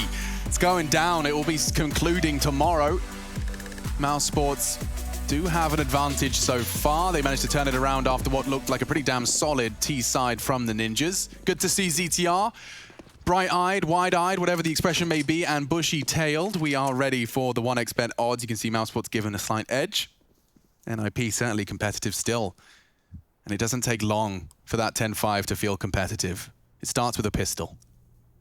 Putting a wide net out here, Mouse, just defaulting across the map for any early pushes. Frozen has a lot to deal with here. Yeah, Rez is holding him. And he wasn't anticipating that. Nork to swing out. Frozen is being hunted, and yes, Rez provides. Into A. Oh, it's unguarded. ZTR has to hold the cross. It's hard to shots to hit. Baited by the jump. Double swing. No one's hitting anything. He confirms the bomb can go down. Acor pushing triple. Smoke on CT. He does get across. And what are you up to on the flash? They're so blind. Nork desperately hits the scroll wheel. Acor hits 2. Mousesports poised now, and Bemis with the flank to seal the deal. He doesn't quite. Acor does, though. Triple kill for the Dane. Sure, I wasn't sure Mouse was going to get the bomb down in time there. Acor had to push through that smoke. It would have been fading. They might have been caught out of position, and that is everything. That is everything in this round. You can see both of them scamper away completely blind. Acor whiffing a couple, but it does not matter when he hits a shot like that onto Hampus. Denied. Good stuff there as Mousesports are looking to pick up their first series. Now, the complications for the group, Mouse cannot progress. But NIP, they need to win this one. And we spoke to kick this off about the pressure, maybe getting to the youngsters on NIP. Not a whole lot of experience over there. This would be a terrible one to drop, and the freedom of Mouse, we're seeing it more and more. Acor looks like he's coming into his own. Oh my lord, look how much progress they've made without any info for Hampus. He's talking, flashes, and he does tuck in. There's a chance on that deagle, and he does well to find the first. Eventually knocked on his arse, though, and now into the site they are locked out. Frozen's even got a Molotov if he fancies. Don't tell me Mouse are going to convert a second round.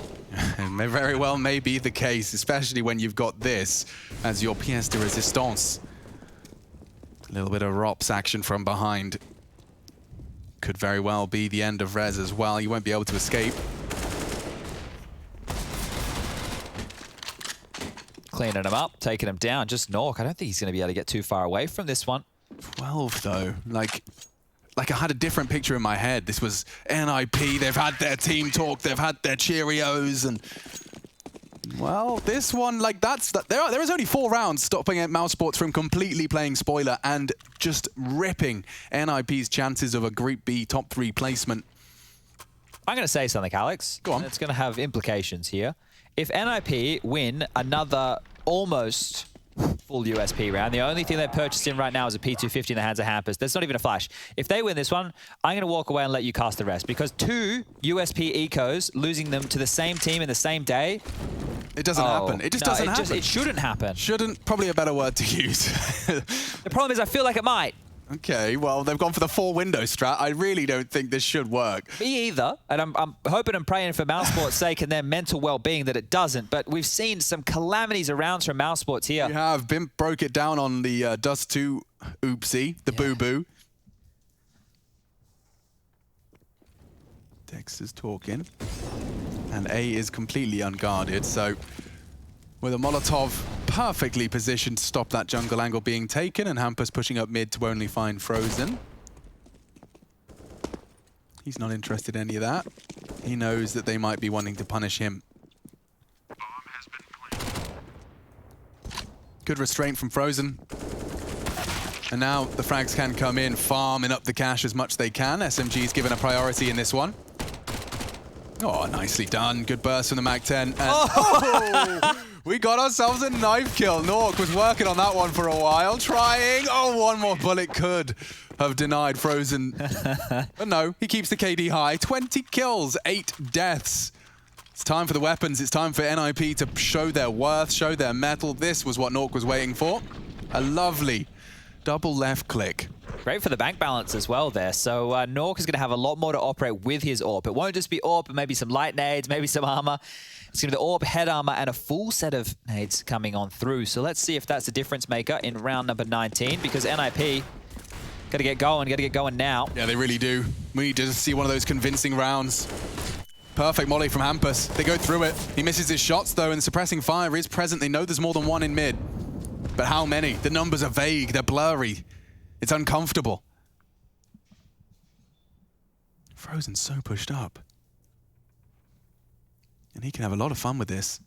The rest of his team can do whatever they desire. It seems like it is going to be that 1-3-1.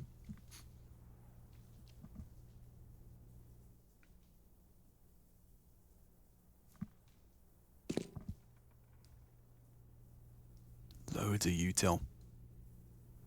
That is for Mouse Sports. Relevant as well, though. Plenty of smokes for Nip and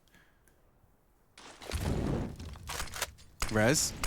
Perfect timing on the incendiary. Does mean he can probably stop worrying about Palace, but he's actually just been pushed further into A on that. Yeah, Nork just cleared B apps and he's rotating away from the site. He'll be faster to help out with his A attack. Frozen's been here a long time. They're keeping track of him. Hampus keeping him honest, but the spray battle is won by the Swede. More chances. Oh, CTR could not have timed it any better. A lot more. Too many duels, in fact. It's only Rez. Catches Robs completely off guard, and a second quick trade from Bemis. Hampus is there. It's only Acor. He's low and about to be even lower. The smoke to fade, as will the lights in his eyes. Another kill would be great. 3, 2, and indeed 1.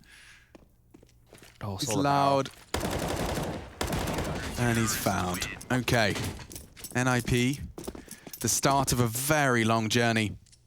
It's the first CT round we've seen them post. Now it's time to do some convincing, because there is an entire Twitch chat, as well as 2 casters, that have kind of written you out of this one. It just, it's not completely over, but it's feeling like it's going to be a difficult task. That round right there, if you get one more kill, Acor, if you make that a little bit more costly for NIP, well, then the economy situation for NIP is in a lot of trouble. But the fact they keep 3 alive, they can drop guns across, and this is starting to become more and more of a possibility for the Ninjas. Just ZTR soloing A right now, and oh, Nork flashed off the line, mid-control and mid-aggression.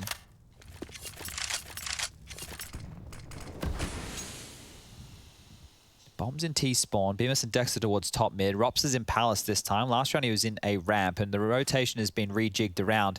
Nork's now made it to Ticket. Rez still dealing with Connector. Hampus pivoting up close on short for info. Plopsky anchoring B.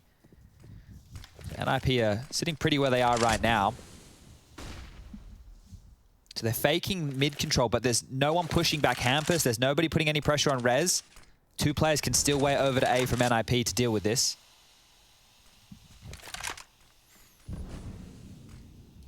Gathered by the smoke.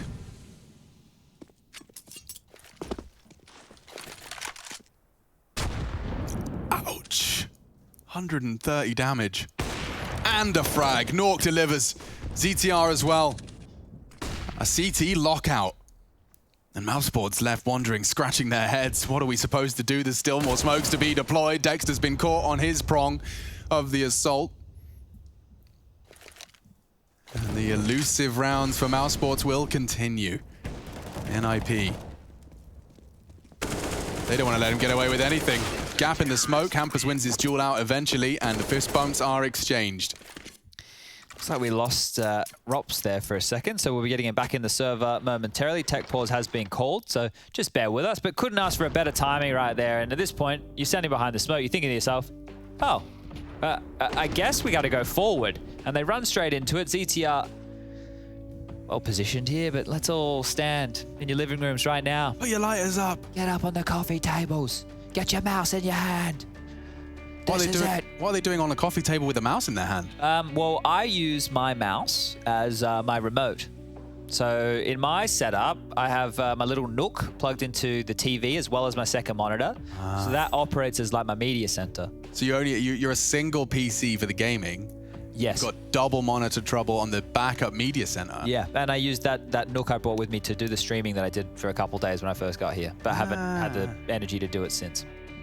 Yeah, no. I actually still haven't updated my Twitch page. So if you want to laugh, by the way, guys, during this tech timeout, head over to twitch.tv/machine and take a look at the last time I bothered to set up my Twitch. It's Microsoft Paint icons and a picture of me before facial hair existed. Okay, so we're going back about 10 years. Yeah, I was wearing a really, really itchy H&M jacket that I was convinced I had to wear because that's what some people selectively realized they're comfortable wearing, decided to force it upon everyone else. Yeah, but you look good in it, even though it was a bit itchy. I know the one you're talking about. It was grey, wasn't it? No, I did look good in that one. This was way before I started trying to bend the rules to fit my personal taste. Convinced that wasn't an option for a while.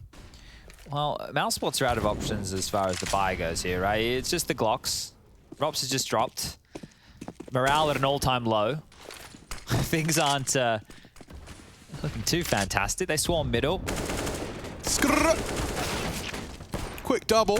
AK is loose, but there shouldn't be any more to say about this one. He's even ready for it. If Acor fancies his chances, he's gonna dice with death as the nades come in as well. Ooh, Rops has kind of got a pretty sweet angle. He drops to reposition, hoping ZTR just places his head in the vice. Rez does, and Rops does not miss. Such a threat.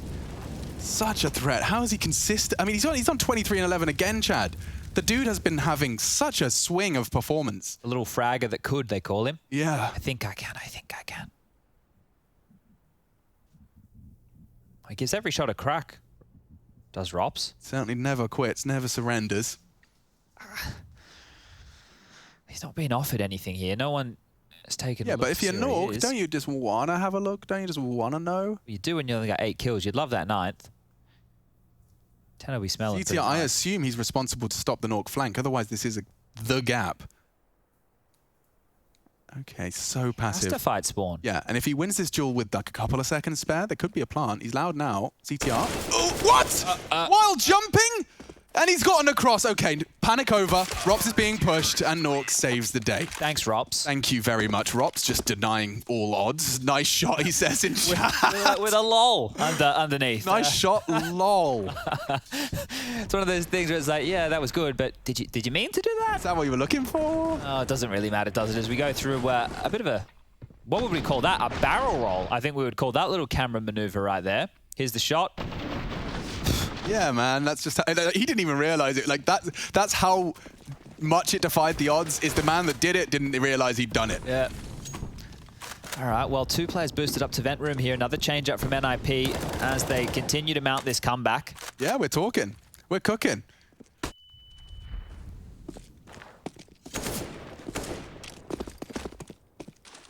Got the mid control they're looking for. Setting up the nades now. Smoke towards window is what's going to be thrown out of the hands of Bemis, but guess what? Nork's found Acor in the meantime. Smokes himself off. Trying to take the space back quickly, but Mouse, you've been denied. Ooh, hello. It's a freebie. NIP looking set for the CT lockout. Can we have a quick recap of what we've seen Mousebot's T-side try so far? Win pistol, and then go from there. But since it's been the default spreads, they tried doing a mid fake with a late A execute. Here they went for mid control again. They went for a faster B split as well in some of the earlier stages where we had Frozen get into vent room early. True. So they have looked like they can get mid control, but it never feels like there's like the plan is to go and get the kills. It looks like the plan is to get the information. So now that they found themselves in a 3-on-5, once again they've got control. But NIP aren't afraid to take the fights. And I when we came in today, You mentioned that you played a matchmaking game on Mirage and how, you know, stifling it can feel. You have to be willing to take fights like this. And look at it. Hampus continues to search, continues to look. And it's just this one man again. So Rops, it looks like he's baiting, but everyone's just gone on fights on their own and they've lost. What else is the kid meant to do? Yeah. Too many targets, too little time. 9 for the Ninjas. Mousesports is getting a little quiet over there. It's been 4 in a row now. We discussed how quickly that gap can close. Admittedly, the gap's still large enough that Mousesports considered to have the edge, but they'll have to prove it. They need a plan. Certainly not in this one. Yeah, this is something that I've become more hyper aware of as I've been casting with this Brainiac on my right. Is the woes the T side. I always consider the T side economy to be super favored and super like luxurious. The weapons are cheaper. You're getting bombs down, but that part. Getting the bombs down, it actually can look quite painful. I think the Renegades game was where you gave me a proper 101 on it, but you really can feel quite screwed when you're, especially under the thumb, as it's the second half when you take to the T side. Yeah. There's a balance of battling for control of the economy, keeping the CTs honest, but also, yeah, these Deagles and Kevlars, and they fall flat, and then another round, and suddenly that CT economy is flourishing. It goes both ways, Chad, and you've helped me understand that. Yeah, it comes to keeping it clean, right? Wait, that ADR's bugged, no? Rushley? He's not averaging 200 ADR. ADR is bugged. There you go. Thank you, Rushley. Well, I shouldn't have said that with such conviction. I was trying to use it to hype him up. My bad. Right. Rush is honest. I don't think Rush has ever told a lie in his life. I'd have believed it, though. That's how good he's having it. All right. Well, Frozen. He's found the aggressive maneuver here, so been able to find an opening, and maybe this is exactly what Mousesports need. Need to keep this threatening. Rops did his best clutch attempt before. Now they've given themselves a number advantage. What can they do with it? Dexter's slipped the net. He's gotten across, jumping into winner, straight into the hands. She missed up the movement, and it's just such a great warning for Rez. Like, hey, is your crosshair not in the right place? I'm coming. Give you an extra second to get it there. Okay. This is just Mousesports limping out. And why do I feel fights. like he's about to blow off the head of ZTR? Just as he's transitioning, this time the timing's not going to favor him. Oh, maybe it will. ZTR will have reported back saying, Nork, can you put the Zoom banger on mid? And hello. Takes his time, doesn't rush the flick, but Rops takes down the AWPer. And it was a chance for Beamers to open up the A site, but ZTR's done it. Falls away. Bomb on Frozen, just the two of them. In a 2 versus now 1 versus 3. And only damage. There you are, ZTR. 3 crucial frags. Puts the 10th on the board for NIP and are stringing together. Now 6 in a row. That's bad maths. Hang on. 5 in a row. Makes more sense. 5 plus 5 equals 10. That's correct. 10 points to Gryffindor. What would you be, Chad? I don't know where to put you. I'm either a Slytherin. Yeah, actually. Or a Gryffindor. Well, yeah. Yeah, in a way. Not that I have any sort of prerequisites as to what. Well, we'll get the sorting hat out in the car on the way home. I'd like that. We'll find out. Let's have a go, though. It's Beamers having a go up mid, and look at the liberties. He's cleared it all. Okay, wow, that's a dream. 90 seconds into the round, and mid is yours. The smokes will fade. The CTs will drop a second. A barrel's been spotted, and a chance presents itself. Squandered by Nork. Rez is there in support, hoping to bait him in with the AWP shot, but they are all covered in this mid hold. And already Hampus has found enough of a gap. He dropped into the smoke, and he's found another. Hampus just completely silences and flattens the Mousesports attack. He's so active. Constantly in pursuit of information. And he knows where A-Core is as well. He heard the scope earlier. But he's hit the magnificent shot. Maybe, just maybe, can make it competitive. The bomb's still T-spawn. He's all alone. The CT's ever dynamic. Like, when you're playing in Mousesports, you can't help but feel like any gap you've left can immediately be taken back from you. I'm not sure how they get back into this one. Frozen on the A ramp has a lot to do here. A-Core's going to flash to set him up. It's kind of cool. Does mean ZTR doesn't have the info, but they probably do, based upon the flashbang that they were setting up Frozen this time, sneaking. And there's ZTR's crucial frag. 14 for him, delivering on this second half. He had a quiet first, but it's Hampus I want to start by talking about. First blood again, and even finding a second. just as the smoke fades, Dexter loses his advantage. Only 8 kills in the last 6 rounds for Mousesports. Well, there is an absence, and bomb plants also have been an absence. There isn't a single defuse next to the icon. It's just been eliminations from those CT rounds. Having a real rough go of it. Oh, that is a nice way to start this one off. Nork is tagged. But it's a scout, like that's already, like I'm upset if I'm Nork because I'm working with 38, but I'm also quite happy to hear that they have got a pea shooter and I have the big green. This might get the Mousesports team going if they're able to make this one more competitive, but it has always another tag. No. Robs. 2 tagged with the scout to start off proceedings, and he's trying to do it all. Hampus is already tucked into ladder though, and so pretty sure as that smoke fades, it favors Hampus. Maybe frozen with the element of surprise though. Here it comes. And Hampus finds him. He knows what you're up to. Trying to force the issue, trying to find the trade frag, but Hampus is just playing it to perfection. He gets them all. Everyone else was tagged, everyone else was low, and Hampus saves the day. Is this an A-Core special? We've been talking about an A-Core special. You know, I haven't ordered an A-Core special before.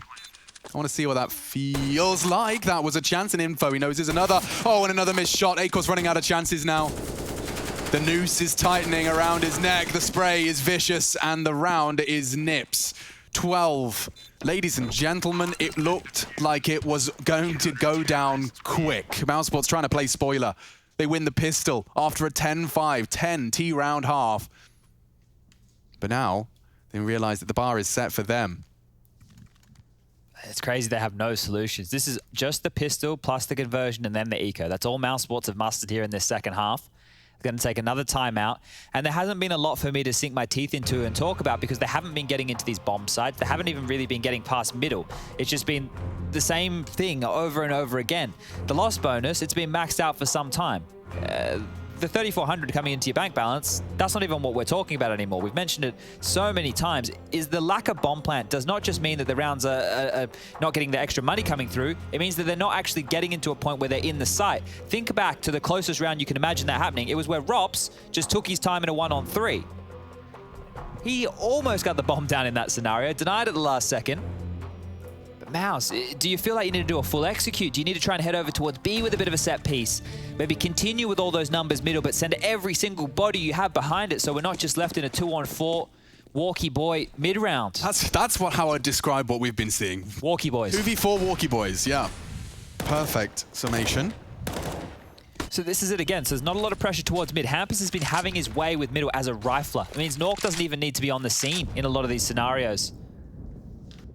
CTR close ramp, playing for info, expecting a bit of an A execute here, NIP with this forward setup. Over on ticket will be Nork. Hampus just casually clearing middle with some occasional peeks. We'll smoke out towards connector now. A-Core. Yeah, but there's nobody, they don't want to fight them. NIP are like, that's cool, take top mid, we'll wait until you get a bit closer, and then we'll make it really jarring. And with the setup they're going for right now, they actually want you to come connected to A. They will make it hurt, but only when they choose to take that contact. It's not been any unforced errors out of them yet.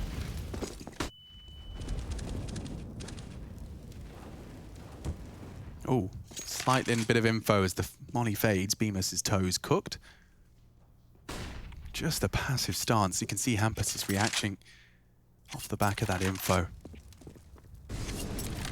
Short is lost. Warp. Potent! Almost the double. Nearly double into the fingernails. Bemis holds on. And a lovely smoke for Plopsky to peek over. Rop saves the day. Hampus is here, the spoiler. He's got util as well, but it's all about the bullets now. Looking around, trying to spoil the day for Mousesports. A crucial 14th for them. Robs is staring at bench. And he's been found. Another crucial frag. A-Core, oh my god, he loses his head. Hampus has played spoiler, and it's over. Another one, the equalizer no less. 3 frags from the leader. He's chasing 30. He's having such a big game here and pulling the Ninjas in Pajamas into a control of this third map. Their defense is so different. It's got such a different look to it. This time, they're just giving Mousesports enough time, 15 seconds, just so the chaos. And what?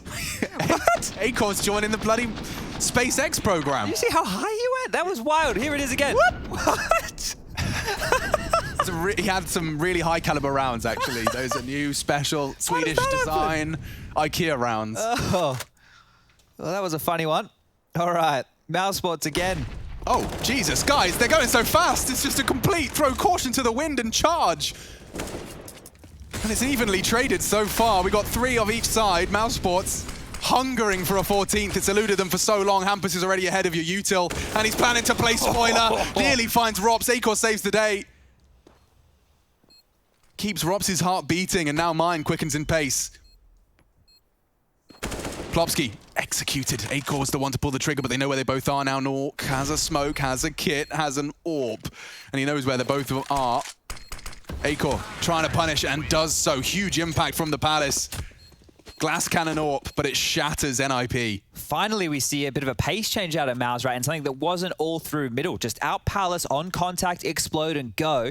And that was enough to catch NIP out of position. One of the things NIP have not felt is out of position. Hampus is always in the right place at the right time. Here they were having to rotate in. Great work from Acor and the likes of Rops to isolate Jules as a team. And then Acor does not want any of that smoky, defuse, funny business. Peaks well and truly before. And gets them a much-needed 14. That is the first in, what, 8 rounds? Oof.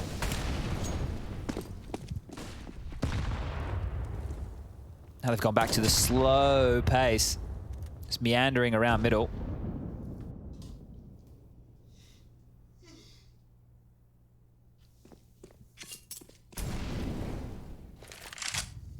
This time they're going for a bit of a B piece. 2 players on the site already. Hampus here again. He's always in the right place this game.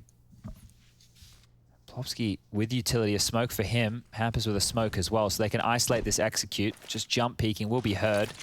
Actually deep smokes, but they're ahead of it. Oh, here they come. He heard the impact, and Rez is pretty damn fast on the flank. Frozen's into the site. There's 2 for the Nip boys, 3 for the Nip boys. They're sending them packing. Dexter's only got a Mac 10. He gets nothing to show for it. And NIP immediately jostle back for position, pole position should they pick this one up. 13. Mousesports sat there for a while. It was a full 13-5. Hampus got his 30 there. 13-5, now 14-14. Mousesports have hit a serious lag with their T side, and this is the last time out to piece it together. So you know that the mid default's definitely not been landing. NIP give you the space and then take it from you in short bursts of brilliance. Palace Explode worked, but they're aware of that as well. It's not an easy call to make, and Dexter's the one tasked with piecing this together. Disconnected from his roster, hard to boost morale. Certainly more difficult. And remember, there's no pressure on Mouse. Even if they lose this game, well, they would still be out of contention. I think the pressure is self-applied. You know, that there is not, the tournament isn't dictating there should be pressure, but the pressure is... They want the win. Exactly.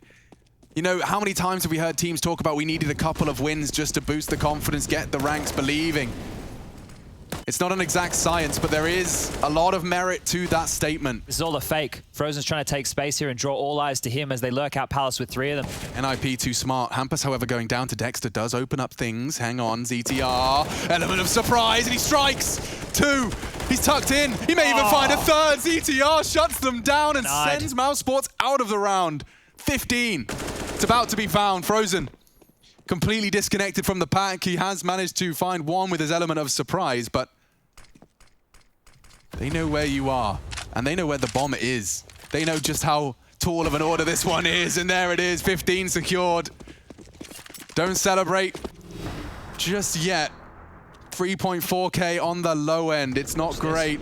ZTR finding more than he could dream of. No head armor there on PMS as well, so you can just see how the economy has played a role. I know that his back was turned, but you could see just how quickly 1 bullet and his head explodes.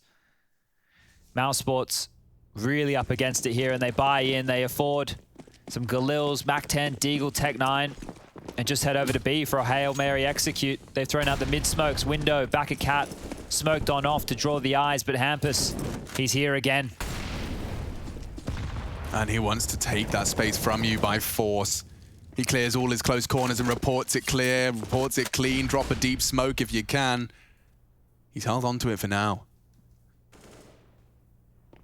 And Rez winning out his mid-duel. That does mean it's all coming from one direction. They can focus their attention towards the apartment. Some slip the net, though. It's frozen. He hasn't checked it. They're both doubled up in the van.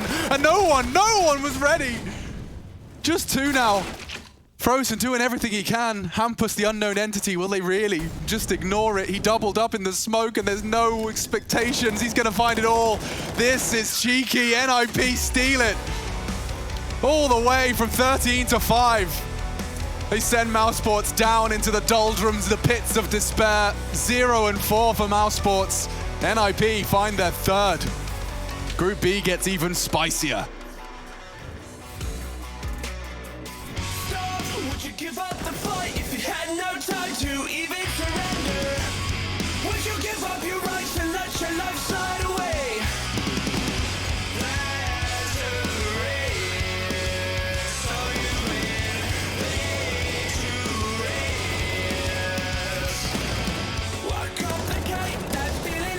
When it suffocates at the bottom, don't take the bait.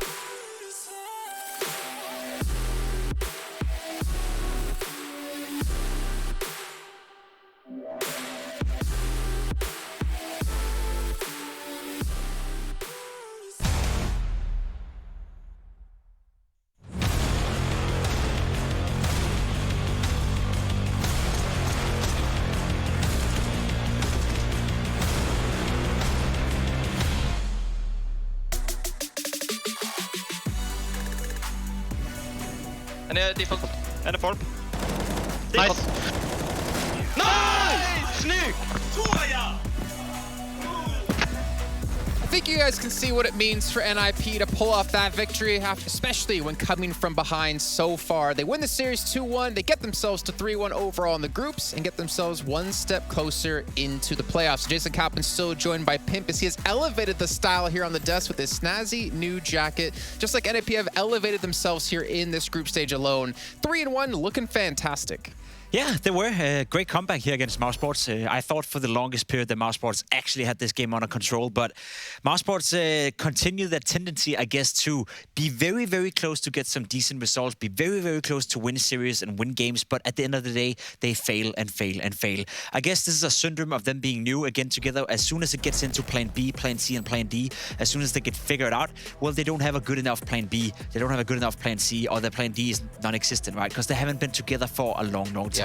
Unfortunately for them, this was a great opportunity for Mousesports to showcase the world that they were able to beat anyone in this group. But if you lose a game like this, when you're up, when you're leading, and when you have such a good grasp of the game to begin with, and you still end up losing, then I'm lost for words at that point. Then Mousesports, it's just not supposed to be this time around. I think Rops might be a little bit frustrated going 78 and 51 in the series, but I feel like, and as we stated before the match began, right, this is not a game that's going to change the tide. This is not going to change their fate here in this group. It's more about that learning experience. I think they're just going to internalize that game, hopefully down the line going to continue to improve. It's also a question of confidence and building on for the future, as you're alluding to right here. The fact that you're a Mousesports right now and you go 0-4 in this group, in itself is not a good thing. It's not going to build confidence, especially not when you lose in this fashion, right? Because all the games so far have been very close. They've been playing a lot of close maps where you could have argued that with a little bit more of efficiency, with a little bit more, I guess, coolness in the clutch situations, Mousesports could have won a map or two in this series and potentially could have won a map or two, a series or two in this group.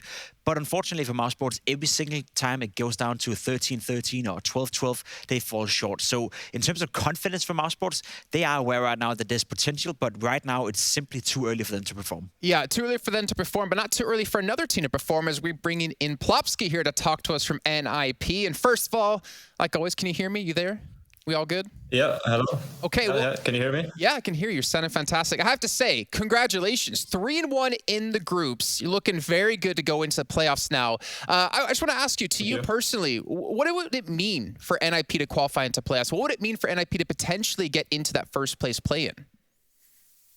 I mean, it means really, like, it means a lot. I felt like we have grinded a lot lately, and we have played so much CS because we want to be the best. And I mean, we're just playing every day. And at this boot camp, we were here with each other, just like, working on our teamwork and everything. And so far, it feels really good.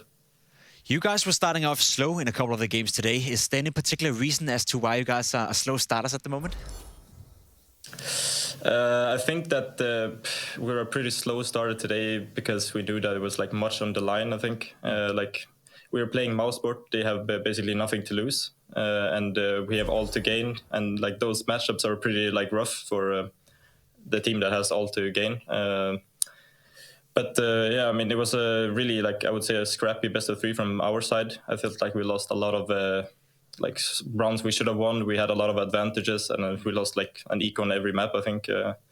So there's a lot of mistakes that we can fix, and I mean, we still managed to win even though those mistakes. So I'm happy with the result, but we still have much to work on. Yeah, I was about to say, if you can win on a bad day, I guess that's a testament to how good you are as a team as well. A player I want to touch a little bit upon here is Hampus as well. He was involved in, I believe, 18 opening duels. He had 11 multi-kills here on Mirage. Is he becoming better and better for you guys? He's been with you guys for a good amount of period now, but I feel like Hampus is growing within NIP. Yeah, like Hampus has grown a lot lately as well. Now we have CTR as well, which is like he helps out a lot with the mid-run calling, and I mean he's not calling exactly on Mirage, but he helps still with like mid-run calls on every map. And I feel like Hampus is like taking much more ground now in game. Like he takes a lot of space for the team, does a lot of openings and like everything to make it easier for the other players. And I mean, he's just a really good player overall, as you saw on Mirage as well. Like he saved us so many rounds. Yeah, did a fantastic job. Plopsy, I'm going to let you go celebrate with your team. I don't want to take too much of your time, but we always appreciate you coming on the show. Thank you. Have a good day, guys. You too. All right, so cool stuff to actually hear. I mean, I respect that when you go 3-1 the groups, he's still saying, you know, we have a lot to work on. I'm just curious, can they make it work with what they have coming up. Obviously, getting out of the group stage is going to be tough enough, but then to play in the playoffs is going to be even tougher. But Pimp, you know what we have coming up next? ENCE up against Team Vitality of our final series of the day. It's coming up after a short break, and we'll see you guys then.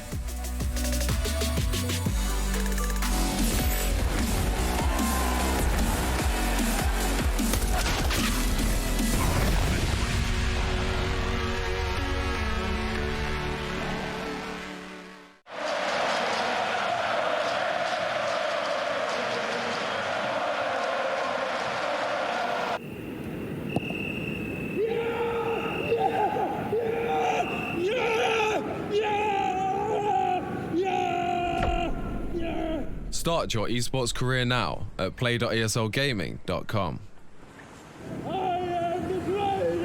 My name is Jordan Gilbert, aka Nothing. Hi, my name is Sue Lee. My handle is Smix. I think it's important for these initiatives to happen. Empathy really, really goes a long way, and it always means so much to us, and I think that's where initiatives like this really help. I encourage everyone in the community, anytime they see bullying, anytime they see someone getting called names, I encourage you to step up and say something. Good luck, have fun. Good luck, have fun.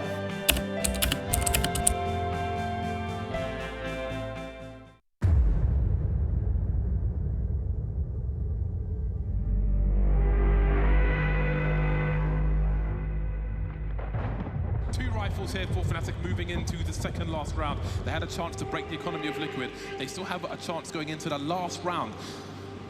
But this one's not going to be easy. And surely we're going to see a fast play from Fnatic.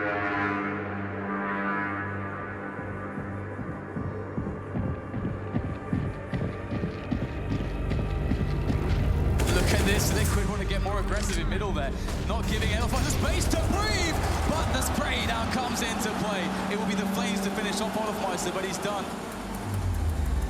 Crims and Dennis still stand, and they cannot be counted out at the moment as they are holding on to some pretty dangerous weaponry. They don't have utility to aid them in their eventual push, but what they do have going for them right now is time. They're very spread out at the moment, and Fnatic should be able to get engagements. What is that? Long-range shot connected by Crims. JW is history, and maybe there's a chance now for Fnatic in this round. Two players now for Fnatic just holding up again. They're waiting for the peaks. Who is going to be the recipient? It is going to be Hiko. That's a big frag. Simple is creeping. They see him with the AWP now, and a desperate play into B comes in. You see double smokes in the same place there. Simple just jumping casually into the side. He's going to fall down and get a different frag. What is this frag from Simple? Are you serious? What is that? You can't do that, Simple. That's not allowed. This is not FPL. This is a major. He didn't even... He had one button on his mouse stand. He had one button. There was no zoom.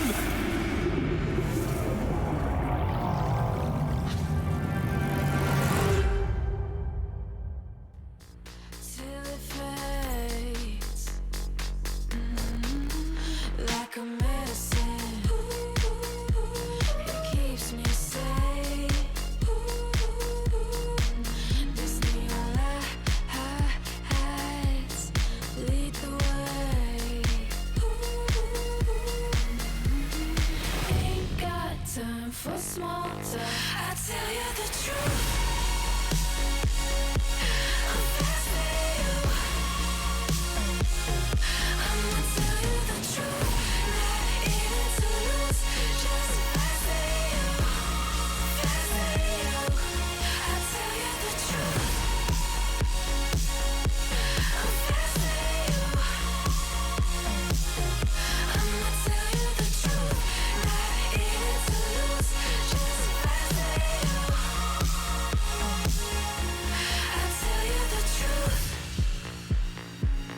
Just faster than you.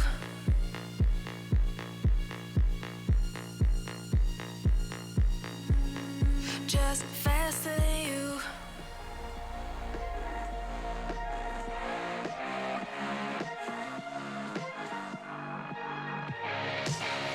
Glasses on, my hoodie's right. Break the door, give me side eyes. Are you feeling yours? Cause I'm feeling mine. Slide back to the future, got my own time. It's sipping dope to feel right. Got my own high, don't need no lies. Sneaky bitches never ever act with zone eyes. Alright. You can tell me nothing. Come back when you get all in the same. ESL Pro League is brought to you by Gaming Malta, Intel, US Air Force, 1xBet, and DHL.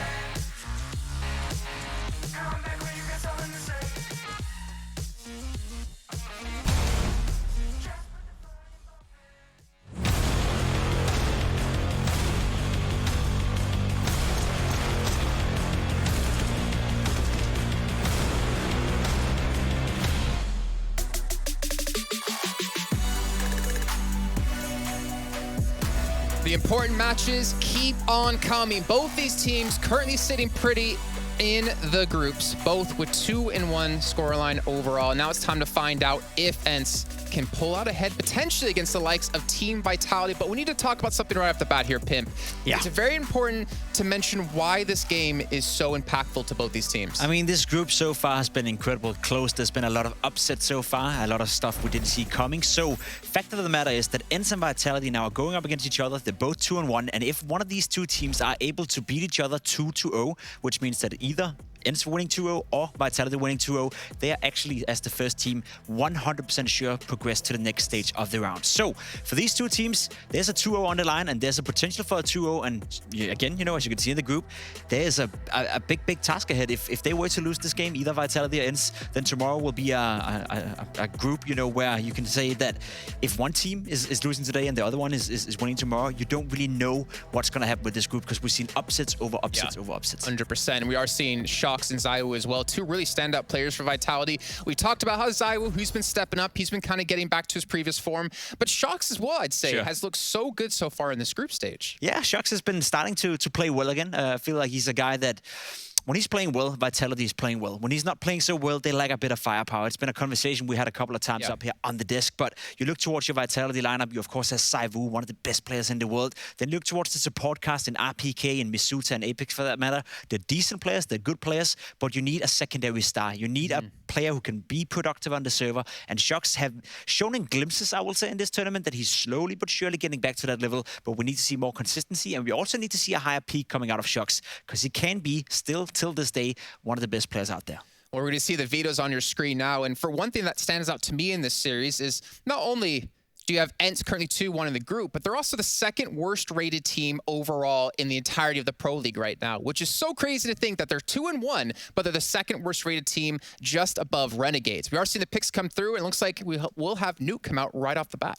Yeah, Nuke is not a bad map for Vitality. So for instance, that makes sense. You know, it's a map they've played a couple of times in the tournament already, and they've had a decent amount of success. Vitality, they've been going and sticking with the Dust 2 throughout the entire tournament. So far with great success. They're looking good. They were struggling a little bit against Mousesports, but still they got the W, and that's the most important thing. Apart from that, then as a third and deciding map, it's not going to be Overpass. It's not going to be Mirage. We're getting out to Inferno, which is, I guess, the classic third map decider. Again, a map ENCE have played a couple of times in this tournament already. So both teams, I think, will be fairly comfortable with this veto, but just looking at the maps, looking at the lineups, I will agree. To me, Vitality are still the huge favorites coming into this one. Yeah, I think they should be, by any rights. If you look at just the past results, you look at the caliber of players as well. We're going to take a look at our Epic GG players to watch. It's going to be Snappy and Apex between the two. And I have to say, Apex has been looking pretty decent, at least yesterday when we got to take a look at them. But talk to me about Snappy here. Why do you think he's a player to watch? I mean, he's the in-game leader for ENCE, and I think without having good calls today, without having a good grasp of how to deal with ZywOo and deal with Vitality, there's no way ENCE is going to beat them today. So without Snappy playing well, or at least having a good read on the game, they're not going to win. Also, the comparison is quite interesting, because they're two very different players. Apex, hyper-aggressive, hyper-mobile on the server. You're going to see him, if you look out there, the viewers, that he's going to constantly be in duels. He's constantly going to move around the map. He's always going to be proactive. Whereas for Snappy, he's a little bit more calculated in the way he moves around the map. Doesn't take too many duels, and when he does, he goes in 100%, because he's, again, very calculated as an in-game leader. So two different styles of in-game leading, two different styles of players. That's why that's an interesting matchup. Yeah, and also, to go beyond the interesting matchup, we usually do these head-to-heads, right? It's normally like a player from one team and a player from the other team, but we're kind of comparing two players from the same team, kind of the newcomers with Spinks and Diha. Yeah, two players who we don't really know that much about, right? We've seen Diha on a couple of teams. We've seen Spinks coming in from the FPL rankings as well. And both of them have been a positive surprise so far in this tournament, at least according to my eye test. I think Spinks has been the biggest one of them, right? He's the best and highest rated player for ENCE as of right now. He is that carry, dare I say it, or he's the guy who has a lot of productivity on the server. Whereas for Diha, we see it in glimpses, and we've seen him in glimpses before as well. I remember watching a tournament last year. I don't remember which one it was, but he was playing it, and I thought to myself, okay, this guy, he has talent. He can definitely be better. He can definitely be in a better environment than he is right now. So look out for those two. As said, Vitality are the favorites, but if ENCE wants a chance of winning today, we need to see Spinks play well, and we need to see Diha play well as well. Let me pick your brain about Spinks in particular for a certain reason, right? Coming from Israel, there's not many players you see in the tier 1 scene or in the pro scene coming from that country, right? You look at Brokey from Latvia. He kind of put Latvia on the map. Do you feel like he has extra pressure on his shoulders to kind of realize he's trying to make a breakout play for the region? Maybe, but he also has extra support, I guess. He has an entire nation behind him, supporting him, right? Because he's the only one who is at that level, dare I say it. So in that regard, sure, you can look at it both sides of the coin. I will say for Spinks, though, that he's playing well, and I think he's always in a early stage of his progression, right? He's only going to get better from now if he continues to work hard. So for him, watch out. I think ENCE, he's going to be much, much needed for them today to deal with Saivu, deal with Vitality. It's going to be a big task ahead of them. Well, it's a good way to make a statement here. If you can take down Vitality here in this best-of-3 series, it's ENCE going up against Vitality. We got Nuke coming up first, and we got two amazing casters. I'm going to be nice to them because they're nice to me lately with Hugo and Harry. Oh, I love it. Positive vibes to start the day. At 6 p.m.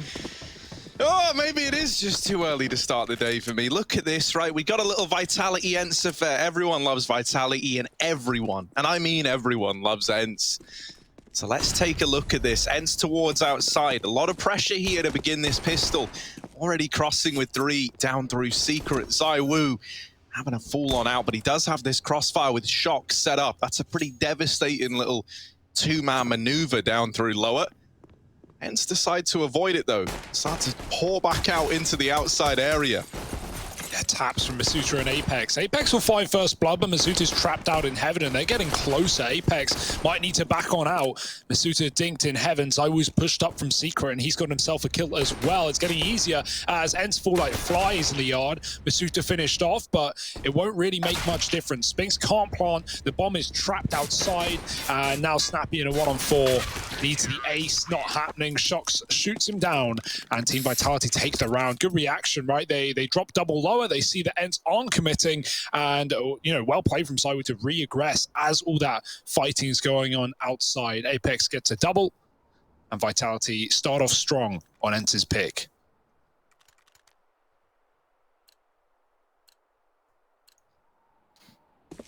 Yeah, they're coming in with a force buy though right away. You know, we got the Tech9s, we got Deagles, Deag fans all around the world rejoicing together in harmony, and it's a beautiful sight, right? In through the lobby they go.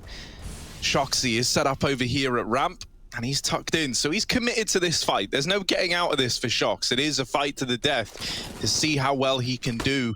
The flashes are going to rain in, and he will decide to opt out before the second volley of flashes rains into ramp. He's able to get out of there, and that's a decision that's going to bode well for Vitality. You know, Shox was in a pretty rough spot if he did decide to commit. There's a lot of situations where that close ramp angle is great, and that wasn't one of them. So he gets out of there. Apex, in the meantime, has aggressed outside. There's a lot of information for Vitality right now. Whoa. They know they've lost ramp. They've got control towards outside. They're anticipating that this is going to be a lower hit, but just as easy as that, it could come in towards this A bomb site, depending on if ENCE are going to look for any of this hell control. If they go back into lobby, this wrap from Apex is going to be filthy, and he's playing the trigger discipline. Oh no! Apex shoots them in the back. Now RPK aggresses in through the hut as well, and down on the B side, D has in an engagement elsewhere. It's all gotten a little bit chaotic, but ENCE, they're thriving in this chaos. Masuta's dropped the bomb, but he's brought down very, very low in the process. This is not an easy round for Vitality to navigate. Oh, Alu could have dropped B. It looked like he was considering it, but the kill gets delivered. And now with D, who still has ramp, can come up on Heaven. It's a bomb plant for ENCE now on the other side, and no surviving is Shox. He can't even get up the ladder. ENCE find a force. even with all that info from Apex, right? Getting a double, telling Vitality to get back up to that A bomb site, it is not enough. Diha keeps them there for so long, and Alu at least manages to get the kill that he must to enable that bomb plant.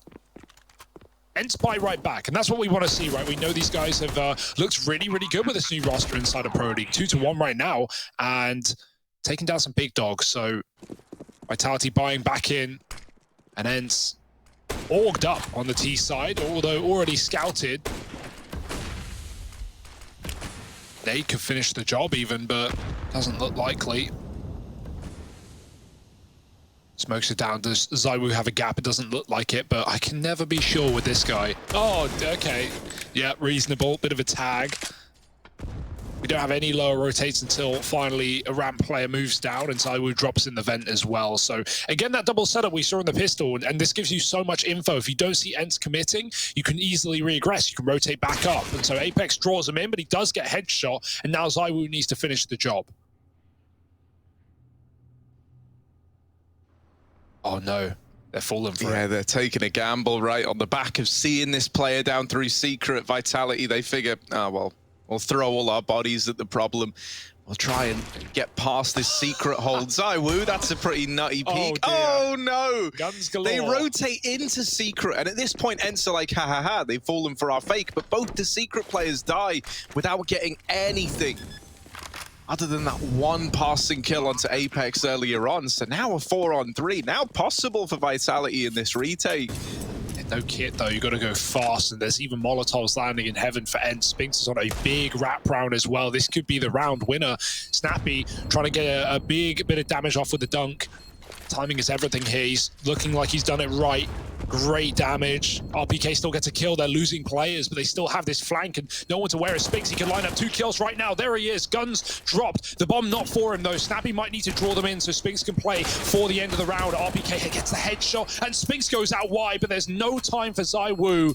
Spinx with the wrap, and Pimp said he needed to play well today. Well, that's certainly the start that we require.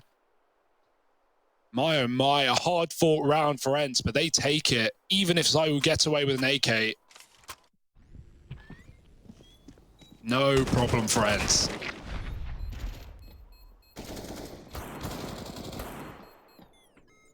Yeah, Spinx has been a very impressive player in this squad, right? I've really enjoyed watching him in every single Ents game we've had. He's been delivering. So often has been the player to make a difference.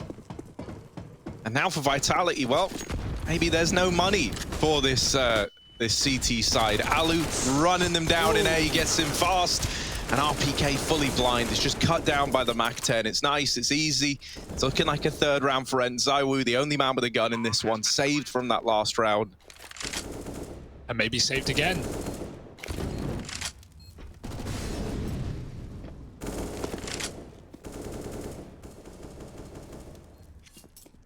That's assuming they let him. You see the MAC-10s moving in. ZywOo should be fine though, AKV Mac. And Snappy doesn't even know he's there yet either, searching outside instead. He might find something, but it's not that AK. Hello, Shoxy. Oh, hello indeed. Ah, dear. 3-1. And they save again. They get that AK out. Snappy gets to sharpen his katana. It's a shame that ZywOo doesn't even get a chance at a kill there, right? If he was able to get one, suddenly he can buy an AWP into this round. You bring that out right away. They're not going to get it. With the knife kill coming in, there is always a chance that we see that AWP come out in the following round. For Ents, I imagine they're just running the bonus round here. So some MAC-10 still in place, some AKs alongside it.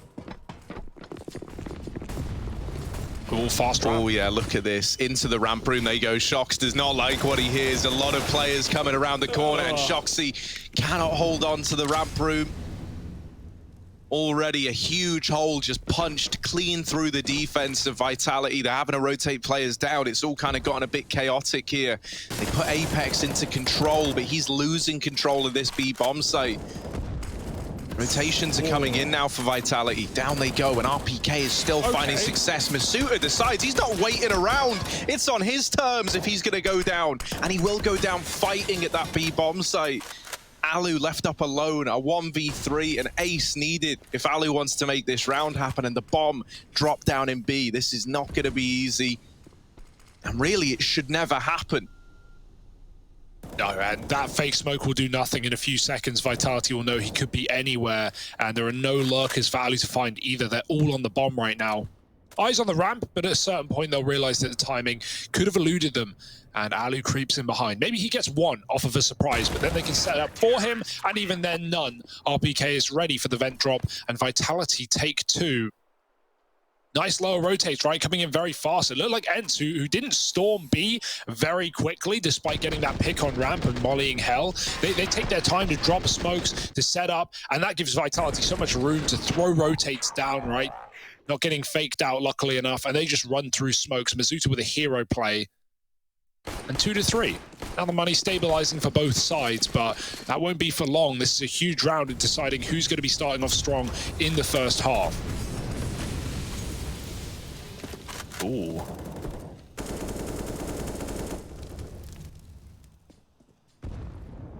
Hello. And goodbye. Oh, Shoxy at ramp is really getting pressured in these rounds, man. Time and time again, Ents are just making it their prerogative to get this ramp control. Apex is down on B early again, and Masuta is rotating. It was him who made a big hero play last round, but this time it's Apex trying to do more of the same. Whoa. And they'll lock it in between the two of them. I tell you what, while Shox's ramp hold, you know, very rarely is getting away with more than one kill, the procedures that are in place for Vitality, these rotations into B, have always been good. Apex has been great at thinning out the numbers and drawing attention away. Masuta is very, very aggressive in how he rotates as well. You know, he's not like, he's not giving them any respect in that bomb site. He is looking to take gunfights. He's rushing through smokes, pushing the doors, and just refusing to give that room up. I really like the kind of procedures we're seeing out of Vitality. And now they've broken the economy events. So this is right where you want to be if you're a Vitality fan. Yeah, switching it up as well, right? Apex dropped Vent fast in the last, but now he's at the back of Garage watching the main split. They're not scared of a secret cross. They know that Ents don't have the utility to go for that in this round. And if they do, they can drop one of the two ramp players to try and deal with that. Apex can at least call if anyone's wrapping this A site. Smoke on the door. Ents are just waiting it out, hoping for kills to come their way through the little hole. Vitality are not budging. Orp on Zywoo still watching this cross right now, and Apex waits for the drop and deals with it. Oh no, he doesn't. 1 HP on Diha, and somehow, someway, they're out into A, but RPK mowing them down and dropping the bomb twice. Alu is going to spam with a deagle, doing damage but no kill, and it's Vitality, although it looked awkward, managing to lock in the round. That main player, ugh, that scares you a little bit. But not enough to cause any kind of problem here for Vitality. They can afford, they can rebuy, and now Ents with no AWP, back in with another rifle round.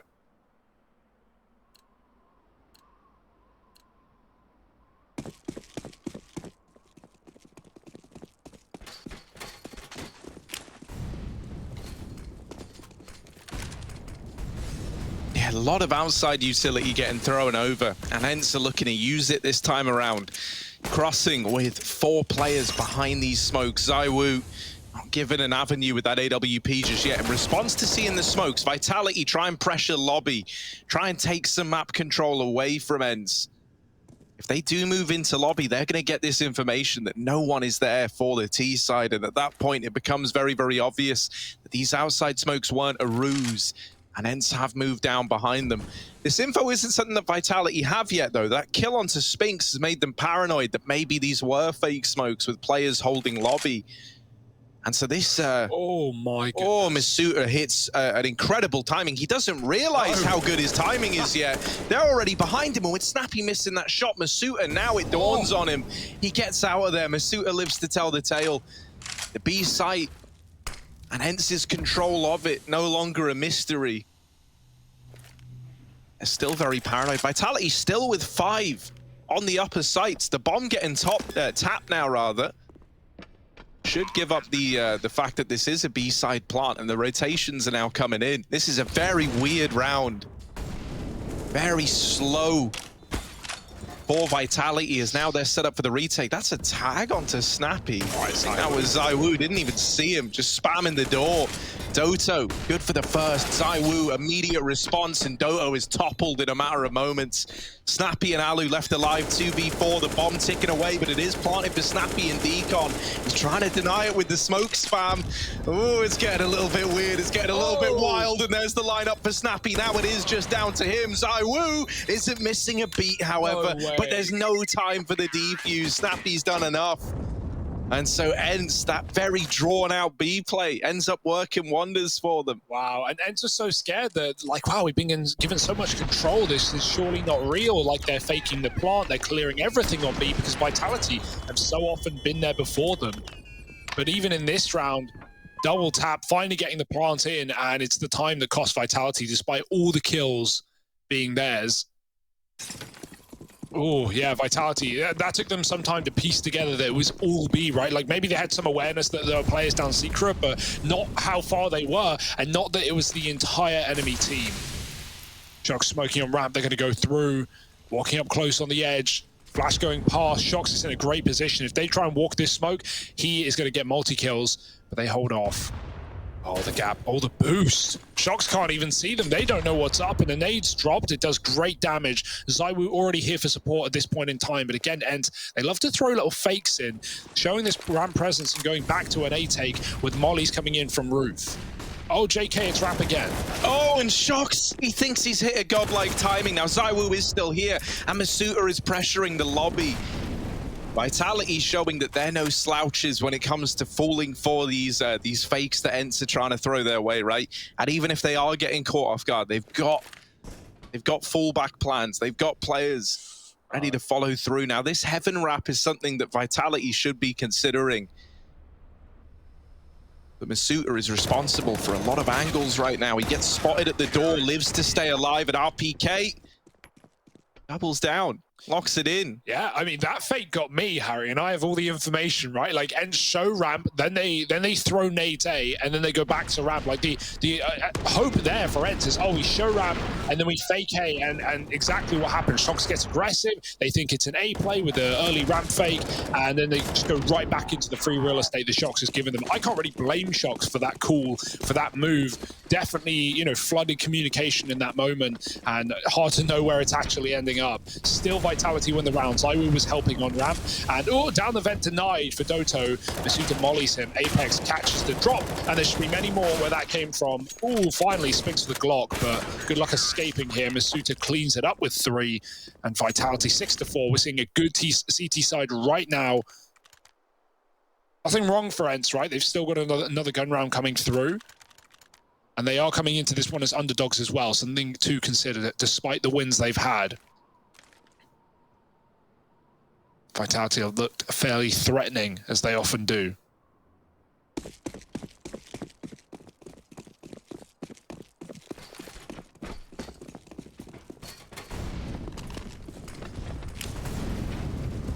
Yeah, a little more limited in this round as well for ENCE in terms of the utility. So their ability to throw these fakes at you, it's kind of rough in this round. You know, you can't make those same kind of big fake plays and then look to misdirect Vitality. Instead, the utility you're throwing is the utility that you've got to use. Oh, ZywOo, yeah, you could feel it was going to happen. Deha caught on the other side of that. Very reasonable kill. Doto and Alu showed that there's nothing to worry about in a round like this. They get into A. There is this fast wrap from Shox, and so it's left you back in a 3-on-3. Up through the vent comes Apex on this rotation. Not a down and out round yet, but with Alu wrapping the lobby and Vitality not even considering it, he lines up a double. ZywOo very, very low. And Doto from inside the site has got the trade for Spinks. ENCE, they recover that one well. They end up on 5, and that's losing that first player early on outside. An immediate response from the rest of the gang.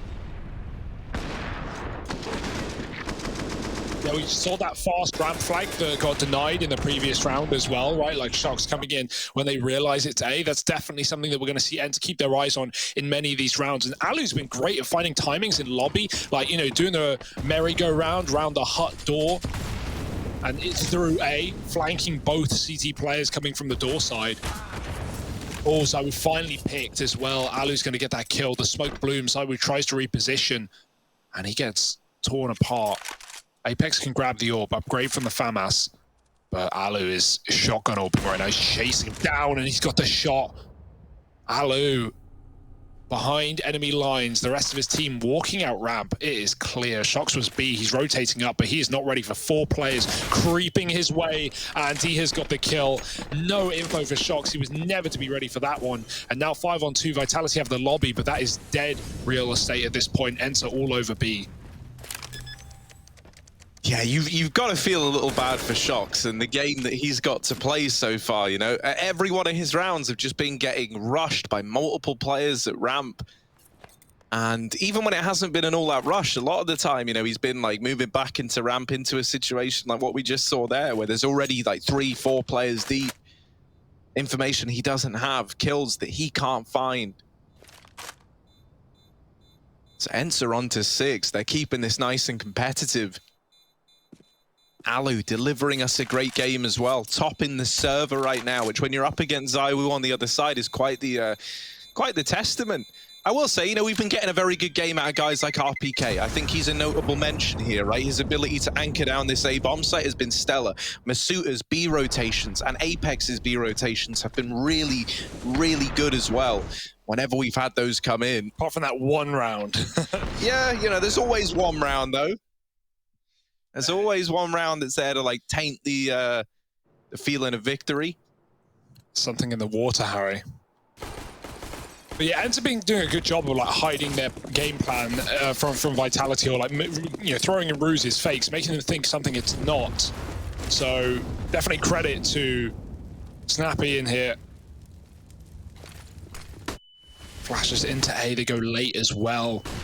As soon as Vitality rest and relax, they're going to get overwhelmed. It's Apex with a nice D shot. Could that keep them in this round? No. Alu picks him out of heaven. Zywoo coming in with a deagle as well, but his teammates are dead. Masuta almost makes that round interesting, flying up into the A site, but Alu will put it to rest. 14-8 on God Alu himself. And 7-6. Ents leading the T side on Nuke as well. Very good half right now. Can they win the half outright? Only time will tell.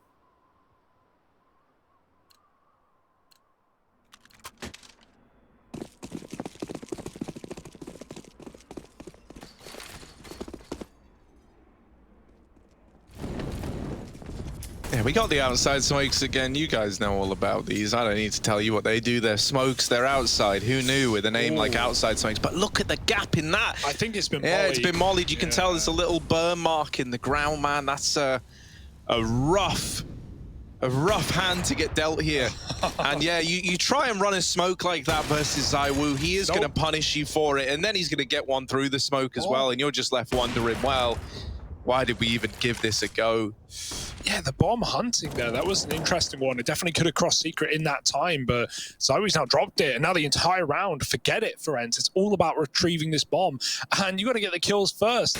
Vitality hunting you down, Shox spamming, and he takes Spinks off the silo. Diha 1-on-5. This was not what Ents had in mind, but they have no say in the matter, and now suddenly 5-on-1 and no kills being given over. Nothing for Diha to play with, but the room he's been given. Clearing Garage, Shox on the other side. Diha with the check, but not enough, and Shox has got the shot to win 7 for Vitality. Either team could win the half. They both have money. They both have momentum. Why can either team win the half, Hugo? How many rounds are there in a half? 15? Yeah. And so what, they're both on 7, that means? Yeah. So that means there's one more, Harry. Wow. And anyone can win it, man. Anyone can win any round. That's what you've always got to believe.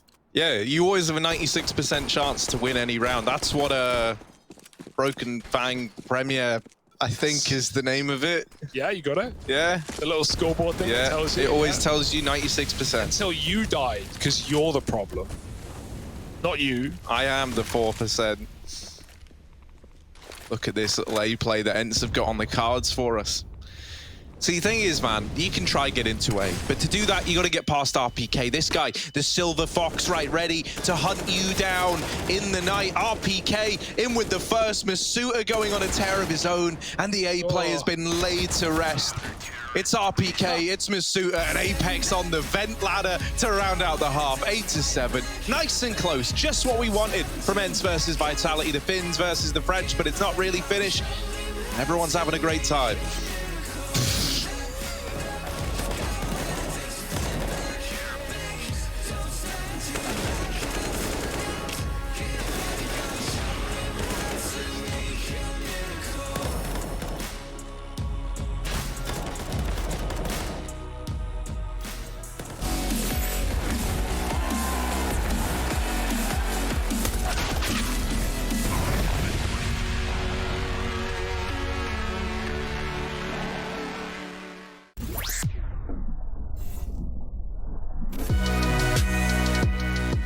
Future Pros, Nuke is one of my favorite maps. So today I'll show you a powerful fast A flash Glaive often throws for Astralis. This flash works wonders for a hut rush. Communicate to your team you have a god flash and politely ask them to rush hut. First things first, break out the window on this skylight. To throw this flash, climb the ladder. When you're at the top, aim to this section of the dome. Run forward and throw the flash while you're running against the vent. As you can see from Twist POV, he gets completely flashed. This should allow your team to get a practically free kill while entering the site through hut. Good luck and happy flashing.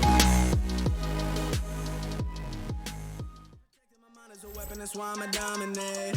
Taking advantage of every second, now I ain't got time to waste. They all tryna sign my name, they want me to sign my name. Counting your blessing while I count that in my winnings. We take 50s and 100s and throw them up to the ceiling. Everything I envision, now everybody gon' witness. Only difference between us is I ain't stop till I finish.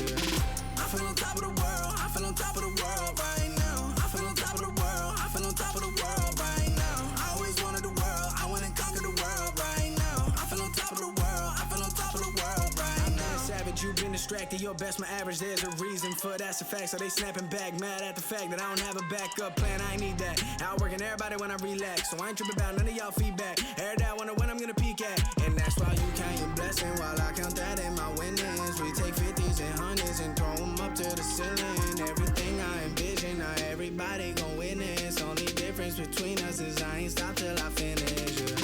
I feel on top of the world, I feel on top of the world right now. I feel on top of the world, I feel on top of the world right now. I always wanted the world, I wanna conquer the world right now. I feel on top of the world, I feel on top of the world right now. I feel on top of the world, I feel on top of the world right now. I feel on top of the world, I feel on top of the world right now. I always wanted the world, I wanna conquer the world right now. I feel on top of the world, I feel on top of the world right now.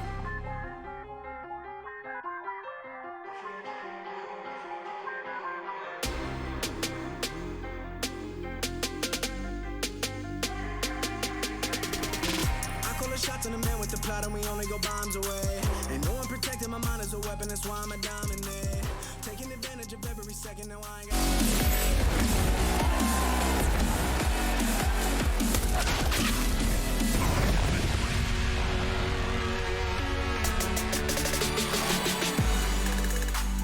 A vital first half victory for the Frenchmen as they find themselves 8-7 up over ENCE on their pick. It's a best of 3 here. ENCE sitting 2-1 inside of the group. Vitality looking to take them down a notch. And we're having some shining stars, Harry. ZywOo 12-5, barely dying in this map. See if he can keep that up. ENCE on the CT side is full Kev and a bit of utility for Vitality.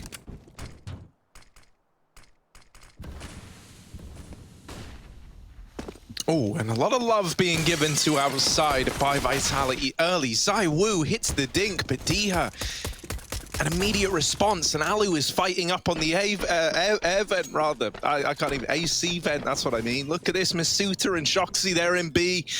The rotations are already in. Bomb plant is something to work with at least. Shox can't get it back under control, so Masuta, nice easy little 1v5 was needed for him there. And he falls short. ENCE get the defuse with a very clean pistol round to their name. So immediately this game is tied up again. Maybe there was a world there, man. If he got the second player on ramp set up, he had a molly, they had nothing but armor. I don't know. Could have happened in another universe. Right now, Vitality are forcing and they're throwing AKs over. What if that's what casting was, Hugo? We just talk about the best thing that could have happened in the round that didn't happen. But, like, you know, that's all we do. Just theorizing other ways that it could have played out. Like right here, for example, Apex could just take all 5 players down with the scout. Probably not, though, right? Wow, Apex, what a big play. Oh, imagine if he hit that. Oh, imagine if he hit it again there. That would have been sick. I get your point, Harry. Imagine, Go on. though. Imagine, though. Yeah, like, start imagining. Get those imaginations whirring. That's the sound your imagination makes when it's really spinning up. Okay. Imagine it. Well, maybe imagine. Maybe we won't have to. Maybe we can imagine it into existence. Maybe that's how it works. If we believe that Apex has already hit a wallbang or a nutty scout shot, then maybe he does it. That's the imagination whirring back up again. Now you got to give it a kill to get a kill, unfortunately. So it's no prizes here for Apex at the moment. Alu is holding on to B. Yeah, he looks really thin from the back for some reason, does his character. Apex's little character that he's playing as. Ooh, very intimate. Now let's go. Getting intimate with Apex. We'd love it. Oh, Masuta going to take the head off of Diha. Apex now, come on. We've been imagining for a solid minute, Apex. Give us something. Not getting anything, Harry. I hate to break it to you. Shox is stealing kills. Alu's dropped further into B as to not feed the beast, but that's a problem because now Vitality are taking A, and he's nowhere here. Doto is, however, dropping the bomb. Apex, no wallbang today, and this has fallen apart. 5 on 3, and Doto does it all. Shox needs something sublime. They molly the back of the site, but he's up on the rafters. 10 seconds, no time.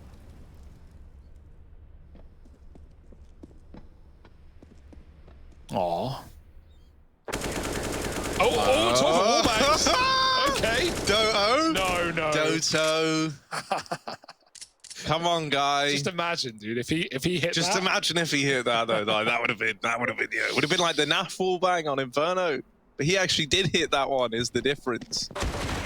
You got to remember it. Yeah. Orp in second mid, into the T apartments. Exactly. I was there, Harry. You were there. Yeah. Me, you, NAF, hanging out. Yeah. All right, Shox evaporates, and we'll bring this AK into the next round. Just surrounded by Glocks, are going to put him in first.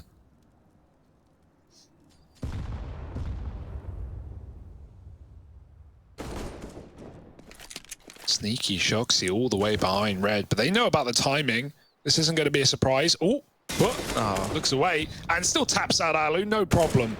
Teammates dropping onto main roof, just trying to draw attention. Diha mollies it. That could be nice. He's going to smoke his back, and they actually drop off safe. But it's only temporarily, as these Glocks surely should get chewed up.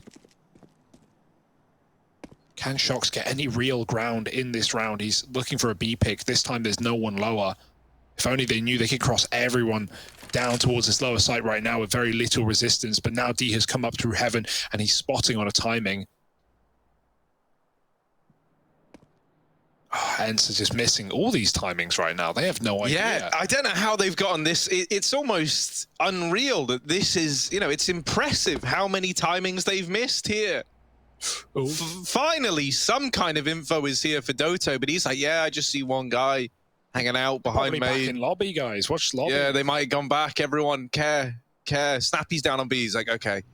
All right, they shouldn't even be here according to Doto, so everything's fine. I'm chilling out. I'm having a good time. Oh, wait, what's that? Is that Squeak? Oh my God, they're at Decon. Oh, guys, they're in B. Snappy's deleted. The AK finds him. The bomb plant now in. And now the AK's trying to deliver again. Finally cancelled out by Spinks, and that kill is huge, man. Shox said to be the hero in this round.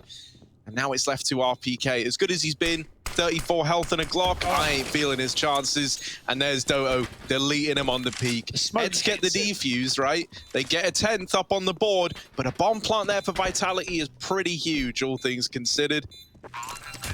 You know, lots of money now injected. Shock's able to buy without a care in the world, even though he saves that AK up. And an AWP can come in if you want it to. Yeah, no problem at all. Apart from the fact that Ent's now up 10-8. They're feeling it on their map pick. Dust 2 and Inferno to follow.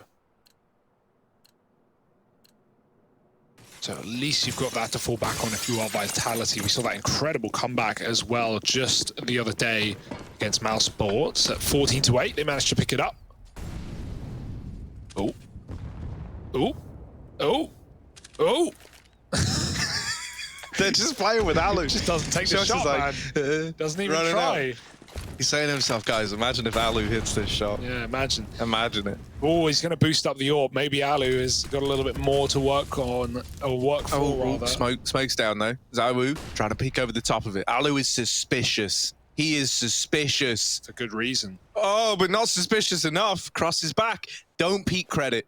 Don't peek credit. You don't want to build a bad credit score, Alu. Oh, he's safe. He's safe. Everything's fine. What is this game? Everything's fine, guys. Everything is okay, because outside, no one even sees each other. As far as they're concerned, on both sides, outside is clear. And there was never a moment in which that round could have been anything other than that. Utility goes in outside as some insane timings are missed again. And now looking across behind it is Shoxy. Now these are deep smokes. These allow you to cross into main. You can pressure garage. You can play for the outside control. And Vitality is stacked up outside a ramp. But look at Diha. Look, I called this guy a rat once, right, from where I played with him. Look at this position, right? Look at it. Good for the first. Boosted up. Snappy still fighting till the very end. But RPK is able to best him in the head-to-head. A 3-on-3. Shox is still outside on this lurk. And now could look to go in through main, but with 3 players for Ents trying to get down the vent. Oh no, Shoxy uproots the entire round, and it's just Doto. They heard him drop. They know he's there, and he's trapped in the vent. Shox locking that round in. Great stuff out of Vitality to fall back, to wait to see what room Shox could create. And man, was it worth waiting for. That's like what Ents were trying to do on the T side, but not really like getting away as anywhere near as cleanly. It helps that everyone rotates through the same position for Ents, but that outside lurker does it all. And flying in through heaven, Vitality plants. I wish spots him as well. That's so annoying. He doesn't even get the chance to fight and has to move away. They could drop, but no real need. Keep your gun. Shox is on patrol right now. He won't find Doto in time. No one dies. And that's a 1-gun save, but not a pretty situation to be in. At least Ents have a bit of money to fall back on, but Vitality are warming into this half. RPK just falling in off the ramp as well. That really sells the fake. Like when you see players dropping to B, that's why Ents are panicking so much. They're trying to beat those rotates down lower. No chance.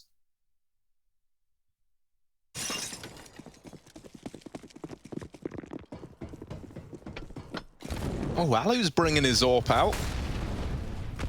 Got it again. Hopefully he's given more of a chance to use it this round. Smoke in the door, and RPK rendered useless by it. Very, very slow from Vitality. Oh, I get nervous. Ooh. Oh, Shox, stop it. One of these days, doing that jump is not going to pan out for you. Yeah, late smoke seems to be the port of call here for Vitality. This time, will they do anything with it? Will it just be another lurker, or are numbers going behind it? That's the ruse that you've got to wonder. You've got to work out if you're Ents. Back to lobby, leaving Shox to do his thing. This time they want info. Diha's going to get it. Moving up from lower B into secret. It might be a little bit too late, though. It's already an A play. Spinks does stop the first. Dropping a Molotov. Pushes Masuta in. He's got no choice. He has to go wide into the open. Zywoo is blinded. Masuta can't get that trade. There's too many targets. And he almost flicks back up on top of the hut. But Spinks lays down the pain. 4 in the round. And what a hold on that A site. 11-9. And that fake goes nowhere for Vitality. Even the Molotov, man, just separates those two fights so well. Forces the bomb to commit. Vitality have to go at that point. Spinks is dirty, man. Yeah. He makes every gun in this game look so good. He'll like 3-bullet people with the MP9, and I'm like, well, okay, he can do that.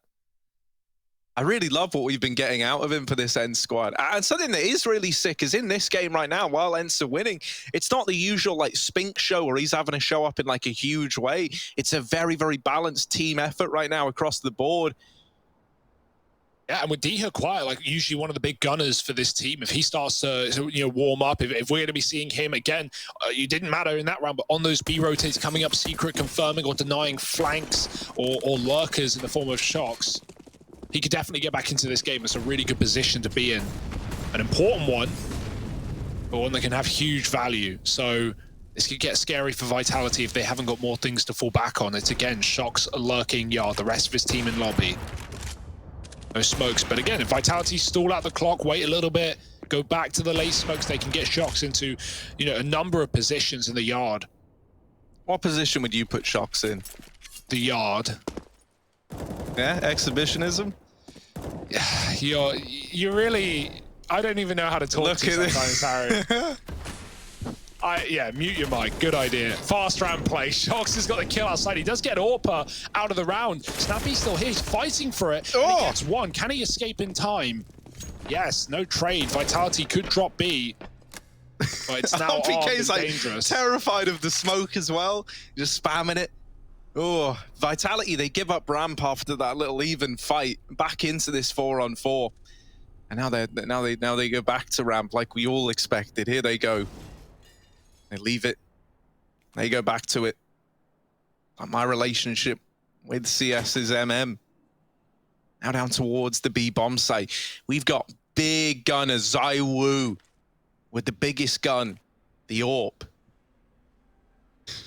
And if it's a battle of whose gun is bigger, then maybe ZywOo is good for this. But look at this angle out of Snappy. Oh, it's disgusting, it's filthy, it's dirty, and you hate it if you're Vitality.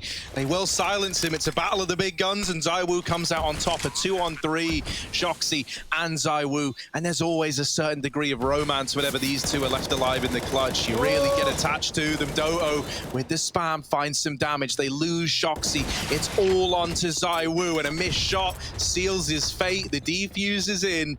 ENCE are up onto 12. And they're starting to run away with this game in the second half. Yeah, and there's Diha with a dirty double as well. That's going to get scarier for Vitality now as all players cross the double-digit line. ENCE are feeling it. What a spot for the AUG as well from Snappy, right? Like, that's the last place you're checking. There's no way to really clear that. Like, you can't throw a molly there easily. So many spots on B to check. And okay. I reckon Alu almost smiled there. Yeah. I reckon he was close. It almost came out of him by mistake. It's because he died first. His team still won the round. That's got to feel good, right? Always nice when you're picked early, but your team hold it together. Maybe a great. That is a great like taste of your own medicine. ZywOo's so good at finding those smoke shots, so Alu dishes it out. He does get one deeked by ZywOo on the heaven rotation. So right back. Of course, yep, medicine time, and ZywOo's dishing it out. He's got an AWP though, Harry. He does have an AWP now, and it always makes me scared, but he's opting for the deagle.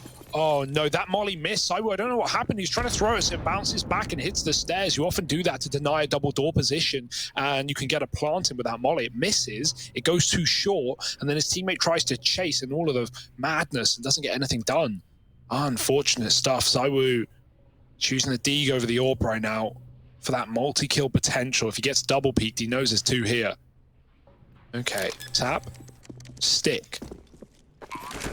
No one behind him. He's got a lot of room to work with, but he can't hit the first shot as Doto bounds out of the door, and ENCE find his 13th. Piecing it together, Harry, bit by bit. This map is slipping out of the hands of the French.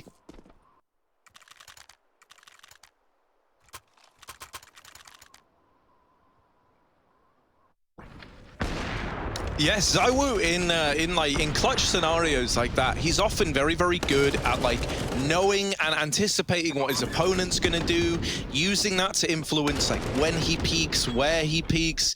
It feels like right now he's having a rough time getting the read on ENCE though. Time and time again in these clutches, they've just outmaneuvered him. They've won in the fights, the head-to-heads. You haven't even had a ZywOo clutch start rolling yet that you get worried about. Once again, they're trying to cross outside, but this has been a bit of a reoccurring nightmare for the side of Vitality. Finally, some good news for the Vitality side. Apex gets the opener, and through this smoke, you are playing with fire. They boost Spinks up. He turns that into a one-way, and he goes on to double up in the blink of an eye. What started as a 5-on-4 is now a 4v1. That is domination from ENCE. What is that boost? I have never seen that in my life. Boosting on Squeaky Door to find a one-way. Oh, you cannot anticipate that if you're Vitality. And now Apex, he has a lot of work to do. Time to do it. That's something. We know this guy can be unreal in clutch scenarios.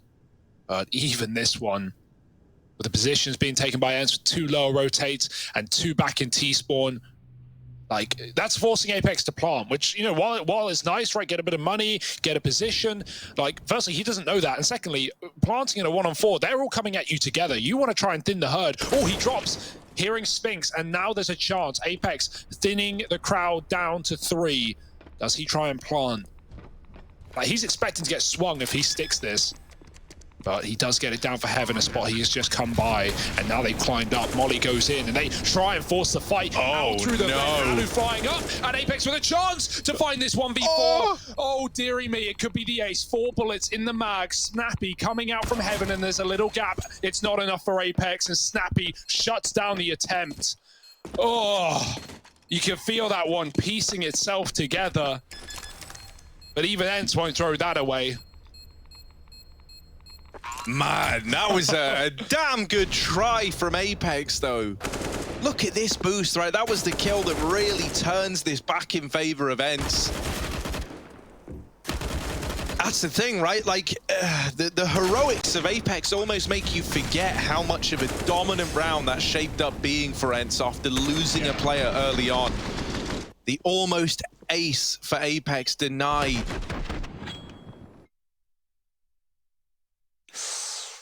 Oh, that's got to be a sigh of relief for ENCE, right? That could be the momentum, like, you know, there for Vitality, and suddenly they start rolling you with rounds. But now they're desperately looking for double digits. ZywOo is running amok down towards B. I like this, despite no smokes. Vitality get down lower quick. However, look who's here. Alu, doesn't matter. ZywOo domes him. And now gets another free AWP. It feels all too easy, always delivered to him, but he won't choose it. Instead, just trying to fight back on the ramp rotate. Snappy gets one, but there's the lurk from Shox that has been so sublime in this T side. He doubles up, and there's more to be found, but Spinks comes in on the flank, and now the bomb getting planted for Vitality. Yeah, you could even make a case for not attempting this if you're ENCE. With this kind of scoreline, though, with how good they've looked. Oh, the double smoke, that might seal the deal. Yeah, it's like, well, site's closed. We'll come back another time. Yeah. Oh dear. Apex is even trying to hunt down these saving players. Oh, there's one of the guns removed. And just taking that one gun away actually makes a decent deal of difference to this this ENCE buy that's coming up.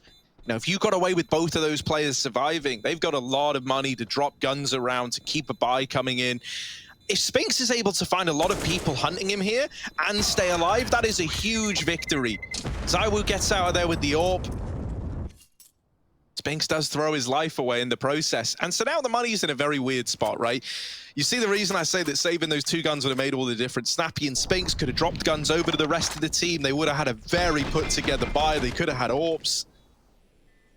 Not a factor now. They've still come in with an investment here, but it's not that pretty. A lot of utility, more limited in terms of the firepower, though. Yeah, but, you know, on CT side, and you can get done with anything with shotguns, with SMGs, with pistols, as long as you're playing on that A side, right? That's exactly where Vitality are going. Charging through the Squeaky Door, Spinks dropping the bomb, but he's only good for a single kill. The nades have lit Vitality up. Is that going to be enough to get ENCE back into this round? It certainly looks to be so. One of the AKs found on the flank as they push in on lobby. ZywOo needs some heroics right here, and he's inside of the smoke, finding a pick. The nade on his face, and Doto dunks him out of the round. There's no molly to get Shox out of position, but this flash could be almost as good. He dodges it, looking into the vent and trying to trade off his teammate. RPK coming in for support, and Shox almost lines up too, but Doto jumps and closes the round for ENCE.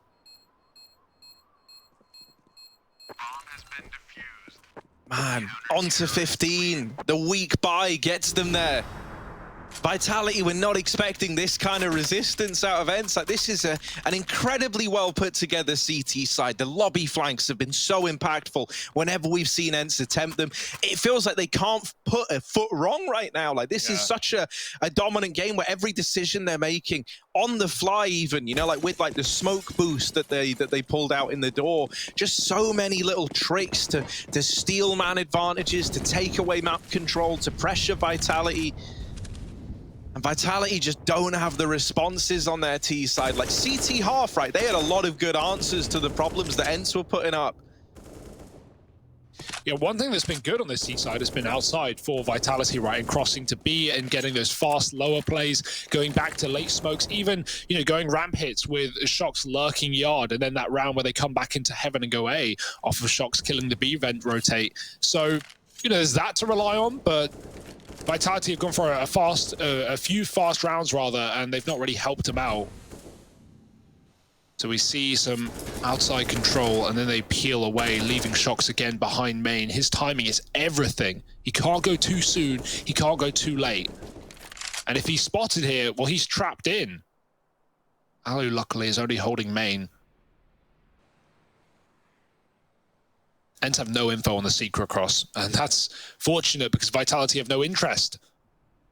And so this does look like it will end in that A site. Alu's actually picked up the lurk outside. Apex tries to trade, but now he's been given his position away, and this one's all too clear. Vitality going to try and jump into ramp, and Snappy is in the corner, good for one, and that's fine. Yeah, you'll take a one and done there.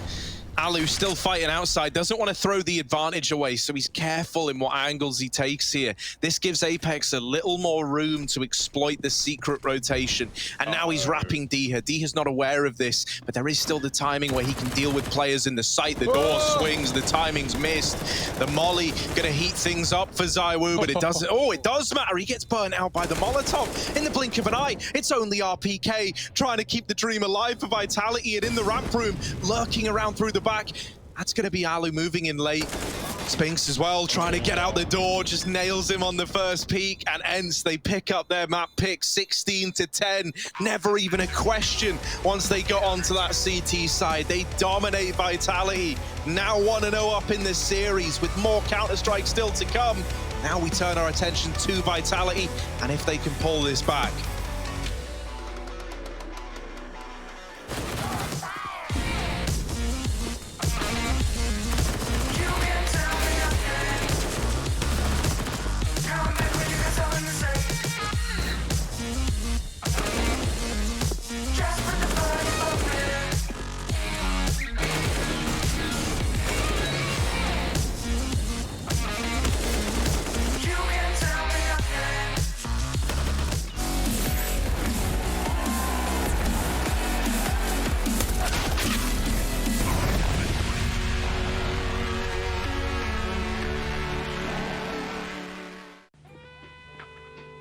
Nice boss. Come to me, Nexa! Come to me, Nexa! I have the best weapon. He took Scar, huh? No. In jail, one in jail, I think. No, but no. Hey, come to me, Nexa. Fine.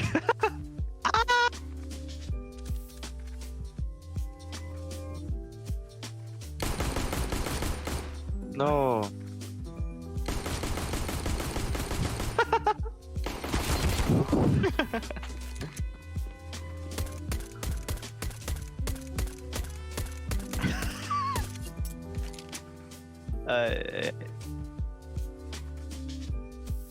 Where's Zamane going? He's going Where? From same spot, bro. Come to us, Jaco. How many cabanon here? One? There is one only. Okay, I'm coming. You need to go Tibet. Ouais, j'avais que des balles.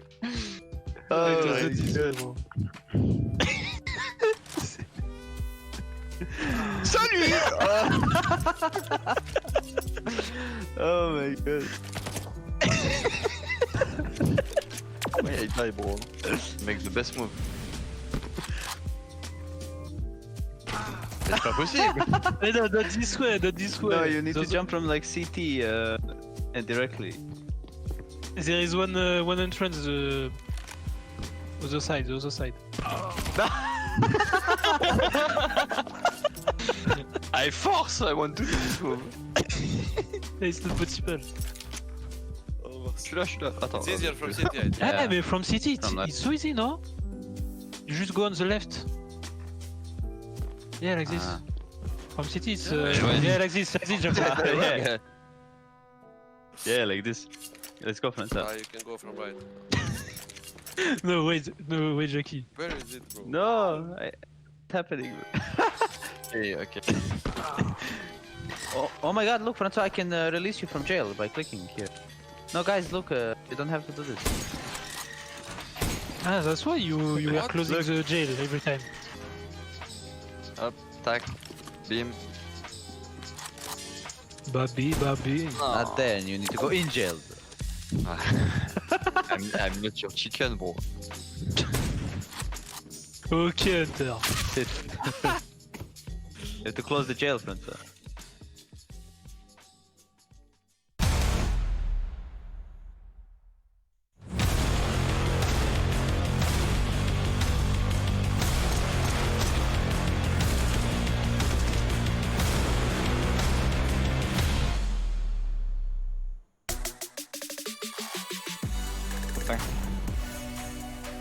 I need 50. it. Nice. Wow! Nice, Nice. Nice. I'll go and get a drink. Well. I don't know what it is about this ENCE to being the second worst rated team overall within Group A and Group B to now being one map away from taking themselves up to 3-1 in the groups, beating Vitality 2-0, which again, we should remind everyone at home, Pimp, why is it so important for ENCE now to win 2-0? Because if they win 2-0, they secure a spot for the playoff. Vice versa, Vitality now have outplayed their role in that regard, right? They can still win the matchup, but they're not 100% secure. Yeah. If ENCE were to win the second map, they will 100% book a spot in the playoff as the first team from Group B, which, as you can see right here, includes teams like G2, Vitality, FaZe Clan for that matter. That would be quite a scalp to take from them. Just to give you guys an idea of how crazy it gets, before we finished the last match, right, with NIP up against Mouse Sports, when we were talking with League Offs about, like, what happens if teams win, whatever, there was over 1,200 permutations of what could actually happen based off who wins where and what maps and stuff like that. So it's all crazy behind the scenes, but that's all you need to know. ENCE, if you close on 2-0, you're through to playoffs, and that's very important for this team. And let's start to talk about this team as well, because we had some major players stepping up. We had, for instance, Alu off the bat. He was doing fantastic, especially on that T side initially. And then Snappy, one of our Epic's GG's players to watch, he had a phenomenal game. Yeah, he was doing a good job. He was holding down ramp on the CT side. He was calling a great T side from ENCE Clan, and I think we spoke about it coming into the game, right? What are the players, or who are the players we need to look out for if we want to find success? Snappy being a great in-game leader, of course. Spinks as a fragger had a decent game, and then Alu all of a sudden stepping up again. He's the most experienced player within ENCE. He's been around for ages, and those who remember, he was in NIP, he was in ENCE, then he was in FaZe Clan, and now he's back in ENCE as well. He has tons of experience from different cultures and different ways of playing Counter-Strike, and now finally I think he can really use that experience to the younger peers next to him. Right now, ENCE are looking like a very solid team, and as you can see right here, both Alu and Snappy had a decent game. In particular, the in-game leader, almost 100 ADR against Vitality. That's impressive. And you were just saying earlier, right? You can't be an in-game leader these days and not be able to put up kills, not be able to put up frags, and that's exactly what he's been able to do. Even a knife in there, as you saw. But I think this is impressive. You know, it makes me think maybe towards Mouse Sports, where we saw them play against Vitality on a map like Dust 2, and Dexter was actually the top fragger for the team. So I'm wondering, can Snappy maintain that momentum? I guess more importantly for Vitality, can they bounce back, right? They still need to pull out a win somehow. I mean, it is Dust 2, and I will say Vitality are one of the best teams in the world when it comes to Dust 2. The problem for me is, as we also spoke to Shox about, right? They had 2 weeks off where they didn't practice at all. They didn't touch Counter-Strike. They took some time off. It's been a rocky period for them, and that was probably, as he said, the best practice they've had in a long while, just to get off and not play Counter-Strike. Now, the problem is we see that in the server, right? We see Saivu being a little bit too inconsistent. He's not a guard every single time they play, and as we spoke about, they need firepower. Shox didn't have a great game. Saivu didn't have a great game. Apex had a decent game, but there's simply not enough firepower in Vitality that you cannot have Shox and Saivu performing at a high level. So I still feel that I can see that they're still coming back from a longer break, you know, a couple of weeks where they didn't practice. And when it comes to Dust 2, 2, well, individually speaking, we've seen them play on Dust 2 so far, but they need to step it up right here. What we saw on Nuke was simply not, from an individual point of view, good enough from Vitality, even to beat a team like Inst, where I will say, you know, Inst, they're playing well right now, they're playing as a team, but when it comes to the player material, I'm not sold on the fact that they are supposed to beat Vitality. There should be no way. No, I think I completely agree with you. Like, I definitely agree with you when it comes to that. You look at the legendary names we have on Vitality, you have the newcomers on the side of Ents. But I do kind of wonder if Vitality, they chose Dust 2 going into the next map. They haven't looked great. They haven't looked dominating on a map that you pick so consistent like they've been doing. They've been winning, though, and winning is what matters, I guess. Well, let's say against FaZe Clan, ZywOo basically was a hibernating bear and then woke up when he got pissed off by FaZe Clan and had that 1v5 pistol ace. True, but even versus Mouse Sports, it wasn't clear cut. If Rops maybe didn't disconnect in that round, would we have saw Mouse Sports win the map? I mean, it was a 14-14, right? So you cannot exclude that at all. But I will say, Vitality, the one map you have right now where you have confidence on, the one map where you have a positive experience walking away from, is Dust 2. And I know it's been close.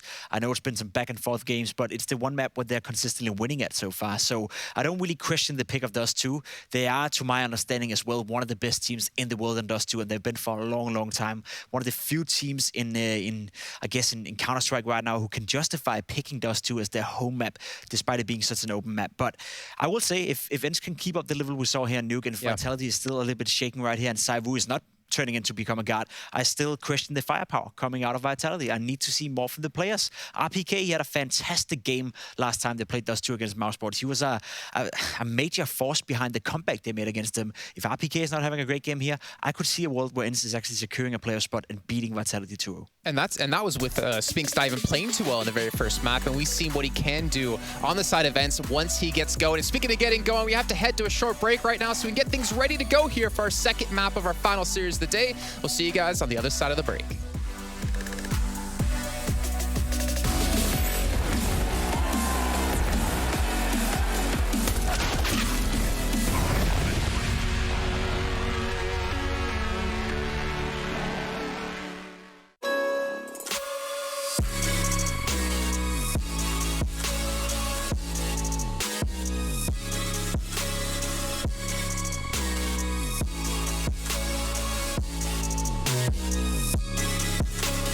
You love it, you wear it. What's your style? Get your merch at shop.eslgaming.com.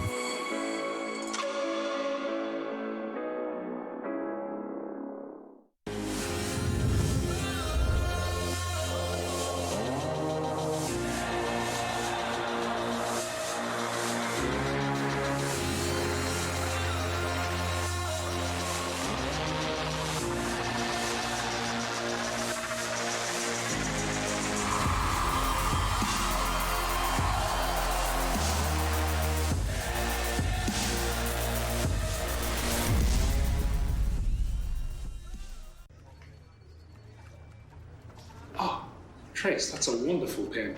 Don't tell me. Clone 2016 limited edition? It looks so soft. Your compliment was sufficient, Hugo. Hey, Harry. Nice pin. How the hell are you? Chad has mistaken me for this dickhead Harry, which seems logical because he also works for ESL and I cast with him regularly. Harry and I also go to the same barber, although I have a slightly better haircut.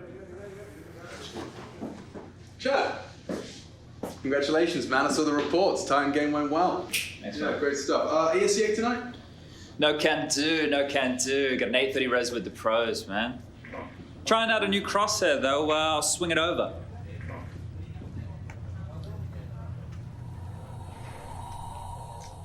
New crosshair.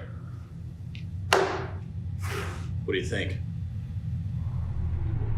That's very nice. Look at that. Gave it a go yesterday. 1 on the thickness, 0 on the dot, and 1 on the outline. It's great for visibility. That's very cool, Stunner, but that's nothing. Look at this. Daring yellow, thin outline. What do you think? Nice. Jesus. How did a nitwit like you get so tasteful?